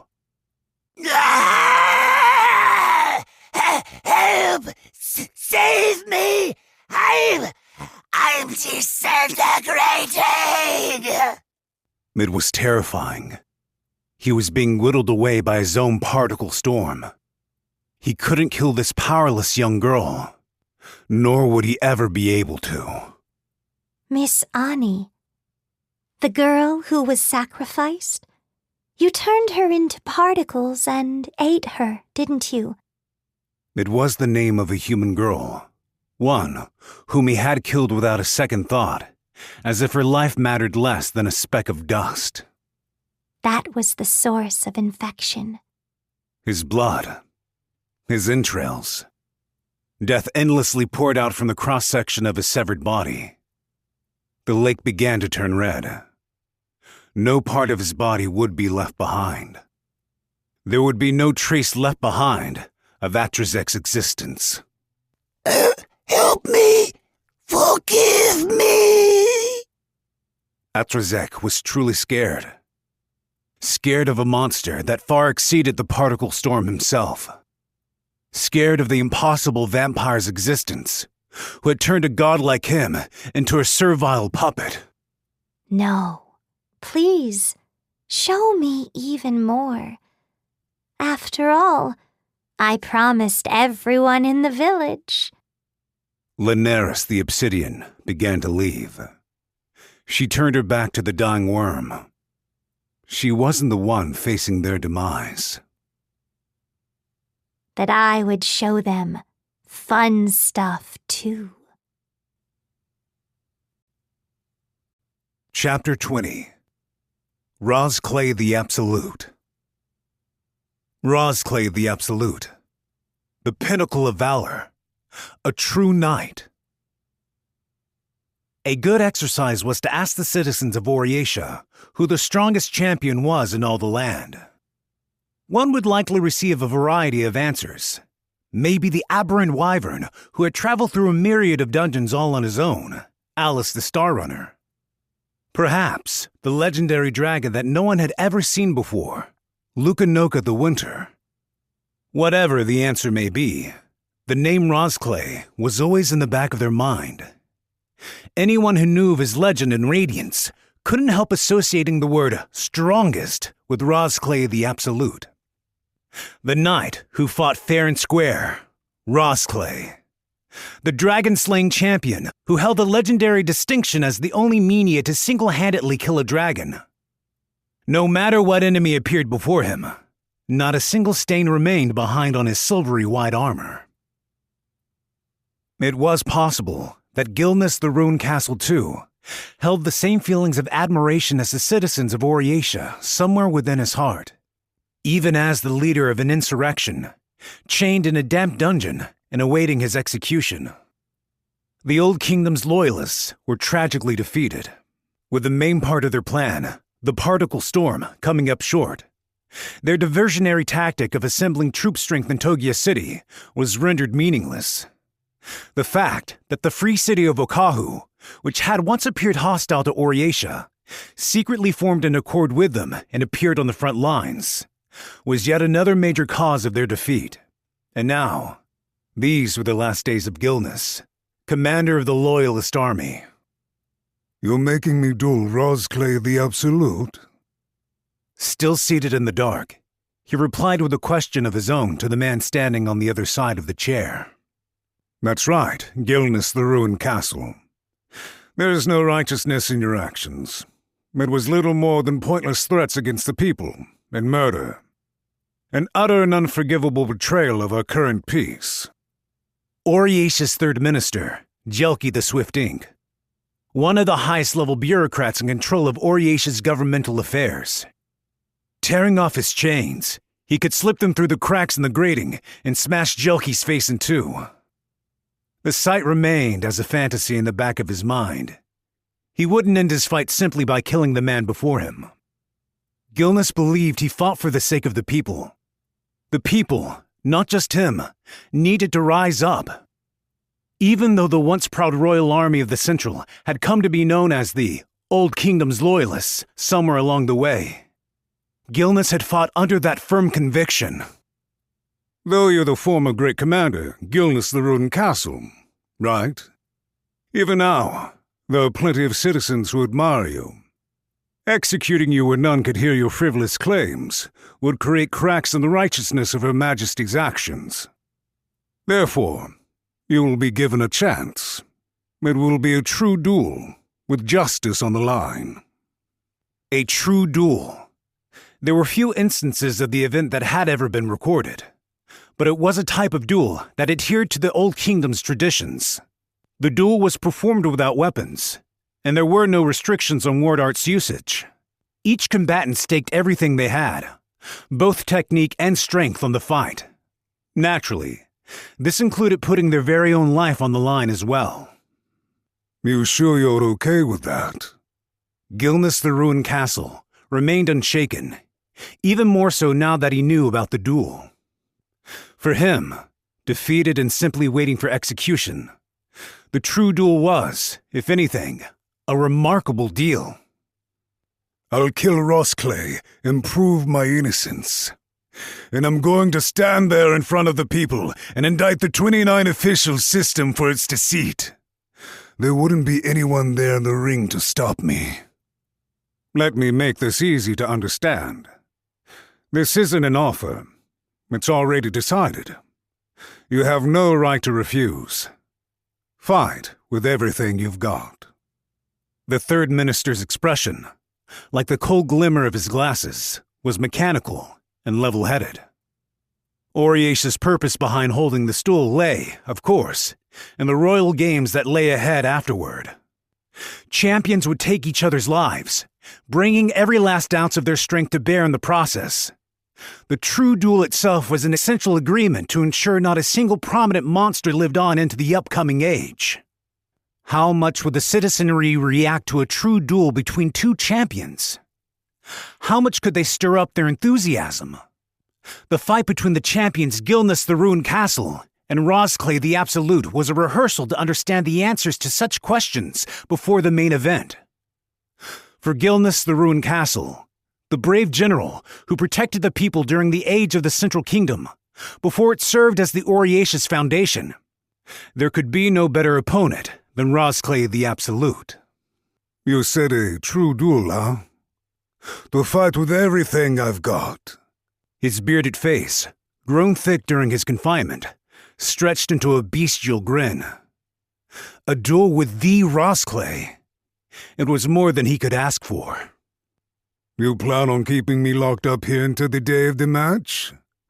Without allowing me to hold a sword or get back to my full range of movement?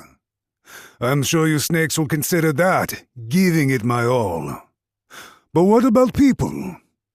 Are they all as foolish as you think they are? I wonder. Only natural you'd make such a claim, I suppose. There was a light metallic sound. Following a signaling look from Jelki, the warder opened up the cell. Continuing, they removed the Gilness's shackles. Until the day of the duel, you shall be released under direct supervision. We've declared the date for the duel. The offer to release you under the condition of your agreement to the duel is well known among the citizenry as well. What are you planning? Nothing at all. If you fear the power of Oriace's second general, then feel free to come up with your best dishonorable excuse and flee. Fortunately for you, we don't have the time to spend on chasing after a pitiful loser such as yourself. In fact, you may be able to trade in your popularity among the people to ensure your own survival. By showing Gilness the ruined castle actually released from prison to the citizens, they could demonstrate the Queen's magnanimity and justness. Such aims were another facet of their offer. There was no need to keep him chained. To Gilness, who relied on the justness of the royal authority that once was, his own sense of justice and expecting looks from the citizens of the Central Kingdom were the most binding chains of all. Any path of escape from the duel 2 small months down the line was completely closed to him. You don't think I'll attack your barracks or council halls? It matters not. If you were to brazenly refuse Her Majesty's mercy, that'd serve as plenty justification to put you down for good next time. When that happens, of course, Rosclay the Absolute will be the one to serve you your death sentence. No matter how much you struggle, know that you can't run away from your destiny to fight Rosclay.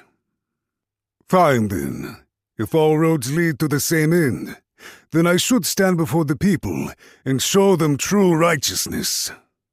In other words, he would destroy Rosclay in the arena during their true duel. He had never held any fear of Rosclay to begin with. Gilness's resolve was fixed from the start. Gilness would be damned if he would let the Central Kingdom he had protected for so long come under the control of Queen Cephite, a blood relative of the United Western Kingdom. Nor was there any justification behind renaming it to Oriacia. It was the country of the monarch who appealed to the people, regardless of race, and gathering citizens together in the face of the true Demon King threat, building the foundation of what was now Oriacia, the kingdom of King Or. Cephite was nothing more than an invader, using her lineage as the last among the one true king bloodline as a reason to usurp the throne. The Central Kingdom that Gilness and the king protected had been tragically corrupted by the influx of citizens from the other 2 kingdoms. He couldn't consent to the Queen's rule. The same was true for the 29 officials who controlled the people at the Queen's behest. The daughter of the kingdom ruined by their own extreme foolishness, trying to open up a dialogue with a true Demon King, was now the Queen. Gilness's chest was filled with an endlessly burning anger. He had to use his just vengeance to open the eyes of the citizens Gilness and the king loved. As he walked through the streets, the eyes of Oriacia's soldiers were always on Gilness. Nevertheless, there were still places their watchful eyes absolutely couldn't follow him. The bath and his quarters. Other options included the confessional and inside the brothels. Gilness the Ruined Castle hid a weapon inside his coat for whenever those moments arrived. It wasn't one of the weapons the soldiers had taken from him. Even if he showed it to the citizenry, he was sure almost no one would be able to understand its intended purpose. A triangular metal plate split down the middle, jutting out from the middle of a hollowed-out wooden rod, small enough to fit in his hand. A tool known as a fountain pen. It was a technology that he procured from a deal with a gray-haired child. With most people in this world having no literacy above what is taught by the Order, and where the nobility and royalty utilized their own unique written languages they passed down through the generations, Gilnes's elite troops established their own form of writing and exhaustively taught it to everyone, down to the lowest private. None of the soldiers who watched him would be able to decipher the meaning behind the ink-blotched words he left on scraps of cloth around the city. He told me to give it my all, right? He continued giving everything in his training, going about his daily activities, being met with a smile by those citizens looking forward to the duel, and brushing off the cold glares from those who didn't cheer for him, in order to make sure the soldiers observing him reported such activities. Through an intelligence network known to the Oriatia Council, Gilnes the Rune Castle's former subordinates were gathering. None of them came into contact with one another. Despite this, they shared the operation's progress through messages left behind in various regions. There were 100 personnel able to move into action, each and every one of them advancing the plan put in place for the day of the duel. It's too late for any regrets, Third Minister Jelki. Lord Gilnes, why, the date of the duel's only 2 big months away. Indeed. Perhaps this shall be the last time I can enjoy this establishment's hawthorn berries. You don't give yourself enough credit, my lord. A direct fight with thee, Rosclay? There's no one else who could do such a thing. My son is very much looking forward to it. The period of preparation and training had passed, and the 2 small months of respite were now closing in on the 2 big months mark. It took 6 days for the large moon to complete its orbit. There were 12 days left.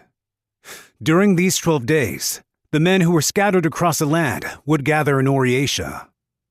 On the day of the match, when the audience had reached the height of excitement, he would make his indictment against Oriatia. Then, in that moment, all of his armed forces would launch into action at once, sweeping the citizenry up in the conflict. This is a battle for truth. Of course, I shall stand up and face the challenge head on. The Central Kingdom is a nation built by King Or, rest his soul, and does not belong to Queen Cephite or the Oriatia Council either. I see. I am an uneducated man, but now that you mention it, the current council is acting a little bit off. My son is rooting for Lord Rosclay, but of course, I'm backing you, Lord Gilnes. It was clear the owner of this fruit and vegetable stand was totally unaware that the competition in 2 big months' time was an actual fight to the death.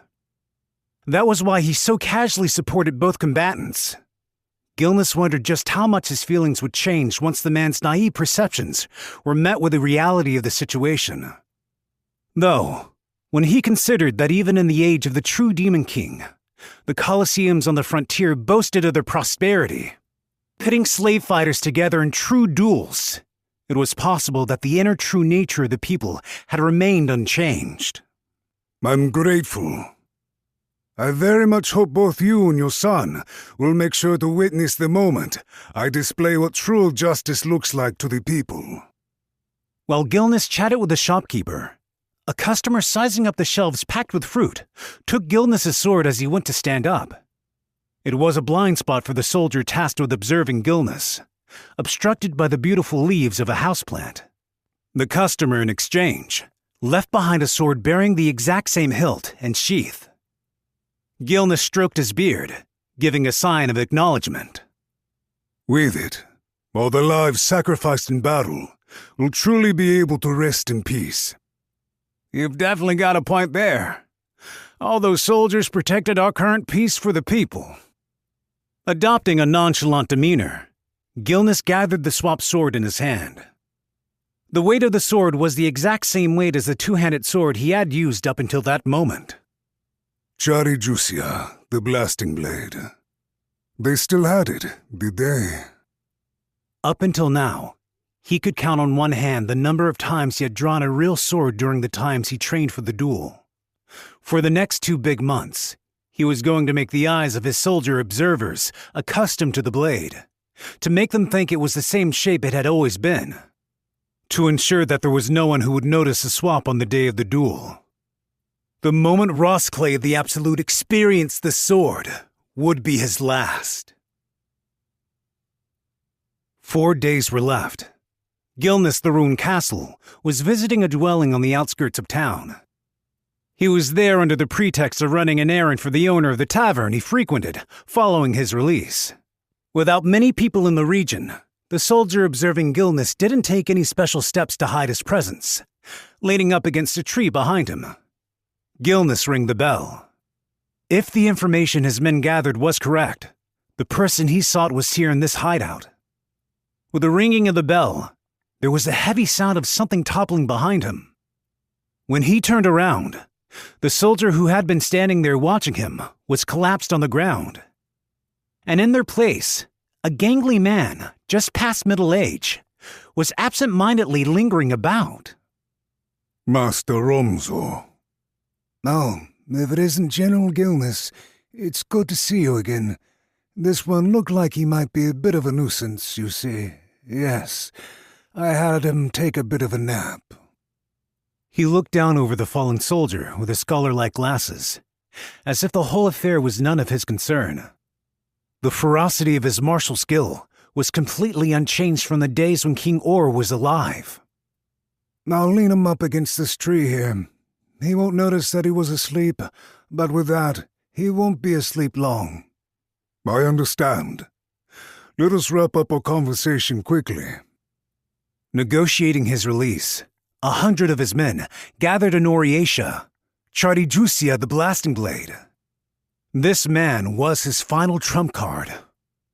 Romzo the Star Map, a man known as one of the members of the First Party. The legendary Seven, the first in the world to confront true Demon King. All of them were champions, the absolute pinnacle of their age. Touted as unrivaled, they too were defeated and scattered before the true Demon King menace, and it was said only Romzo and one other member survived. 2 of them managed to survive. Countless champions challenged the true Demon King, with close to none of them returning alive. One of those very few who survived was Romzo the Star Map. He was a compatriot who lamented the current state of Oriatia, and someone with superlative fighting prowess, rivaling Gilness himself. As you are aware, sir, in the middle of about 4 days from now, we plan to make our move. The location will be the Castle Garden Theater. It's surrounded on all sides by audience seating, and well within range of the bird's bow. Here is where I'd like to ask you to defend the soldiers providing support. That is easy. Very easy. But that's not all, is it? Before the match, may I request your dwelling might technique? Romzo casually looked out over the trees. It was the season when the leaves turned brown and began to fall. Gilness kept silent, watching Romzo as he looked. That is easy. You understand, right? Of course. If we can win this one battle, our ambitions will be realized. The pressure points technique he utilized to incapacitate the soldier was not intended to simply be used as an attack. Its real abilities rather lay in releasing the physical limits of the body when either the user or their allies engaged in combat. Dwelling Might was the pinnacle. Romzo had named the technique, capable of shouldering the price of death itself. Rossclay the Absolute is strong. He's absolute in anything and everything. My consent to this arrangement was very much made with that in mind. Got it. Well then, I suppose that's fine. The elderly master slowly walked over and put his hand on the door of the dwelling. There, he turned around. All right, over there, the same position as you were at the start. Stand about 3 paces in front of where I am. When that man over there wakes up, he'll feel a bit unsteady on his feet. Understood. You have my thanks. Gilness gave a deep, respectful bow and departed. Now, all of the preparations were complete. 100 supporters springing out from the audience, the blasting blade. And now, his movements would go beyond the limits of his own body. Preparations that had used up every iota of power at his disposal. A true duel. How one would interpret such an arrangement would likely be different from person to person. The honest and noble-minded knight Rosclay was certain to put forth all his effort into battling with the one skill he honed to perfection himself. Gilness was not. He wasn't an idol of the people like Rosclay. He was a military man who fought to accomplish a goal. The day of the duel was coming. Rosclay! Rosclay! Rosclay! Rosclay! Rosclay! The cheers of the packed crowd were almost loud enough to shatter eardrums. Daytime in the Castle Garden Theater. The excited citizenry of Oriatia clamored in the spectator seats surrounding the large grass plaza. The thought that the owner of the fruit stand was somewhere among them suddenly flickered in Gilness's mind. The knight walking out to face Gilness was still young. His features, blonde hair and red eyes, were plainly beautiful to anyone who saw them. However, this beauty was also unlike that of a vampire, cloaked in an air of dread. His pleasant features were the kind that brought a sense of security to those who laid eyes on him. On top of this, the way he had toned his muscles, it was likely the two men's physiques had been different from birth. Compared to Gilness's imposing appearance, covered in big, thick muscles, his thin and sinewy body made him look not unlike a sculpted statue. His was a face known to everyone. He was Rosclay the Absolute. I get it. No wonder they're setting him up to be a symbol to the people. Pitting them against each other, it was obvious at first glance which of them was on the side of justice. Even someone who protected the people as a general of a 10,000-strong army like Gilness the Ruined Castle, compared to the man before him, ended up looking like a crude mountain bandit. General Gilness, your heroics remain still fresh in the memories of the people. I consider our duel on this day a great honor. Let us show these fine people what a battle free of spite can look like. I consider it an honor too. I didn't expect such an opportunity for vindication. I thought the council too recognized my own righteousness as something to ignore entirely. Now, as a warrior equal, allow me to challenge you to combat. Gilness took notice of his arm's movements, beginning to sag under the weight of his sword. When a single strand of hair on his arm lowered, then he would stop. He moved it again. He stopped at the drop of a strand of hair. His center didn't waver an inch during the series of motions. To anyone else, he assumed it looked like he was gently lowering his sword. In just a few moments, Gilness finished checking the capabilities of his physical body. He could instantly tell his body to stop with the speed and positioning he wanted. This was Ramzo's dwelling might. With the full strength of Gilness's sword skills on top of it, he had become a powerful threat. Rosclay! Rosclay! Rosclay! Mixed in with the cheers, the signal announcing the start of the match rang. Both combatants, in that moment, began to close the distance between each other. He saw Rosclay hold his sword above his head. It was an exceedingly fast downward swing, exactly as taught to military swordsmen. However, that won't hit me. Not with how I am now. Gilness stopped his advance. Even in the midst of a full-speed charge, with all his body weight behind him, in his current condition, it was possible. Consequently, Rosclay misjudged the range for his opening attack, the worst possible blunder to make. Over in an instant. Sorry, but... There wouldn't be any need to make use of his 100-strong soldier force.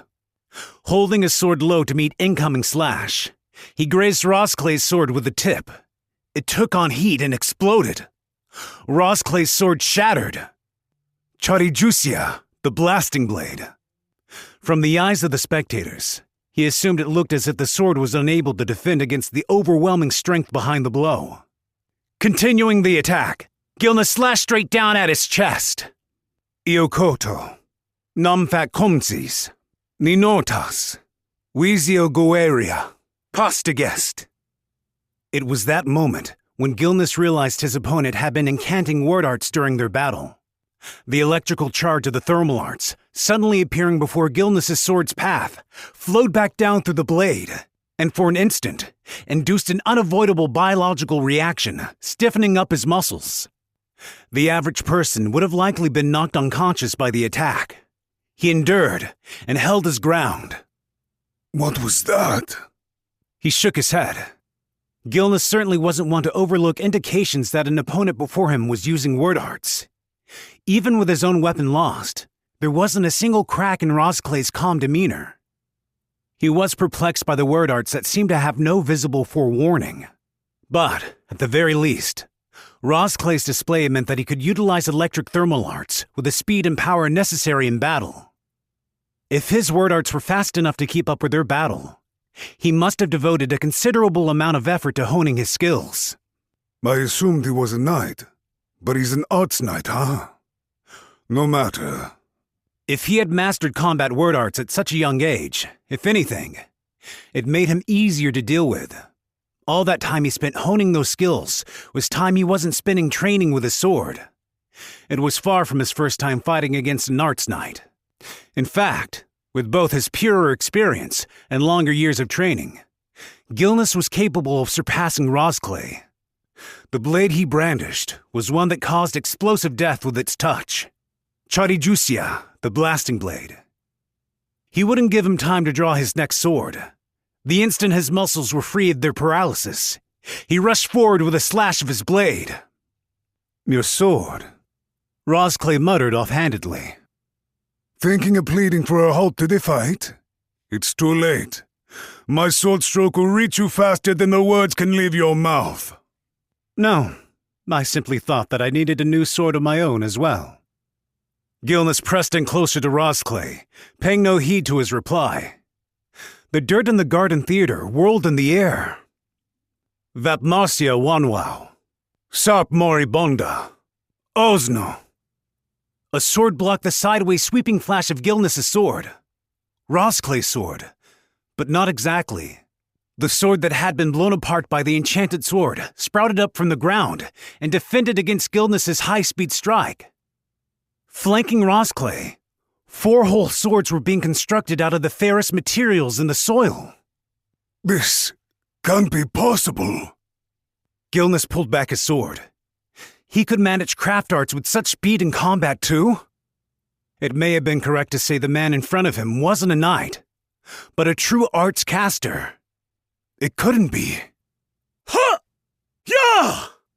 Without letting the momentary confusion pass, Rosclay stamped on the earth with a rending shout.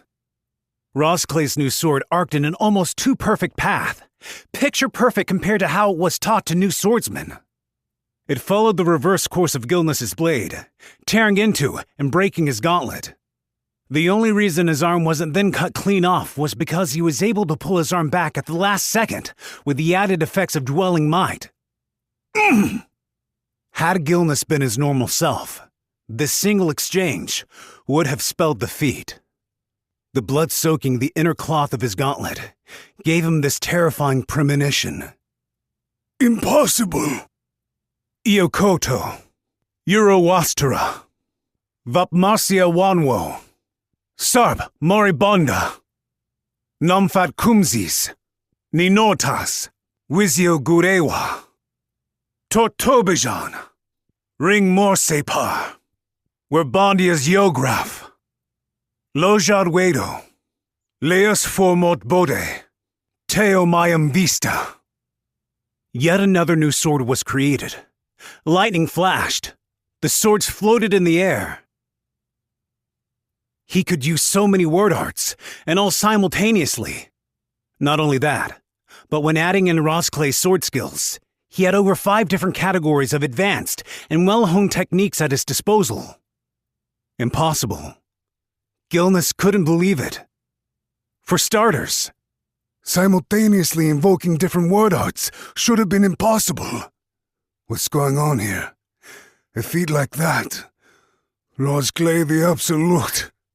this should put us back at square one. Wouldn't you say, General Gilness? Now, let us continue. It was possible that Gilness the Rune Castle also held the same feelings of admiration as the citizens of Oriatia somewhere within his heart. He felt that he was a knight on the path of true righteousness, vanquishing his enemies with his just swordsmanship, battling fairly and with honest skill. Everything about him is wrong. Rosclay! You can win, Rosclay! Rosclay! Rosclay! The strength of the man in front of him was something else entirely. He was enigmatic and mysterious. The leg, covered with a silver-white greave, stamped the ground. An instantaneous opening move, sharp and fast. The flawless form taught to students of the blade. Gilness fell back in time with his opponent's advance. As long as he was in dwelling might state, it was simple enough for him to watch his adversary's movements and instantly stop and adjust his own. However, with his attention monopolized by the sudden word arts, while Gilness could stay out of his opponent's sword range, he couldn't stay fully aware of the tip of the blasting sword in his hand. Rosclay seized this opening. The knight's sword entwined with the tip of the enchanted sword, held up and pointing at eye level, and hoisted it upward. Not relying on his strength to knock it down, he instead quietly tapped it, pressing down on its side, and then turned it away. The technique of an extremely just royal knight. The special quality of the blasting blade. He had seen right through it. Now, Rosclay's sword didn't burst apart after touching the enchanted sword.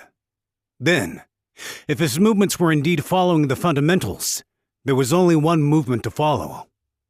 Using the back of the sword, he slid along the sword, shortening the distance between them. His hand immobilized Gilness's gauntlet, and they both came together, swords locked at the hilts. In power and physique, Gilness was superior. However, because he was pinned as he fell back, he couldn't shift his center of gravity forward. Rosclay was using this to tip the scales.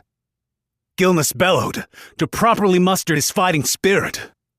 Rosclay, regardless of whoever or whatever you may be, I will claim victory! Speed, the speed of the slash, coming into contact with the solid mass. That's what's needed for the explosion. A cold sweat shivered down Gilness's back. Looking at Rosclay's face from up close, his expression was wholly unlike the one he had just shown the crowd, appearing now level-headed and reflective. Paying no heed to Gilness right in front of him, Rosclay continued murmuring to himself. He was able to sheath his sword. If contact is the only requirement to cause an explosion, then if I do this... He propped up the back of his two-handed sword, pushing back and forth against Gilness's, and added more force. Gilness was inevitably pushed to resist the added force in a similar way as well. He also can't use his hand to support the blade. The breadth of his sword techniques gets narrower. He shouldn't be able to utilize such a weapon in this position. All right. Riding the momentum of the weight pushing into him, he fell back and opened up space between the two of them again. That was what made Gilness the Rune Castle realize. Their locked hilts moments prior weren't an attempt by Rosclay to push back the much larger and bulky Gilness. In fact, it was possible that from the beginning, the first grazing hit Gilness had made to Rosclay's sword hadn't been a coincidence at all. He had completely seen through all the characteristics of Charijusia, the blasting blade. Backed away from Gilness, replications of Rosclay's sword formed beneath the ground were still suspended in mid-air. The two of us were exchanging blows. He couldn't possibly have kept his complex word arts going. That wasn't it. That wasn't what he needed to think about. He had to keep his mind focused. Otherwise, it would become a weakness his opponent could exploit. Even with regard to pure swordsmanship skills, Rosclay the Absolute's rivaled, or even exceeded Gilnes's own. Looks like now's the time to use it. Gilnes switched the grip on his sword and loosened the wrist coverings on his right hand. It was a signal for the final remaining strategy that he had prepared. They had referred to it as the Bird's Bow, the name of a one-shot crossbow, modified into a thin, foldable shape.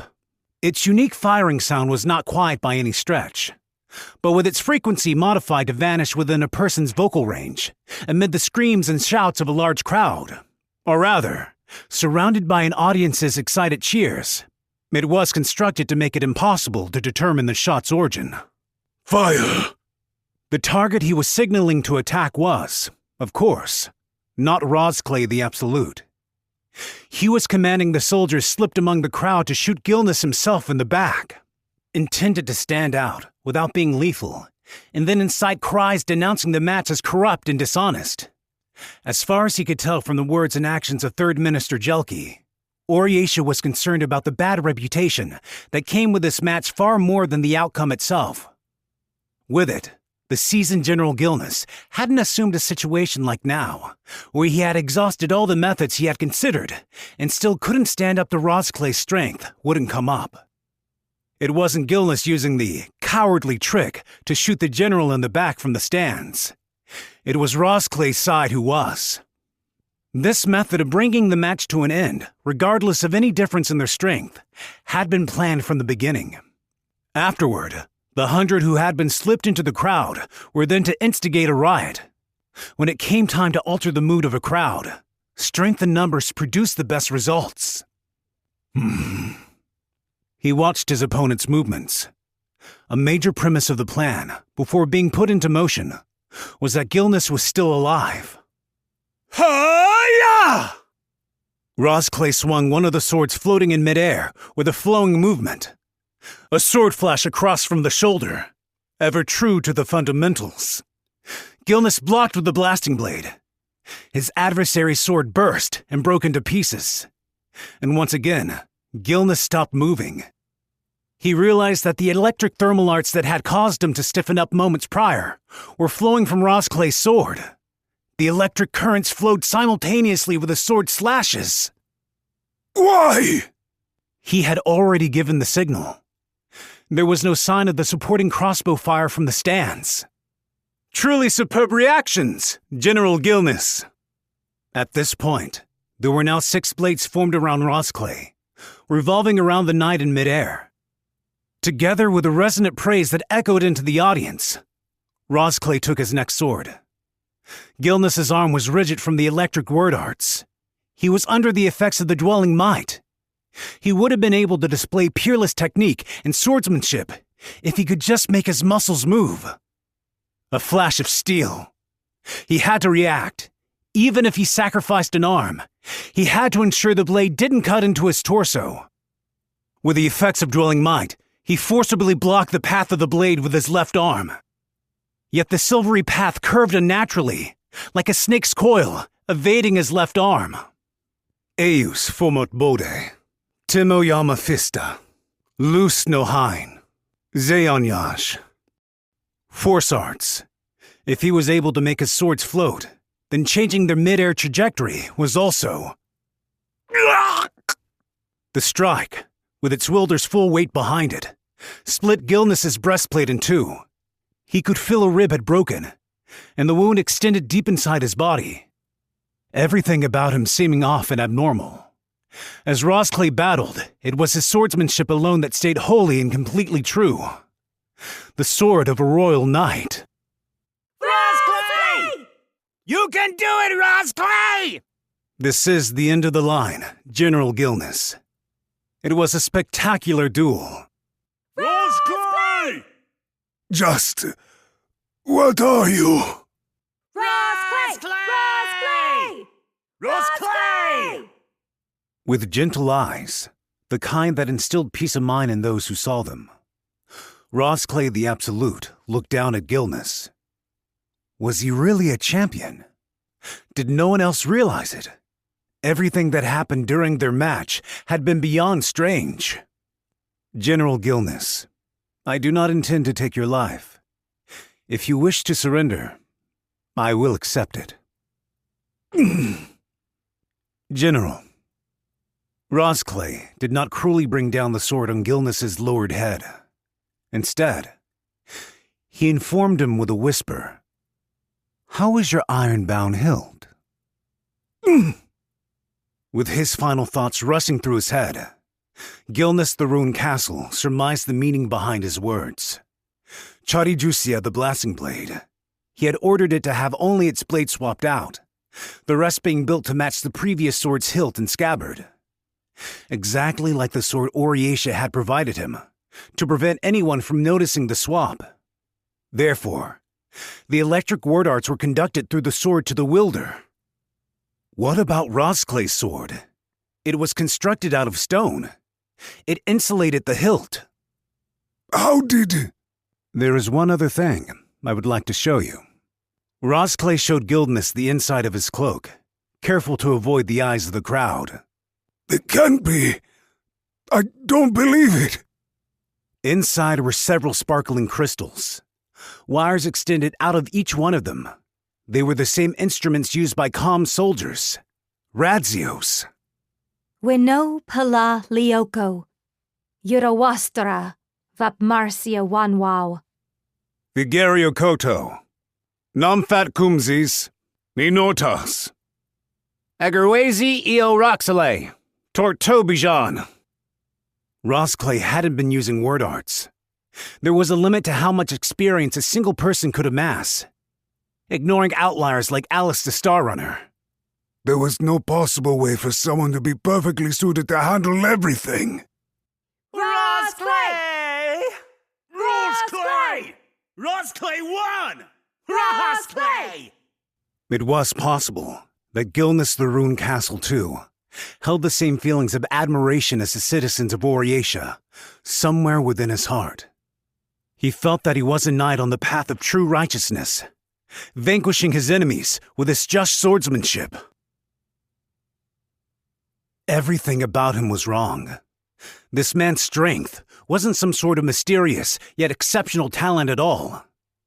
During these 2 small months of preparation time, he had done the same thing Gilness had. His confusion from seeing no word arts indications from Rosclay had been only natural. Had it always been that way? There was no way a single Menia could kill a dragon.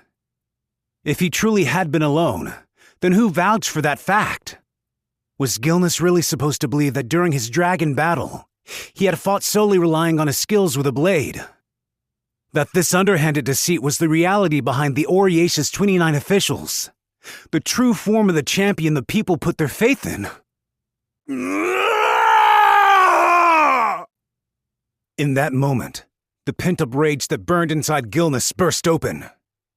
It was rage. It was remorse. And more than anything, it was deep disappointment. The body that should have been beyond all salvation, taken hold by his mental anguish, brandished his sword, and... Hi-ya! He then took an over-the-shoulder slash, form perfect, and collapsed. The silver flash passed through the crack opened in his breastplate and ended Gilness's life. Rosclay seemed to have turned the tables against Gilness's final struggle, defending himself fair and square. Rosclay took a deep breath. Putting on his mask of sincerity, he appealed to the crowd. A calculated act before the excitement among his audience cooled. "Citizens, it is as you just saw. General Gilness, rejecting my call for surrender, took up his sword. And now, he has died before my blade." Rosclay! Rosclay! Rosclay! He chose the path of a martyr for his ideals. He offered up his precious soul to bring the end to an outdated time. I ask you to applaud the general's courage. His sacrifice will serve as our first step. The old kingdom's loyalists and Oriatia together to a new age. Rosclay's right! Gilness! Gilness! Rosclay! Gilness! Now, with our battle in this true duel decided, I bear Gilness no hatred. I pray that you citizens will do the same. He fought to build peace for all. It is time to shoulder his sacrifice and advance forward. Oriesha's second general spoke, making his sword sparkly with silvery white light. Rosclay the Absolute, the honest and just hero. No matter what enemy appeared before him, not a single stain was ever left behind on his silvery white armor. The battle you have all witnessed before is a perfect example of my true duel performance. In the next grand match, I pledge that I will use the excellent techniques I have cultivated to slay my enemies. Rosclay! Rosclay! Rosclay! Rosclay, his performance concluded, returned alone to the stage entryway. His appearance in the Royal Games was set in stone, though it wasn't decided that he would be fighting in the same garden. Much like with his duel that day, both parties wouldn't necessarily be on even footing. It hadn't been an even playing field from the very start. Inside the brick corridor was a single figure waiting for Rosclay. A tall and lanky man, shrouded in an artless and unsophisticated air. Ramzo, sir, thank you very much. Easy, knocking out 100-odd people. No trouble at all. I knew their faces already, too. One of the first party, Ramzo the Star Map, answered with his usual smiling face, free of any strain or tension. Gilness is dead, then? Indeed, it is a pity. You have my sympathies. Ah, well, it's fine. Nothing to be done. I did like the lad, but I had no problem betraying him. So long as I've got somewhere I can sell myself for a good price, I didn't really care about anything else. In the dimly lit corridor, the bashful smile behind his rounded glasses instead seemed sinister.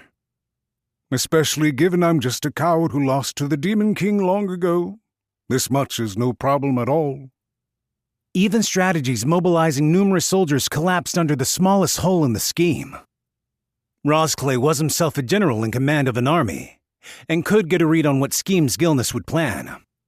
On the battlefield, he first relied not on his sword, but his ingenuity. Thank you also for the dwelling might. Its power was far beyond my expectations. It made my blood run cold. About that, actually. I still don't get it. You said to purposely make your opponent stronger. With my treatment, Gilness. Let's see. I could have easily weakened him to the strength of a 5-year-old child. That wouldn't be enough. In the upcoming grand match, there's sure to be no one weaker than myself and General Gilness. I needed to actually experience and know for myself how much my blade can hold out against a stronger foe. Thanks to your help, I was able to pick out many areas that need to be addressed. Diligent, aren't we? Seems like a tough way to live. I'm ashamed of my shortcomings. He clenched and unclenched his fist, ruminating on his memory of the duel. It was a hard experience to come by. A day that was bound to arrive, and a similarly strong opponent. Similarly encircled by a crowd of spectators. A true battle, also with his life on the line. Having actually experienced such combat could prove the difference between life and death. As long as there was even the slightest possibility it could, then the experience was necessary. Well then, I'll be going. My game of fake insurgency's over. Until we meet again, Ramzo the Star Map. That day, all 100-odd Old Kingdom's loyalists who gathered at the Garden Theater were captured. Having lost their leader in Gilness the Rune Castle and advisor in Ramzo the Star Map, their influence rapidly began fading away. The night of the Garden Duel. Along the riverside on the Oriesha frontier, there existed a dingy shack. The house was inhabited by a mother and her frail daughter. The father who provided for them had passed away. Amid the darkness of the area, no other residents in sight. The orange lamplight illuminated the doorway and announced their visitor. Opening the door, the mother looked at the face she hadn't seen in a long time and broke into a smile. Oh, my! We've been waiting for you, my lord! Iska! Iska! Get up quick! Oh, no, please. If she's already asleep then, I wouldn't want to push Iska too hard. The man was covered in a full-body robe, carefully concealing both his face and body. Nevertheless, to the mother, his was a figure so familiar, she could immediately recognize it. The young girl, who came out of the bedroom to meet the man, gazed up at his face and gave him a smile. You are very late, Mr. Second General. You woke me up. Iska. The daughter would turn 16 that year. She had chestnut-colored hair and eyes to match. She looked a little thinner and more haggard than before. Rosclay the Absolute cast his eyes to the ground and lowered his hand where he stood. When he was under this roof, Rosclay was almost a completely different person. First, let me apologize. I put on a disgraceful battle display in front of the people. My. Is that so? That's quite the problem, isn't it? What was disgraceful about it, then? The village girl crouched down in front of the Menian champion and asked, teasingly, my first step forward. And if the enchanted sword had laid into me while my sword was broken, I would be dead. And if the electric thermal arts didn't stop him, I was a hair's breadth away from the end. Another dangerous fight, is it? Honestly, just what am I going to do about you? Iska stroked Rosclay's golden hair and flashed a troubled smile. All of his fights were like this. He appeared to fight with overwhelming strength that far outdid his opponents. But in truth, he was balanced on a razor's edge between life and death. Both his consideration for any and all possible schemes and his diligence with his daily training were all because he truly and deeply held his own life dear. Rosclay the Absolute, the champion of the Menia. No matter how much she wished and hoped, she knew his turn to abandon the whirl of battle would come later than anyone else's. That's why, I came here because I thought it'd be better to give you this sooner rather than later. Rosclay's eyes darted around nervously, almost like any other young man his age, and he took out a box. What's this? It's a coral ring. I bought it at the market. I think it would suit you, Iska, and since I haven't properly given you any presents up until now... The young girl inspected the inside of the box, looking at the small silver ring. Red coral, with a subdued luster. The color was also not too different from Rosclay's own eye color. Still smiling, she pushed the box back to him. No, thank you. What? Mr. Second General? You are taking me for some uneducated village girl, aren't you? I believe in the beyond. Gifting a ring is meant to be a symbol of betrothal, isn't it? Rosclay conspicuously averted his gaze in an effort to escape from Iska's probing look. What does that matter? I'm simply giving it to you for my own self-satisfaction. I don't need something this serious. No, in fact, you absolutely mustn't send me anything that will remain behind. How exactly am I supposed to explain things if someone questions me about it? Rosclay's eyebrows drooped. There was no knowing just how long Iska had left to live. He knew that she was trying not to leave anything behind after she died. I don't need anything, Mr. Rosclay the Absolute. Wouldn't you say that you being a champion itself is already too good of a gift for this simple village girl? Not at all. Am I really a champion? Well. Aren't we in low spirits today, Mr. Second General? Her mother had already taken her leave. More important than any dinner preparations, she knew that on the days Rosclay came to visit, the two of them needed time to talk alone. Time where he wasn't the people's champion, but a normal young man, where he could escape from his all-too-heavy obligations. I killed General Gilness. Outstandingly valorous and intelligent, a person worthy of respect. I had no choice but to use every dastardly trick to kill him. How cruel of you. Rosclay was kneeling, just as he had forced his enemies to kneel across his multitude of battles. She was the only person in the world who saw him like this. As if accepting a confession, she wrapped both her arms around his head. The sword is all I have. Yes, that's right. Why, it's the only thing you've ever trained for. Just having someone else know about your existence would make victory impossible. True. You're such a delicate person, after all. I really want to fight the proper way. I know that. If he hadn't been there that day, both she and her mother would have simply been sold off as slaves. She would never say it. However, she alone knew that Rosclay the Absolute had the capability to be a champion right from the very start. Thus, now, she simply listened to his words. If Iska could be a solace to his troubled mind, that was enough for her. The night grew late, and Rosclay returned to the castle. "That dummy," Iska muttered, picking up the small box that had been left on top of the table in the dark. After all she had said to him about it, in the end, he had left it behind. She returned to her small bedroom and lit the lamp beside her bed. The contour of the ring she held in her fingers glowed gently in the yellow light. Honestly, to gift her something that'll leave a legacy behind like this? Pfft. She lay down on her back in the dark bed. On the third finger of her left hand, stretching out to the lamplight, sat a shining red coral ring. Rosclay, stronger than anyone else, yet weaker than anyone else, her own personal champion. In that moment, she even felt able to forget about her smothering illness.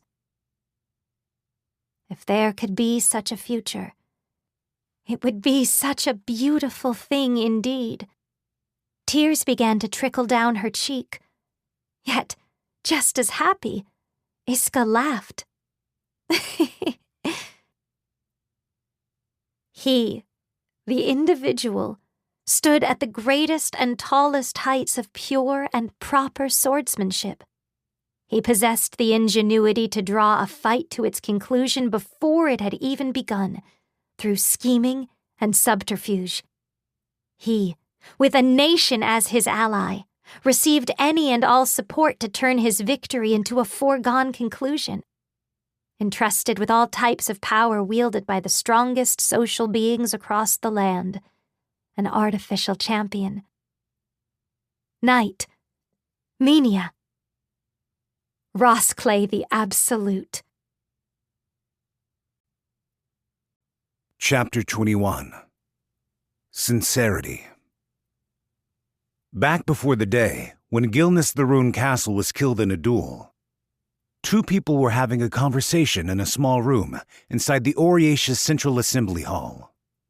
The second general, prestigious and popular with the citizenry, Rosclay the Absolute. With him, the central figure and adjudicator of the meeting discussing the particle storm threat, leading their interception operation to victory, Third Minister, Jelki the Swift Ink. That's all of the details on the fighting power that were verified during the interception operation. As we hoped, Kuro the Cautious gave detailed status reports. The confused melee was not what we had originally expected, but if anything, I consider it a windfall. Jelki reported all the confirmed information regarding the battle to Rosclay. Kuro the Cautious's spotting was communication utilizing what was an exceptional long-distance relay for an individual comms operator. As such, his communications did not solely reach the troops under Keon the Thundering's command at Sign Riverstead. There was someone inside Oriesha's borders who had intercepted the transmissions from the beginning. Third Minister Jelki had a handle on everything that occurred during the operation. He was well aware of the appearance of both the self-proclaimed Demon King, Kiizuna, and Toroa the Awful. Additionally, he had a better grasp of both their fighting techniques and how they chose to fight than Keion, the one tasked with commanding the operation. Toroa the Awful and this Mestelexel. Both of their abilities are unmistakably capable of threatening the nation.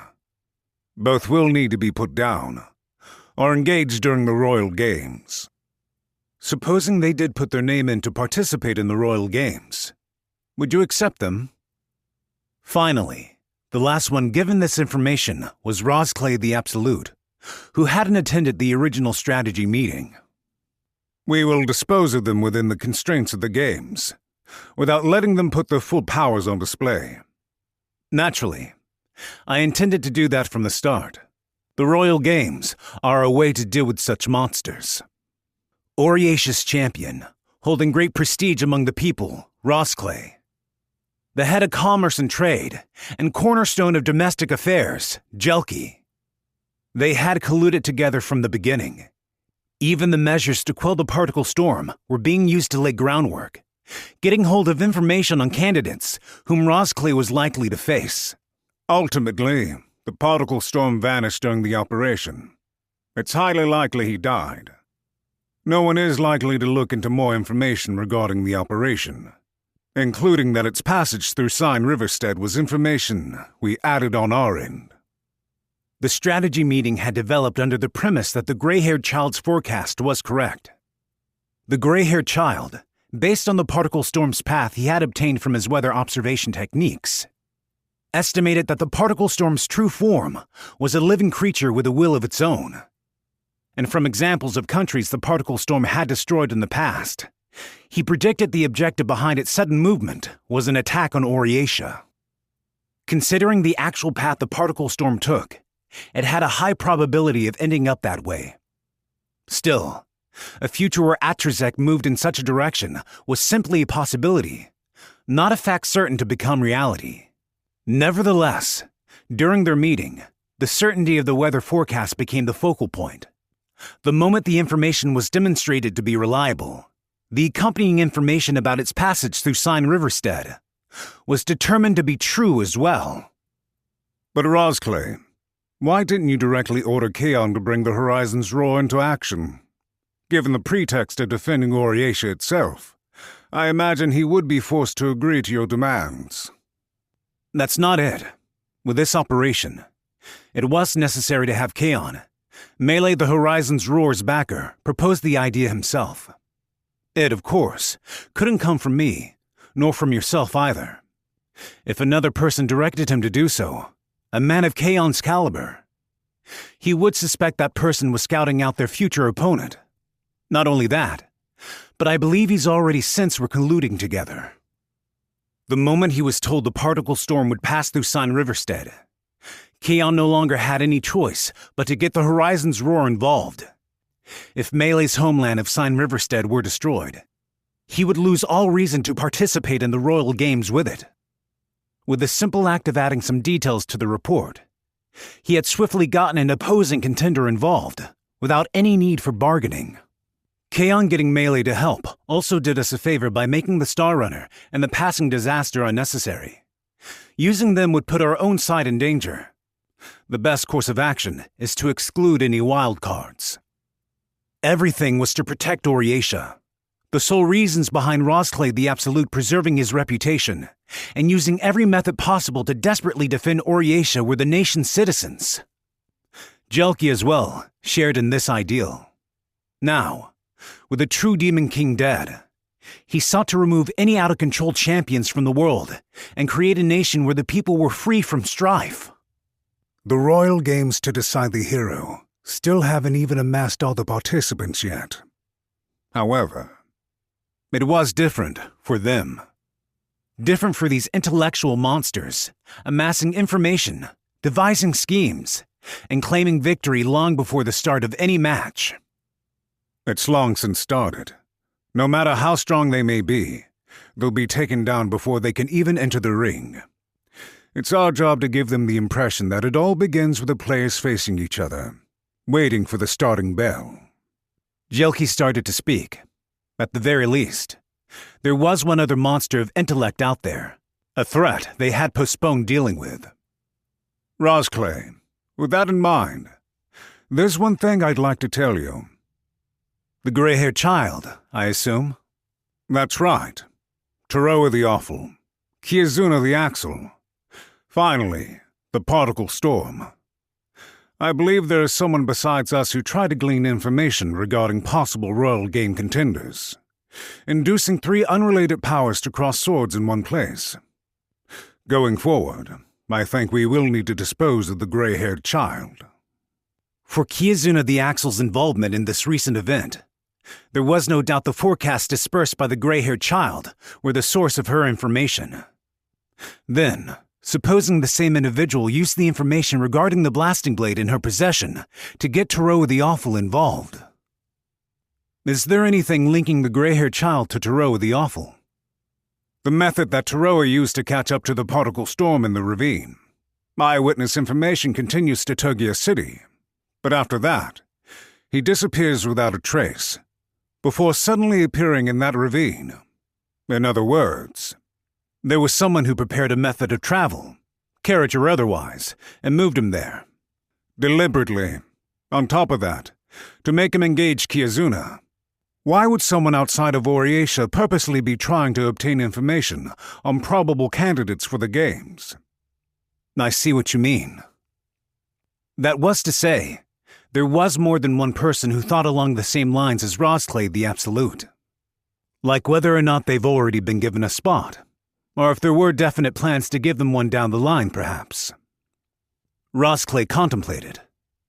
The gray-haired child was not truly an ally to the Old Kingdom loyalists to any degree. Even while doing business with them, there had to be a clear goal or purpose in his actions. Considering the end results, the predicted path of the particle storm the gray-haired child sold off to each of the major powers guided the Old Kingdom swiftly to destruction. They were bribed by false victory prospects, and their hurried offensive preparations led to their crushing defeat. Then, if my assumption's correct, the power the gray-haired child is now currently affiliated with is... Rosclay placed his finger on a spot on the map covering the table. The free city of Okahu. Can you look into it? Okahu. I agree it was a bit of an unnatural movement on their part to back down in the middle of our war with the Old Kingdom's loyalists. We need to look and see if they've been active at all behind the scenes. If anything, their movements advanced our plan. As a result of the gray-haired child's actions, the 2 powers hindering the start of the Royal Games have been taken care of. Then, from this stage, he's been investigating candidates, practically screening them himself. In other words, the gray-haired child is also trying to make us start the Royal Games. Yes. Without any hostility, without even getting directly involved himself. There was someone far outside Oriatia's borders, manipulating the government and trying to push the Royal Games forward. If he had some aim in doing so, what could it be? What sort of final conclusion could these intellectual monsters be aiming for once the fighting was over? Jelki the Swift Ink, I'd like to place my confidence in your abilities and ask for your help. With a series of actions from the gray-haired child in mind, I ask you pay the absolute most attention possible to his movements going forward. You think he'll become Oriatia's enemy? I'm asking precisely because we don't know for sure. The greatest royal tournament in history, to determine a hero. Should it truly become a battle to greatly change the whole breadth of history, then it was unlikely to be simple duels among the powerful. Oriatia, the free city of Okahu, Obsidian Eyes. The scheming Shura, capable of changing the world itself, were spreading their roots. Requesting support! Kiazuna the Axle spotted! I repeat, we've encountered the self-proclaimed Demon King Kiazuna! With our troops alone, we are unable to handle anything beyond observing her movements! Requesting backup from Oriatia's main force! The rank-and-file soldiers maneuvered frantically, maintaining a fixed distance coming out from cover and surrounding the elderly woman. Readying themselves to fire the exact moment they saw any movement, they prayed their backup would be there in time. To the small Oriesha border patrol, she was a terrifying person to come across. A nightmare, like a child walking just outside their house's garden and coming face to face with a malevolent dragon. Damn it! Why's she gotta be strolling into Oriesha? We're just supposed to be out on patrol! Sheesh! Bunch of loudmouths, eh? Ha ha ha ha ha ha ha ha ha! Are they in the way? Mama! I know! If they're in our way, I should clean them up, right? I wonder what their entrails are like. The golem accompanying the self-proclaimed Demon King Kiyazuna appeared at first glance to be a minion-shaped golem, with no quirks or specialized functionalities. But it only appeared that way. So long as the weapon was of her creation, they needed to consider it an authentic supernatural threat, wholly impossible to deal with through normal means. Kiyazuna the Axle was the Demon King who managed to alter an entire city into becoming her dungeon golem. Nah, just play nice, at least for now. Completely baffling to each of the soldiers there, the self-proclaimed Demon King, known for her wickedness, showed no signs of hostility. They were terrified that over a third of them would be annihilated, depending on the nature of her first attack. Awful. Come on, this bread's hard as a rock and tastes awful. Hey, Master Axel, can you make us up a toaster? Instead of just using thermal arts to burn it, you got some smart theoretical something you can wipe up, don't ya? Got it! Leave it to me! Ha ha ha ha ha ha ha ha ha ha! Ah, great. Now it's pitch black. I didn't say to just torch it normally. Oh, bread's awful anyway, I guess. The two could be described as Oriesha's most heinous criminals of all. And even while surrounded by soldiers, with their arrowheads staring them down, the two of them were squatted down in the road, taking a break for food. Kiyazuna barked once more. Listen, you idiots. I've already talked with the bigwigs. Let me through or your salary's in trouble. Save your nonsense, self-proclaimed Demon King! One of the younger soldiers angrily replied from somewhere, terrifying the commander. Hot-blooded soldiers with a strong sense of justice. Absolutely not the correct way to handle their current predicament. We're not letting a villainous crone like you take a single step on Oriesha's soil! Today's the day you suffer and pay for all the citizens' lives you've trampled over! Oh, is it now? Well, Master Lexel, where the heck did you learn the Order's script? That stuff'll turn your brain to mush. Stick with the writing from the beyond. I am practicing riding on the ground. Doing it every day is best. I will get smarter, too. I will become knowledgeable like Mama. Oh, you're so cute. Though the two considered this part of their pastoral everyday life, to the soldiers surrounding them, it felt like they were standing in front of a bomb that could go off at any moment. The slightest move could trigger the attack, and then, which soldier there would be the first to fall? Commander! They've arrived! The reinforcements are here! Is that them? Wait, a single regiment? Against Kiyazuna the Axle? Off in the distance, the commander could see what did appear to be Oriesha reinforcements. One single regiment of them. What the hell are you all doing? The man commanding the unit was known as the fiercest and most militant civil servant. Fourth Minister, Kaite, the Round Table. A cold-blooded glare flickering from his strong, intense face, as he immediately began denouncing the soldiers encircling the pair. Which one of you received the report? You should have been notified to immediately break off this nonsense encirclement. But sir, there was no way we could realistically do such a thing. Which one of you dared to backtalk me? If you're looking to lose your head, I'll happily grant your wish. Let her through. Kaite the Round Table's words were clear as day, and his orders distinctly reached all the soldiers there. That was precisely why they were so bewildered, believing there had to be some greater design behind the meaning of his order. Are your skulls too thick? I said let her through. They couldn't believe it. Letting the self-proclaimed Demon King through. A frightening menace to the world for many long years. Just like that? Kiyazuna the Axle leisurely stood up, chuckling to herself as she did. What did I tell ya? See, Master Axel and I? We're hero candidates. Yep, I will become the hero! Ha ha ha ha ha ha! I will be so cool! Don't be ridiculous! A soldier of a self-proclaimed Demon King, the hero? Your wicked lies have gone too far! You're the one making the fuss. Beheading it is, then. A single glare from the fourth minister shut the soldier up.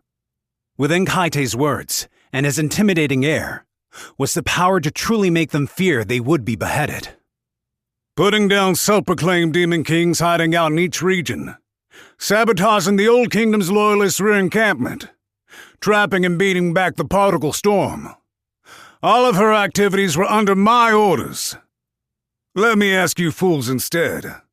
Are there any among you who can claim you have done more to serve Oriesha than Kiyazuna and Master Lexel here?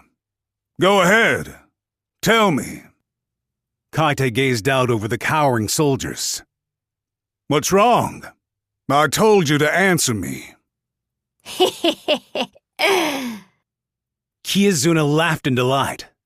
Self-proclaimed Demon Kings, the greatest enemies to peace.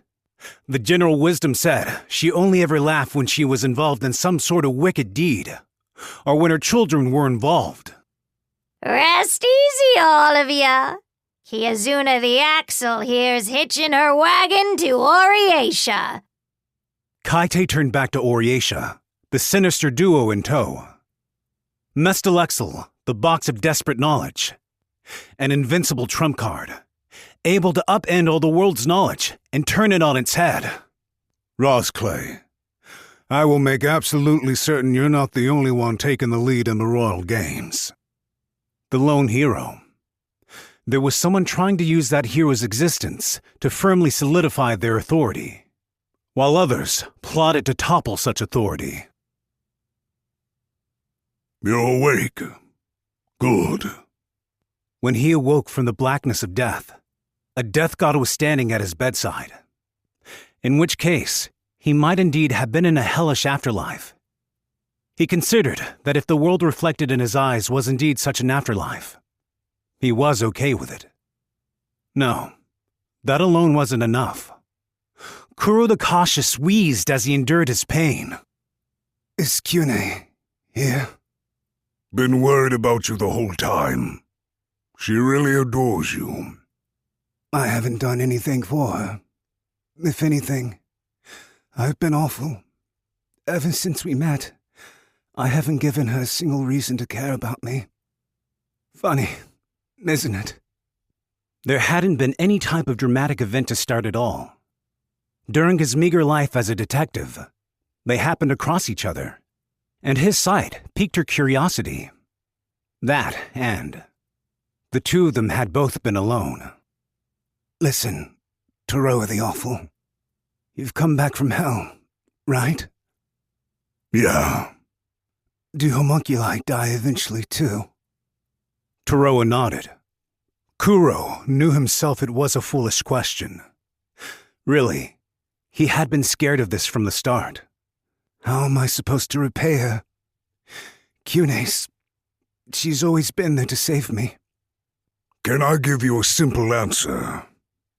The death god's eyes stayed fixed on the floor as he responded with detachment. Just be there for her. Chat with her. Sharing memories and commenting on the scenery. That's plenty. As long as someone's got a sanctuary for their soul, they'll keep going as far as they can go. Even to the farthest reaches of hell. I wanted to use Kyune for myself. I wanted to convince myself there was a reason we were together. He wanted to think that Kyune was saving him in exchange for a reward. That she trusted Kuro because she was foolish. I'm scared when things don't have a reason. I don't know about your life, but not everyone you come across is out to use you, right? Trying to use somebody means that you have to trust them, right? At the very least, that was how it had been in Kuro's world. He thought the same even now. Even the ones who shot me believed that I'd be able to stop the particle storm. That's why they were able to wait until I did. If you don't truly trust whoever you're dealing with, you can't use them at all, right? Maybe that was why Kyune's confidence in him, free of any self-interest, was so terrifying to him. If that's how you see it, then she might have lost any worth she has to you. I heard about your clairvoyance from her.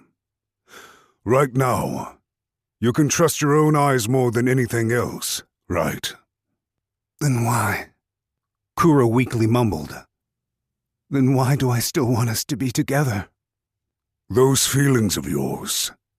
That's Kyune's reason. The Death God's words finally made him understand. Understand what she had been thinking for so long.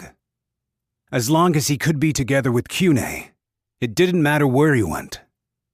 He wanted to see more, to the very ends of the world. Looks like you don't need me to look after you anymore. I'm leaving. I doubt we'll meet again. Thank you, Teroa the Awful. Make sure you don't get used either. Who do you think I am? The ill-omened Grim Reaper went to leave the infirmary, putting his hand on the door. He saw the person resting on top of the chair awake and raise her head. A winged homunculus, small enough to sit in the palm of his hand. Teroa? Clairvoyance, you called it. Kuro's power is quite something. Teroa muttered, his hand still resting on the door. He brought you along to that harsh battlefield and protected you to the end. Have you thought about the reason why? Kyune the Wanderer was never going to help observe the particle storm. Kuro never even let her out from inside his coat once. That's because I insisted on coming with him. No, I think he was inadvertently choosing the best possible future. If you hadn't been there with him, no one would have asked us to save him. You valiantly saved his life. Huh? Saved his life? Kuro's life? That's right. He woke up. There was a slight pause. Thick tears fell from the young girl's eyes. Her wings flickered. She called out a name. Kuro. Kuro. Teroa the Awful smiled faintly underneath his hood. It was time for the Death God to leave. The same day, the Seine Riverstead's Needle Forest was bustling with an unusual amount of activity. Melee! Hey, is it true you fired your bow? So that bow wasn't just for show after all! No use trying to hide it. There's plenty of kids that say they saw the stars. Shut up already. Sprawled out face down on the ground, Melee the Horizon's Roar languidly moved his hand, trying to disperse the village children crowded on the hill. Although the Oriatia army had evacuated the village during his long-range attack, the word spread in an instant among the Seine Riverstead and the villagers who knew Melee. Melee had woken up in the morning and shot arrows. Lots of arrows at that. Whether I'm shooting arrows or breaking wind, what do any of you care? I'm trying to sleep here. It's already past noon, you lazy bum! One young boy kicked Melee's fingernail. Despite being subjected to the treatment, the village's guardian deity simply let out a yawn. Hey! How many do you think he shot? A deeply curious young girl asked, gazing out at the Needle Forest. Melee, you shot a bunch of arrows, right? Just what sort of game were you hunting with all that anyway? Gotta be wyverns, right? He even eats them sometimes. I bet the Oriacia arm set up this huge target and made him hit it. If he's going to go up against Roskleigh, they gotta at least make sure he can handle that. The particle storm once approaching Sign Riverstead, thanks to the life-threatening spotting from Kuro the Cautious, was shot down long before ever reaching the region. No one in the village was aware of the fact. Hey, Melee! How many did you fire? The gigant turned over in his sleep. The children, who were tickling his feet, squealed with laughter as they ran away from his shifting souls. The champion looked up at the sky and smiled. Wasn't really that big a deal anyway. He was never without an optimistic smile. There he was, without losing anything he cared about. Melee? A young boy ran up toward his face. He was a small boy. One of the other children must have carried him up here. Here, this is for you. It was an awkwardly made papercraft sword, smaller than one of Melee's eyelashes. He couldn't even hold it between 2 fingers, let alone in his whole hand. Whoa, what the heck's this supposed to be? This ain't gonna be enough to fill me up. You better not actually eat it, Melee. You always eat everything. Don't any of you brats know how to be quiet? As he joked around with the children, he wrapped both hands around his precious paper treasure. To the god who protected the Sign Riverstead with his supernatural skills, this paper sword was more than enough of a reward. Oh, hey! You're Toroa the Awful! Oriacia was a peaceful city. He carried his numerous blades as he walked, so most of the city's citizens gave him a wide berth. Hence, the child approaching him without any hesitation was an extremely rare sight indeed. It really is you! Wow, you know, I've been so curious. See, ever since I heard those reports back in Gumana. What do you want? Huh? He was a boy of about 16 years old. His clothes themselves were of quality make, and he wasn't very tall. If you know that I'm Toroa the Awful, then you wouldn't get close to me without some reason, would you? A reason? I wonder. Because you're cool? Cool? The young boy unreservedly smacked his hands on the enchanted swords Toroa carried on his back. Don't. Some of the blades will kill you at the slightest touch. Are all of them enchanted swords? Wow, that's so awesome! Are you really missing the luminous blade? Rumor has it Alice the Star Runner nabbed it from you. Before that, who are you? Tell me. Miziel the Iron-Piercing Plumeshade. A smile filled with confidence swelled on the young boy's face. 22nd General of Oriacia. Amazing, right? At my age, too. Oriacia's? I see. You're the kid who was at the Gumana trading post, then. Never expected you'd be one of the 29 officials. Want to participate in the games? Miziel incoherently jumped at the proposal. His thoughts immediately spilled out of his mouth. I'll back you. I'm sure everyone will be totally shocked. The Imperial competition to decide the hero. I'm certain you'll get your chance to fight Alice the Star Runner. A place where no one will intervene. No fear of getting others involved. A stage where they can fight each other one-on-one. Exactly as the gray-haired child had told him. Such an opportunity did indeed wait for him in Oriacia. In order to appear in that fight, the backing from one of the 29 officials was absolutely necessary. Toroa the Awful and the enchanted swords, not to be in the hands of anyone else, would need to battle at the behest of another. He had decided not to get involved in fights like that. I'm the enchanted swordsman slaying Toroa the Awful. Why would you pick someone like me for a battle with pride and honor on the line? Huh? Good question. I'm sure the others in the 29 would give a bunch of reasons. But... Oriace's youngest male general thought for a brief moment, before muttering as though he was speaking to himself. Because I'd enjoy it. The legendary monster of scary stories everywhere, back from hell? That's definitely gonna be awesome. Kuro the Cautious had warned him mere moments prior not to let anyone use him. Many conspiracies were circulating behind the scenes of the Royal Games, giving birth to both advantage takers and those being taken advantage of. Nevertheless, such appallingly meaningless affairs were still common throughout their world. You think a worthless reason like that is enough to get me on board? Aw, I don't really think it's that worthless if you ask me. Oh well, if you don't want to, then that's fine. Mizial put both hands behind his back and smoothly turned away from Taroa. But if you decide you want to, you have to come tell me, okay? I decided that I was going to be the one to sponsor you no matter what. Taroa watched as the young boy's back slowly slipped out of sight. The Grim Reaper muttered to no one but himself. I'm not going to be anyone's plaything. In this world, there were always those taking advantage of others, and those being taken advantage of. And there were those who couldn't be taken advantage of by anyone at all. Chapter 22.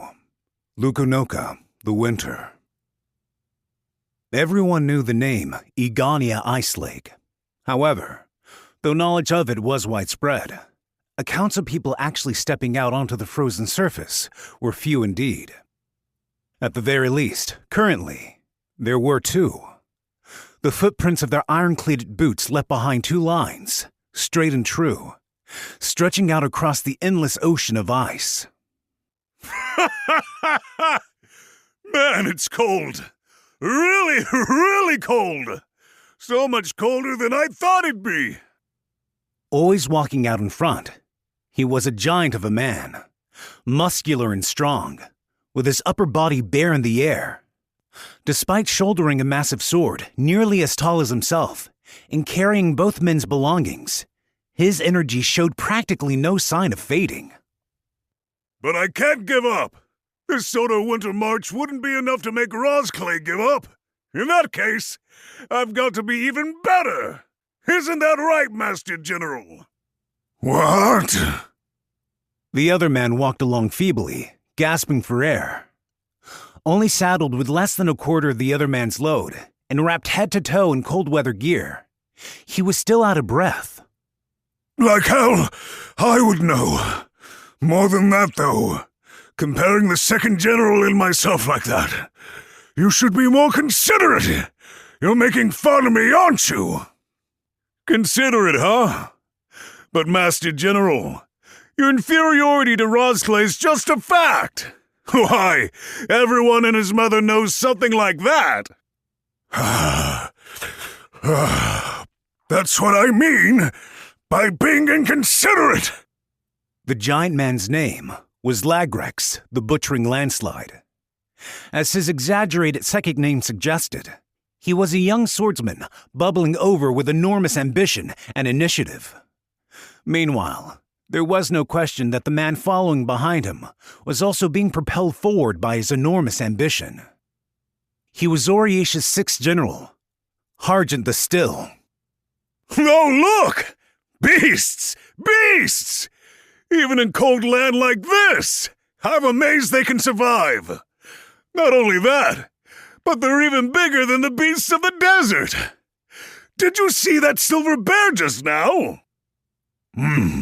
You see, Lagrex, that's all related to body surface area. To put it another way, small mice and such animals quickly freeze in low-temperature environments, so... Okay, stop right there. Explaining it to me won't do a lick of good. The main point's that she's got plenty of food around her.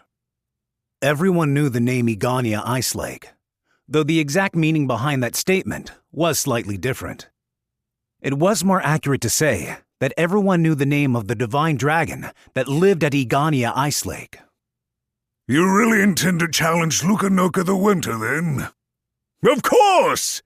If there's a single opponent out there who can stand up against Rosclay, then it can't possibly be anyone else besides Lukanoka the Winter. And if I were actually Rosclay... If I were Rosclay was a turn of phrase that Legrex repeated time and time again. There's no way I'd lose. He's the only Menia who's ever killed a dragon by himself. Well... To those who knew the truth, it was easy to declare Lagrex's goal as absolutely ludicrous. However, no matter how eccentric, and, to go one step further, how terribly his personality clashed with Hargent's own, there was no one other than Lagrex he could rely on to guide him through the unforgiving snowscape. If Hargent hadn't lost his own troops, he could have advanced to the region with a flawless tundra march. This was the case no longer. Without Lagrex's masterful sword skills with him, it was impossible to guess how many times Hargent would have been killed by the giant beasts of the Ice Lake. To go even further, among the world's adventurers who dreamed about challenging Lukanoka the Winter, it was extremely rare to see someone like Lagrex, who worked so tirelessly to hone his abilities. What sort of general is Rosclay anyway? Have you ever crossed swords with him? Well, he must have hit really hard, right? At the very least, he has to be able to shatter his opponent's sword and slice through the whole torso in a single slash. Not only that, but with speed too, like a flash of lightning. I haven't a clue. But how can you talk so confidently about Rosclay's skills when you've never even seen him fight before? Hargent heard that he was a native of the Hakina microregion on the southern frontier, far away from Oriatia. Lagrex had simply focused on training with his own self-taught sword style, and was here now because he believed that would be enough against Lukanoka the Winter. Feeling the harshness of the Egania Ice Lake, Hargent felt that the man's challenge appeared incorrigibly reckless. In the middle of their march, a bare rock pierced through the ice, requiring them to scale it with ropes and hooks. Lagrex, ever in high spirits, grabbed the rugged rock surface with his bare hands, of all things, and raced up it like a monkey. Hargent could only look up at him in utter amazement. Praying that his fingers numbed with cold stayed true, he used a rope Lagrex dropped down to climb up. Wait, this is nothing.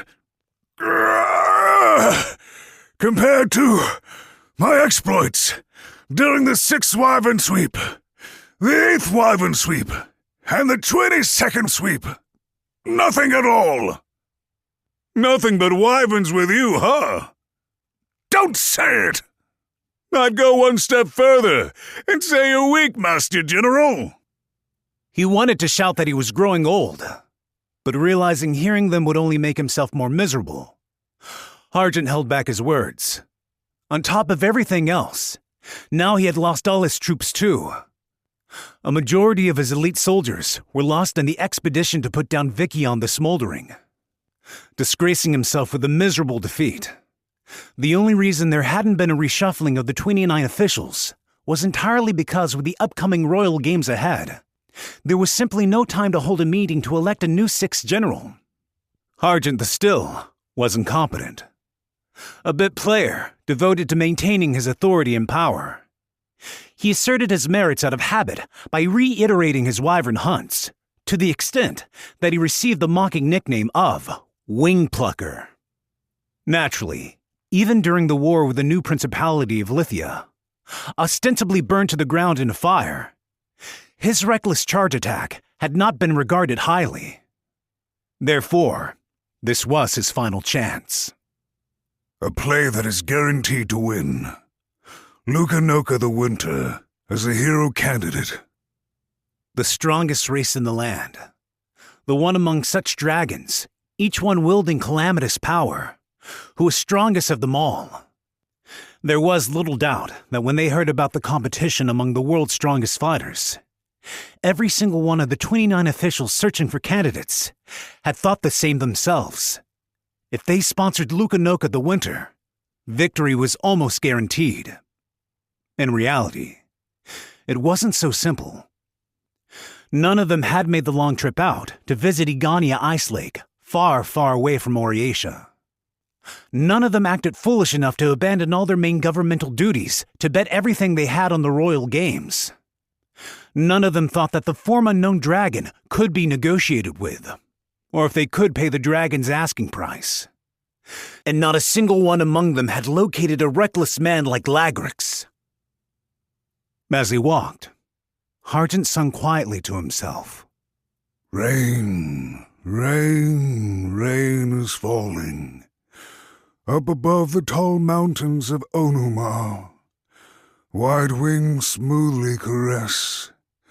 After that falls thorns, thorns, thorns. What's that, Master General? A nursery rhyme? Indeed. In Osim's 1,000 songs and verses. The song's called Frozen Plains, Frozen Fields. The thorns refer to snow. Back then, Egania was a tropical region. No one had ever even touched snow before. It's been sung for 300 years. Lagrix seemed to gather the deeper meaning behind Hargent's words. Lukanoka the Winter didn't attack any human settlements, simply wandering about the vast ice lake and preying on the giant beasts to survive. Thus, no country had launched an expedition to take her down. Unlike normal dragons, she didn't hoard treasure either. On top of being respected as the strongest being in the whole world, there was no treasure to obtain from defeating her. Young Lagrix, assuming you do indeed face off with Lukanoka, how will you survive her claws? Come on now. I've already hypothesized what defensive skills she'll use against my far superior swordsmanship. When it's time to take on a dragon, well, obviously, it's not about strength. I have this technique where I sort of angle my sword to parry and ward off attacks, the vital parts pushing the attack off to the side. In that case, what will you do if she takes to the sky? That sword of yours won't be able to reach. You're absolutely right. But dragons can't stay flying up in the air forever. She'll get exhausted eventually, and I can just cut her down while she's resting her wings. I'll have you know, I've been stringent with my basic stamina training too. You can't forget about the dragon's breath either. Have you thought of a way to deal with it? For that? Well... Advancing through the ice ahead of Hargent, he saw Lagrix's back stop moving for a brief moment. Too brief, of course, for Hargent to catch up to his companion. Fighting spirit. Fighting spirit? That's right. As long as I put my fighting spirit into it, it'll work out. I'm sure that's how Rosclay would handle it, Master General. Mania can beat dragons. I'm absolutely positive, given that fact. Without a doubt, there's a chance for victory. That's for certain. His way of thinking was utterly beyond comprehension to Hargent. The fact he believed the story that Emilia could claim victory over a dragon was idiotic to begin with. Lagrix was indeed strong. He had seen him cut the giant beasts, looming far taller than Hargent, in two with a single, instantaneous flash of his sword. He had confidence, if nothing else. Still, he's going to die. These thoughts came to Hargent's mind, hazy and vague from the biting cold seeping into his skin. To him, Lagrix was only necessary on the first half of the trip to establish relations with the dragon. This reckless man would brashly challenge the strongest of the ancient dragons and have his life end meaninglessly. After that, Hargent would then... How would things play out after that? Perhaps I'm trying something just as reckless as this young man. Negotiate with a legendary dragon no one had ever seen before, and make them agree to appear in the Royal Games. Moreover, did he really expect to be protected on his journey home? No one among the 29 officials had tried anything so foolish. Perhaps his crushing defeat to Vicky on the Smoldering, and watching Kurta of the Fair Sky's final moments, had turned him desperate. The cold was dulling his thoughts. The sun's glimmer was reflected back off the snow, glaringly bright. His legs were only getting more and more exhausted, and from time to time, Lagrex out in front would need to stop and wait for him. The vast ice lake, a land of death, spreading out as far as the eye could see. No one had ever laid eyes on her. Everyone knew the name of the Egania Ice Lake, but no one had ever stepped foot within it. Lukanoka the Winter, a legend that had stopped concerning herself with Minia long, long ago. Did something like that truly, actually exist? General! Master General! What's wrong, young Lagrex? I should be the one asking that. You can't collapse now. I need you to live and bear witness to my battle. No, is that so? I collapsed, did I? It was too pitiful to bear. Before them was yet another bluff. His mind was heavy. Did he have any stamina left to climb it? He felt the numbing cold seeping in through his many layers of clothes. Even if they continued on, they would need to traverse the same distance on the way back. Lagrex, this is, well, a bit difficult to say, but What is it? Lukanoka the Winter, well, Yes? I think that she doesn't actually exist. The giant man cocked his head to the side at the words and laughed. Well, if she doesn't exist, that's just fine too. Of course, you'll need to testify that I was indeed stronger than this non-existent dragon. We'll still need a thorough search to prove it. The sun's still high, and the day's still long. Wait, hold on! Don't pull the rope! I'm at my limit! In front of the bluff, the fruitless verbal tug-of-war continued for some time. In this terrifying and merciless land, Lagrex, full of tireless confidence and vigor, was wholly beyond his comprehension. You should just resign, Master General! Are you not one of the 29 officials, just like Rosclay? Stop! Enough of that! Do not compare me with the second general! A natural end result left Harjan outmatched. At this rate, he might need to be suspended by his chest and pulled up the bluff. Considering how overbearing Lagrex was, he seemed able to make a horrible nightmare like that into reality. It was then, thinking about such a future, he looked up to the top of the bluff. He couldn't see the sun. Harjan realized a dark shadow had descended on the area. Lagrex! Move first, whine later, Master General! No! Up there! They were the only words Harjan could get out of his mouth. The sight was enough to make him forget to breathe. On top of the bluff, it simply looked down over them with cold eyes, without a hint of violent power or desire to kill. Sparkling dragon scales, white and smooth, different enough from Vicky on the Smoldering to believe they were of a different species entirely. Outstretched, symmetrical wings, an elegantly curved neck. More beautiful than even the most detailed divine idol, she was the strongest of the ancient dragons. Lukanoka, the Winter. She did exist. You must. Shockingly, Lagrex readied his sword, not stunned to silence for a single moment. Harjan was seeing for the first time, looking beside the man. Lagrex's expression filled with bloodlust, focusing everything on his enemy. Be Lukanoka the Winter, then. My name is Lagrex the Butchering Landslide. I've come here on this day to take her head and become a champion! Lukanoka the Winter was silent. Thinking her breath attack could come at any moment, Harjant, without any regard for how it may have looked, crawled under the bluff and hid. The size of the shadow cast over the ground shifted, signaling that she had taken flight and landed down below. He saw from up close the legendary dragon no one had laid eyes on before. The small-time man, only ever focused on maintaining his authority, was before the world's strongest dragon. Answer me! Lagrex vigilantly kept his sword raised. Was there any meaning to the action? If she swiped at him with those claws, what sort of resistance could Amenia's sword even manage to offer?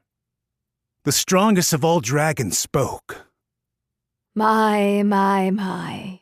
Well now, it must have been quite the hard journey indeed to come out all this way.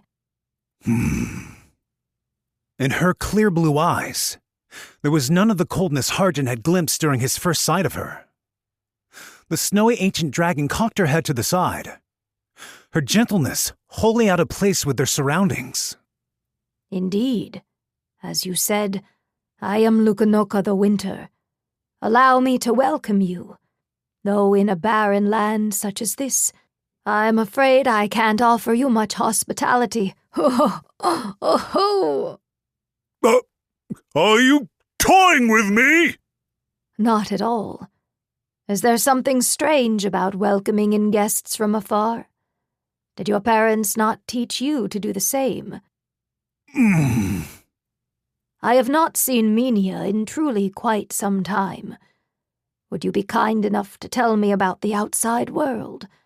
Though I am afraid I may not understand the language of the day. Getting killed instantly by a single swipe of her claws might have been an easier outcome from Lagrex to accept. Harjant agreed. This dragon didn't even consider the two Minia as enemies. Wait! Harjant jumped out from his hiding spot without a second thought. His feet stumbled on the ice, and he once again clumsily tumbled to the ground. Lukanoka! Lukanoka the Winter! Will you not fight this man? You don't mean to tell me? The next words he spoke demanded a great deal of courage. He wondered why he was summoning so much unnecessary courage for the sake of someone he so thoroughly did not get along with. For such an overbearing, reckless, and foolish man. You are afraid of a mere Minia? Is this how you protected your unbeatable reputation for 100 years, Lukanoka? Right now you're both warriors, mutually connected across races with word arts. Or else your refusal of your opponent today shall brand you the loser for all eternity. What say you? The white dragon glanced at the pitiful intruder to her lands. She then let out a chortling sigh. Why, yes. I don't have a problem with that at all. What did you say? The world's strongest dragon did exist here. Right before their eyes. She avoided people. No one had ever encountered Lukanoka the Winter. If the reputation of a doting old crone like mine is what pleases you, go ahead and boast to your heart's desire then. Lukanoka the Winter, how dare! The strongest race in the land. The strongest individual among them. If he was able to back her as the hero, his victory would be decided on the spot. Yes, yes. Let us acknowledge it. Victory is yours, Lagrex, butchering landslide. However... Congratulations. When I was little, I learned to read and write. I attended this church that I had absolutely no interest in. And really, all I learned was the simple order script. But... the man explained, stepping on the small remaining piece of grassland among the vast ice. He was a Menian spearman. She remembered his name. Yushid the Firmament. It's so I can etch the final words of the enemies I've defeated. Everyone all laughed, but I ended up being right. He threw aside the bundle of parchment hanging from his waist. It was unnecessary weight for the battle to come. Lukanoka laughed in delight at the figure he cut, standing in front of her without showing the slightest trepidation. Oh, is that spear supposed to pierce through my scales, then? Pitiful human, haughty with false success. Even the smallest babe understands how far apart the heavens are from the earth. Save the fancy affect, dragon. When the end comes, you'll be singing a different tune. The spear flashed like a brutal lightning crack, leaving only that light behind. The scenery grew hazy.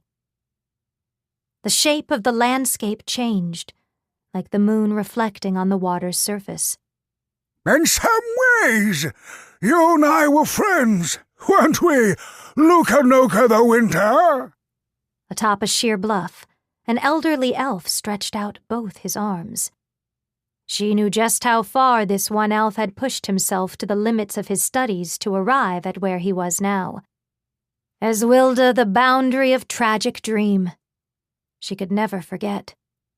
Only if I too were a dragon. I have had such thoughts before. Or, better yet, if I were Menia, with such a limited lifespan, could I have studied word arts with more fervor? At this point, I do not know. Eswilda, you are no match for me. Just this once, I shall forgive your hopeless insolence. If you do not wish to know how futile your life is, then stay your wand. No, Lukanoka, you were my dream. The one burning start within a pitiful elf's life that knew only death in battle. Or perhaps you were the only part within me that wasn't a tragic nightmare. Let us begin. Eswilda's voice incanted word arts. Dazzling light from his thermal arts sparkled like a cluster of stars. Ah, how wonderful it was to see the pinnacle of a person's training. Thinking about the life the man had lived, surely none could deride his ardent fervor as less than the Menia's. She needed to respond to his resolve in kind. Lukanoka took in a deep breath. There's some cheeky enough to say you're nothing but a fairy tale. The scenery had changed. Amid the mirror-like surface of silvery white, a leprechaun laughed in front of a colossal steel structure. He was Amgusa the Left Fetter, a weapons merchant. That time was the first Lukanoka had ever seen a machine that ran on fuel traverse the frozen wastes. Just awful, isn't it? That's why I'm gonna teach him, see? That you really do exist. Then, that'll turn into real value. The kind that even those chumps will understand. Money for this guy right here. Amgusa the Left Fetter. Enough of this foolish endeavor. Just how long did you keep searching during this past big month? And you claim you still have enough power left over to cross swords with me? You're a funny old hag. Don't act so prim and proper. Dragons are supposed to be more brutal. Compared to the brutality of my weapons here, well, with that kind of attitude, it'll be child's play. The world was advancing. Now they were capable of creating such mechanical contraptions. Perhaps there was a sliver of a chance within this power that she had never laid eyes on before. She looked at Amgusa's weapon, the gunpowder mechanism opening it up, countless incendiary arrows. I found you, Lukanoka the Winter. My mom and my grandpa weren't liars after all. I did it. I finally found you. Oh my, those are some terrible wounds. Bandage those up right away. I'll return you to the entrance of the ice lake. The young boy had crossed the land swarming with beasts and appeared before her. His left arm had nearly been torn off his body. His name was Lalaki, the unattainable knoll.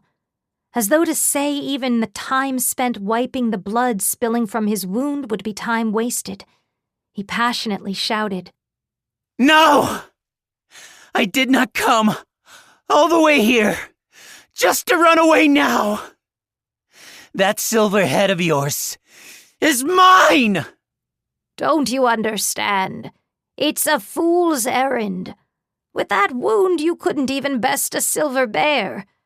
If you have a glorious life ahead of you, will you listen to these old bones and not throw it away in a moment of excitement? What? What would you know of my life? This body, given to me by my mother and father. My desires. It would be impossible to want for anything more. Don't you dare! Don't you dare disgrace the honor of being the strongest in the land! Lukanoka the Winter! Lukanoka was more than able to ignore the small and enfeebled warrior. In truth, that was what she wanted to do. The young boy showed no such hesitance. With his remaining courage and leftover arm, he slashed at the white dragon.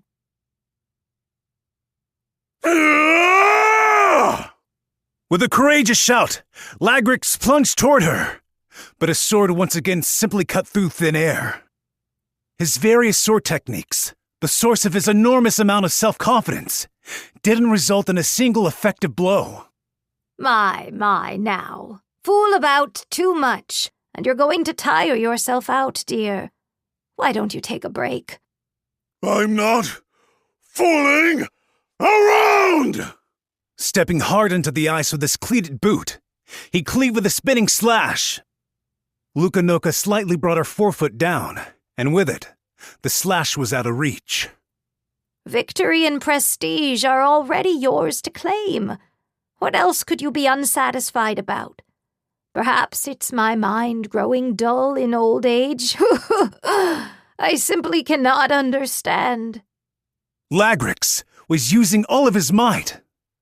Looking on from the side, Hargent could clearly tell. This was everything he had. Keeping himself braced against a sudden swipe of Lukanoka's claws, he never took his eyes off her head, wary of her breath, and aiming for her legs and wings, tried to immobilize her. He also understood exactly how ridiculous these attempts appeared to be.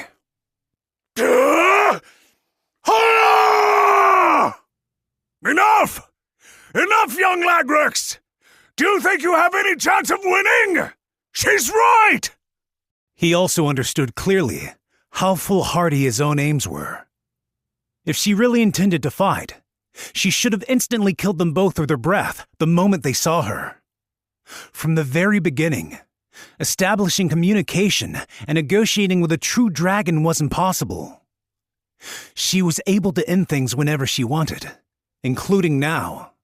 The rise and fall of the three kingdoms beyond this ice lake, and perhaps even the terror of the true Demon King itself, was of no concern to her.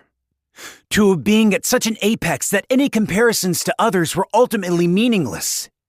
Even the very prestige of being at such heights was nothing more than junk she could pass off to others. I'll be sure to tell everyone. Winning is pretty good enough, isn't it? You'll be a true dragon-slaying champion, free of any shame or obligation. Lagrix! Master General. Panting, he wiped his sweat. A man who had dedicated his life to a fool's endeavor, dreamed a fool's dream, and was dying a fool's death. Everything about the man was incomprehensible to Hargent. Would you be satisfied with that, Master General?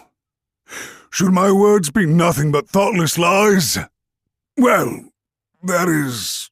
I believe that I could slay a dragon with a sword. Ever since I was a child, the opponent I always thought about in the back of my head was a true dragon. It was just 4 years ago. I was told about Rosclay's heroic exploits. I understood then that the thing always in the back of my mind wasn't meaningless nonsense after all. He was wrong. No such thing ever happened. He wanted to shout it out loud. The truth that no one outside of Oriace's 29 officials could ever know. No matter how many people ridiculed me, even if I was disparaged as reckless, Minia, I could kill dragons. If I was Rosclay, had these words been sincere? Did he sincerely think he could become someone like that? Was he thinking about how, across the land, there were much stronger players all vying for the same thing? This man will die. If she took his challenge even slightly more seriously, one attack from her claws would end his life. When Lagrax realized the reality for the first time, that the dream he squandered his whole life on had been entirely futile, it would end with his idle death. Master General, I was so happy. No one beside you would believe my story. Sure, you're weak, cantankerous, and constantly whining, but nothing could make me happier than having you stand here and support me in my fight. It was natural cause and effect. Foolishness needed to be met with equivalent punishment and reproach. Ah, I understand. Indeed, without proving you can kill me, your heart will remain unsatisfied. That is quite a shame. Well then.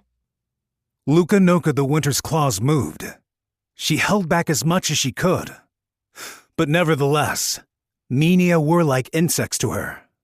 Lagrax the Butchering Landslide readied his sword. He believed in his own power. Hargent's thoughts rapidly rushed around his head. His own life was in no danger at all, and it was nothing more than a single fool's death. But still his mind raced. His chief of staff, Pekka, had died. Unlike Lagrax, he was a capable advisor, killed effortlessly by a dragon. Truly the strongest of all races, needing neither victory nor prestige. Hidden away from the people of the world, so none had managed to slay her. When did the strongest of all beings begin to be called the strongest? Hargent was the only one to see her at first. Those cold, unfriendly eyes, looking down from the top of the bluff. That was as far as he got. His racing thoughts out of time, the claws, superior to any sword the world had to offer, stroked Lagrax. There was an atrocious cracking sound. Lagrax. Oh, what do we have here? Blood was dripping. The stout greatsword was shattered halfway up, and the glittering fragments were scattered across the icy wastes. I blocked those claws. Lukanoka, the Winter! Lagrax was standing. The one attack had broken the joints in his sword arm, and it lifelessly drooped from his shoulder. One of the flying sword fragments had cut deep into his upper arm, and a vast amount of blood poured out of it. Nevertheless, he had endured the strongest's attack. I have this technique, where I sort of angle my sword to parry and ward off attacks. Lukanoka the Winter! Hargent rushed out to try to come between Lagrax and the dragon. Frail, old, and without a soldier to his name, it was the only thing the incompetent man could come up with. I figured it out. Now I know. Know what you're afraid of. Afraid of, you say? You think I have anything to be afraid of? The strongest of the dragons was in front of him. Throughout his long life, he wondered if he had ever dreamed of the sight before his eyes. Hargent tried to stop his trembling lips, gone purple in the cold. He couldn't. The man who had so desperately and ravenously lusted after power was confronted by a being every bit his opposite. She was wholly beyond his comprehension.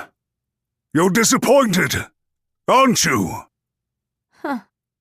Her tranquil demeanor unchanged. The white dragon listened to his words. That's it. That has to be it. Before these past 100 years, you did fight, didn't you?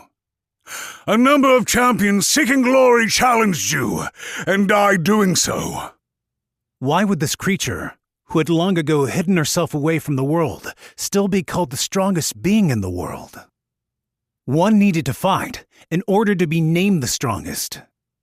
There had to have been times where she used that power to contend with strong foes. Times where she had enjoyed combat like any other dragon. But you're too strong. Those with resolve, full of promise. Like bubbles, they appeared and disappeared before you. Am I wrong? How bright must the fruits of their training have been? Or rather, how lofty was their will that made them able to challenge the strongest race above all? A weakling like him couldn't imagine. On top of that, if she was in despair, stuck watching opponents crumbling beneath her without inflicting a single wound, just how deep did such despair run? Those cold, unfriendly eyes that Harjant first saw. He was sure that in those eyes was Luca-Noka the Winter's truest soul. The inside of your heart is the same as the landscape around us. An endlessly blizzard raging wildly within. Well, who is to say? The colossal white dragon cocked her head, just as she had when they first encountered her. Harjant himself wasn't entirely sure whether or not his assumption was correct. With such insolent comments, it wouldn't have been strange for her to immediately crush him where he stood. Nevertheless, there was nothing else to gamble on. No one among the 29 officials had tried anything so foolish. They are in Oriesha. The true champions you've longed for. They are gathered in Oriesha. Did you know? The 12 dungeons that have existed as long as you have. They've all been traversed by a single wyvern. Of course. He knew every single one of his legendary feats. He killed the Grim Reaper, Taroa the Awful, feared by people the world over. Do you know the name of the one who claimed Hillensingen, the luminous blade? The one who, wielding that sword, slayed Vikion the Smoldering right before my very eyes. He lives now, in this very age, Luca-Noka the Winter! The all-powerful white dragon stopped moving and peered down at the weak, aging general. Foolish Minia. It was as if she was a young girl lost in a story. I have never in my time seen another like you before. I am Oriesha's 6th General, Harjant the Still. Very well, Harjant. I shall remember your name, much like the courageous champion, Lagrex. Champion. He looked at the man bestowed the title by the world's strongest dragon. The tenacious man, who had endured the long march through the snow without giving in, had exhausted all his strength after getting hit with the weakest possible hit she could give. The extreme situation meant that Harjant didn't have the composure to pay any heed to the man he was trying to save.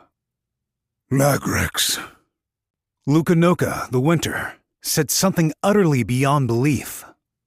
Out of respect for such bravery, I shall escort him back whence he came. Then, we'll make for Oriesha. Those comments of yours, as with Lagrex, I'll trust that they are true. Harjant's strength left his body, and he fell to his knees. If he was able to back her as the hero, his victory would be decided on the spot. Truly, the strongest being of all. In coming to grips with such a preposterous outcome becoming reality, Harjant's world grew faint, his entire body spent. Nevertheless, he was able to answer the dragon's next question. What is this champion's name? Alice, the Star Runner. He was an enemy he had to best. It had been a distant and far-off dream. In this same far-off dream, he would fight against his only friend. I see. Alice, is it? He's strong, then? The strongest race in the land, the dragons. Among them, she stood even higher, the strongest among them all, standing before Lukanoka the Winter. Who could reply with such a short answer? For Hargent, he was able to do just that. The strongest. In her slumber, she always saw dreams like these. Amid the remnants of the past, flowing and dissolving in her mind, they always gave her faint hope. If they possessed strength undefeated, if it was somewhere within their long years of devoted study, or perhaps the flow of time would overtake her. If there was some miracle to bring brilliance to her apathetic and wanting spirit, perhaps then, finally, maybe, she believed, it would become a worthy fight. The Menia spearman threw his spear with unmatched speed. The elf's tremendous fireball closed in to reduce everything to ash. The leprechaun's endless arrows covered her entire field of vision like a wall. Or the brave young warrior putting his entire life on the line to slash at her. She blew her breath over them.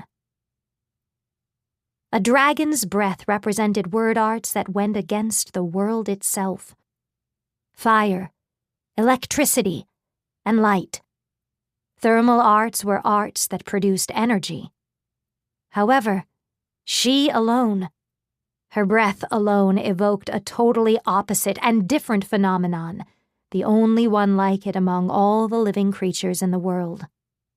Everyone who challenged her knew about her breath and tried to overcome its violent force. Plains with sparse greenery, various bluffs and cliffs, lakes sparkling with ice. There were many scenes laid out before her eyes. Yet, with a single breath, the scenery all became the same. First, it was white. The white, freezing the very air itself, covered everything as far as the eye could see. Then, the color would change to black. The bare rock and ice would warp and creak under the sudden change to their world, and would be warped into black crystals. She watched as every possible worldly structure would break and begin to crumble away. Everything was annihilated. The broken fragments would float up in the still air, before drifting down to the ground. Nothing of her beloved champions would be left behind. It was said the beyond, where the visitors came from, was a world where the seasons changed based on the passage of time, not changes in the soil. Among the 4 sections that they divide their years into, one season was given just such a name. A time would come when everything would become still, sealed in beautiful ice. A time when the whole world, plants and animals alike, would momentarily die. Winter, they called it. She, for several hundreds of years, was acknowledged as the absolute strongest among the land's strongest race of all. She possessed a chilling breath, changing climate and topography, and instantly ending any life caught within. She was the only confirmed user of ice word arts in all of history. Without even allowing for any fight, she was a sight of desolation and waste. Silencer, dragon. Lukanoka, the Winter. Chapter 23. True Duels Commence. Within Oriesha's Central Assembly Hall, separate from the main chamber, where normal governmental business was decided, the 29 officials had a room unknown to the citizens, called the Provisional Chambers. With a single fireplace in the corner, The only other objects in the room were 29 chairs positioned around a long table. Everyone here? Well, I'm sure you all know, but today's meeting is about the Royal Games. Let's get started. The person announcing the start of the meeting was the same as during the regular assembly. Oriace's First Minister, Grass, the Foundation Map. A healthy man of late middle age. He was also the chairperson who had assembled the previous strategy meeting regarding the particle storm. Recently, we accepted the final candidate, and are now at the stage where we can host matches without issue. That said, regarding detailed rules, there's still a lot that's up in the air. For the first agenda item, I'll give a retroactive report to those who missed the last meeting. 8th Minister, 14th General, 20th Minister, regarding what's already been decided. Any problems with that? I don't need to hear this all again. I asked someone to cover for me anyway. I'm not much help even when I do attend anyway. Well, I've heard the long and short of it, but I'd say that's something we should all go over again with everyone anyway. Right? Go for it, Grass. 20th Minister, Hido the Clamp. While a younger member within the 29 officials, he was an outstanding man who did tremendous work during the capture of the new principality. Ostensibly, there was no hierarchy based on service or chair number. Both military and civil officers shared seats at the same table. Then, I'll continue as planned. The day of the Royal Games will feature a one-on-one true duel. Those that win that duel will fight each other afterward. In short, we decided on an elimination tournament. Just as we've been hearing for a while. We'll make it so there'll only be one person who doesn't lose at all. I don't have any issues. What about the pairings? We ended up deferring that to a later date. I mean, we really can't decide on anything till we see all the candidates. Yeah. I'd be in big trouble if Rosclay here gets knocked out in the first round, after all. The man turning the topic to the second general was an extremely tall swordsman. The 16th General, Nofelt, the Somber Wind. He had already backed Uhak the Silent as his hero candidate. The focus of the topic, Second General Rosclay carefully continued his thoughts. His position as both administrator and candidate from before the game started guaranteed him an overwhelmingly dominant position. However, would the officials backing other candidates continue to support the symbol of Oriace's victory as they had done up until now? It was too optimistic an assumption. Time would be necessary to investigate the remaining backers' movements and come up with countermeasures against them and their hero candidates. The pairings really should come at the very end.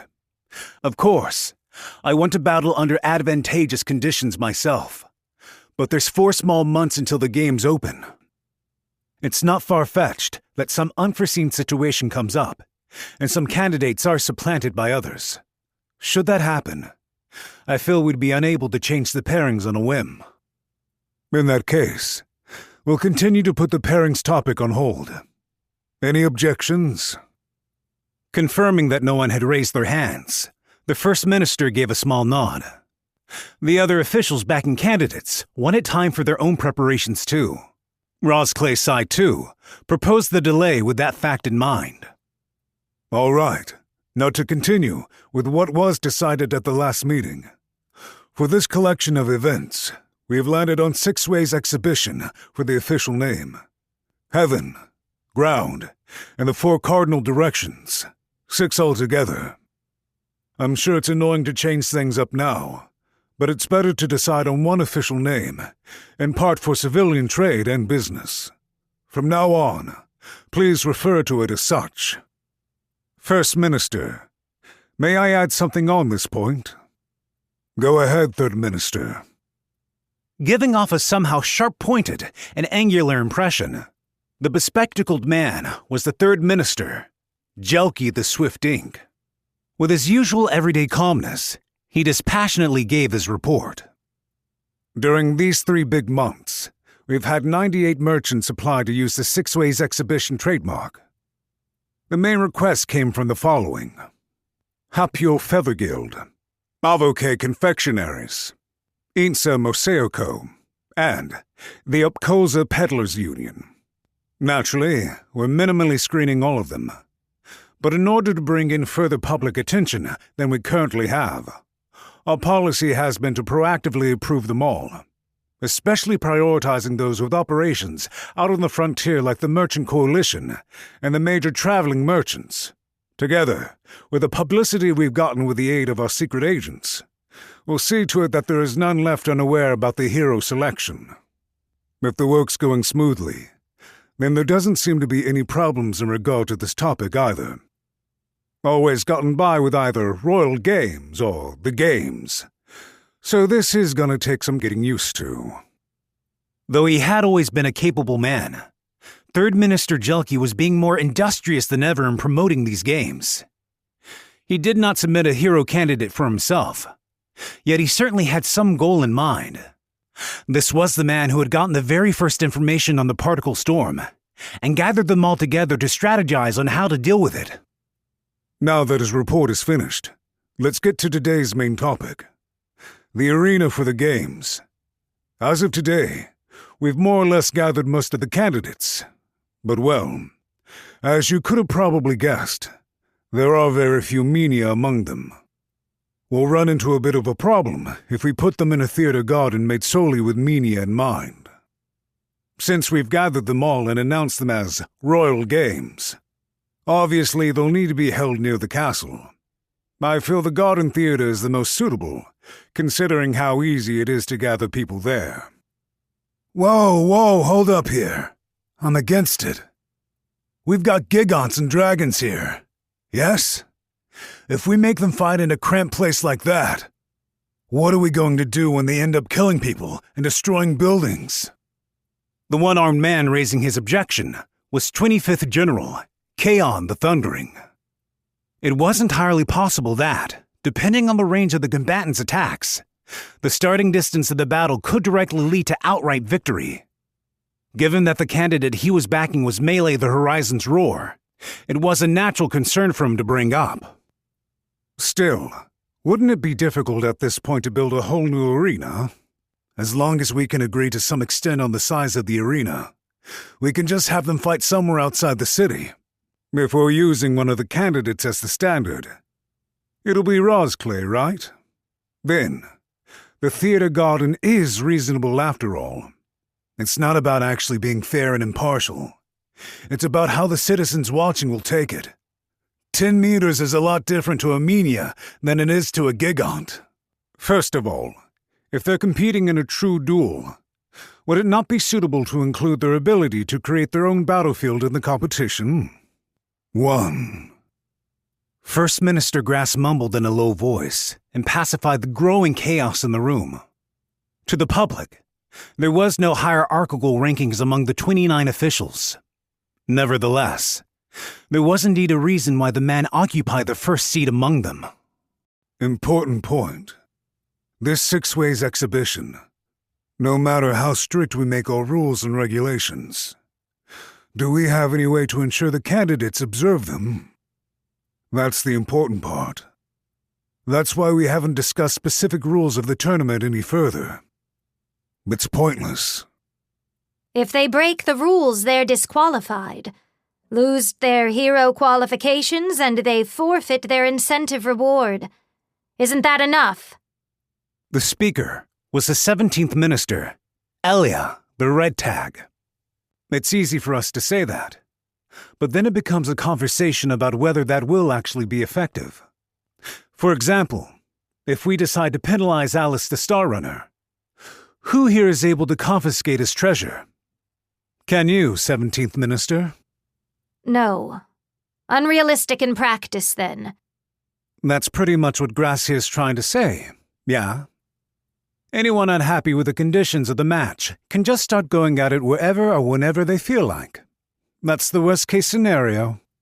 20th Minister Hito said, leaning his head far back against his chair. His conduct was as disgraceful as ever.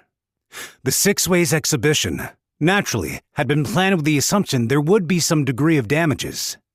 Building damage and loss of life was tolerable, so long as it was kept to a manageable extent.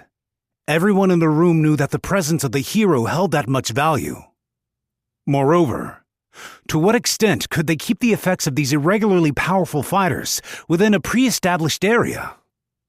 We gotta let them do what they want. That's just abandoning any administration duties at all, isn't it? Nah, that's not it. We're not actually gonna let them do whatever they want. The important thing is, we make them think they're doing whatever they want. Ain't that right, Grass? Very well then. Please, let us hear your detailed thoughts, 20th Minister. Make the conditions of each fight, the arena, the timing decided through an agreement between each combatant for each match. We can handle getting the audience there and securing a safe place to watch the match. Someone just said something about making your own battlefield part of the true duel. That'll work for our official stance of it. Yeah? Any objections? Me! 22nd General Mizial! That doesn't even solve the core problem, right? What are you gonna do if they ignore their agreements, storm through the city, and cause casualties? You don't get it, Mizial. This way, we're not pushing any unreasonable rules or anything on them, right? And say they still go wild, kill citizens. Basically then, they're not really a hero anymore, are they? That'd make them a self-proclaimed demon king. So, it's about ensuring their legitimacy. Oh, so then, you'd make the other candidates kill them? Can't be no hero if you ain't killing demon kings, can you? If there's any malicious rule-breaking, they'll work together to put the other down. Use this as a base policy, and we can fill it out later with all the tiny exceptions. Anyone else? Timidly raising her hand, the woman who was backing Cyanop, the inexhaustible stagnation, 10th General, Quell the Waxflower. Peeking out from her long bangs, her big eyes flickered restlessly. Even if they decide on a battlefield, moving the citizens there once they do, it'll take time no matter what. Maybe a day or more? Are we sure that's okay? Huh? What about it? Traps, or, there could be ambushes and stuff too, during that gap. If the location's decided from the start, I think maybe there won't be any sort of loopholes like that. Ah, come on, Quelly. You're not getting it. We're fine with that. We'll be the ones in trouble without any loopholes. Am I wrong? We're counting on Rosclay the Absolute to win all for us, right? The second general kept silent. The truth behind his fighting methods were thoroughly known to all the 29 officials. Furthermore, their official position dictated they would all support Rosclay the Absolute and make him win. Oh, yes, Rosclay, you're right. Then, that's all from me. Any other objections? That it? Grass looked out over the room and confirmed no one's hand was raised. For their policy regarding match conditions and penalties, he was glad to see the 20th Minister's proposal be roughly accepted by everyone. Still, this guy's a bit troublesome. With a crooked smile stretching across his face, Grass the Foundation Map stroked his chin, setting conditions through an agreement from both combatants. In other words, here too, their capabilities were being tested. Not the capabilities of the hero candidates. No.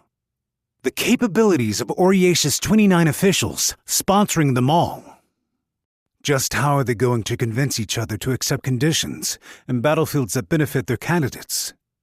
How many victory schemes will they hatch? And can they make them work? Now then, let's see what all these bastards are plotting. This was not the sort of battle where the fighters won and advanced solely on the basis of martial skills and genius alone. Each camp exhausting everything they had was fitting of true duels. It would turn into a war where they'd kick each other aside for a fleeting handful of glory. Some of the 29 officials had surely realized this and had already begun making their moves. Harmony between the people of the three kingdoms, looking toward a new age. Peace. Such flowery rhetoric was nothing but a sham from the start. Countries descending into chaos were the natural course of the world. No matter how many of the old kingdom's loyalists were driven out, no matter how much they destroyed the order, a symbol of religious faith, no matter what change the existence of the hero brought about, people's fundamental twistedness would never go away. And I'm perfectly damn fine with that. Just imagining it, he could feel one side of his mouth slant upward. While he gathered together the opinions of the assembly, he made sure to never show his true intentions. Grasp the Foundation map's truest self took pleasure in seeing all aspects of others, not just beauty and dignity, but also when things cruelly didn't go their way as well. Thus, he stood in his position as First Minister, never once experiencing pain in his long road to where he was now. In fact, this occasion was markedly special. At the very least, all the people gathered in the chambers thought so. A clash between the strongest of the strong. There wasn't a single person in the world who wouldn't be excited by the thought. By the way, it sounds like you've got a clear idea of all the candidates. There's something I'd like confirmation on then. How many have gathered? Ah, right. I forgot to let you all know. Both of his hands clasped together on the long desk. Grass smiled. Like a child, unable to contain his excitement for what was to come. It was a lopsided, but still amiable smile. The Six Ways exhibition. It was set to become a furious and amazing battle, the likes of which no one had ever seen before. 16. The world's enemy, the true Demon King, who had plunged the whole land into terror, had been brought down by someone. That individual's name, and whether they truly existed or not, was still a mystery. Now, with the end of the Age of Fear, it had become necessary to determine who this hero was. Now, there were 10 Shura. Sojiro, the Willow Sword. Alice, the Star Runner. Kia, the World Word. Nastique, the Quiet Singer. Melee, the Horizon's Roar. Linares, the Obsidian. Taroa, the Awful. Mestalexel, the Box of Desperate Knowledge. Kuro, the Cautious. Rosclay, the Absolute. Lukanoka, the Winter.